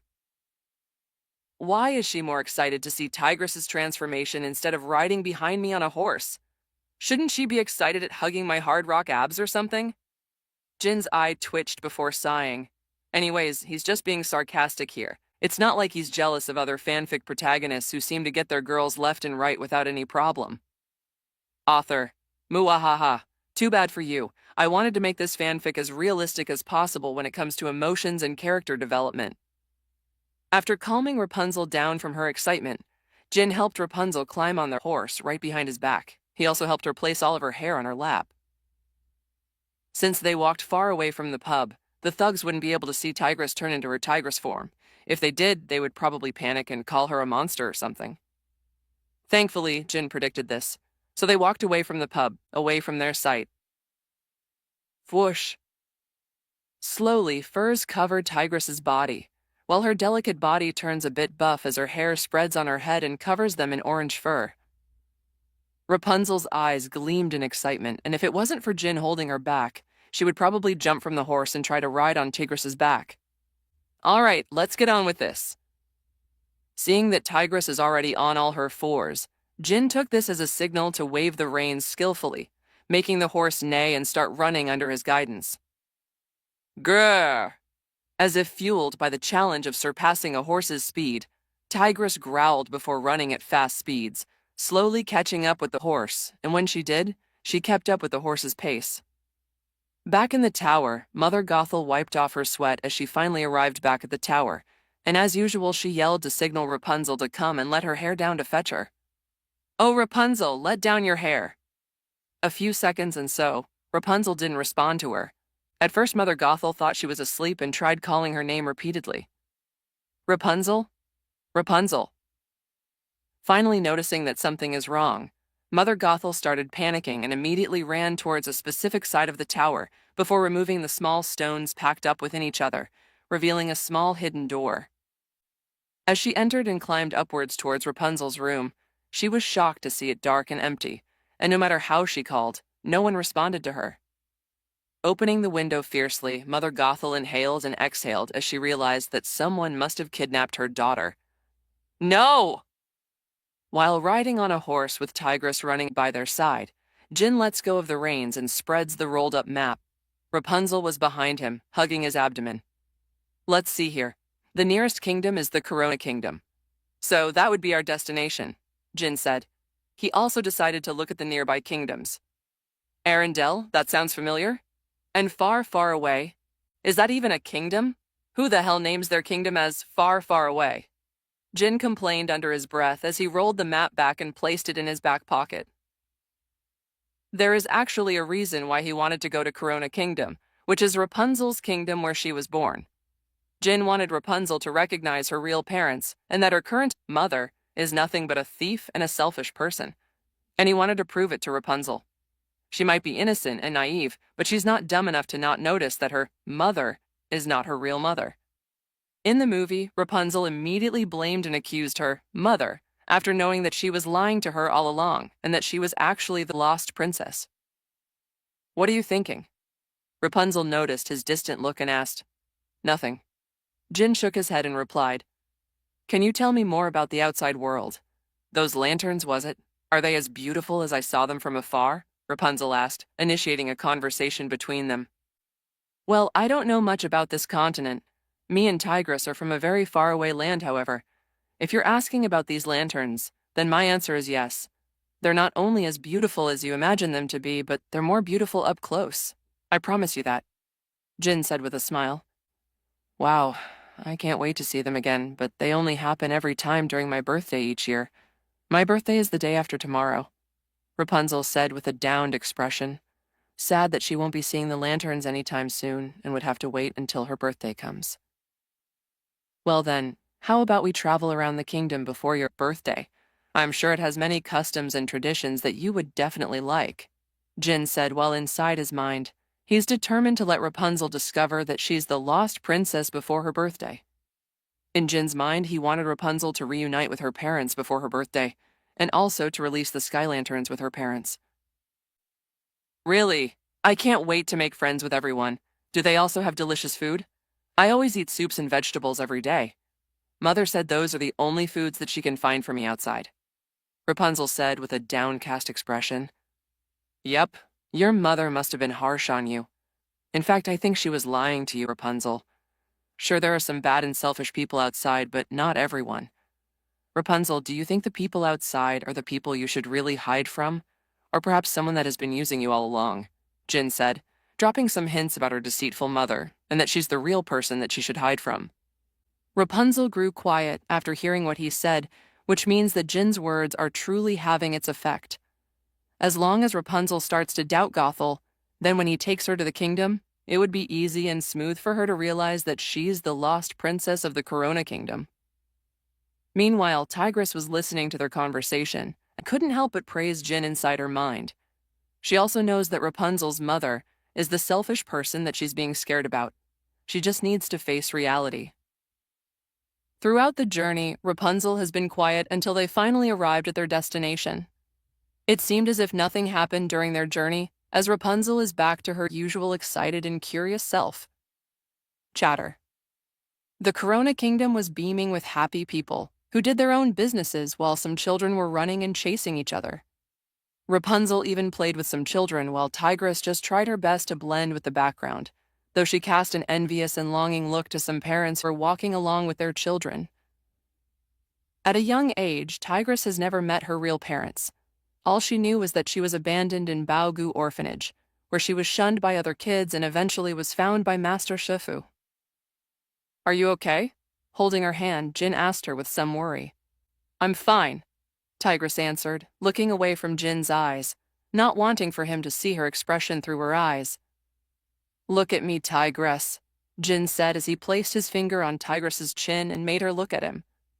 What's the problem? As your husband, it is my duty to fulfill your desires and make sure you're satisfied as long as I live, Jin said with a warm smile, making Tigress lean her head on his shoulder and said, I'm just wondering why my parents abandoned me at the orphanage at that time. Do they hate me? Or were they not satisfied with my appearance? I never knew their reason, and I wish I knew. After a bit of hesitation, Tigress finally opened her problem to Jin, who nodded his head. Jin was shocked at the problem and couldn't help but pat her back. If it comes to things like this, his wisdom may not be that useful. After all, he grew up with a loving family, so he doesn't know what Tigress feels, so he could only give her personal advice. Sometimes, my little kitten, life's path can be filled with twists and turns we can't fully understand. Just like a tea blend takes time to steep, so does the wisdom of our experiences. Remember, the choices of others are not a reflection of your worth. You have the power to shape your own destiny, and your heart's resilience can be your greatest strength. Jin smiled. However, inside his heart, he was shocked at the words he just uttered. How the heck did I say those words?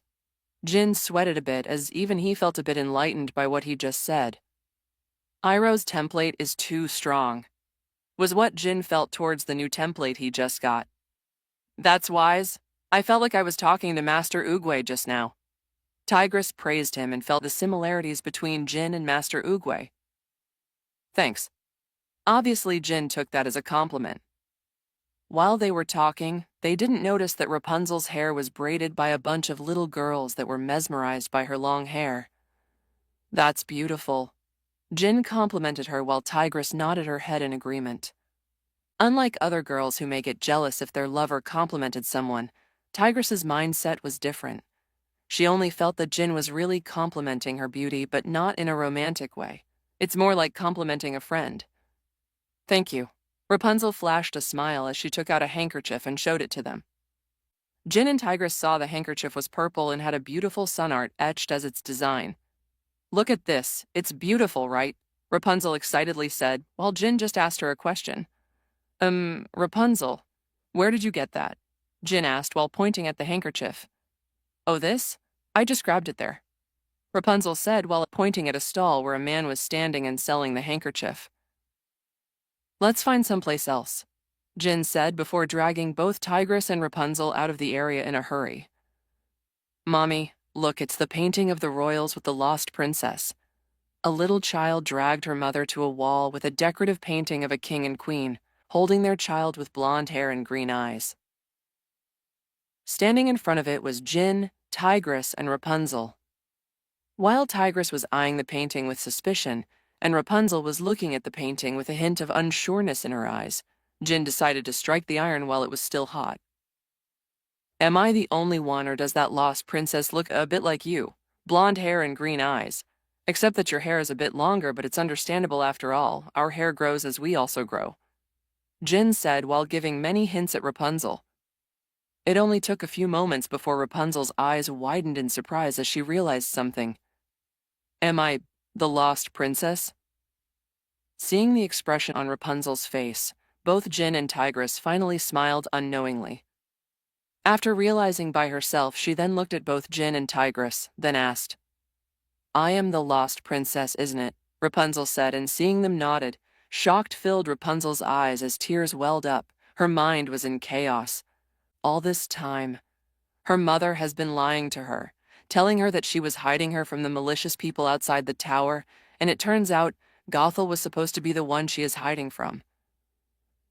Zell, can I call you that?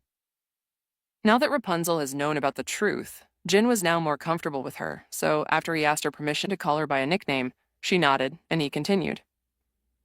Are you ready to meet your parents? I'm sure they would be happy, more than happy, Jin said with a warm smile. Just as Rapunzel nodded and was about to prepare herself for meeting her true parents, they suddenly heard a shout that is familiar to Rapunzel. Rapunzel, what are you doing in this kingdom? Out of your tower! Nearby them, two people were walking side by side. Every time they passed by someone, they would immediately bow their heads in respect. While the lady with a crown smiled at them and greeted them back, the man was looking down on the ground with a huge amount of sadness filled in his face. when suddenly they heard a shout from afar. "Rapunzel, what are you doing in this kingdom? Out of your tower!" "Rapunzel, what are you doing in this kingdom? Out of your tower!" Hearing and seeing her fake mother, Gothel, Rapunzel was shocked. Gothel, what are you doing here?" Just as Rapunzel was about to slip, she quickly realized it and corrected herself. "You? How dare you disrespect me, your mother? After everything I've done for you?" Gothel glared at Rapunzel, trying to play as the victim. This little commotion has caused quite a crowd, surrounding them from all sides. "You mean how you kept me in a tower away from my real parents? I should be the one hiding from you," Rapunzel snapped at her. Even Gothel was shocked at seeing their new side of Rapunzel. Never once did she see Rapunzel getting angry at anything, especially to her. That's when she saw Tigress and Jin standing behind her, glaring at her as if they would pounce at her any moment now. As her eyes revealed a look of realization. "Ah, I see. You're growing up and decided to be immature. These two must have influenced you. Come back to Mommy. You know Mommy knows best." Gothel came back to her calm self and soft approach, trying her best to use Rapunzel's feelings of being her mother to poach her back. Unfortunately for her, Rapunzel wasn't innocent and naive anymore. Gothel's betrayal and lying has made her grow and realize the bad side of the world. "No." Rapunzel said one simple word. However, to Gothel, Rapunzel's answer meant a lot of her. Her dream of staying young forever is slowly vanishing from her mind. "I see. So I'm the bad guy now? Then so be it." With a look of determination, she unsheathed a dagger from her behind under the shocked eyes of the onlookers. Luckily, the guards were on their way to handle the situation. "What is going on here?" Suddenly, everyone, including Gothel, heard a majestic voice from their side. Almost everyone's eyes turned to look at their king and queen, looking at the situation with confused eyes. It's the king and queen. Seeing them, the citizens immediately kneeled on the ground, while Rapunzel just stared at them in shock and a sense of familiarity, as if she had known them long ago. Suddenly, a blurry memory flashed in her mind. In that memory, she saw herself in a cradle, being watched by two figures that slowly unblurred, revealing them to be the king and the queen. "Father, mother?" Rapunzel unconsciously uttered, which was heard by King Frederick and Queen Ariana. They both looked at Rapunzel and also felt a sense of familiarity with her. That's when King Frederick saw the painting behind Rapunzel, the painting of their lost daughter that overlaps on Rapunzel's face. A look of realization and shock appeared on King Frederick's face, while Queen Ariana also widened her eyes in surprise. "You are my daughter." King Frederick's saddened and depressed face immediately disappeared and was replaced by happiness and excitement. He immediately ran towards Rapunzel, while Queen Ariana also did some. Tears welled up on Rapunzel's eyes as she also ran towards King Frederick, and they both engulfed in a deep hug. "Father, mother!" After hugging Frederick, Ariana also followed and hugged them both. Just in time, the royal guards have finally arrived, and one of the royal guards has a very familiar horse. "That's Maximus, right?" Jin looked at the white horse. He always saw that Maximus is more than just a normal horse. After all, in the movie, Maximus was actually smarter than just a horse. It's like a human reincarnated as a horse. Seeing that his guards had arrived, King Frederick stood up and looked at Gothel, and saw that she was running away, pushing all the citizens away from her path. "Quickly, arrest that woman," King Frederick ordered and pointed at the running Gothel. "Maximus, go." The royal guard captain quickly gave an order. Huff. Blowing air from his nose, Maximus's eyes squinted at Gothel's figure before running at full speed, determined to take down Gothel. Under the watchful eyes of Rapunzel and everyone, Maximus's full speed collided with Gothel's figure that tried to beg. "Wait, please no." However, it was already too late as Maximus bumped his head on Gothel's body, throwing her far away before she fell on the ground, knocked out by Maximus himself. Huff. Nay. Standing proudly, Maximus smiled, showing his clear white teeth. "That horse is good." King Frederick complimented Maximus after seeing that Maximus was faster than the other horses. Meanwhile, Jin and Tigress just stared at this with contentment. Their job here is done. Unfortunately, there weren't that many enemies here, unlike in Jin's previous world, the Kung Fu Panda world.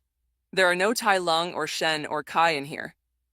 Aside from Rapunzel, everyone is a normal human being, making their presence a bit unknown as their purpose in life is to use their might to help the innocent and weak, which is the reason why they helped Rapunzel in the first place. Just because they're not from the Kung Fu Panda world doesn't mean they would stop what they were doing. Maybe I could spread and teach Kung Fu here, though where would I get my first students? Just as Jin wondered about this, his eyes suddenly widened as he knows a group that exactly fits what he wants. And those groups of thugs in the pub. I could build my own Jade Palace as our home and have them as our students. Thinking of this, Jin grew excitedly and was about to tell Tigress about his plan when King Frederick suddenly approached them. I heard about you both from my daughter, great warriors of a distant land. I owe you for saving my daughter. Suddenly, under the surprised and shocked eyes of everyone, King Frederick bowed his head in front of them. Even Tigress was shocked. She knows the status of a king. It's a bit similar to Lord Shen in Gongmen City, which means they must have the pride and dignity as a ruler, and for King Frederick to bow to them in front of many of his people clearly says how much he values his daughter and how thankful he is to his daughter's benefactors. Please raise your head, King Frederick. There's no need for you to bow. We were merely helping a maltreated person as we usually do back in our lands, Jin said while helping King Frederick to raise his head. You are truly kind, like what she says. Please, allow me to fulfill any of your requests as long as it is within my capability, King Frederick said, making everyone who heard him gasp. Having the king himself fulfill your request is very valuable. If I refuse, that would be a bit disrespectful, so I'll just request something simple, yet what I just needed in my upcoming goal in this world, Jin said to himself before stating his request. I hope you could help us get a large land from your kingdom or outside of it. It would be much better if it was on top of a mountain. After hearing his request, King Frederick nodded his head. He thought Jin's request would be a bit troublesome for him, but it turns out it is just something so simple. Consider it done, King Frederick quickly said. You guys are staying, right? Suddenly, Rapunzel ran towards them and asked with excitement. Yeah, we would. That's great. I hope you both could join us back in our castle. We would be happy to serve you dinner, Queen Ariana smoothly said, inviting them to their humble abode. Well, if you insist, Jin said while scratching the back of his head. He's actually very hungry right now after all. After meeting Rapunzel, they haven't eaten anything except for berries and plants that they found during their journey in the forest. That's great. Queen Ariana softly clapped her hands as a large and beautiful-looking carriage that has a golden sun carved in every part of this body. Night. As they went in and started riding back to the castle, Gothel was finally brought into prison. For someone like her and what she did, it would be considered mercy for her if the king decided to execute her tomorrow. After all, if it was any other, they would definitely kill her on the spot. In the castle, Jin and the rest finally arrived. Rapunzel and Tigress were the most impressed by the sight of their large castle. I would be living here from now on, right? It would be better than that tower. At least in this place, I would be close with my real parents, Rapunzel said to herself as she decided to explore the castle. Tigress and Jin also decided to follow her after all. They were also curious about the castle. She's already grown up, Ariana said to her husband, as they both look at Rapunzel's back with warm love in their eyes. King Frederick, whose face had been sad and depressed for the past 18 years, finally smiled for the first time, something that Ariana was very thankful for. Ever since Rapunzel was kidnapped, King Frederick has never smiled again until today. After a few minutes, it was finally dinner time as Jin and Tigress were invited to the table. First of all, before we start this dinner, I would like to express my gratitude to Jin and Tigress for bringing my daughter back, alive and safe. And because of that, please allow me to fulfill your request now, King Frederick announced before handing a majestic-looking parchment to a female servant who then walked towards Jin and handed him the parchment. Without even reading its contents, Jin already knows what was written inside, as it is probably King Frederick's signature on giving him the land that he requested. And last but not the least, tomorrow morning I hope everyone can attend the execution area, where we will finally end the cause of Rapunzel's disappearance. Rapunzel, you don't have to come if you don't want to. After King Frederick announced and expressed his worries to Rapunzel, she replied, "It's fine, father, but I think I have a better idea of a punishment for her. It is much better than just executing her." Rapunzel raised her hand like some kind of student and stated her opinion. "What is it, dear?" her mother, Ariana, asked her. "I think it would be better if... I suggest not to execute Gothel, but instead we should lock her in a prison full of mirrors," Rapunzel said, gathering the questionable looks of everyone at the table. "Why is that, Rapunzel?" King Frederick asked as Rapunzel proceeded to explain. "You see, what Gothel likes the most is to keep her youth and appearance, which is the reason why she kidnapped me in the first place. Now, if we put her in prison forever full of mirrors, she would slowly see herself aging, losing her youth and appearance, which I think is far better punishment for someone like her." As soon as Rapunzel was finished speaking, almost everyone stared at her in shock. They didn't expect this from someone like Rapunzel. Her appearance gave her the charm of an innocent maiden, however, what she just proposed is something that only cruel people could think of. "My daughter has indeed grown up, but in a bad way." King Frederick sighed inside his mind. When he first saw Rapunzel, he thought she'd be more innocent than she looks. Looks like her resentment on Gothel is far deeper than he expected. Meanwhile, Tigress was nodding her head in agreement, while Jin just looked at Rapunzel with an amused smile. Weird, why does she look more beautiful when she said that? Wait, what am I saying? I already have a wife. Jin shook his head from this vulgar thoughts. After finishing their dinner, it was finally nighttime. Surely tomorrow morning, after implementing Gothel's punishment, there would be a big festival to welcome the return of their lost princess. As Rapunzel finally had her own room, a grand guest room was given to Jin and Tigress. "At least the room looks a bit cozy," Jin remarked as he laid flat on the bed. The looks of the room wasn't that much, however. It has its own fireplace, which is good enough since it's freezing outside, especially at night. This world isn't the same as the Earth on his past world, which means there are no oils being used and smoke's destroying the ecosystem. And with that, the ozone layer is still in its prime, and that means the sun's heat won't affect the Earth too much, like the Earth in his past life. Tigress also nodded her head and sat next to him on the bed. Her face seems to be wanting to say something. "Whatever it is, just say it." Jin noticed this and helped her. "Sigh. Jin, what do you think of Rapunzel?" she asked after sighing and hesitating. "Zell? She's pretty, smart, innocent, a bit naive, but it's different now, and her long blonde hair adds to her charm. Why do you ask?" Jin placed his hand beneath his chin and started thinking for a moment, before counting what he thought of Rapunzel with his fingers. "It's nothing much. I just realized that the look that Rapunzel gave you earlier is similar to me when I first fell in love with you." Tigress shrugs her shoulders and says. Jin stopped moving as he squinted his eyes at Tigress. "What are you implying, my little kitten? Are you jelly?" Jin asked and teased her as he poked her cheeks. "No, I'm not. I'm just worried about her. She knows that you already have me, which means that her feelings for you would be forever buried inside her heart unless she found someone else."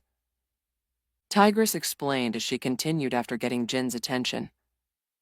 "However, that would be nigh impossible after all. Would your feelings change on the man who saved you and brought you back to your real parents? Unless something bad happened to her and a man saved her, then her feelings would change to another man. Jin." Tigress finished before facing Jin and calling out his name. "What do you think about this?" Tigress asked, making Jin's face twitched. He's on a very hard path here, and what he says next would either make Tigress angry or sad. "Maybe we should wait first and see if her feelings for me disappear. After all, this might just be a childhood crush.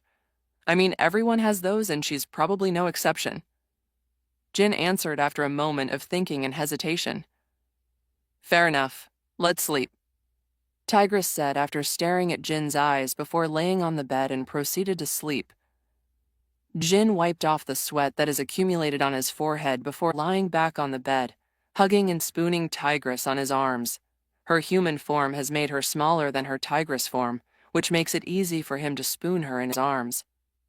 And just like that, the next morning has arrived. A maid knocked on their door, waking Jin up while Tigress woke up a bit but went back to sleep. After untangling himself from Tigress's limbs, Jin stood up as he stretched his whole body. Crack. Snap. Ah, tilde. Moaning in relief and satisfaction, Jin then opened the door, meeting the maid head-on, who immediately bowed her head after seeing him. "It is time for your bath, Lord Jin," the maid said before leading him towards a very large bathroom. If Jin didn't see the toilet inside, he would have thought this was some kind of ballroom. What's with them? That's when Jin noticed that there were 10 other maids inside, all bowing to him. "We are here to help you bathe, Lord Jin. Please take off your clothes." Eh?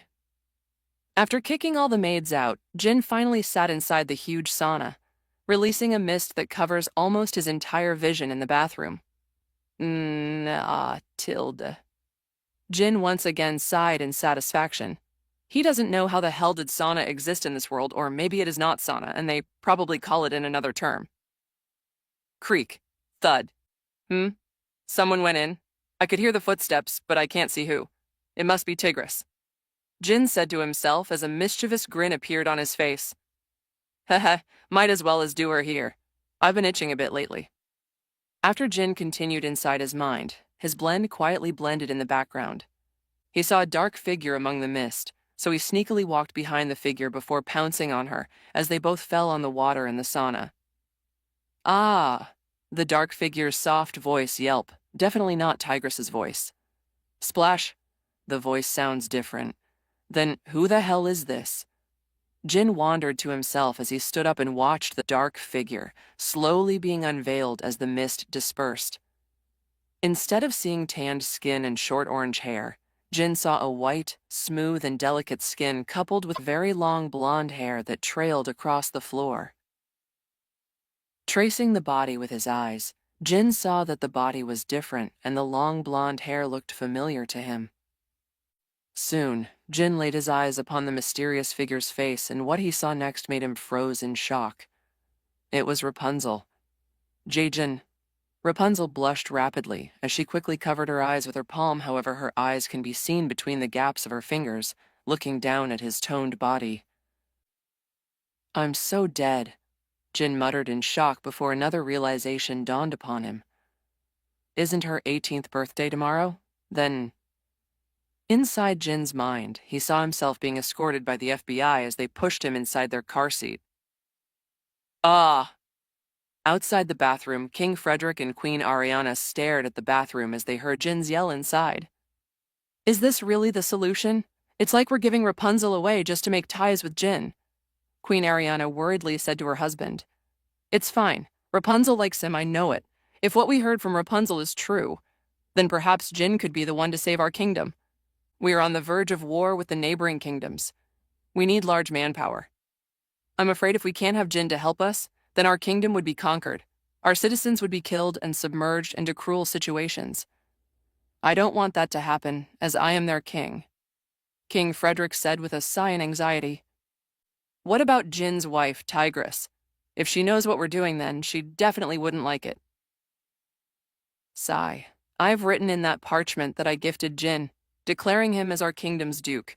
With his status, perhaps it is only natural for him to have other women, King Frederick said, and just as Queen Ariana was about to reply, they suddenly heard a chilling voice behind them. Are you sure about that? From what I know, Jin hasn't agreed to that yet. Hearing Tigress's voice, both King Frederick and Queen Ariana shuddered in fear and shock. Tigress. King Frederick shivered as he tried to find a way to explain. Surprisingly, Tigress sighed as she pushed them aside and stood in front of the bathroom. Normally I should be mad about this, but if it's Rapunzel, then perhaps it would be fine for me, Tigress said before turning around to face them. However, I won't agree unless you both tell Jin the truth, and if he disagrees about it, then you can consider us gone from this kingdom, Tigress said with a glare before growling and kicking the bathroom's door. Boom. Inside the bathroom, Jin was standing in front of Rapunzel with his eyes covered in a large tower. Jin. Tigress called out to him, making Jin think that Tigress discovered him cheating on her. Tigress, it's not what it looks like. I was just having a bath when I know. Come with me. We have something to talk about, Tigress said before grabbing Jin's hands and walked outside.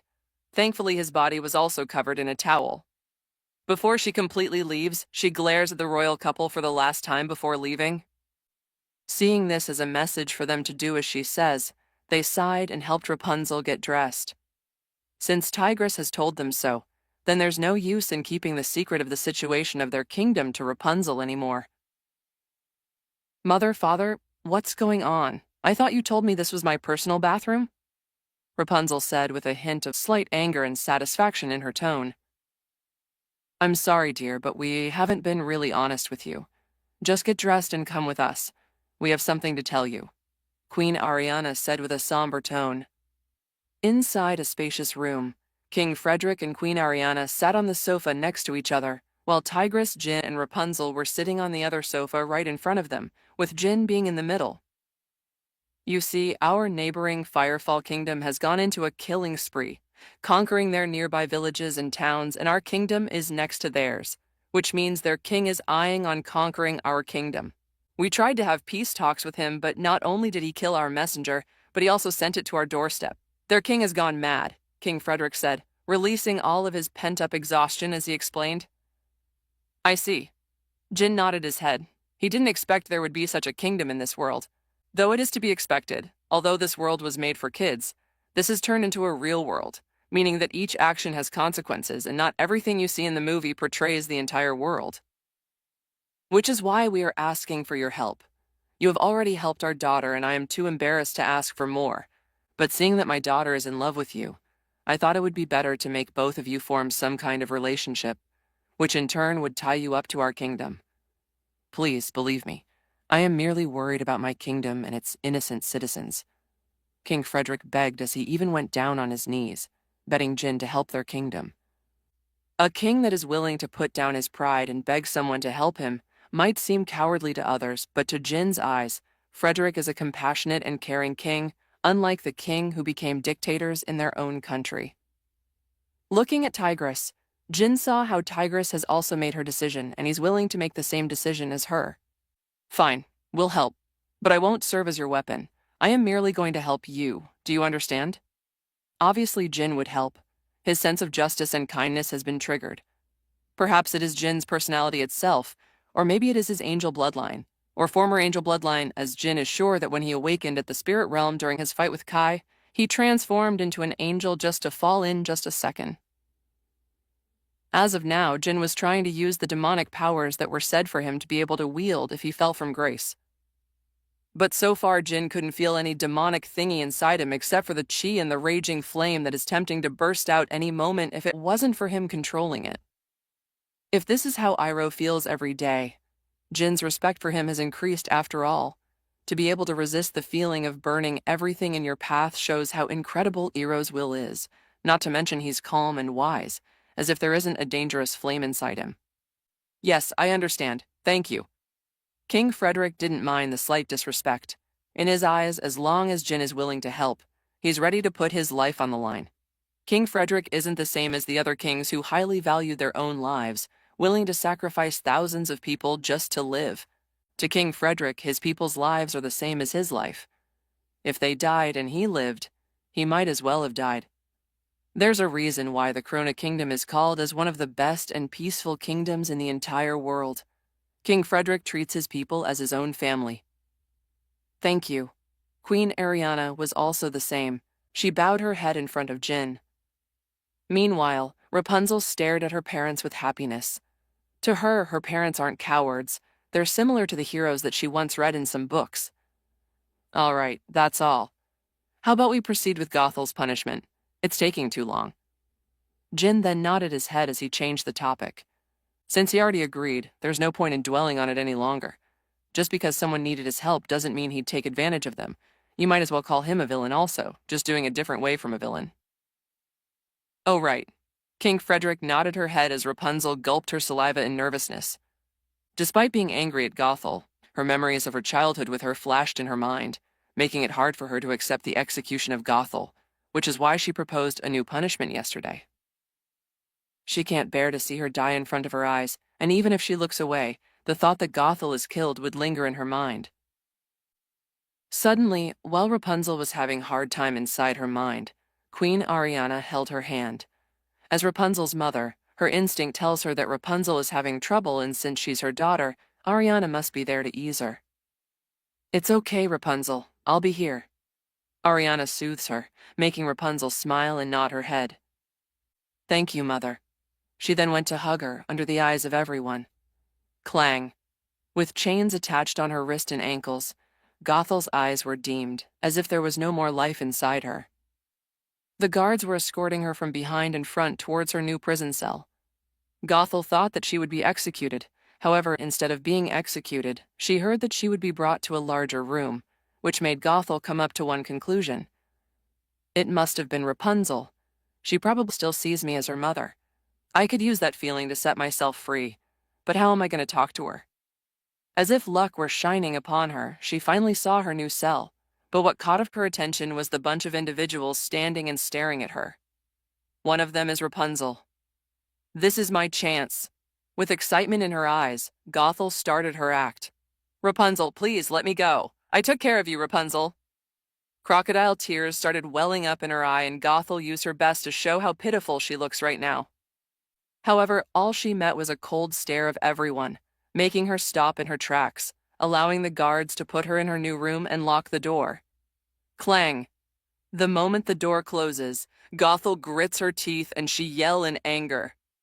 "You ungrateful brat! Trust me, you should have killed me. I will get out of this place and tear your family apart, and we will be together forever, Rapunzel."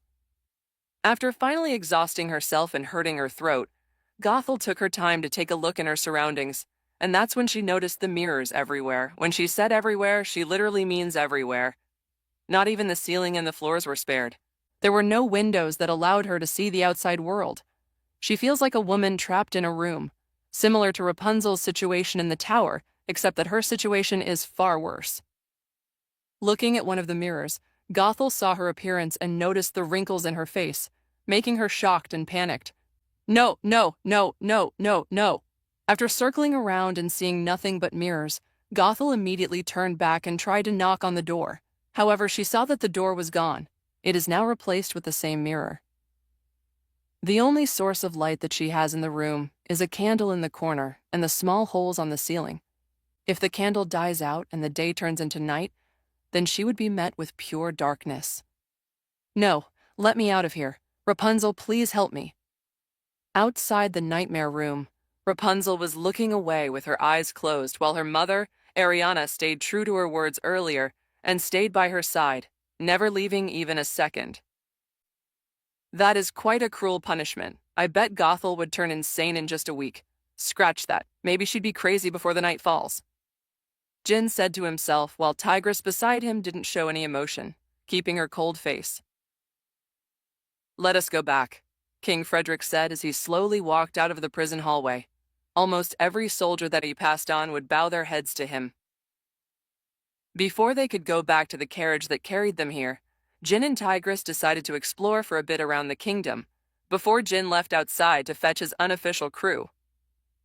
"Take me with you. I also want to see more of the kingdom." Rapunzel raised her hand in volunteering and said as she made a begging expression to her parents. "Ha ha ha, it's fine. You can go."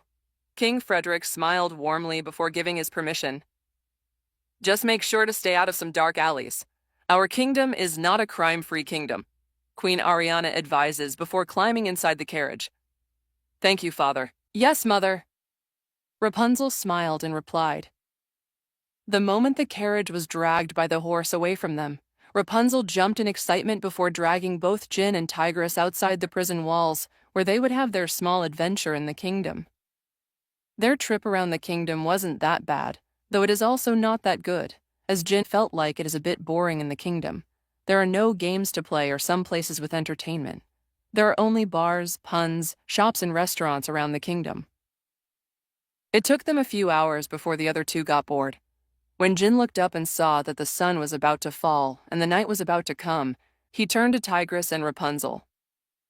"Do you guys remember the Snuggly Duckling? I was thinking of going back there as I have something to do there.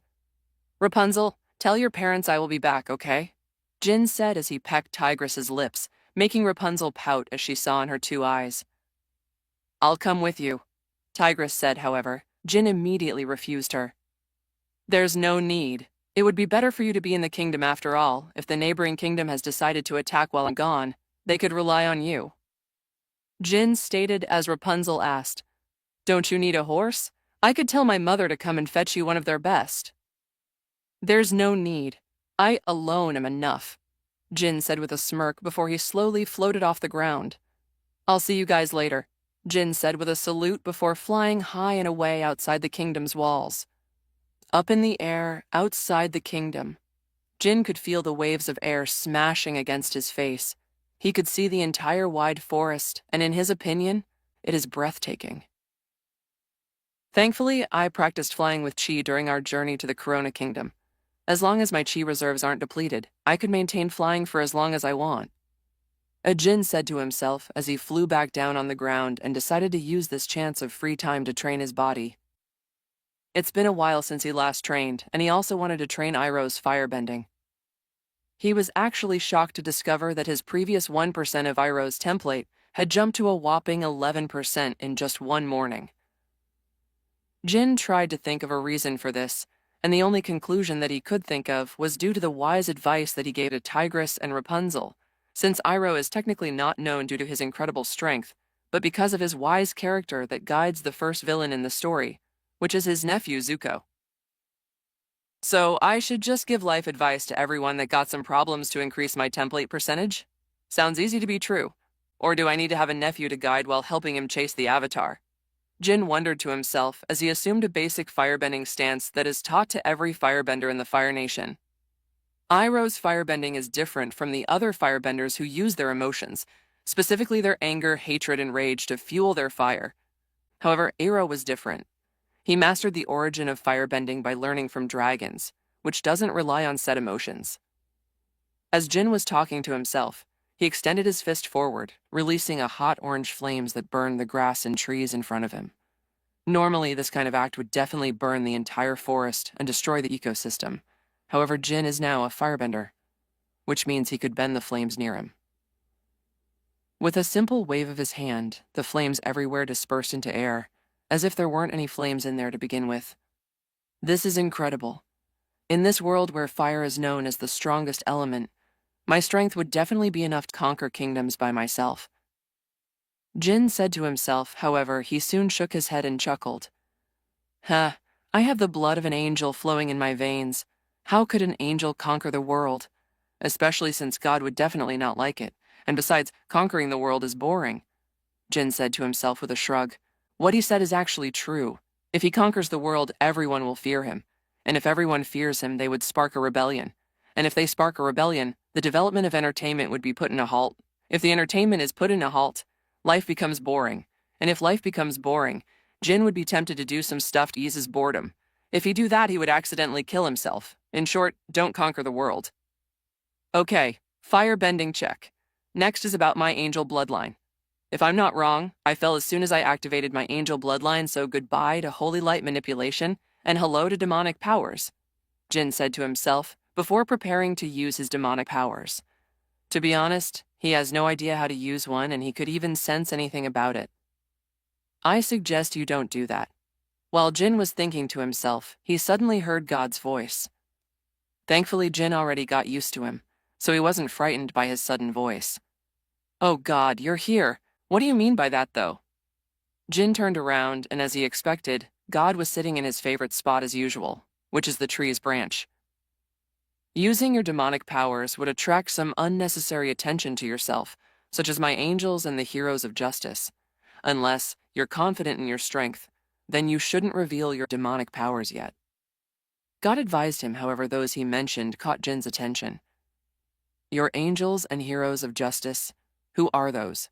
Jin asked, and as if God expecting the question, he swiftly answered.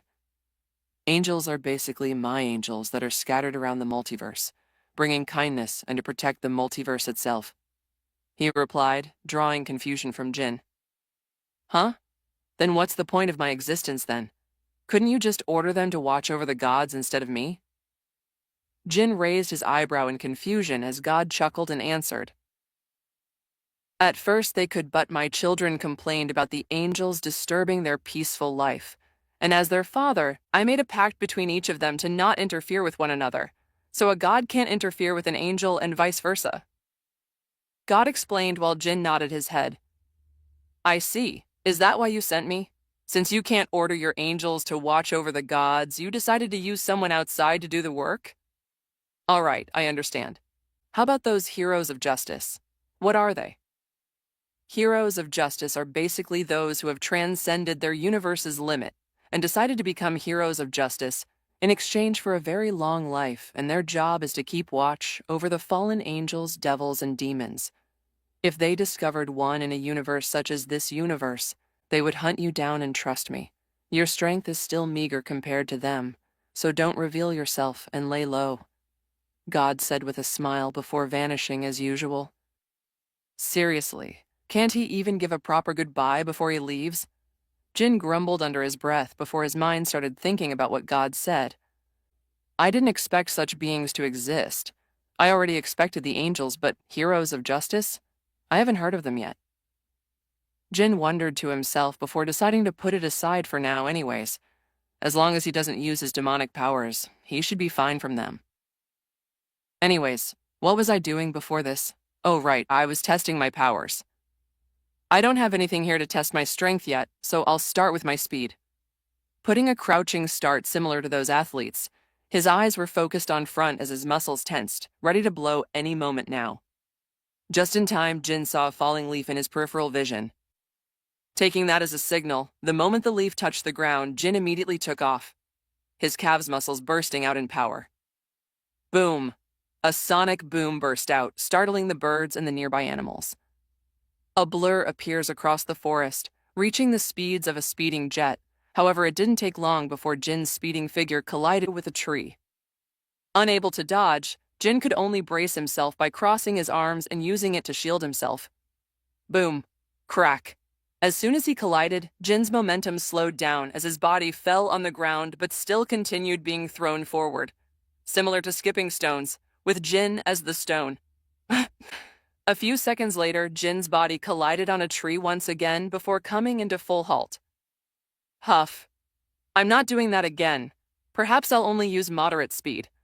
Jin groaned in slight pain. Sure, his body is very durable, but imagine you're going on almost sonic sound speed and colliding on a tree. It might not sound that much, but as the person who experienced it himself says otherwise. Standing up on the ground, Jin stretched his body, popping up a few joints on his back and arms. I also want to test other things such as my devil form. Speaking of devil form, why haven't those heroes of justice found me yet? Jin pondered to himself. However, according to God, they would detect demonic powers, and during his devil Jin form, he hasn't used any demonic powers. The lasers in his eyes were his chi, so it's not considered as demonic. Everything he used during his fight with Kai are chi. So perhaps that's the reason why he wasn't found yet. Let's resume our journey here. Jin continued and said to himself before floating again and taking off in the air. Inside the snuggly duckling, everyone was a bit down as they just lost a potential leader to lead them to their dreams. Thud. Suddenly, while everyone was down and drinking to get drunk, the door was suddenly blasted open, getting the attention of everyone. Who is it again? The man with the hook grumbled and said. He still remembered how his mustache was pulled out by Jin during their fight with him, and seeing that their little pub would welcome a newcomer again. The man with the hook hopes it won't be someone like Jin again. What? You guys don't miss me? Suddenly, amidst the clouds of dust, they heard a familiar voice, and when it finished, the dust was finally cleared, showing a very familiar figure that has been plaguing their mind every day. Boss, sir. The man with the hook was the most excited one out of them all, however. He realized that Jin didn't accept their loyalty, so he corrected himself. Master. From now on, call me Master. You all will be my students from now on. Are we clear? If you don't want it, the door is this way, Jin said before stepping aside, letting them face the open door where he went through. However, all of them suddenly stood up, and under Jin's eyes, they all bowed at him and yelled unison. Please guide us, Master. Their yell resounded across the room, causing a slight earthquake as the cups and bottles shook slightly. Having a large grin on his face, Jin felt like he had just become a mafia boss. I guess it's time to let the whole world hear my name. I wonder what I should name our newly formed Kung Fu group. I can't use the Jade Palace name. It's already used by Master Shifu and the rest. Maybe? Hey, have you heard of the Dragon's Nest? I heard a bunch of thugs created it. A child with a short braid as her hair said to her fellow child. Wrong. I heard some royal guards even tried to get in, but none of them were accepted. They must be elite warriors. The child beside her refuted what she said and made up her own lie. As both kids argue, Tigress was walking around the street when she heard what they said. It's been a whole week since Jin came back with a bunch of thugs that he faces on the Snuggly Duckling pub. It turns out he's planning on using the land that he got from King Frederick to start his own kung fu school, similar to the Jade Palace, and use his title as a duke to hire some builders to build his school. Why did he choose a bunch of thugs anyway? Isn't it better to scout some real talents like Master Shifu? He told me that quality is better than quantity, Tigress said to herself. She should probably head to his land and ask him about it. Then ever since Jin came back with the thugs, he has been busy implementing rules and teaching them the basics of kung fu. Of course, Tigress doesn't mind it. After all, he's been giving too much of his time to her. As his wife, she understands that he should give some time for himself. She's not a greedy woman who craves for her husband's attention 24/7. While Tigress was on her own, Jin was staring at the tall construction in front of him. One thing he noticed in this world was that the construction of structures was much slower than in his past life. Perhaps it is due to the lack of technology made for architecture. Perhaps it will be finished by next month. Jin sighed to himself as he turned around and saw his students training with their bodies as usual. Most of their bodies are made of fats and short on muscles, which is why Jin put them on a diet first to lose the fat and allow their muscles to build up. Say, X50. They were all shouting in unison as they punched the air in front of them. Those who were fat and chubby were doing some cardio exercise on the other side of the forest. Good work, everyone. Keep it up. Jin yelled some shouts of encouragement. Yes, master. They all yelled back in unison before continuing the training. I'll be teaching them some defensive techniques first. Perhaps parry and counterattack should be enough, Jin said to himself before jogging back to the Corona Kingdom. Thankfully, it is almost 10 miles away from his land, which made it easy for him to set a goal during his morning workout. As for his land, he has decided to name it the Dragon's Nest. The same goes to his school's name. The name actually fits as he's teaching Kung Fu, and he is a dragon warrior. I didn't expect to be this good at making names. Jin sarcastically praised himself as he started his jogging journey back to the Corona Kingdom. It took him exactly 3 hours of continuous non-stop jogging before he finally arrived at the bridge that connects to the entrance of the kingdom. Just as Jin was crossing the bridge, a majestic-looking carriage was rolling behind him and rolled past him. Obviously, Jin just noticed this and thought it might be some kind of noble that is visiting or returning. What he didn't expect, though, was to see the same carriage parked in front of the royal castle of the Corona Kingdom. Is it King Frederick's brother or something? Jin wondered to himself as he continued jogging as he went inside the front doors. Just as he arrived, he heard a yell from the guest room.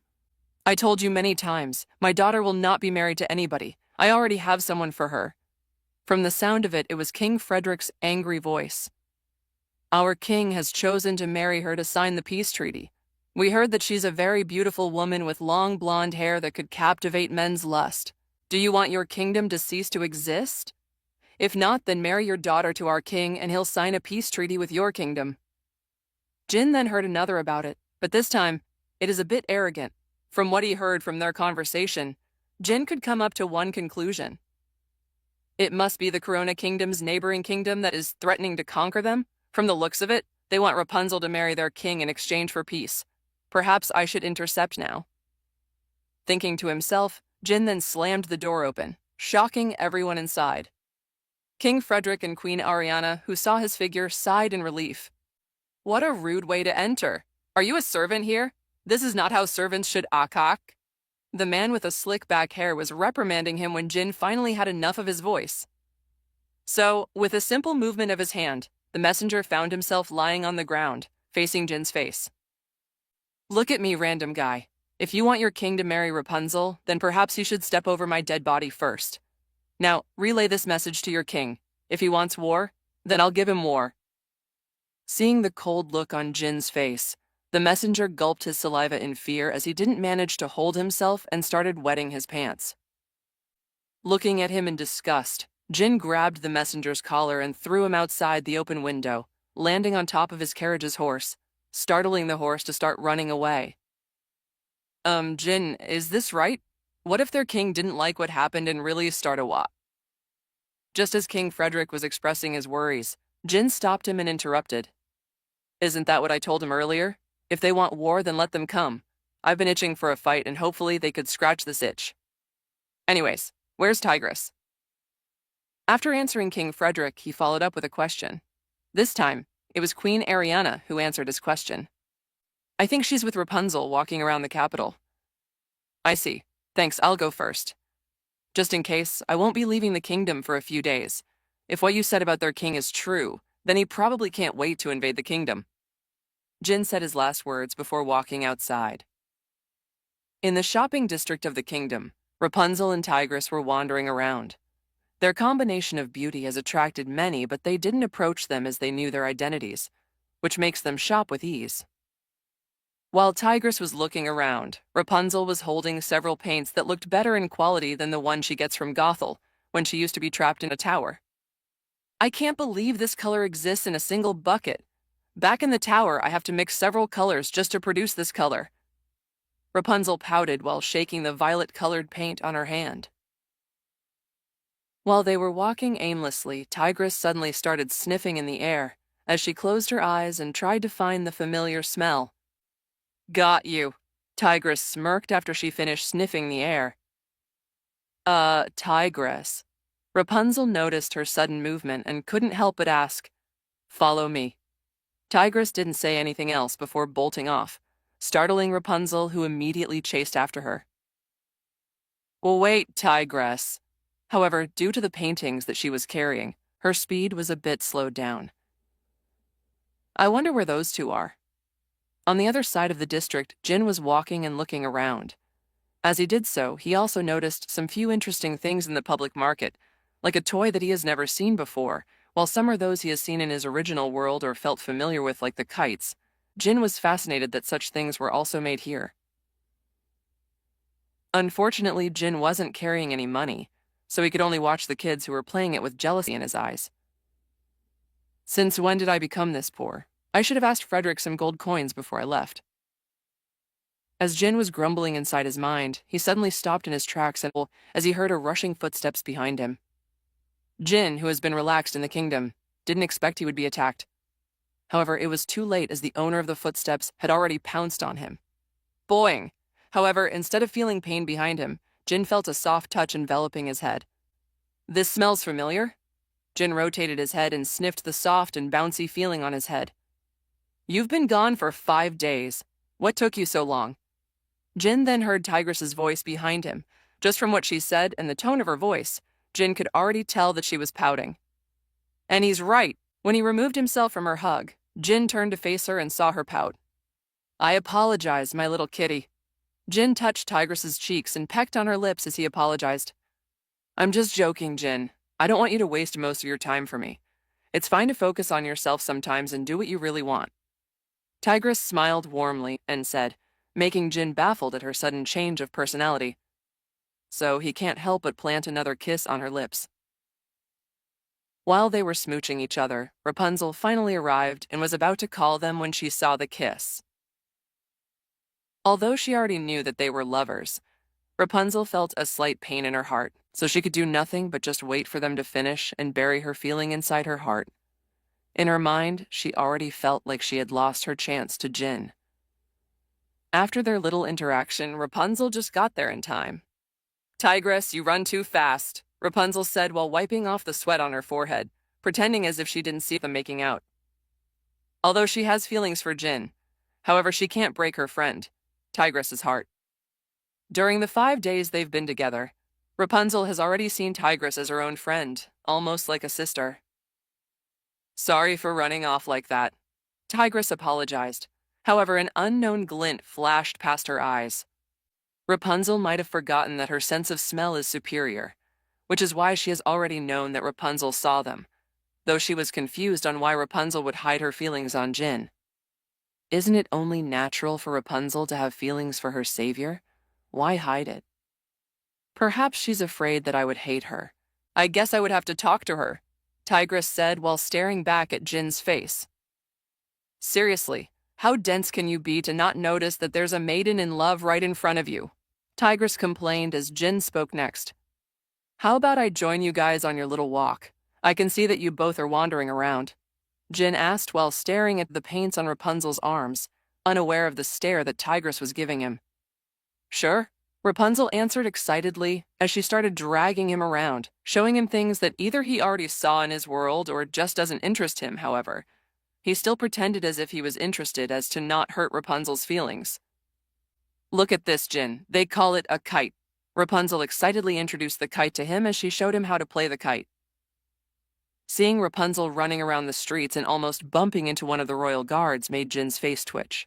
Thankfully, the royal guards knew who bumped them, so instead of getting angry, they just helped Rapunzel and even apologized to her. Being a noble really has its perks, however. If you're not a kind noble, then don't expect your people to treat you better, Jin said to himself as he apologized to the royal guards in her stead, before grabbing her hand in order for her to stay close to him and not bump into someone again.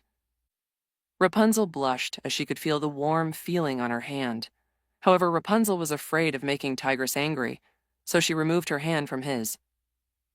Thanks, Jin, but I could handle myself, Rapunzel smiled and said to him before hastening her walking pace.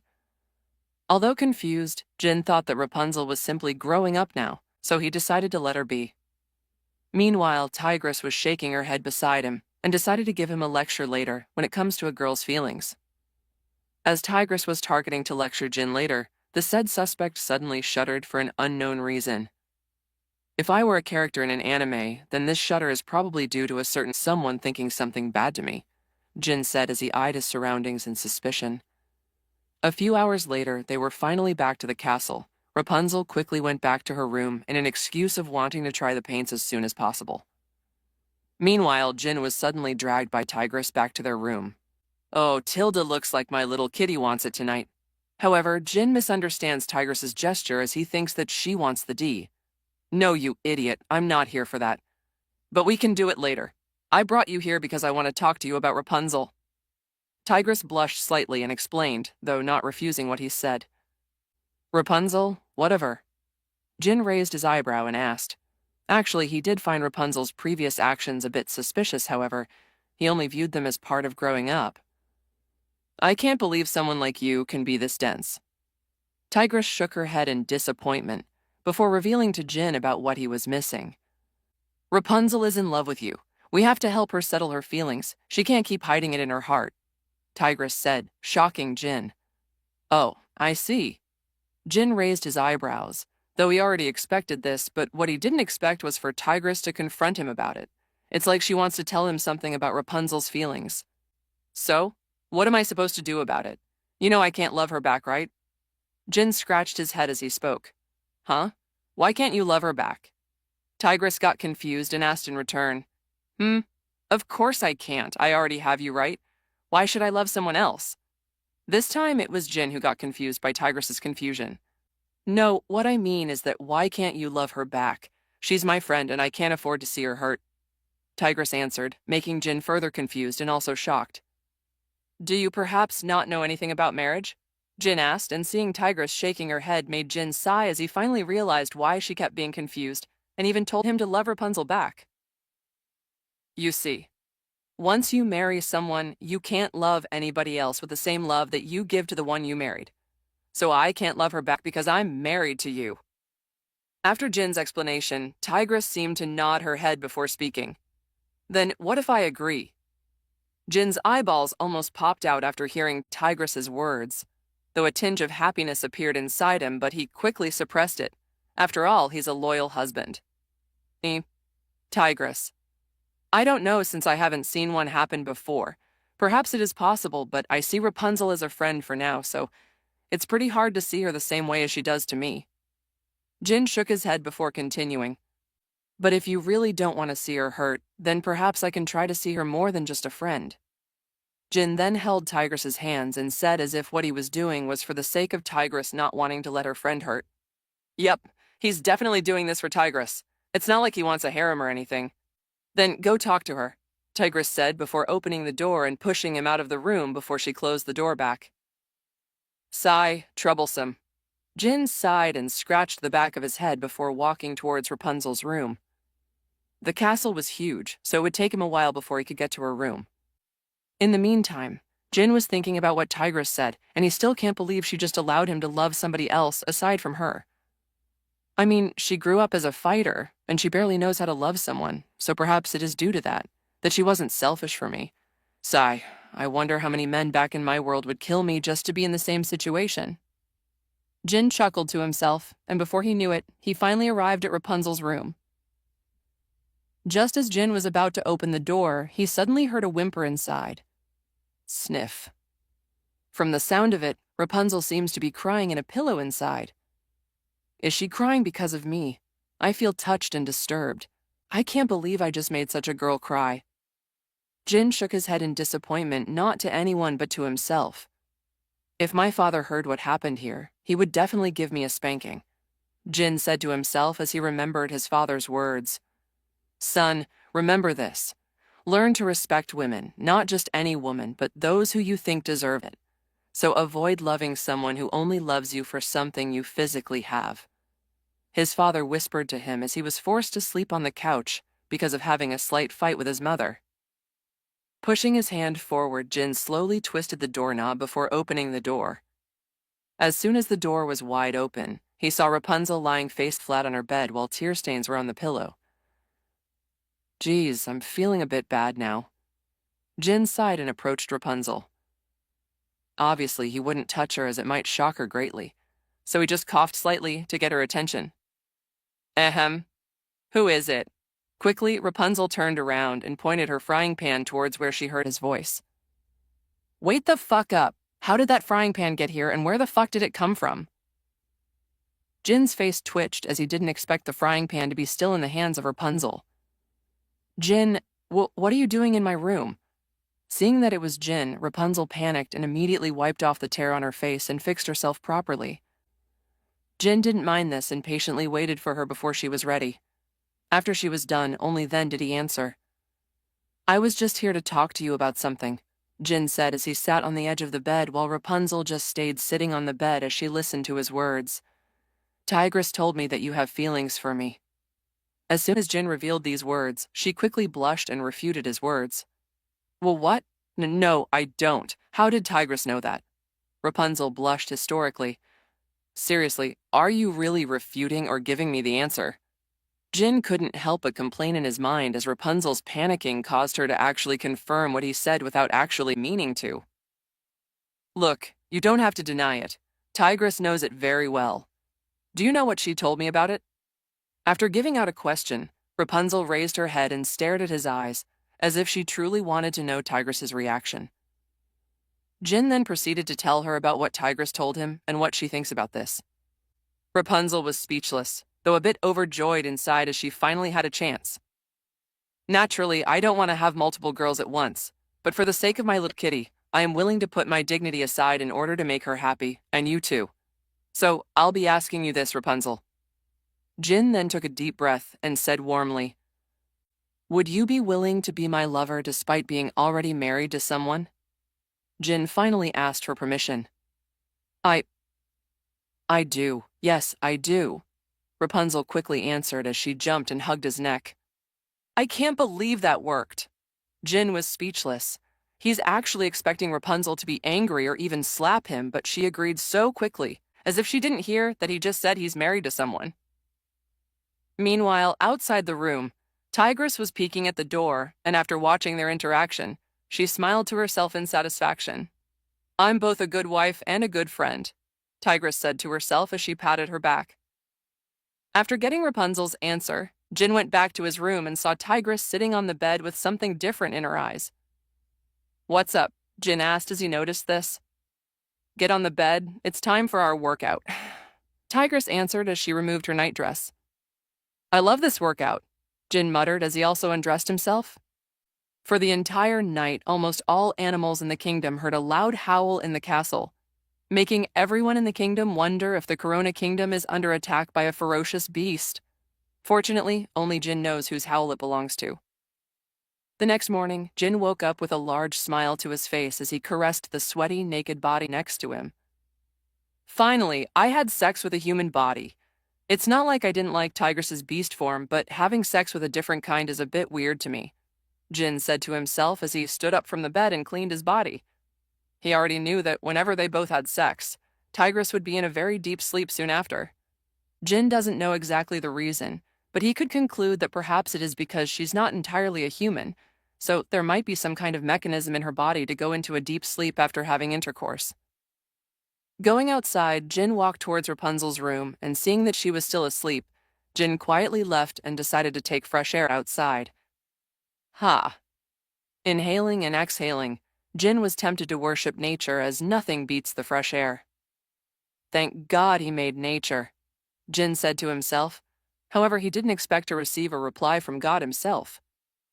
No problem, Sam. Just as Jin was about to have a conversation with God since he was talking to him, he suddenly heard someone barging inside the castle. The kingdom is under attack. One of the royal guards entered and started shouting everywhere about the kingdom being attacked. King Frederick and Queen Ariana, who were having their morning breakfast, heard the royal guard and panicked. Captain, ready all of our soldiers. Whatever happens, we must not let them enter the kingdom. King Frederick quickly gave orders to the captain of the royal guard, who gave him a salute before running outside. Perhaps you both should stay inside. I'll handle this, Jin said as he approached them. Seeing him, they both sighed in relief. However, there is still a hint of doubt in their heart. After all, they haven't seen Jin's capabilities in their own eyes. They only heard about him from Rapunzel, and it's hard to trust something that you haven't seen with your own eyes, which is something that Jin could understand after seeing the doubt in their eyes. All right, time to make this world fear my name. Jin smirked to himself before stepping over the balcony and jumped. Siege that gate. I want our troops to enter in 5 minutes. Outside the kingdom, the Firefall Kingdom's captain, with a fierce-looking face, ordered as catapults behind him were preparing their assault. Thankfully, King Frederick has already ordered the citizens to evacuate from the city to a nearby shelter just in case the kingdom got attacked. This is a planned attack. No matter how fast their traveling method, there's no way they could have arrived this sooner, which only leaves one thing. They've already planned to attack the kingdom no matter what decision Frederick says. Jin stared at the large army outside the kingdom as Jin analyzed their plan. Thankfully, the entrance to the kingdom can only be accessed by crossing a long bridge, so the enemy would be having a hard time invading the Corona Kingdom through the main gate. However, there are also some other entrances to enter their kingdom, which are not known to the public, but for another kingdom next to theirs, they've probably known about the secret entrances through some unknown methods, which is why since Jin took over the command, the first thing he did was to put most of their army to guard the secret entrances and prepare a trap, leaving the main gate to him and various archers. What to do next, sir? A knight stepped up beside him and respectfully asked. Nothing, you all stay guard in here and make sure none of them gets past me, Jin said, making the knight confused. I'm sorry, but past you? The knight asked for confirmation. You heard what I said, Jin said before jumping off the tall walls and landed outside of the kingdom, in front of the main gate that they've been trying to take down. Captain, there's a man outside the main gate. In the Firefall enemy camp, a buff armored man reported to the captain of the army. Kill him and focus on sieging the gate. The captain answered without looking at him, as he was focused on staring at the map on the table, planning on his next attack. Captain, the man is running towards our encampment. What, didn't I order to kill him already? The captain got a bit annoyed at the person who was reporting and couldn't help but angrily yell at his face. Captain, he's avoiding all of our arrows. The man in armor said in slight shock and fear as he watched how Jin was slowly closing in their encampment while dodging all of their arrows with ease. What are you talking about? The captain felt like he just heard the most ridiculous joke in the world ever. Please take a look for yourself, Captain. The man in armor stepped aside, letting the captain see through the open tent to the outside world. Stepping forward, the captain saw how tens of arrows were being dodged by Jin as he didn't stop running at them. "Who is that guy?" the captain asked as he squinted his eyes at Jin. "According to our findings, it seems like the man that is rushing towards us is the person who is rumored to have rescued the lost princess," the man answered. "Oh, really? Then call our knights and tell them to intercept him and kill him. I could still believe that someone is capable of dodging arrows, surviving against tens of trained knights. I don't think so," the captain ordered and chuckled. The man that is reporting nodded his head with a bit of hesitation before running outside to spread the captain's orders. Meanwhile, outside the enemy's encampment, Jin was slowly marching towards them as he was dodging the arrows with ease. Just as he is about to completely cross the bridge and get close to their newly built wall made of woods, hundreds of knights in silver armor suddenly went outside the crudely made walls before they marched towards him, planning on intercepting him. Seeing this, Jin's blood boiled as he hastened his pace, and soon he arrived in front of the first enemy knight that rushed towards him. Chatite. With a quick speed, the enemy knight didn't even manage to react when Jin's fist was already planted on his helmet. However, despite having a silver helmet, Jin's face cut through the helmet like a knife to a butter before his fist embedded on the enemy knight's face. Boom! As soon as Jin punched the enemy knight in its face, the unfortunate knight's ragdoll body was thrown back away, colliding across the enemy knights behind, slowing them down and causing a slight disturbance among their positions. Taking advantage of this situation, Jin quickly jumped forward and landed in the middle of their formation. "Would you all like to dance with me?" Landing on the ground, the enemy knights stopped in their tracks and stared at his landing posture. "Dance?" Just as one of the enemy knights reacted, his reaction was too slow as Jin's feet had already planted itself on his face. Boom! Akuk! My eyes! With bleeding and broken nose, the enemy knight that was kicked by Jin fell on the ground. His silver helmet is caved in, turning the armor that was supposed to protect him into an item that caused him to be killed, as the caved-in silver was broken in front, causing some of its shrapnels to injure his eyes, and some of them even got inside his eye sockets. Taking the chance of their momentary shock at seeing their fellow comrade to quickly fall and scream in agony, Jin bent down and swept his legs over theirs, causing most of them to fall on the ground. Bam! As soon as he saw some of them being on the ground, Jin didn't hesitate before he quickly started stomping on their heads one by one. Although not enough to kill them, but with their injuries, it is impossible for them to be saved and could only cry in agony, as they would probably die a few minutes later from their injuries. Meanwhile, the rest of the enemy knights that weren't knocked down and those who were watching the fight were all in shock.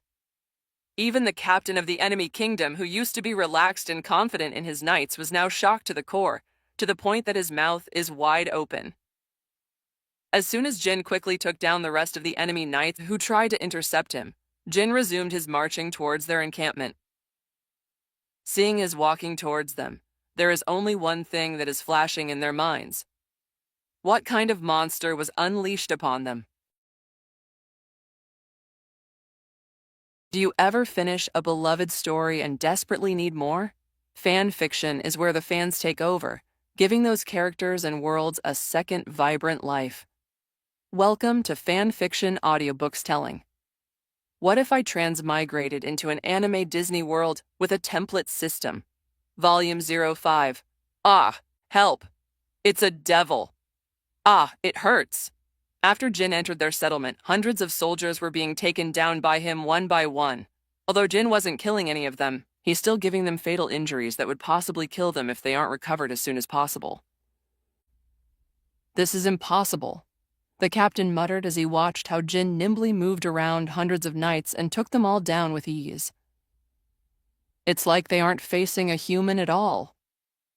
Jin was too fast for them to react, and whenever an arrow was shot towards him, he would simply grab the arrow as if it was nothing, before stabbing one of their knights in the neck.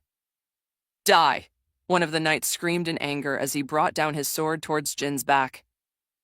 As if Jin has an eye on his back, Jin quickly turns around before grabbing the knight's sword handle and redirects the tip of the blade towards his own chest.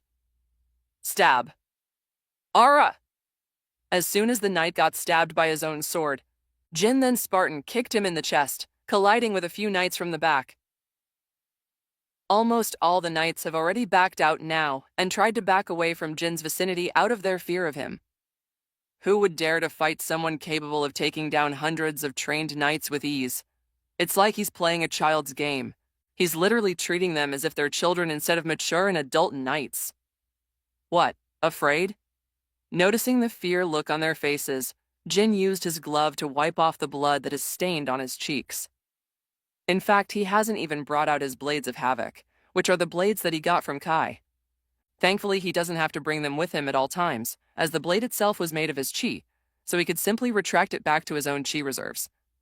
It's like having an emergence chi potion, where whenever he would lose a lot of chi, he could just retract his blades back to get its chi back. Who are you? You are a monster, aren't you? You must have made a deal with the devil himself. The captain gulped his saliva in fear before asking and accusing as he tensed up, preparing himself to fight back just in case Jin targeted him next. Me? No, you're wrong. Jin chuckled at hearing the captain's words before a dangerous glint went past his eyes as he continued. I am the devil. What's the situation? King Frederick asked after climbing on top of the walls. Your Highness. The knight captain gulped and saluted him as he then pointed out at the end of the bridge outside the walls. King Frederick got confused at first until he finally looked outside the walls. Holy Mother of God! King Frederick gasped in shock as he saw several bodies laying on the floor. He doesn't know if they're dead or alive. On one spot in the encampment, King Frederick saw Jin standing on top of several corpses, including their captain. He's been sitting there for several minutes now, Your Highness, the knight captain reported, making King Frederick gasp even more. Rapunzel wasn't lying, King Frederick muttered. If previously he's doubting Jin's capabilities, but now it's different. King Frederick was glad that he gambled and got Jin on his side. He doesn't know what will happen if he ever voiced out his doubt. Captain, take some of your troops and help our benefactor to gather the enemy's supplies. Also, what about our secret entrances? Did someone truly try to enter through one of our secret entrances? King Frederick ordered before asking after. Yes, Your Highness. Lord Jin was right, and the enemy has sent a bunch of mercenaries through the secret entrance. It turns out they sneaked in to kidnap the princess. However, they told us that it was the captain of the Firefall Kingdom that gave them the map to the secret entrance. So, as of now, we have no idea how they knew about it. The captain seemed to hesitate for a moment before reporting as he soon rushed outside after to gather his troops. There's a traitor in our midst, King Frederick muttered as anger flashed within his eyes before he walked away, walking back to the castle so he could gather investigators and the experts to find out who the traitor is. There is no need for that, Frederick. Suddenly, King Frederick heard Jin's voice behind him, startling him out. Jin, you're here? That was fast. King Frederick yelped in surprise before sighing in relief and muttering. Just as King Frederick was about to ask about what Jin said, Jin suddenly threw a mail paper towards him. What's this? King Frederick wondered in confusion as he unfolded the paper mail, and what he read inside made him furious. I can't believe it was the captain himself. Wait, where is he? King Frederick got mad before realizing that he ordered the traitor captain to gather his troops. He must be planning on escaping, or worse, he might have invaded the castle. King Frederick panicked and quickly hopped on his royal horse before a flash of wind flew past him. He doesn't even know how or what flashed past him. It was too fast for him to react. In the castle, the knight captain was panicking, however. He tried to remain composure as he easily passed through some guard knights as he was the knight captain, which means he could get almost anywhere. As long as I have the princess under my hands, they wouldn't be able to do anything to me. The knight captain smiled in satisfaction, as he felt like his goal was near him. He was actually offered by the Firefall Kingdom an offer of 1 million gold coins in exchange for the princess. Obviously, he was tempted and took the offer without hesitation. Now, in order to distract the knights, he deliberately ordered all of them to guard the main gate, letting the secret entrances open for the mercenaries to enter without a hitch. Unfortunately, someone ruined his plans. Without even saying anything, his authority was stolen from him by Jin. He was expecting Jin to die in the battlefield due to his arrogance and carelessness, but who would have thought that Jin was actually a monster in a human skin? After a few minutes of continuous running, the night captain finally arrived in front of Rapunzel's room. She should be sleeping for now, considering that the entire castle is guarded by several royal knights. The night captain thought to himself as he slowly opened the door and saw someone on the bed. However, he couldn't tell who it was due to the body being covered by the sheets. This is the princess's room. Then only the princess is the person on the bed. The night captain slowly tiptoed towards the bed, afraid of making a noise that would wake the princess up. Just as the night captain approached the bed, a shadow slowly loomed behind him, without him noticing.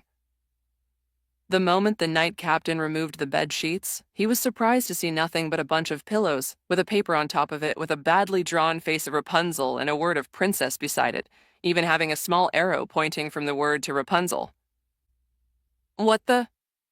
Just as the night captain was confused, he suddenly felt a slight pain behind his head. Tong. Without any resistance, the night guard fell on the side towards the ground. The shadow then revealed itself. As it turns out, it was Rapunzel holding her mighty weapon, a frying pan. Huff, that was close. Thanks, Tigress. Rapunzel wiped off the sweat on her forehead as she gave a thumbs up to Tigress, who has been hiding on top of the ceiling, covered by the shadow on the large cabinet. Good job, I could smell his bad intentions right from the start. Tigress dropped down from the ceiling to the ground before she spoke. She then approached the fallen captain before pressing a few vital points on the captain's neck. That blow from your pan would temporarily make him unconscious for a few minutes.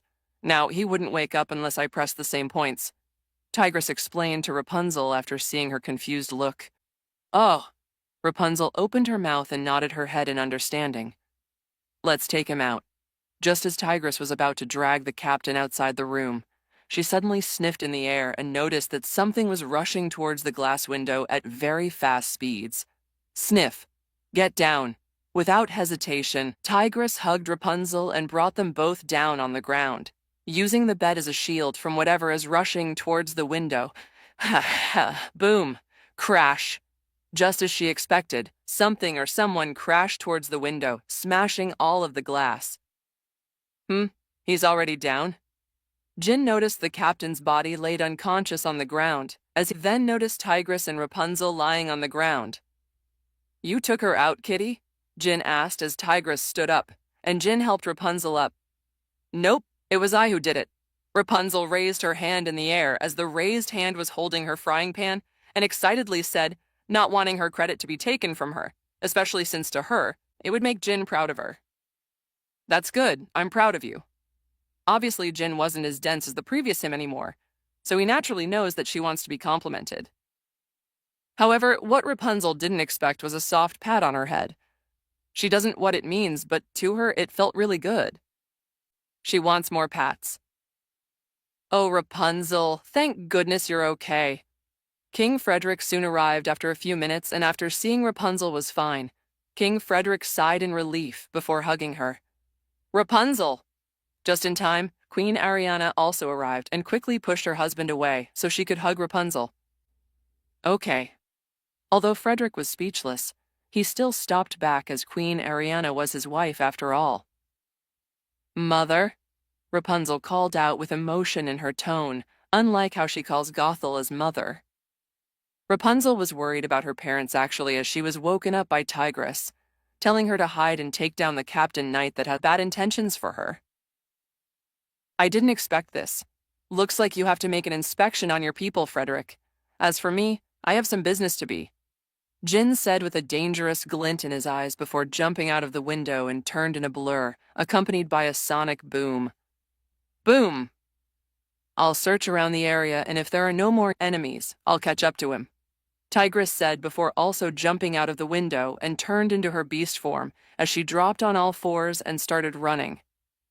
Outside the kingdom, Jin was flying in as he got the map of the Firefall Kingdom from the captain that he fought earlier. Following the path that is on the map, Jin assumed that he'd arrived at the Firefall Kingdom by around the time when the sun falls. Firefall Kingdom. Their king is a lunatic. He's thinking of taking Rapunzel as his slave. Obviously, Rapunzel is now my woman, and I can't let someone like him scot-free after thinking that he could make Rapunzel his slave. Jin's eyes grew cold as he crumpled the paper map in his hand. By tomorrow, he'd make sure that one less kingdom will be off the map. The Firefall Kingdom would become history. Just as Jin was halfway towards his destination, he suddenly heard a rustling sound underneath behind him as he was flying in the air. Tigress? Obviously, at this point, he could only think of Tigress if someone were to follow him. After all, there's no way someone could catch up to him unless it's Tigress. And he's right. The moment Jin called out to her name, Tigress came out of the bushes in her beast form, so he flew down in the ground and asked, "What are you doing out here? You shouldn't be following me out here. What if something goes wrong and the king—" "Don't worry, I did a whole search around the kingdom. I found none. Anyways, I decided to come with you. Is there any problem?" Tigress explained and then asked. Jin could tell from her eyes that she won't take a no as an answer, so he sighed and agreed. "Sure, you can come." As there's no hurt in letting her come with him anyway, and besides, having her by his side would reassure him that nothing bad would happen to him if something ever goes out of his expectation. Anyways, he won't dare to say that he's the strongest in this world, however. He should be strong enough to be feared by the world if he wanted to. He's just being cautious that there's someone out there who might be stronger than him. Or perhaps one of those heroes of justice are staying in this world. So it's normal for him to be cautious in every word he goes to. Let's go then. Tigress smiled happily as she would finally experience some action. She's been too bored staying at the castle lately, and her blood has been boiling for battle. All right, follow me. This time, Jin decided to take the ground to save his chi reserves, and also to make sure that Tigress would be able to follow him without any problem. Boom. Stomping hard on the ground, Jin's speed increased, however, not to the point of reaching the speeds of sound after all. The last time he did that, he couldn't control his direction and his vision had blurred a lot. If he wanted to reach that kind of speed, then he'd either need a template that gives him great sight, or perhaps be similar to Flash or Quicksilver, where their surroundings have become extremely slow except for them. Unfortunately, Jin's was different from them. It's like he's driving in a speeding car, so he would have to rely on his own vision if he wants to maintain that kind of speed. You're on. Taking this as a challenge, Tigress dropped down on the ground in all fours before her muscles tensed up and... boom! In the Firefall Kingdom, 2 knights were guarding the front gate. As it was already nighttime, it is impossible to see the world outside the walls as it is extremely dark, so they could only place a glowing lantern just on each pillar of the wall as to have a little light in their surroundings. Don't you think Captain Freehard should be back with his troops now? I mean, the Corona Kingdom isn't even that big like ours. It is more like a town that is several times bigger than normal. One of the night guards initiated a conversation with his fellow night guard as his partner responded to him. Well, the king had just sent 1,000 veteran knights with Captain Freehard, so it might be a bit hard for Captain with such a small number. The other night guard said with a shrug of his shoulder. Or maybe your captain has died along with the other knights, right? A voice then added in. Nope, that's impossible. Wait, are you the one who said that? The night guard chuckled and refuted the words before realizing that he didn't see his partner open his mouth. I also heard it. I thought it was you. The other night guard got also confused and asked back. Soon, the night guards both looked at each other in shock and quickly turned around. However, it was already too late as 2 pair of hands covered their mouths and pressed something in their neck, making them fall unconscious. See? It works. Jin chuckled as Tigress nodded her head beside him. Yeah, but it's a bit hard. No wonder only Mantis knows this kind of trick. Tigress responded as she has to use the tip of her claw just to press a vital point in the night guard's neck in order to make him sleep. Yup, this trick is actually kind of hard if you're going to use your own fingers, however. You could also use chi, but we could discuss that later. Let's take this night guards away from her lest the next shift might see them. Jin nodded his head at her and said. Tigress nodded, and they both carried the 2 night guards and threw them outside the walls. Anyways, unless the next night guard purposely looks down on the outside of the wall, then it would be impossible to see the 2 night guards on the ground unless the sun comes back up again. After they swiftly got inside the Firefall Kingdom, it is time to take out the night guards and to find the king's castle.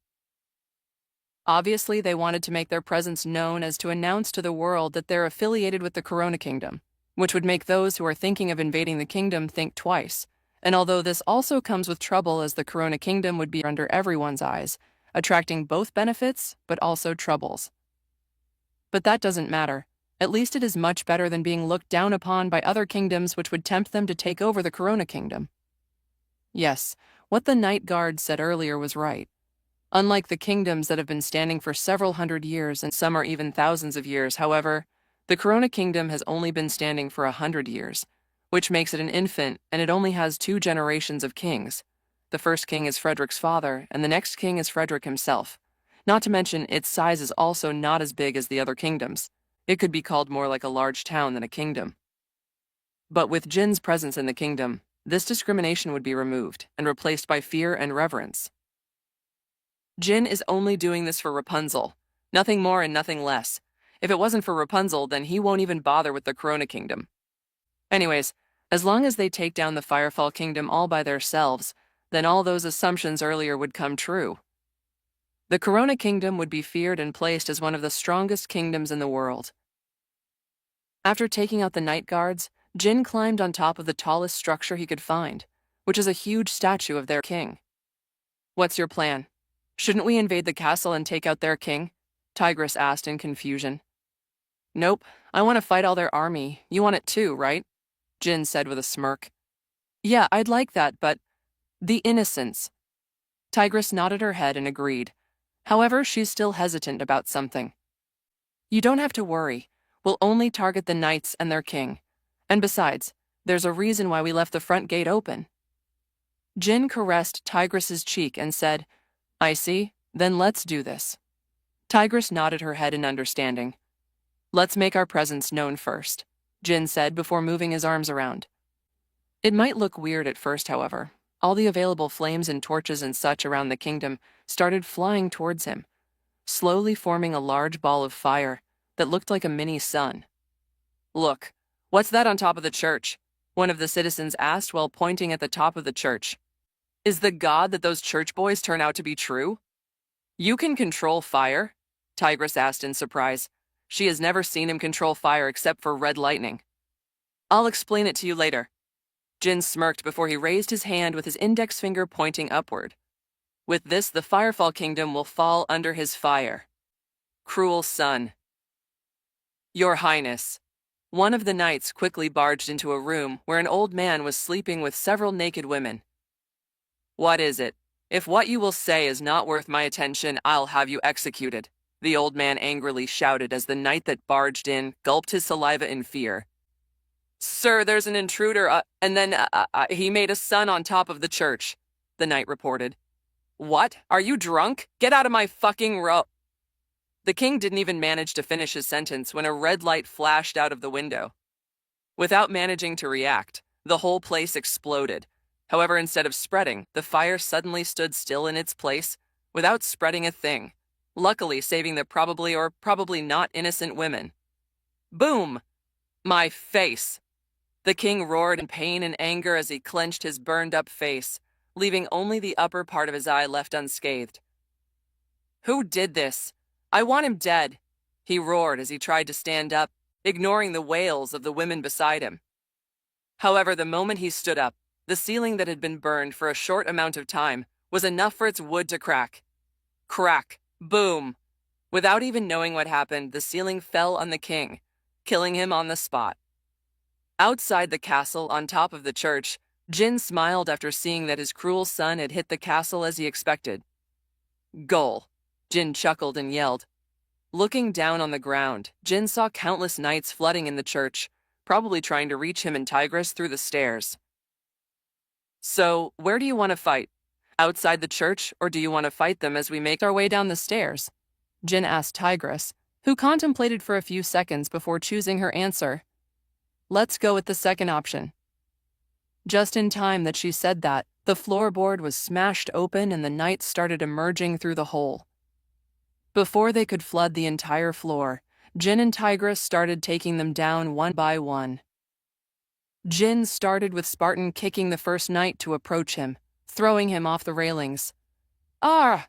Tigress followed up with a swipe kick that pushed 3 knights back and collided with those in behind.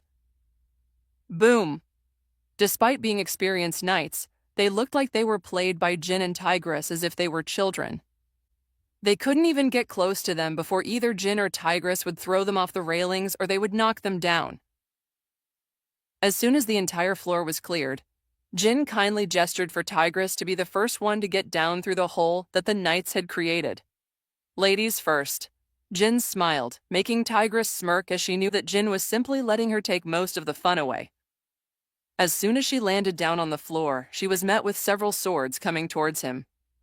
Docking down on the ground, Tigress swept her feet around, causing them to stumble against each other and fall off balance. Jin soon followed next as he landed on top of a knight who was about to sneak attack on Tigress. Thud. Sorry, buddy. Jin patted the poor knight's helmet before standing up and kicking one of the nearby knights on his chest, throwing him off the windows, smashing the glass. Crash. Whoosh. Ah. What's the situation up there? A knight general asked while staring at the old burning church. Everything should be under our control. Before the knight beside him could finish his sentence, they heard a crashing of window sound followed by a scream before a body greeted them from the sky. Ah! Splat!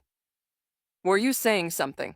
The knight general asked as he looked at the knight beside him. Nothing, general. The knight decided to keep his mouth shut after seeing this. Useless. The knight general muttered under his breath after seeing the fallen body and more that followed. It took them several minutes before they could descend back to the ground where they were met with several more knights that awaited them. Boom! Stomping hard on the ground, Jin then rushed forward while the knights were still disoriented and lost balance. Bam! X10. Delivering a flurry of kicks, tens of knights were being thrown back. Their helmets were caved in from his kick. Monster! One of the knights yelled in fear as he dropped his sword and tried to run away. Where do you think you're going? Jin tilted his head on the side as he grabbed one of the unconscious bodies beside him before lifting him over his head. Say hello to my little friend.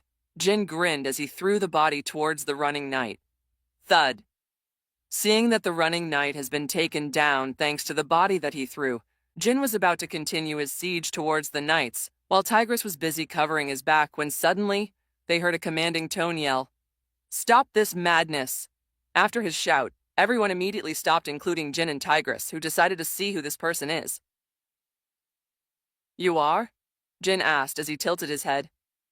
I am the Knight General, and I command you to stop and surrender, or else we would be forced to siege you with catapults. The Knight General threatened as he raised his hand, signaling the catapults to roll forward and show their imposing presence. There are almost 100 catapults surrounding them. Most of the catapults were on top of the walls. What about your knights here? Are you going to kill them? For the sake of the greater good, then sacrifices are necessary.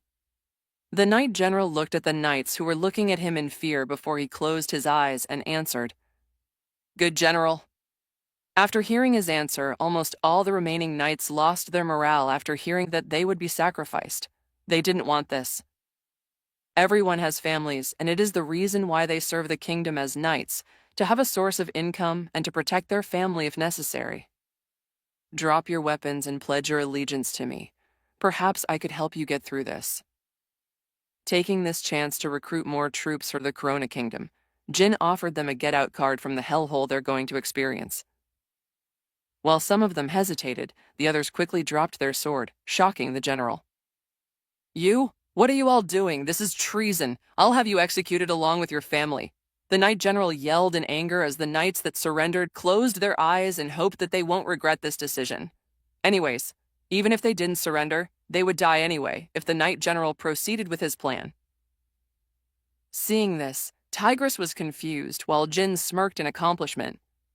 Sure, they might not be loyal at first and would probably betray him if time comes, but his Iroh template kicked in and gave him a method to ensure your people's loyalty towards you. Iroh might be seen as an old uncle in the series, but he's actually the most feared and formidable general in the Fire Nation, and if it wasn't for his son's death, he would probably be the next Fire Lord instead of Ozai. Looks like you already know my answer, don't you?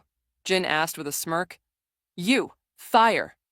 With anger on his face, the general immediately gave his command. However, before the catapults could launch their boulders, a sea of flames suddenly consumed 5 catapults behind Jin, giving a large exit to escape. All of you, escape through there. Jin quickly gave his command and pointed at the opening that he made. Anyways, he controlled his fire enough so there aren't any flames scattered around, giving them a free path to run with. With a signal, the surrendered knights all bowed one by one to Jin before running towards the opening. Even those who hesitated earlier decided to take this chance to escape the hellhole. Anyways, they would first grab their families and escape the kingdom. In their eyes, the Firefall Kingdom is no more. They don't know the reason why Jin was attacking the kingdom, but they could guess that their king must have made a decision that leads to this situation. They already know their king and how horrible he is, so they've been expecting that the kingdom will fall under his rule. They just didn't expect it to be this early. Tigress, go with them and help them go to the Corona Kingdom. I'll handle this alone. Jin then turned to Tigress and said.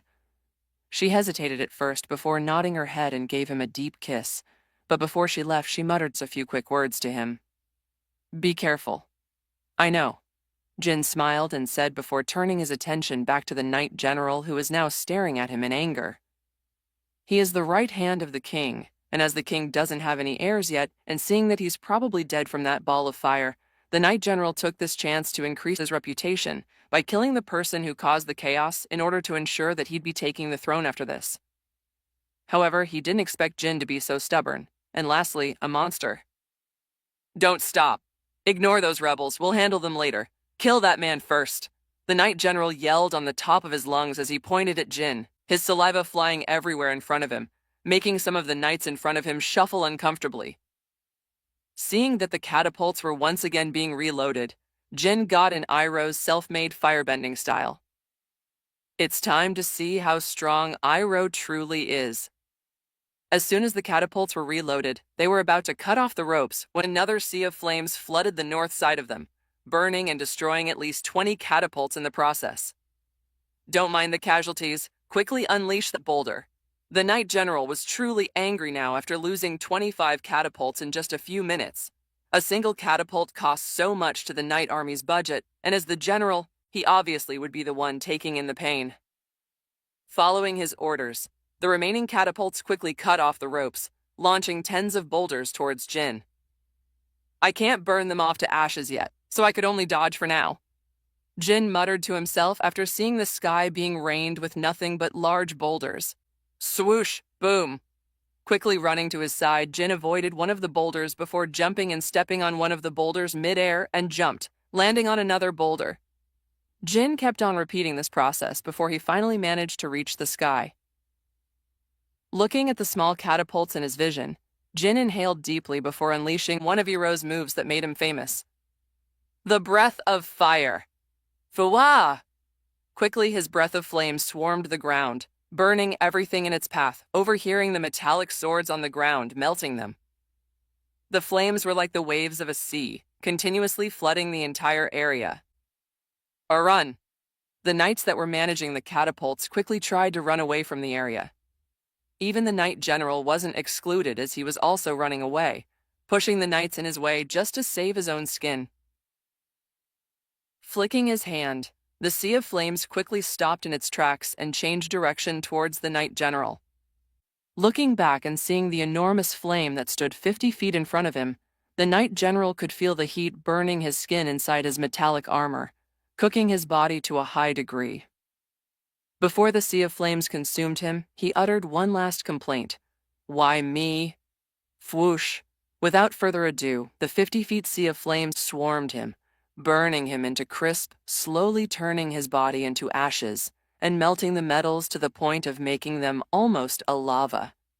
After reaching a considerable distance, the rest of the knights stopped and took a deep breath, inhaling and exhaling consecutively as they watched their Knight General being consumed by the sea of flames. While some sighed in relief, the others looked around in fear. They were thinking that Jin was perhaps still around, waiting for them to lower their guard so he could kill them. Fortunately, a few minutes had passed.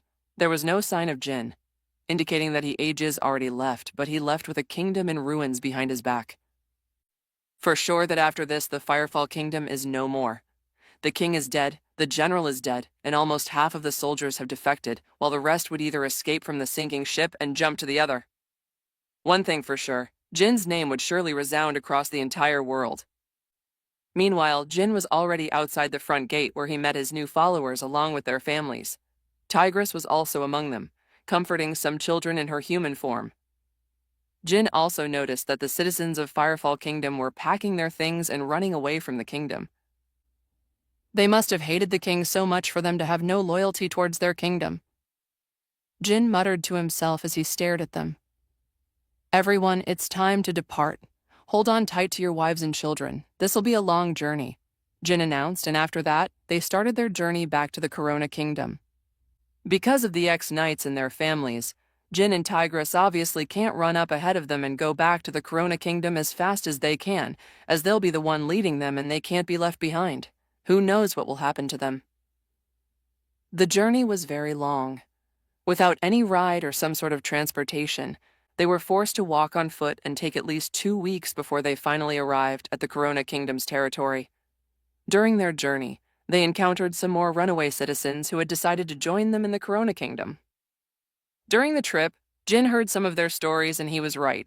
Their king is indeed a notorious dictator as he casually takes women left and right from his kingdom to not only warm his bed but also serve him as his slave. Their daughters and wives fell victim to his atrocity, and they can't retaliate as the king's right-hand man is the general, and his personality is the same as the king. He also takes up random women in the streets to warm his bed. And because Jin was the one who freed them from the kingdom and killed the people that had been terrorizing them, they were thankful to Jin and Tigress to the point that the ex-knights had swore their loyalty to Jin by doing the knight's oath. Obviously, Jin was surprised, but who is he to deny an army? Only an idiot would. By now, my dukedom should be finished. It doesn't have any walls yet and only has my dragon's nest temple in it. But with my knights, I could build walls and houses for their families. In the meantime, their families could stay over at the Corona Kingdom while my dukedom is still in its infancy stage. Jin muttered to himself as he noticed that his sleeve was pulled by Tigress. What is it? Jin looked at her and asked. Are you sure you can trust them?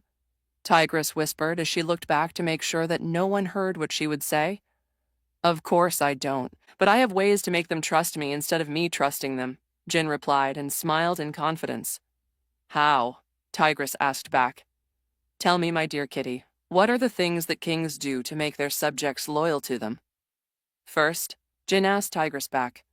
Make their subjects loyal to them? Tigress contemplated for a few seconds before she finally got her answer. Fear. They use fear by showing them what will happen if they betray them, right? After getting Tigress's answer, Jin smiled and nodded his head. How about the other? Jin then asked, making Tigress contemplate again before shaking her head. I can't think of anything else. What is it?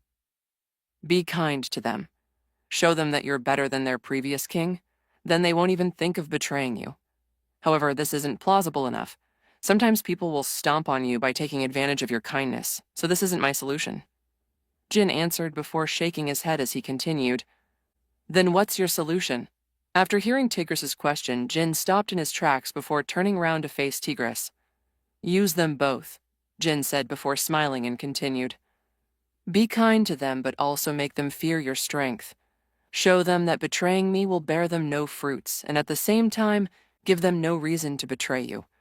That's the perfect way to make your subjects loyal to you. Jin smirked and said. He was tempted to scrub his beard right now, but unfortunately he doesn't have one. His Iroh template is really rubbing him off, and in a good way, of course. Perhaps he should grow a beard like Iroh. He'd think about it after some time. Then you will show them what will happen if they betray you? Will you kill them? Tigress asked once again. Kill them? Oh dear, no. Jin answered before stopping, wanting it to be as suspenseful as possible. I want them to imagine. I want them to imagine what would happen to them if they ever betray. Will I kill them? Would I subject them to torture? Will I kill their loved ones? Or will I be compassionate and forgive them? In this world, imagination is a human's most powerful ability. But at the same time, it is so powerful that it could dictate their choices and lead them to horrible paths. Jin continued, unconsciously dropping a wise quote. Tigress stopped in her tracks. As she watched Jin's back, Master Oogway's figure is overlapping on him. He's becoming as wise as Master Oogway. Is this what will happen to those who achieved great strength? Tigress said to herself as she clenched her fists and continued in her mind. Then that only means I am not strong enough. I could only consider myself as strong if I became as wise as him and Master Oogway. Determination flashes in her eyes as her blood is now boiling for a fight that will make her surpass her limits and become stronger than ever. However, where would she find that kind of enemy? Sure, she could ask Jin to spar, but he's not the type to fight her with the intent to kill, something that makes Tigress annoyed at him. She wanted a fight that would push her into a life and death situation. She believes that only through such experience can she overcome her limits. God, if you're listening, I hope you can give me a strong foe. Tigress prayed inside her heart. Fortunately for her, God heard her prayers. You should have used think before you speak. Now don't regret what you wished for. In the white space, God chuckled to himself as he heard Tigress's prayers, and as her father-in-law, it would be cruel of him if he didn't fulfill what she wished for. A few days later, Jin's fame has spread throughout the world, just as he expected. People now call him the Flame Predator Jin, due to the rumors of him being capable of wielding the arcane arts of fire magic. However, most people don't believe in magic, except for a few who have either witnessed it themselves or they had it. Is this true? A brown-haired girl wearing a dress was resting on the sofa when she read the news from a newspaper that she found on the table. Maybe not, Anna. After all, I'm sure powers don't exist in this world. Anna's mother hesitated a bit before refuting what she said. She can't let Anna know about elemental abilities, lest she might discover her sister's ice powers. Is it true? Suddenly they heard someone else's voice just outside the door. Elsa. Anna turned to look at the entrance to the living room and saw her sister, Elsa, in her full glory. Wearing her nightgown, but what's unusual was she was wearing gloves that extends past her wrist. On her hand, she was holding the same newspaper. Is there really someone out there like me? Elsa's face was filled with hope and excitement, ever since she accidentally hurt her sister Anna. She has been isolating herself, thinking that no one would understand her feelings except for herself. But perhaps if she met someone like her, she would find herself familiar with Jin, due to both of them having elemental powers. However, because of her excitement, she forgot that Anna wasn't supposed to know about her powers. Tomorrow is Anna's birthday. We have already prepared everything. How about we invite him to her birthday? I'm sure Anna wants to meet a new face. Hearing what Elsa said, her father quickly changed the subject before Anna could ask why Elsa asked if someone out there is like her. After all, the trolls have removed the memories of Elsa's powers from Anna's mind, so she doesn't know that her sister has powers. Really, thanks, Dad. I wonder if he's handsome, though. Anna hugged her father and wondered while placing her finger underneath her chin. Ever since she was a kid, everything suddenly changed. The castle has closed its gates from outside people, allowing no contact to the people outside except for her father and mother, who often goes outside. Anna, manners. You're going to turn 15 tomorrow, and it's not right for you to look for a lover. Maybe Elsa should. After all, she's already 18. Iduna then cast a teasing gaze towards Elsa, who looked away and blushed. It's normal for princesses such as her to find their betrothed the moment they entered 18, and she's no exception to that. I haven't found someone I adore yet, Mother. Perhaps it is due to my circumstances. Elsa answered while looking away, before leaving under the worried gazes of her parents and sister. Elsa? Anna muttered in worry. However, it was too late as Elsa was now back in her room. A place where she can be alone, without hurting anyone, especially her family. Anna has always been curious what caused her sister to avoid contact with their parents, especially to her. They used to be best buddies back then, playing outside with each other and etc. Leave her be for now, Anna. I'm sure by tomorrow she'll definitely go out again to meet our tomorrow's guest, Jin. Queen Iduna patted Anna's shoulder before holding her hand and guiding her back to her room. Meanwhile, her father, Agnar, went to his study to write a personal invitation letter to Jin. After a few minutes, Agnar quickly walked outside his castle to meet his messenger. Here, give this to the king of Corona Kingdom. I want it to be given before the sun rises. Agnar ordered his messenger, who hesitated a bit. But your highness, the sun has already slept. It is already nighttime and the beasts are roaming outside the kingdom. It is too dangerous. The messenger explained his reason. What he said is actually true. It's not like he was lazy and doesn't want to do his work, but every night the beasts are roaming more wildly like the werewolves and such. For a simple messenger like him, he can't fight any of those. Then take 2 of my personal guards. They'll join you throughout the trip. Here, give this token to them and they'll know what to do. Agnar contemplated for a few moments before handing a gold token with his face embedded into it, before explaining. I understand. After hearing Agnar, only then did the messenger agree. The king's guards are no joke. They are trained to be the strongest knights in the kingdom. Even a knight general should give them respect for their strength itself, not their status as the king's guard. All right, then it's settled. Go quickly. After the messenger left in a hurry, Agnar sighed in relief. Hopefully the messenger would be able to do his job and send the letter to Corona Kingdom in time. The travel from Corona Kingdom to Arendelle is very far. It would take at least 4 hours if you use the fastest horse in the world, something that the king's messenger, such as the messenger that he sent, has. After a while, Agnar walked back to his castle to get his beauty sleep. As a king, he should be the host of tomorrow's small party, which just consists of the king, queen, Princess Anna, and the staffs, since the castle is technically on lockdown, not allowing any outsider to get inside, as to make sure that word of Elsa's ice powers won't get out. Meanwhile, back in the Corona Kingdom, words of Jin's deeds have spread, and they had regarded him as the kingdom's strongest knight. Even though he didn't use any sort of knight techniques, he didn't even wield a sword at that time. So he's a bit confused why he's called the strongest knight, but this thing is miscellaneous, so he just puts it in the back of his mind. Not only that, Tigress was also heard of by the world. However, most people didn't believe the stories of how Tigress is literally a tigress in a human skin. So the people around the world isn't sure yet if there is really a human out there that could transform into a tigress. While the knights were sent to his land on their way, their families along with Jin and Tigress were safely back to the Corona Kingdom. After explaining the situation to King Frederick, he agreed to take their family in for the meantime.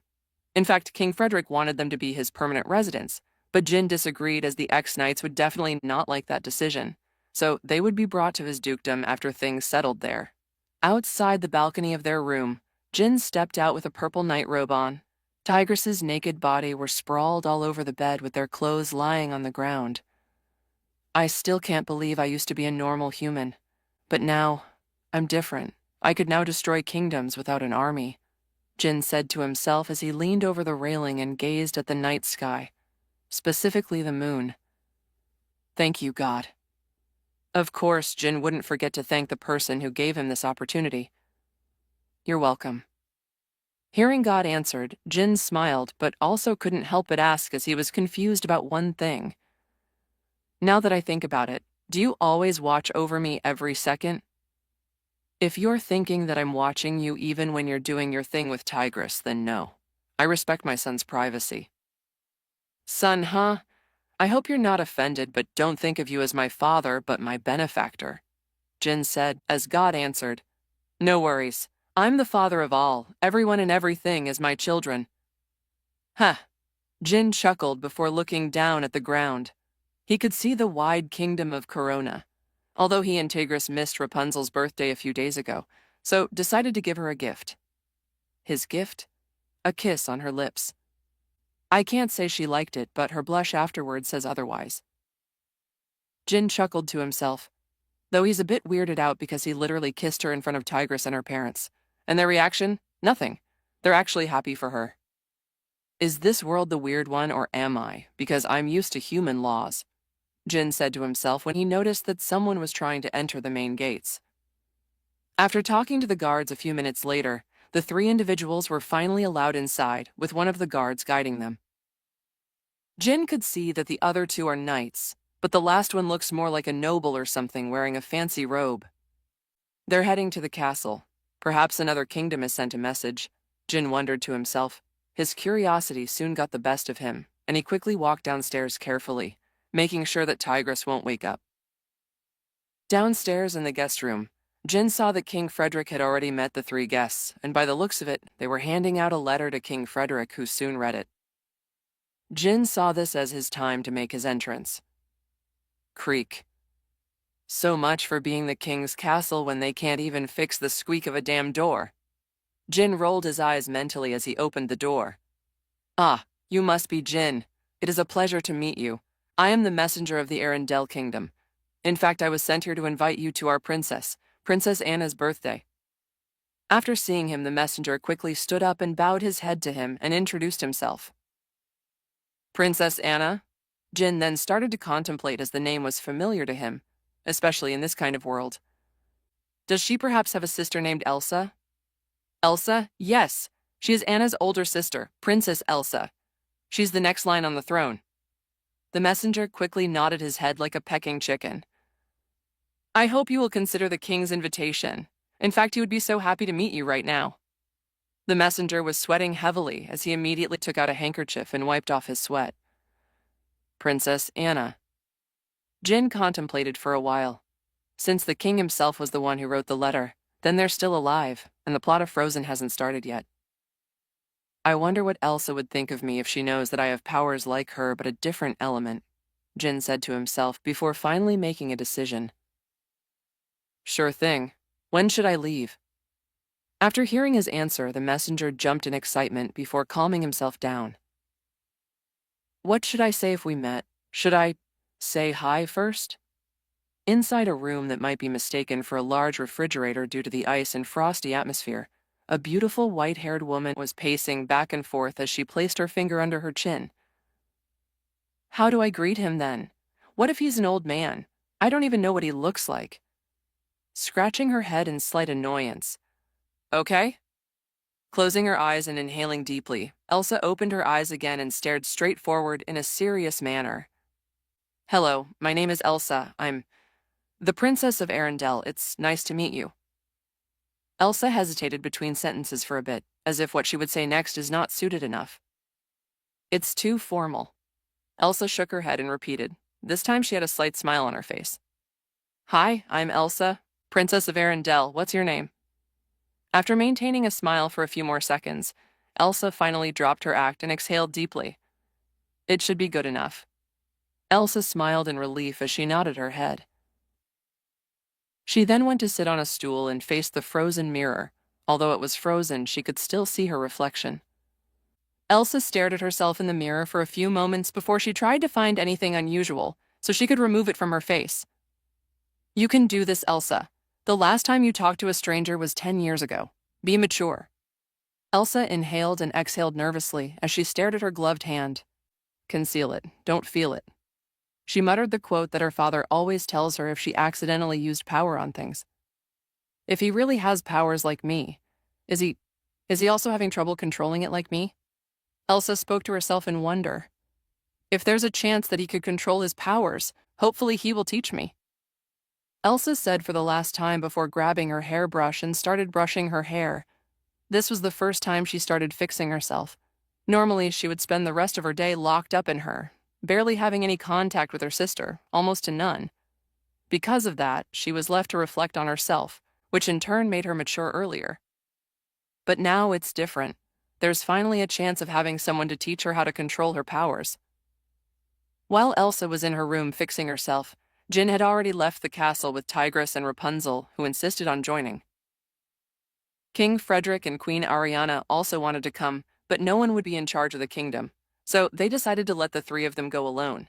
They trust Jin and Tigress enough to protect their daughter from any harm, which is true in a sense. Both of you, hold on tight to me.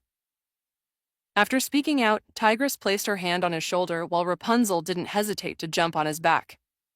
Piggyback, Rapunzel said happily, as Jin chuckled slightly.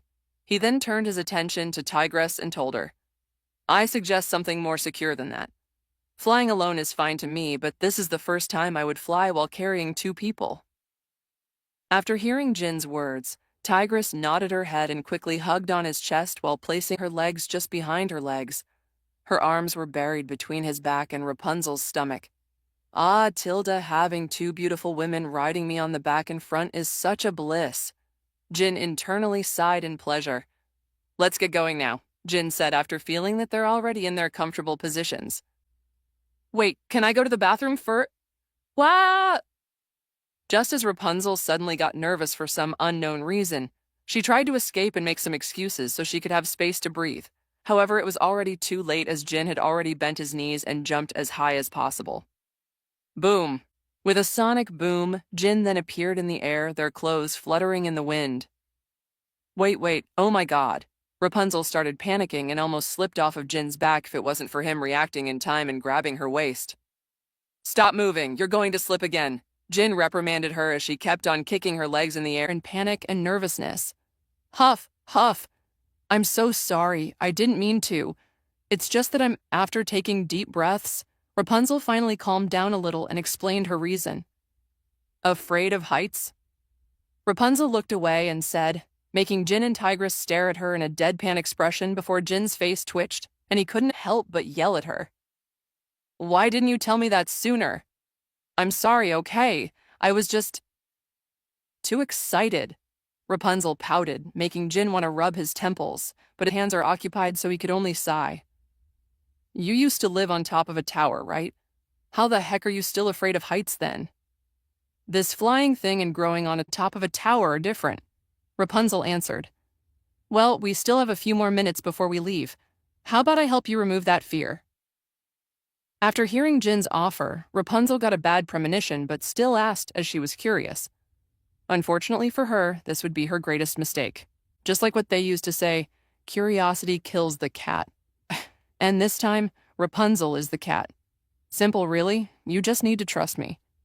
Jin grinned, which just made Rapunzel's premonition slowly become intense. What do you mean by the...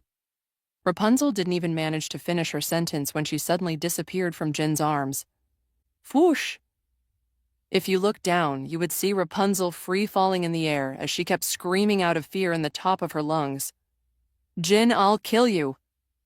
Despite the fear, she still managed to express her anger on the perpetrator, which is Jin. Just trust me, Jin yelled back, but all he received was another threat from her. Sigh, this isn't going to end well, isn't it? Tigress, who was hugging him in front, has been watching and listening to their interactions, and she can't help but shake her head and express her opinion. Don't worry, I can handle this.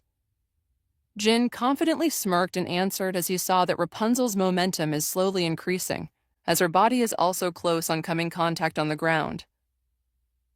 Time for Superman to save the day, Jin muttered as he quickly used his chi to fly towards Rapunzel's figure and predicted where she would fall.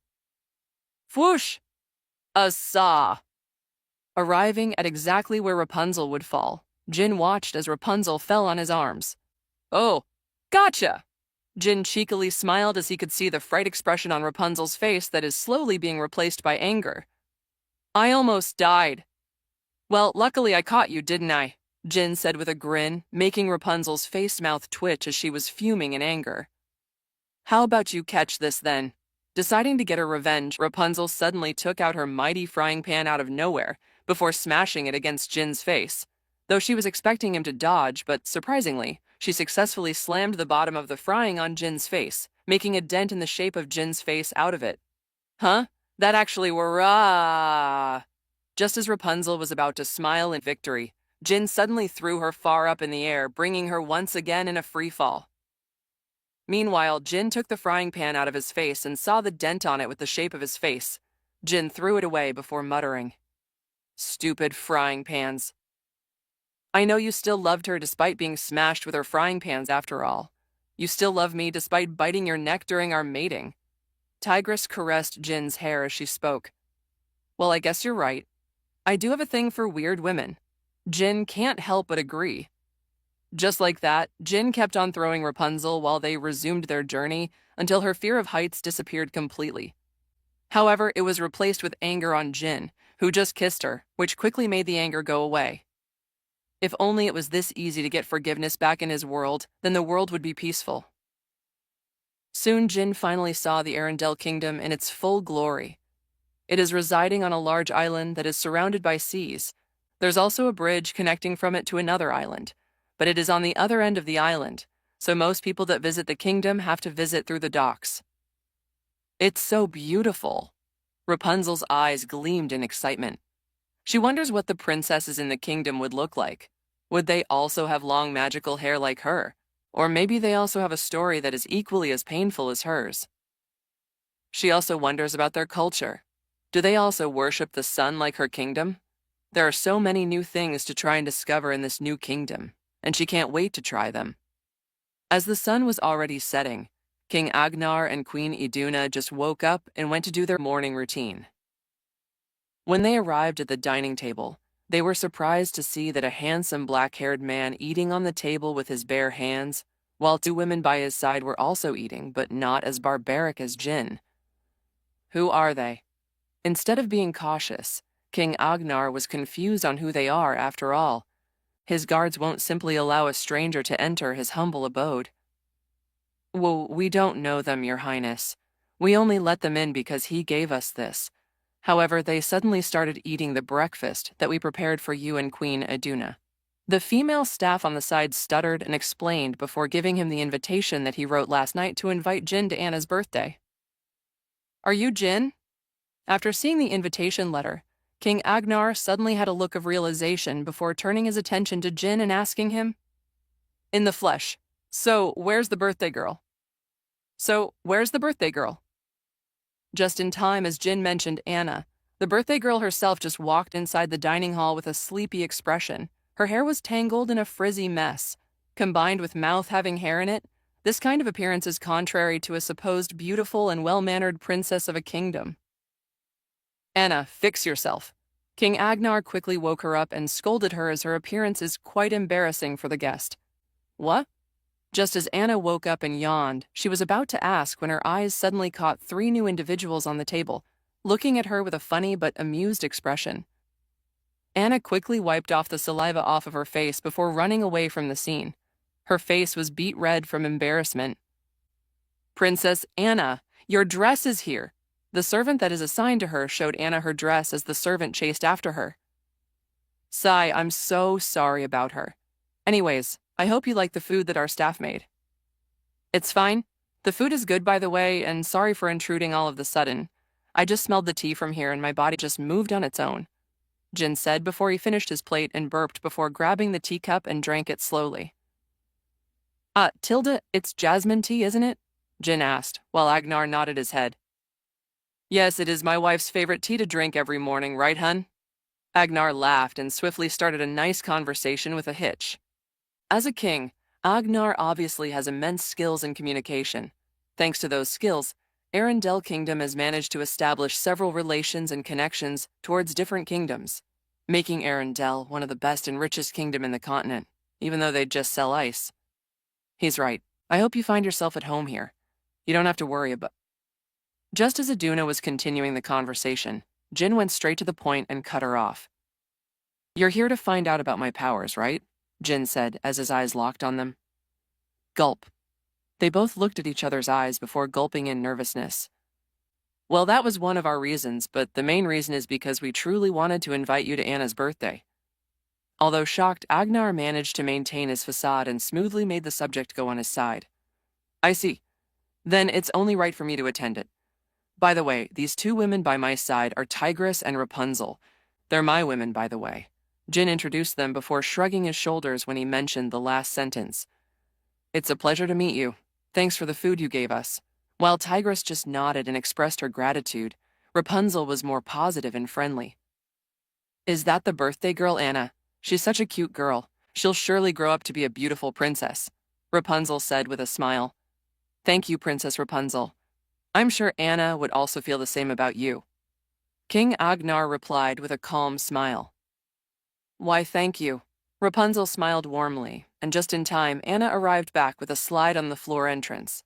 Hi, my name is Anna of Arendelle. It is nice to finally meet you. Anna then quickly approached Rapunzel as her instincts were telling her to go to this girl as she could sense the same vibe that she has on her. Oh my gosh, I'm Rapunzel of Corona Kingdom. I'm so happy to meet you. And also, happy birthday. Oh, thank you. Come with me. I'll show you my room.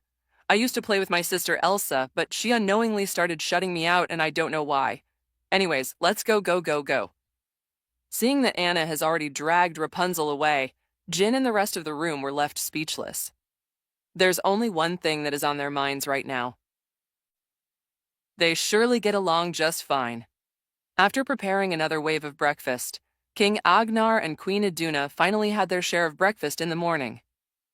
Please, let us talk in the garden while the staff will prepare the small banquet in the hall. The first thing King Agnar did after he finished breakfast was to immediately fetch Jin and offer a conversation in the garden. No problem. Tigress, want to come? Jin nodded his head and said before turning his head back towards Tigress and asking her. No, I want to walk around. Tigress shook her head and denied. Suddenly, Queen Iduna butted in, taking this as a chance to have an alone conversation with Tigress.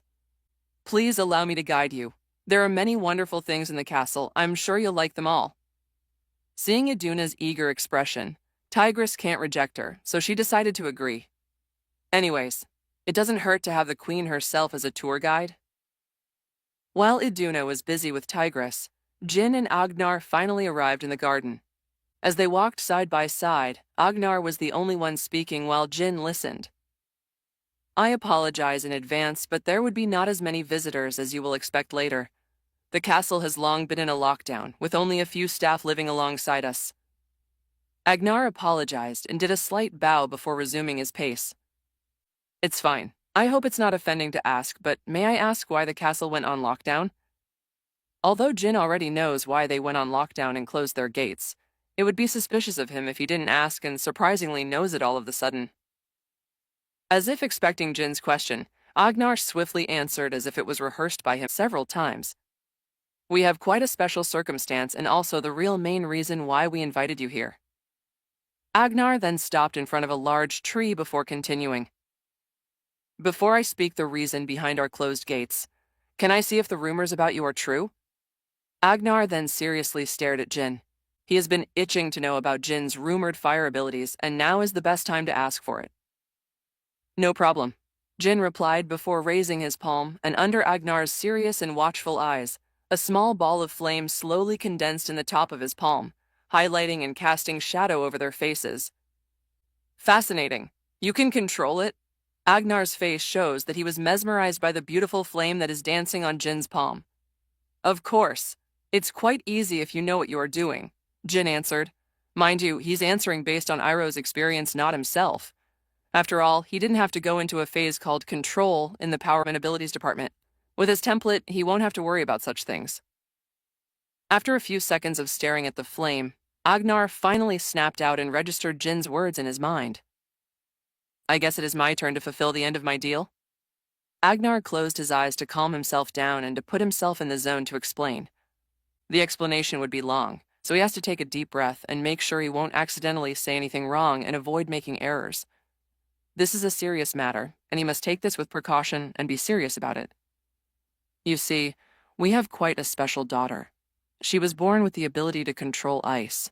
As she grows up, her powers become uncontrollable until... Agnar then continued speaking Elsa's life experience and what has been happening to their family ever since they found out Elsa's magical powers. And because of that, Elsa has been shutting out everyone, including her own sister, afraid that she would inflict accidental harm on everyone in front of her. Agnar looked away after finishing his story. Deep down, he knows that it is his fault why Elsa has become that way. She became socially inept and afraid to go out of her room and interact with others. You know, for being such a king of a great kingdom, you became a bad father in exchange. There are several ways to solve her problem. After hearing the story and several parts that weren't mentioned in the movie, Jin finally knows how much Elsa has suffered, so he didn't hesitate to launch several insults towards Agnar without bothering to use sweet words. Fortunately, he took it like a man and didn't deny what he said. If I were in your place, I would follow the troll grandpa's advice. Instead of locking her up, you should have found ways to control her powers, and not only that, you should be the one to help her control her powers, not letting her bury it until she does. Keeping something that you can't control yet would come with bad consequences. It's just like a cup being filled with water. If you put a lid into it, it would be calm for a few minutes because the water is still rising, but as time goes on, the water will reach its limits, and you know what will happen next. After seeing Agnar shake his head, Jin continued.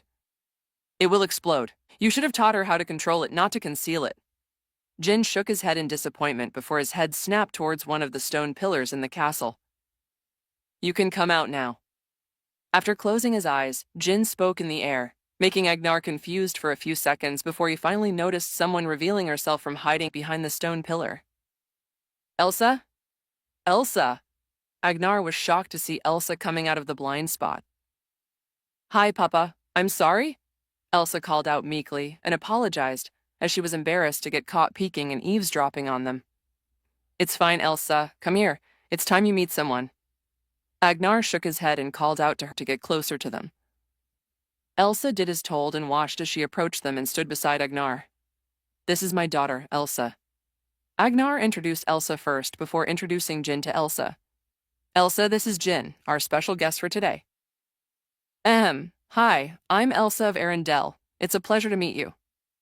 Elsa cleared her throat first before introducing herself, just as she kept rehearsing last night. The pleasure is all mine. If you wouldn't mind, could you show me? Jin nodded his head before replying, though he stopped in the end as he doesn't want to offend Elsa in some way by mentioning her ice powers. Elsa didn't answer him immediately and just looked at her father, Agnar, who saw her gaze and nodded his head softly. Okay. Breathing in and out, Elsa calmed herself first before extending her hand and opening her palm. Jin paid close attention to her hand, and there it is. He watched as Elsa created a small horse out of nothing but ice and snow. Fascinating. You could make solid structures unlike me. Jin was mesmerized and commented, Can you show me yours? It didn't take long before Elsa soon got comfortable with Jin, as if they were made for each other. I'll be in the library. Agnar coughed and decided to give them privacy and left quietly as Jin and Elsa got submerged in having conversation with each other. Sure thing. Jin didn't mind Agnar's sudden leave, and so is Elsa. In fact, Elsa was relieved that Agnar left them to their own devices. After all, it's embarrassing for children to have their parents by their side whenever they're with their friends. It was Jin's turn to extend his hand forward and show his palm to Elsa. And under Elsa's excited gaze, a beautiful orange flame slowly condenses Jin's palm, before taking the shape of Elsa in her white dress. The Elsa in his palm is actually Elsa in the future, when the Frozen 1 movie takes place. It's me. Elsa felt touched when she saw this. She felt like she was back in the past when she used to play with her sister Anna. While Elsa and Jin were playing and showing off each other's powers, Anna and Rapunzel walked in the garden just in time. And this is our garden. I used to play here with my sister. Anna was dragging Rapunzel around as she kept blabbering about the places in the castle and how she used to be so close with her sister Elsa. Is that your sister, Elsa? Rapunzel noticed Jin and Elsa alone in the garden, but instead of getting jealous, she was just curious since she could see that Elsa was casting ice magic around her. Huh? Anna was confused and quickly turned around just to see Elsa having a laugh with Jin. Her smile seemed so genuine. However, she was shocked to see that Elsa seemed to be casting ice magic, something that she doesn't know. Elsa? Anna called out, wanting to confirm if what she's seeing is true.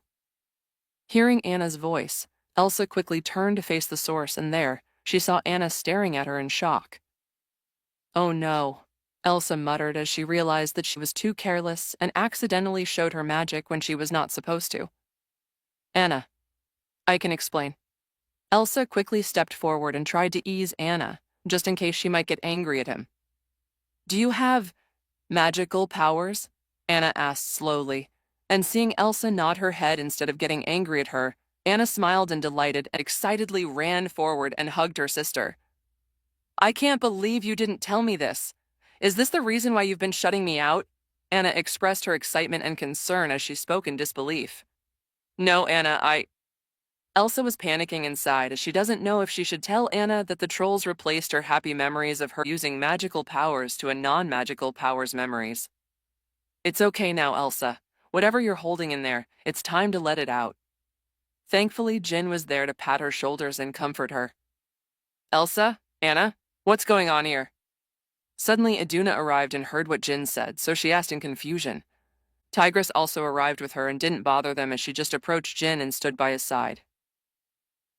"Mama," Elsa nervously said, afraid that her mother would be mad at her for accidentally revealing the truth to Anna. "Mama, you didn't tell me that Elsa has magical powers?" However, Anna was different as she didn't hesitate to reveal that Elsa showed her magical powers, making Iduna gasp in shock. "This is not good," Iduna muttered in worry as Anna tilted her head in confusion. "Why? Is there a problem with Elsa telling me the truth?" Anna was a bit angry as she was thinking that their parents are probably the reason why Elsa isn't telling her the truth about her magical powers. "No, Anna, we hid the truth from you to protect you." Iduna stepped forward and touched Anna's shoulders as she spoke with worry. "Protect me? From what?" Anna got more confused until Iduna finally revealed the truth. "You already knew about Elsa's powers since you were born. It's just that an accident happened and Elsa accidentally struck you with her icy powers, which is the reason for your white hair. We have to remove your memory in order for the ice magic to not spread up to the heart and body." Hearing Iduna, Anna stepped back in shock and disbelief. Despite being her parents, it still pains her that her memory is manipulated. Nobody likes their memory controlled and manipulated. "You removed my memories. How did you guys even do that kind of thing?" Anna asked with the same confusion as earlier. "It's the trolls, Trolls are real? Wait, the enchanted forest is real, so it's no surprise that they're also real. So if trolls are real, then Anna kept on blabbering, and from the looks of it, she won't be stopping anytime now. So Iduna quickly interrupted her lest she won't stop anymore. "Anna," Iduna strictly said, making Anna shut her mouth immediately. "It was an old troll named Pabby who came to help you by replacing your memories of Elsa's powers, in order for the icy magic to not spread any more than your head. I don't know if he could bring it back, though," Iduna said, and just as Anna was about to reply, they suddenly heard Agnar's voice. "What's happening here?" Agnar looked at both Elsa and Anna as he asked. He could see some guilty expressions on Elsa's face while Anna's were excited. "Papa, I kinda accidentally revealed my powers to Anna." Elsa looked down in guilt as she answered truthfully. "Sigh, I expected this to happen earlier. I didn't expect it to be this fast. You don't have to worry, Elsa. I'm not angry." Agnar smiled warmly at her and said, however, Elsa was still looking down as if Agnar was lying and is truly angry. "Your father is telling the truth, Elsa. I could feel it." Jin patted Elsa's shoulder and said, gaining a thankful nod from both Agnar and Iduna. "Mr. Jin, the actual reason why I invited you here was to see if you could help our family with Elsa's circumstances. And it is the best decision in my life, however, now that Anna has seen Elsa's powers. There's a chance that the ice that was placed in her head might resume its journey on her body. We need to get it out of her body as soon as possible," Agnar said, and was about to leave when Jin stopped him. "Hold on for a second. Perhaps I could help." Just as Agnar and Iduna turned their attention to him in excitement, Jin poured slight cold water over their heads. "Not the help that you're expecting, because it is impossible for me to remove the ice on Anna." Seeing their expressions that changed from excitement to disappointment, Jin didn't like it, so he continued. "But Elsa can," Jin said while turning his attention to Elsa, who was shocked that she could remove the ice on Anna. "It's impossible. I can't do it. I can't control my powers." Elsa panicked and backed away, as everything that she did for the past years of her life flashed over her eyes, highlighting the one where she accidentally struck Anna when they were playing. "Yes, you can, Elsa. I'm here to help you," Jin assured her as he placed his hand over hers. "No, don't. I'll freeze you." Just as Elsa warned him off, Jin's hand slowly froze as it continued to build up. Just when Elsa was about to forcefully remove his hand from hers, everyone stared in shock as the ice that was encasing Jin's hand slowly melted as steam came out of it. "How?" Elsa raised her head to meet Jin's eye level and asked in surprise. "I could control fire, remember? So you don't have to be afraid of losing control. I'll be here to melt your icy heart," Jin said with a Riz face, making Elsa confused. "Sorry, what?" Elsa blinked and asked in confusion, though she's registering what he said before. I mean, I'll be here to melt your icy mess, so I would kind of be like your cleaner or something. Not totally a cleaner, but more like, Jin panicked as he unconsciously released his flirty side. Slap. Sigh. Meanwhile, Tigress and Rapunzel just slapped their foreheads and sighed. They weren't expecting that pickup line of Jin. Sure enough, Elsa blushed slightly when she finally realized the meaning of what Jin said. So, Elsa, perhaps we should start with building a snowman first?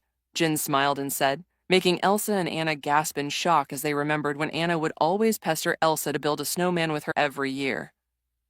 Elsa, I know it's too late to say this now, but Anna gulped and stepped forward as she placed her hand on her other arm and shyly said, Do you want to build a snowman? Anna hesitantly said as she peeked at Elsa's face, afraid that she would be rejected again and shut out by her. Elsa noticed the look on Anna's face. She can't imagine the pain that Anna must have gone through all this time when she would shut her off, but now it's different. She won't have to hide it from her sister anymore, and as long as she could control her powers sooner, then the lockdown on the castle might soon be lifted. Anna. Elsa teared up slightly as she quickly hugged Anna for the first time in years. Anna also reciprocated the hug as they both missed the warmth of each other. I'm so sorry, Anna. I didn't want to shut you out. Elsa apologized as Anna also teared up and closed her eyes. It's okay. I'm just happy that we're going back to the way we used to be, Anna replied as Elsa removed the hug and wiped off the tears on her face. My answer is yes, Anna.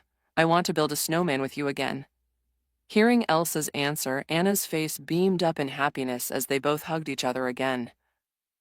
I should have realized that it was this painful for them. I am such a bad father. Agnar could see the pain in Elsa and Anna's eyes, making him guilty about his decisions.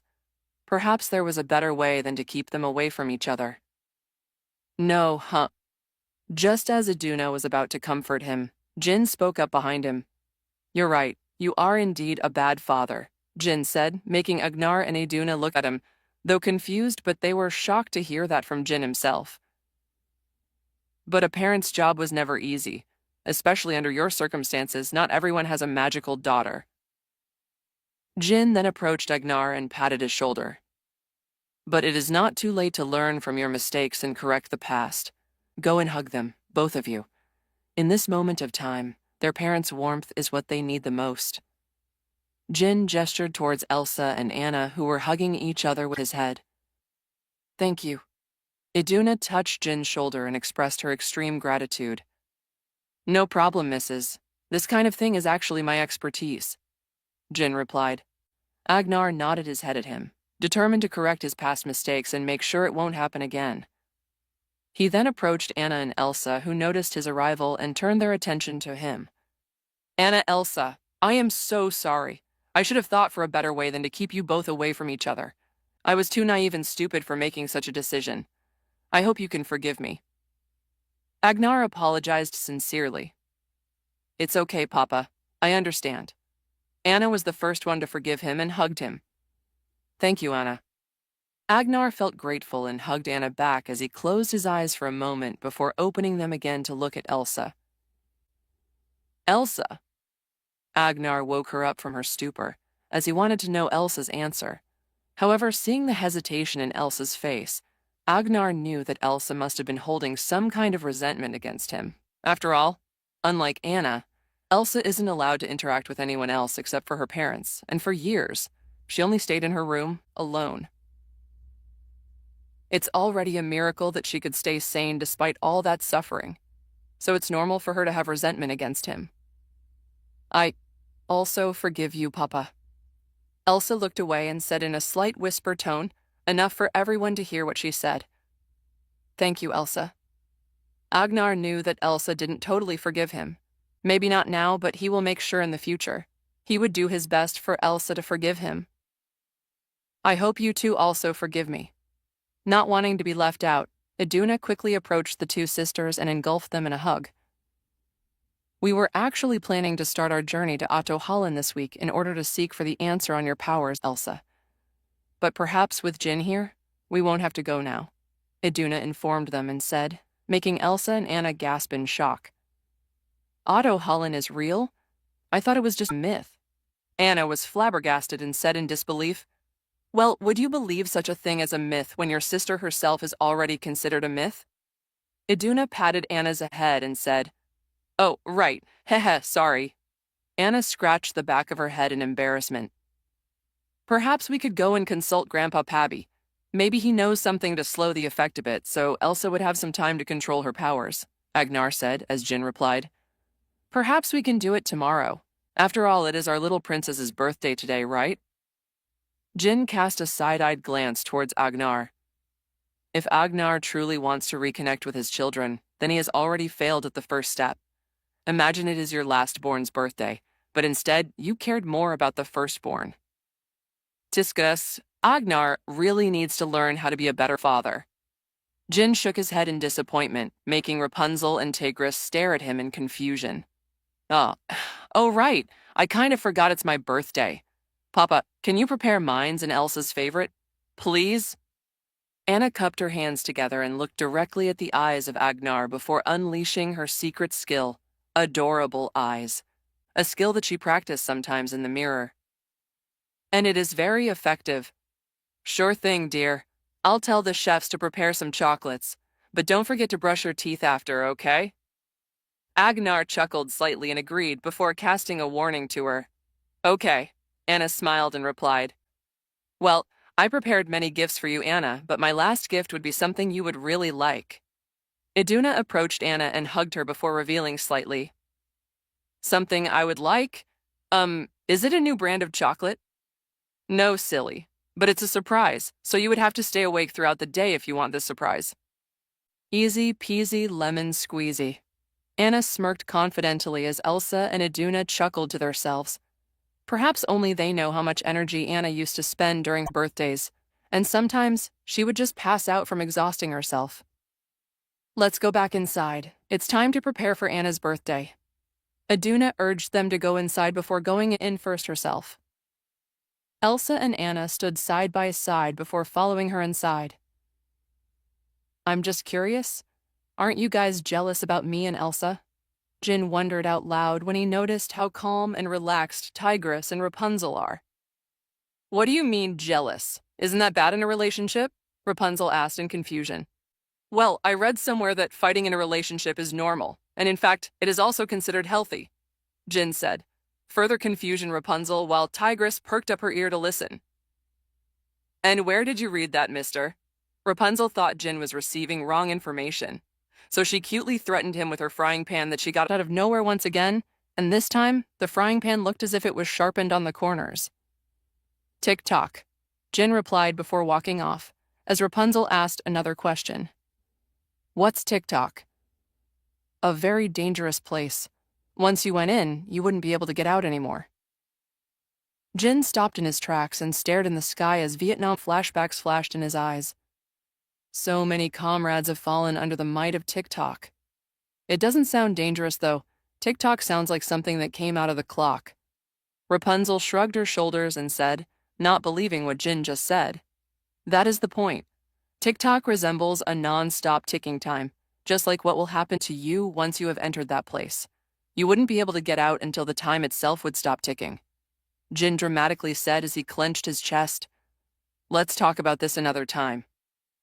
Before they could ask more questions, Jin spoke first as he doesn't want to reveal more of tick-tock lest he accidentally reveals his past life. Am I the only one, or he keeps getting weird by the second?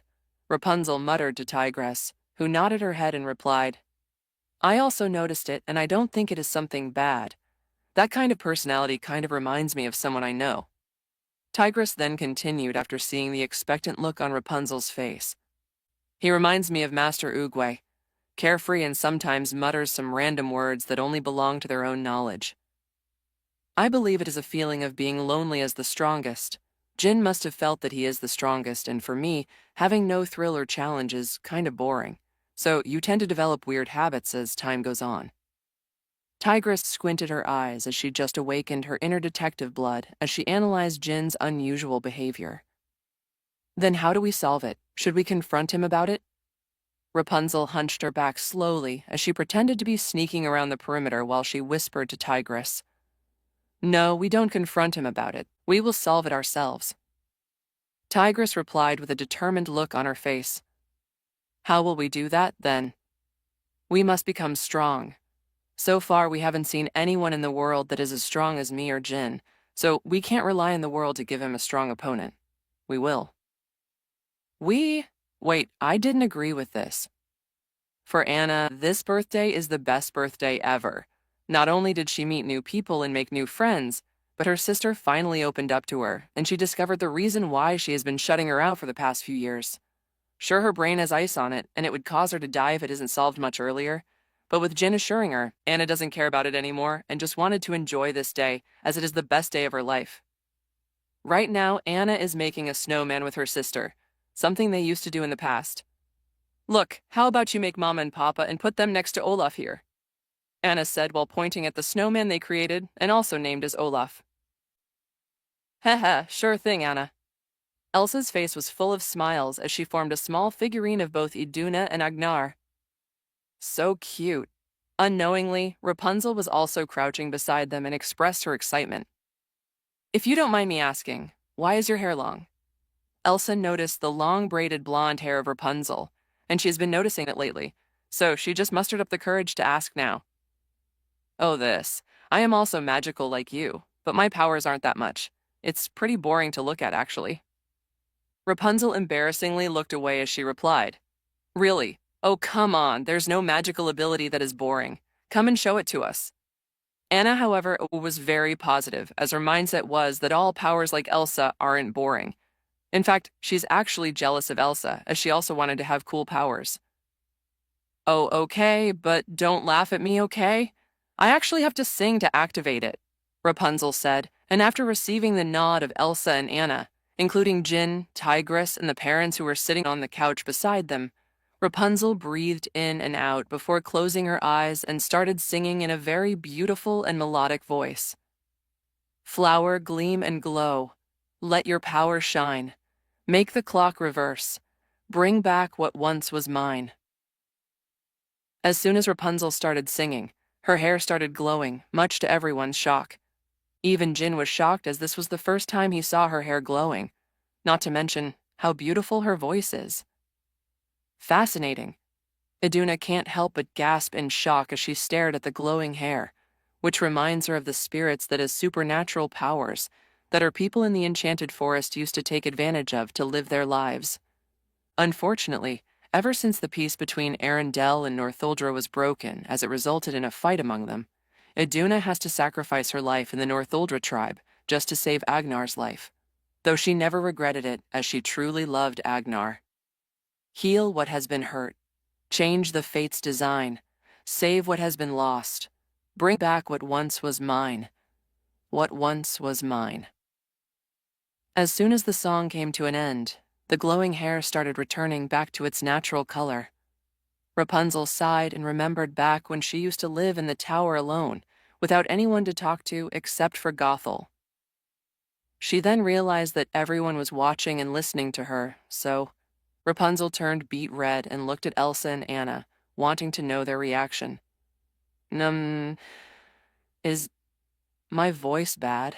Rapunzel asked with a sad tone after seeing that everyone was silent and not moving an inch.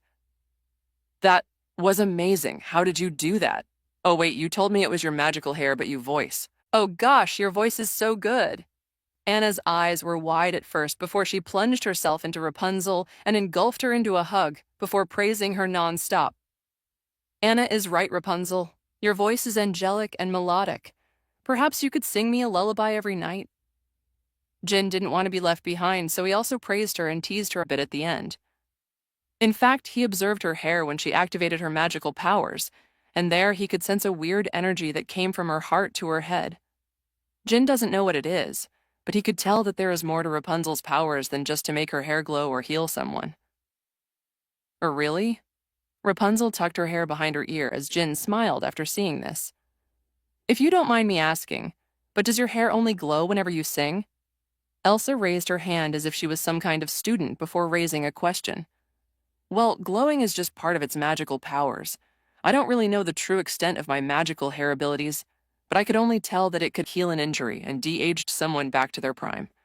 Gothel would always let me use my powers whenever she's about to grow old, Rapunzel replied, making Agnar and Iduna nod their heads in agreement. Obviously, everyone would be tempted to be young over and over again. No wonder Gothel kidnapped Rapunzel and kept her to herself. They also want to go back to their young selves, but they're still in their primes, so there's no need to make them younger, as it would spread unnecessary rumors to the kingdom, and that's too troublesome. Mimi, try me. Anna quickly raised her hand and volunteered herself as she wanted to experience the feeling of being de-aged. Just as Rapunzel was about to agree, Jin quickly analyzed the possible consequences to this and immediately stopped her. Hold your horses, beauties. I'm afraid we can't do that. Jin held his hand between Rapunzel and Anna as he stopped them. What? Why?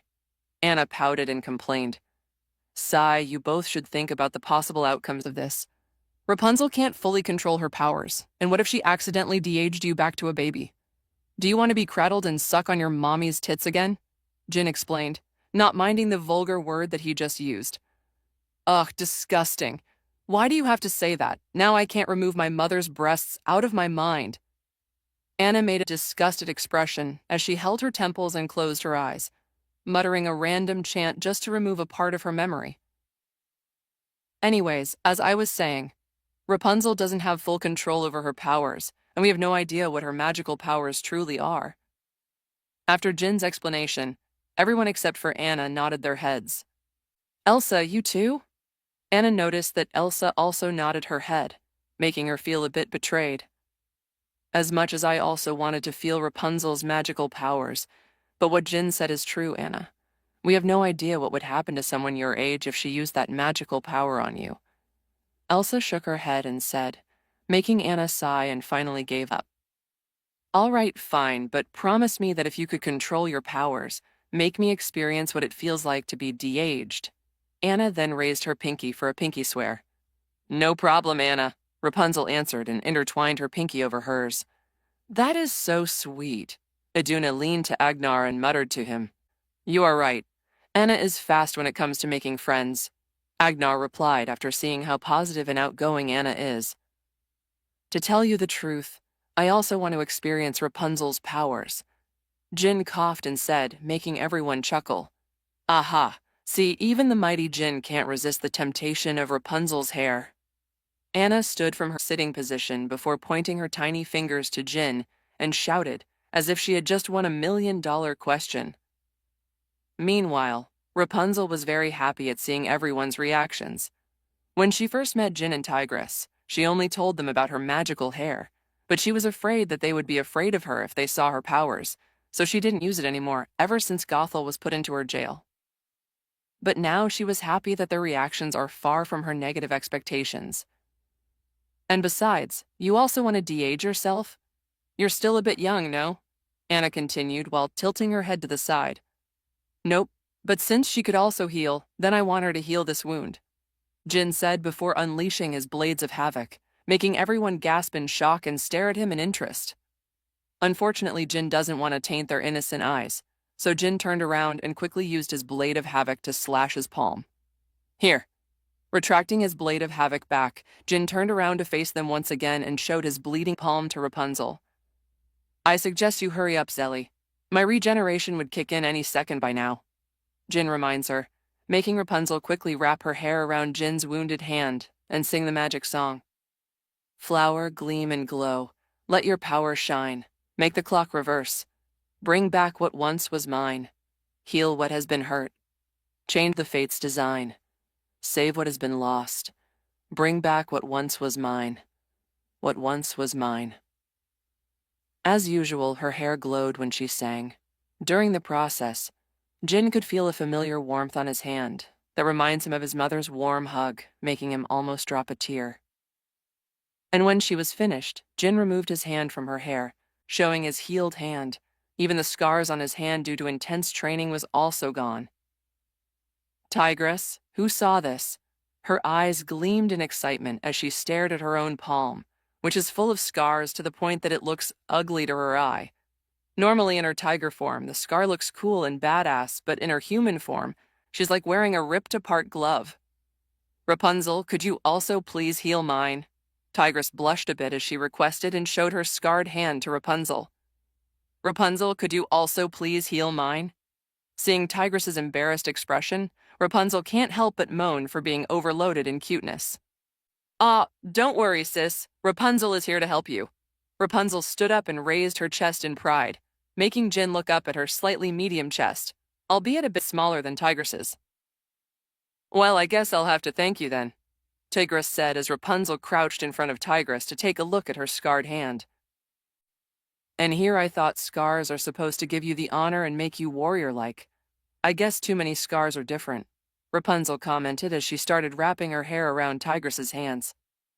Rapunzel then started to sing the same again, as everyone also started waving their bodies sideways as they matched the rhythm of her song. After her hair glows and dies down, Tigress slowly removes her hand from her hair, and there it is. She finally sees her glorious and smooth tanned skin, null of any scars from earlier. How is it? Rapunzel looks at her and asks. Thank you, Rapunzel. Tigress approached her and engulfed Rapunzel in a hug as she stated her gratitude. Of course, anything for my sister. Because of seeing the bond between Elsa and Anna, Rapunzel started craving for a fellow sister, and since Tigress has always been with her, protecting her, Rapunzel saw this as an act of a sister to a sibling. So she started seeing Tigress not as a friend, but as her own real sister. Tigress gasped in shock before she warmed up again and tightened her hug. I wanted to join, but I don't want to ruin the moment. Jin stared at this in slight jealousy. Oh man, that is so sweet. I wish I had a sister. Suddenly, everyone in the room heard an unknown voice. Turning their heads to the source, they were shocked to see the snowman called Olaf that they just created was now standing straight like a human and is now looking at Rapunzel and Tigress with a look of envy. Who are you? While everyone was shocked, Tigress simply squinted her eyes at Olaf, amused at seeing a new creature before her eyes.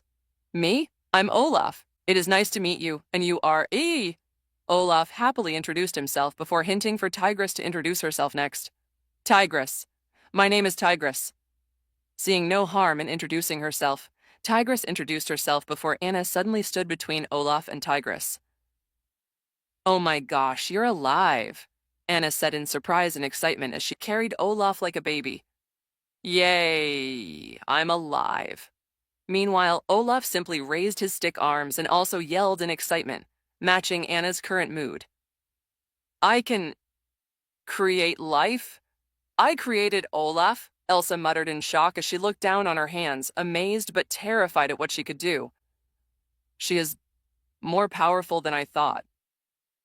Jin was stunned when he saw how Olaf just simply opened his eyes and started moving. Mind you, Elsa didn't even have any intention to make him alive. Although Jin already watched the movies and knows what Elsa can somewhat create life through ice, seeing and witnessing it is on a different level. According to Frozen 2, she's some kind of spirit, right? I kind of forgot the movie, but all I know is that her powers are not simply for show. It has a purpose in this world. Jin stated as he stared at Elsa for a few good seconds before sighing. It looks like my job will be harder than I thought. Jin then shook his head as he saw that Olaf is now on the lap of Anna, telling them a story from God knows where. Okay, so hear me out. Once upon a time in the kingdom of Arendelle, there were 3 friends, Anna, Elsa, and me. One sunny day, we decided to have a picnic in the Enchanted Forest. Wait, you know about the Enchanted Forest? Anna was surprised to learn that a newborn like Olaf actually knew about the Enchanted Forest. Olaf used his left stick hand to pluck his right stick hand before placing it under his chin, making an awkward way for someone to think inside his mind. As everyone was waiting for Olaf's answer, they were expecting some kind of new revelation. However, Olaf's answer soon blessed their ears. I don't know, I just know it, I guess. Olaf shrugged his shoulders as he answered, making everyone who was anticipating his answer slump off their shoulders and slap their foreheads. Slap. Sigh. Jin sighed as he too was disappointed. It's already night. It is time to go to bed. Agnar was also disappointed, so he looked outside on the window and noticed that the sun had gone down, replacing it with the moon. Oh man, can I keep Olaf with me? Anna complained as she quickly hugged Olaf as if someone would snatch him away from her. Sure, Anna, but just to make sure. Agnar agreed, and before he finished his sentence, he smiled and made a side-eyed glance on Elsa before continuing. Okay, Elsa will sleep in your room with you, but different beds. Obviously, to make up for with her daughters, Agnar would obviously have to bring them back to the way they used to. Gasp! Thank you, Papa! Anna then carefully placed Olaf back down on the ground before rushing off and hugged Agnar. But I'm afraid I might accidentally hurt Anna. Although Elsa was grateful and happy, Elsa was concerned for her sister's safety, and she'd rather sleep alone in her room again than to accidentally hurt her sister. I will be fine, Elsa. I'm stronger than you think. Anna held Elsa's resting hands as she assured her while flexing off her non-existent muscle on her arm. I know how hard it is for you, Elsa, but it's different now. I learned my mistakes and it's time for you to get your old life back. And besides, as long as you have your gloves, nothing bad will happen, okay? I will ask the staff to place another bed in Anna's room. Agnar also assured Elsa, as she finally breathed in and out and nodded her head. Hopefully nothing bad will really happen, right? Jin muttered to Rapunzel and Tigress next to him. Yawn. I'm already sleepy. Where's our room, by the way? Rapunzel stretched her arms and yawned as Iduna heard what she said and quickly guided them to their rooms. In the middle of the night, Jin was lying on the bed with Rapunzel and Tigress on both of his sides. With Rapunzel here, I can't have made love with Tigress. Sigh, why do I have to follow the same tradition of marry first before fucking?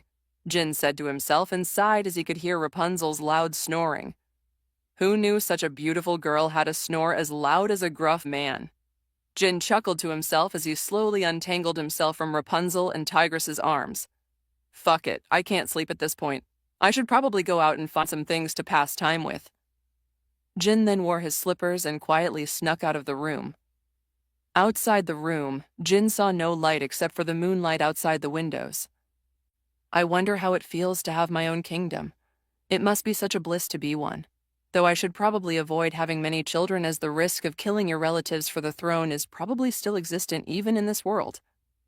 Just as Jin was thinking about becoming a king, he suddenly remembered the common stereotype back in his old world about kingdoms and royalties, where brothers and sisters killed their parents and each other, just for the sake of having the throne for themselves. This is mostly due to the king having concubines and making so many children with them. And with the concubines wanting to be the king's favorite, they would fill their children's mind with ambitions for the throne, wanting to be at the spotlight if their child has more talent than the others. Jin shuddered a bit just by thinking about it. Seriously, how can such a person kill their relatives just for power? If it is physical power like super strength or super speed, Jin could understand it, but just for political power? Sure, it's also considered a power as you would be ruling over thousands of humans. However, in front of true strength, no amount of political power could survive against it. So, to Jin, he'd rather be poor as fuck, but as long as he has absolute power, everything including the so-called political power can be achieved. While Jin was busy thinking to himself, he unknowingly bumped into someone. With a quick reflex, Jin immediately held the person he bumped into's arm. I'm sorry about that. Are you okay? Elsa?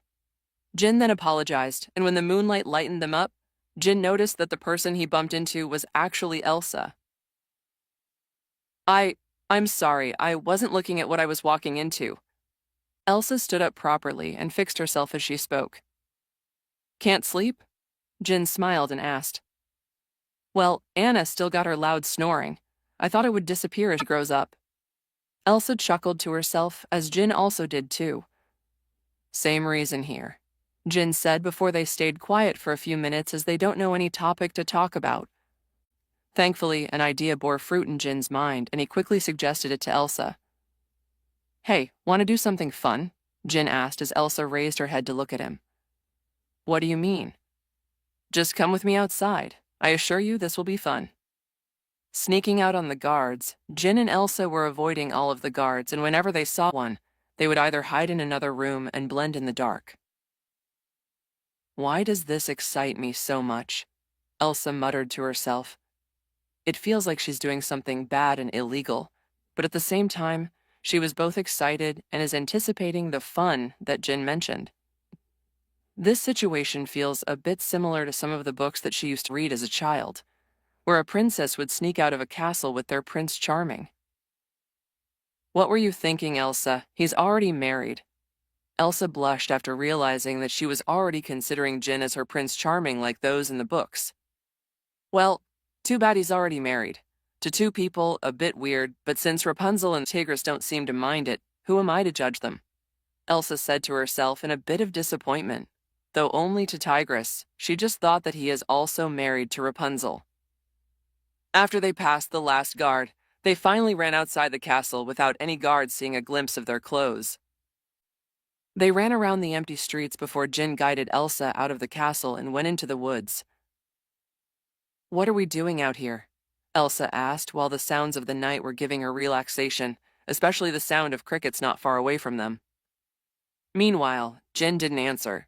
Instead, he created a small ball of fire on the top of his palms as its light illuminated his face. "Hey, Elsa," Jin called out, trying to get Elsa's attention.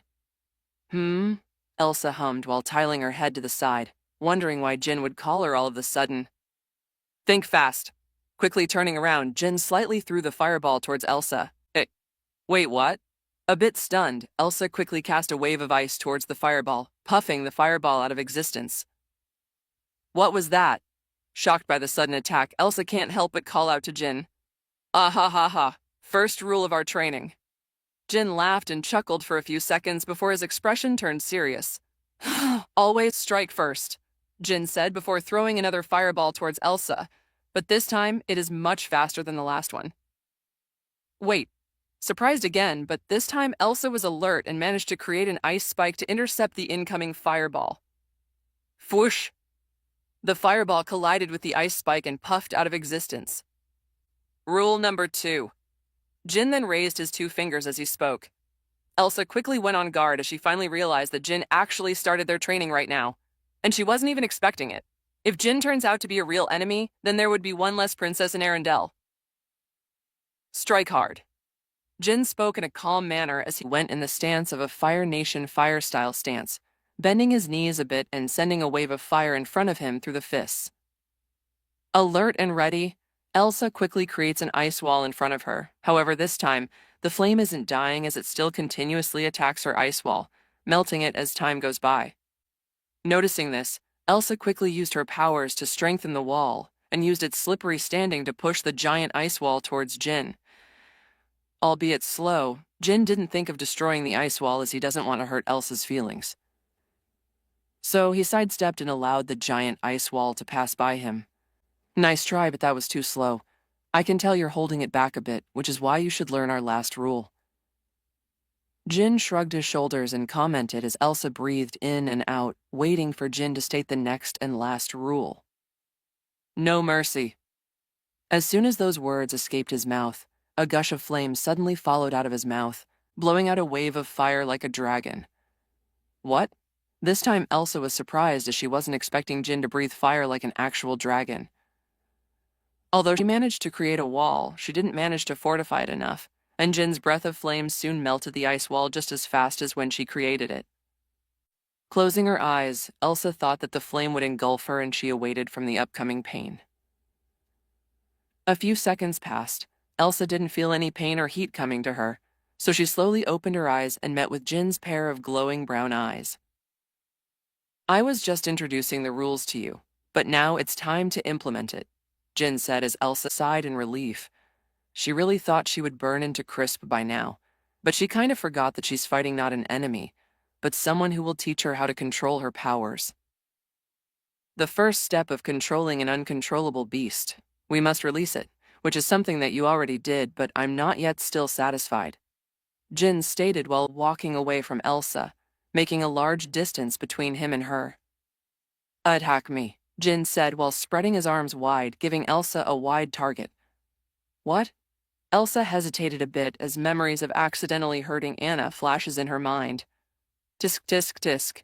I knew you would hesitate. Can you state the last rule?" "No mercy?" After a bit of hesitation, Elsa answered Jin's question. "Good. As long as you consider someone as your enemy, you must strike them first and always show no mercy. The moment you enter a battlefield, you must always expect that no one would be there to save your ass and you're all alone. Your enemies would show no mercy to you, as they bury their sword within your guts without a hint of mercy," Jin cruelly said, as Elsa has the look of fear on her face. I'm going to ask you again, Elsa. Attack me.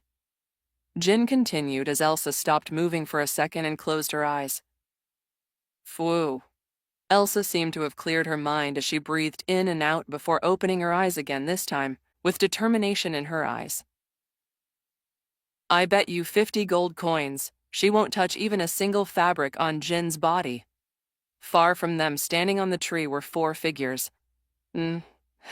60 coins. Elsa would give us a surprise. Rapunzel replied to Tigress's challenge. I rather not bet, but I'm confident my sister will win, though. Anna smiled awkwardly and said as she backed away from the bet, she was only here because Tigress and Rapunzel woke her up and brought her here. Who would have thought she'd find her sister and Jin starting to fight? I don't have any gold coins, but I bet my right arm stick that they will hug at the end. Olaf also decided to join the challenge and offer her right arm stick. For Olaf, who loves hugs, he is very confident in his bet. Deal. Tigress simply shrugged her shoulders and agreed. She knows Jin wouldn't let Elsa touch even his clothes, right? Back to the fight. Elsa struck the first time as a cold frost came out of her palms, freezing everything in its path, rushing towards Jin with the intent to freeze him. Ata, girl! Jin grinned when he saw that Elsa is more determined than ever. Putting on a stance, Jin countered with his own wave of fire, parrying against Elsa's frosty attack. Whoosh! Boom! As soon as both of their attacks collided with each other, a sonic boom resounded across the forest. Thankfully, they're quite far away from Arendelle, so the large sound won't wake anyone up and cause mass panic. As the mist created from the collision between their attacks spread, Elsa was completely stolen of her vision, unable to see anything except for the mist. Tap, X2. I'm here. Suddenly, someone tapped her shoulder, surprising her and quickly blasting the area behind her. However, she saw no one from behind her, making her confused and scared. Where are you? Elsa squinted her eyes and looked around as she gulped her saliva, trying to focus on her sight. Behind you. Suddenly, her shoulder was tapped once again, forcing her to turn around and quickly deliver a blast of ice. However, she blasted nothing but the grassy ground that has already turned into icy grass. Disk. Elsa clicked her tongue. Though she was annoyed, there was joy plastered over her face. She was actually enjoying this kind of game. Elsa once again resumed her search for Jin among the mist. However, a few seconds later, she slightly turned her head on the side and smirked as if she was expecting that Jin would attack her once again on the back, but this time, she would be the one to surprise him. Aha! With a quick turn, Elsa was full of smiles as she blasted the area behind her, flashing a smirk of victory. However, it was a false victory, as she saw nothing behind her. Too slow! Jin's voice once again taunted her, making Elsa's face twitch as she finally had enough. Show me yourself. With a loud shout, Elsa closed her eyes and blasted the entire area around her, wishing that she would accidentally hit Jin somewhere. Thud. Ah! Suddenly, Elsa opened her eyes in surprise when she heard a yell of pain somewhere around the area. Oh no! Flashbacks of hurting her sister Anna flashed within her eyes as she quickly ran towards the sound of the yell where she last heard it. Arriving at the location, Elsa saw nothing but a wood log on the floor. Huh? Unknown to Elsa, a shadow loomed behind her, highlighting nothing but his eyes and his wide grin. Moehehe. Behind you, Elsa. Suddenly, both Elsa and Jin heard Anna's voice from somewhere not far away from them. Looking up, Elsa saw Anna standing on top of a branch of a tree while pointing behind her. Anna? Ignoring what she was pointing at, Elsa was shocked to find Anna in the same place as her. She made sure to leave the room without waking her up. However, it was too late for her to react when Jin placed his finger near her neck and whispered to her, I would like to add one rule. No matter what happens, never give up. Villains tend to monologue so much that they would always give time for their enemies to prepare and fight back. So, no matter what happens, the moment your enemy starts monologuing like this, you should strike back and stay. Just as Jin was explaining a new rule to her, Elsa immediately gets what he was explaining to her, and since he's basically monologuing like the villain that he's referring to, Elsa quickly pushed Jin back and stomped her foot on the ground, forming an icy ground that is both slippery and shiny. All right, I wasn't expecting that. Jin said when he saw that the ground had changed to ice, including the trees and grasses, transforming the entire area to a frozen land, tilting the environmental advantage to Elsa's favor. Thanks for the tip. Elsa smirked in victory as she raised her palm and created several ice spears that were conjured from her palm. Since when did she learn how to do that? Jin complained inside his mind as he watched those ice spears fly towards him in a fast manner. Firewall should be enough, Jin said to himself before pushing his arm forward on the ground, blasting flames out of his fist that soon made a large wall in front of him, melting those ice spears that were planning to attack him. Suddenly, Jin saw an ice spear peeking out on the edge of the wall before it dashed towards him. She's learning, huh? Jin said to himself before manipulating the firewall to form a firestorm that melted not only the ice spear that peaked, but also the icy environment as Elsa simply stopped in her tracks and just stared at the flame storm in shock and fear. Whoosh! He doesn't really show mercy, does he? Perhaps we should stop him. Anna forcefully smiled as she thought that Jin was going all out in this battle while Tigress simply side-eyed her, as if she was saying, "What do you mean, mercy? He isn't even trying." However, Tigress kept these thoughts to herself, lest she might hurt Anna's feelings of thinking that her sister is very strong. Don't worry, have trust in him.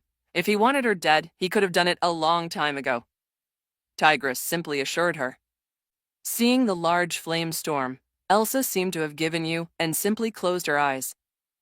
That was good, Elsa. Suddenly, Elsa heard Jin's voice. Opening her eyes, she saw Jin standing in front of her while raising his thumbs up, without any sight of the flame storm. Thanks. Elsa blushed slightly as she looked away and said, "However, in times like that, you should never back down and never give up." Jin nodded his head at her before pointing his finger upward and yelled like a sergeant officer. Elsa was stunned. Why does she feel like she's training like a knight in an army? Say it, Elsa. Never back down, never what? Jin said before yelling on the top of his lungs. Never give up, Elsa meekly whispered as she felt shy on matching Jin's volume. I can't hear you. Never back down, never what? Jin yelled again, making Elsa's blood boil. Never give up. Elsa slightly increased her volume and yelled, All right, that's the spirit. Jin grinned and clapped his hands as Elsa heavily exhaled and inhaled, feeling the sense of euphoria due to yelling on the top of her lungs for the first time. How does it feel? Jin saw the adrenaline rush plastered all over Elsa's body, so he asked. I feel so good. It's like I could take on mountains, Elsa answered before chuckling. That's your adrenaline. It gives you a boost in all aspects of your strength. It's a good thing to master. Jin said naturally he has mastered on activating his adrenaline whenever he wants. However, the side effects are enormous as after you deactivate the adrenaline, all the exhaustion and pain that is accumulated during the session would suddenly pour all over you like a tide, making you pass out if your will is not strong enough. Of course, Jin wouldn't tell Elsa about that. Let her try it first, and if she masters it, only then he would tell her about it. Adrenaline, Elsa muttered to herself. To be honest, the sound of it sounds both cool but dangerous. Elsa is not dumb. The so-called adrenaline is like pushing your body to its limits, which means there would be side effects. You know, I didn't expect your powers to be this powerful. Given enough everyday practice, no doubt you would be able to heal your sister in just 5 days, Jin said, making Elsa beamed up in excitement, and due to that, she unknowingly hugged Jin and thanked him. Thank you. Jin, you don't know how much Anna is worth to me. If she dies because of me, I don't know what will happen to me, Elsa said as tears flowed down from her eyes. The thought of causing her sister's death has been weighing down on her like Atlas carrying the weight of the world on his shoulders. I won. Olaf raised his arms up in the sky as he excitedly made a victory pose. Beginner's luck, Tigress muttered and looked away, not wanting to accept defeat from a mere snowman. Meanwhile, Rapunzel was wide-eyed and stared at the scene in shock. Not from how she lost the bet, but the fact that why does Jin seem to keep on attracting many women to him? Especially a princess like her. Rapunzel can't even tell if Jin is doing it on purpose or if someone else outside is manipulating it. Author. Heh. At the same time, Anna quickly climbed down the tree, or more like she jumped from the branch and landed on the ground without suffering any injury. Elsa! Anna ran towards Elsa in full speed as tears were flowing down on her cheeks. Anna?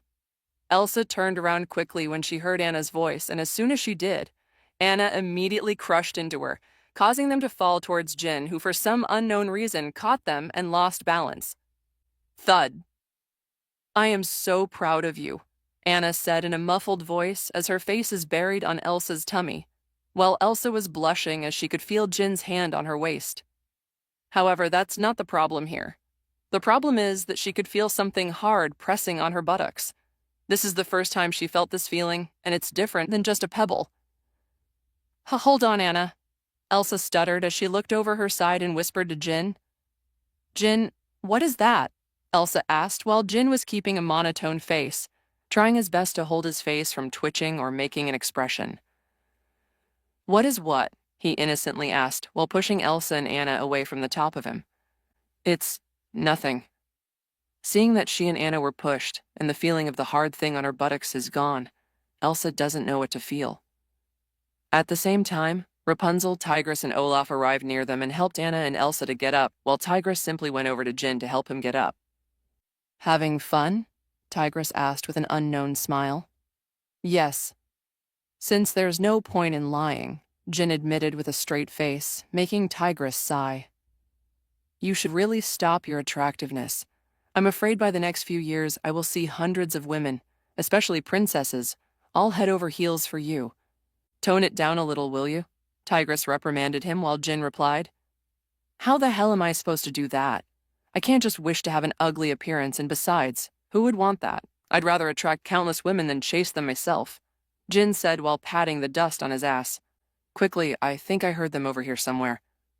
Just as they were talking to one another, Jin and the rest suddenly heard other people's voices not far from them, and seeing the incoming light from afar, all of them quickly looked at each other in a panic.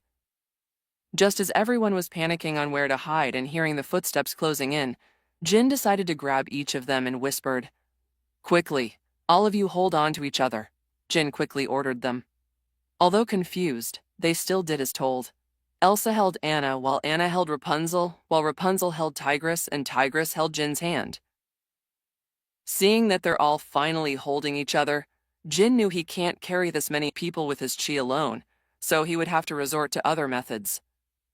Black wings suddenly sprouted from his back as Jin's form changed to his devil form, shocking them all, and before they could react, Jin quickly bent his knees to gather momentum before jumping as high as possible, flapping his wings very hard the moment they were in the sky.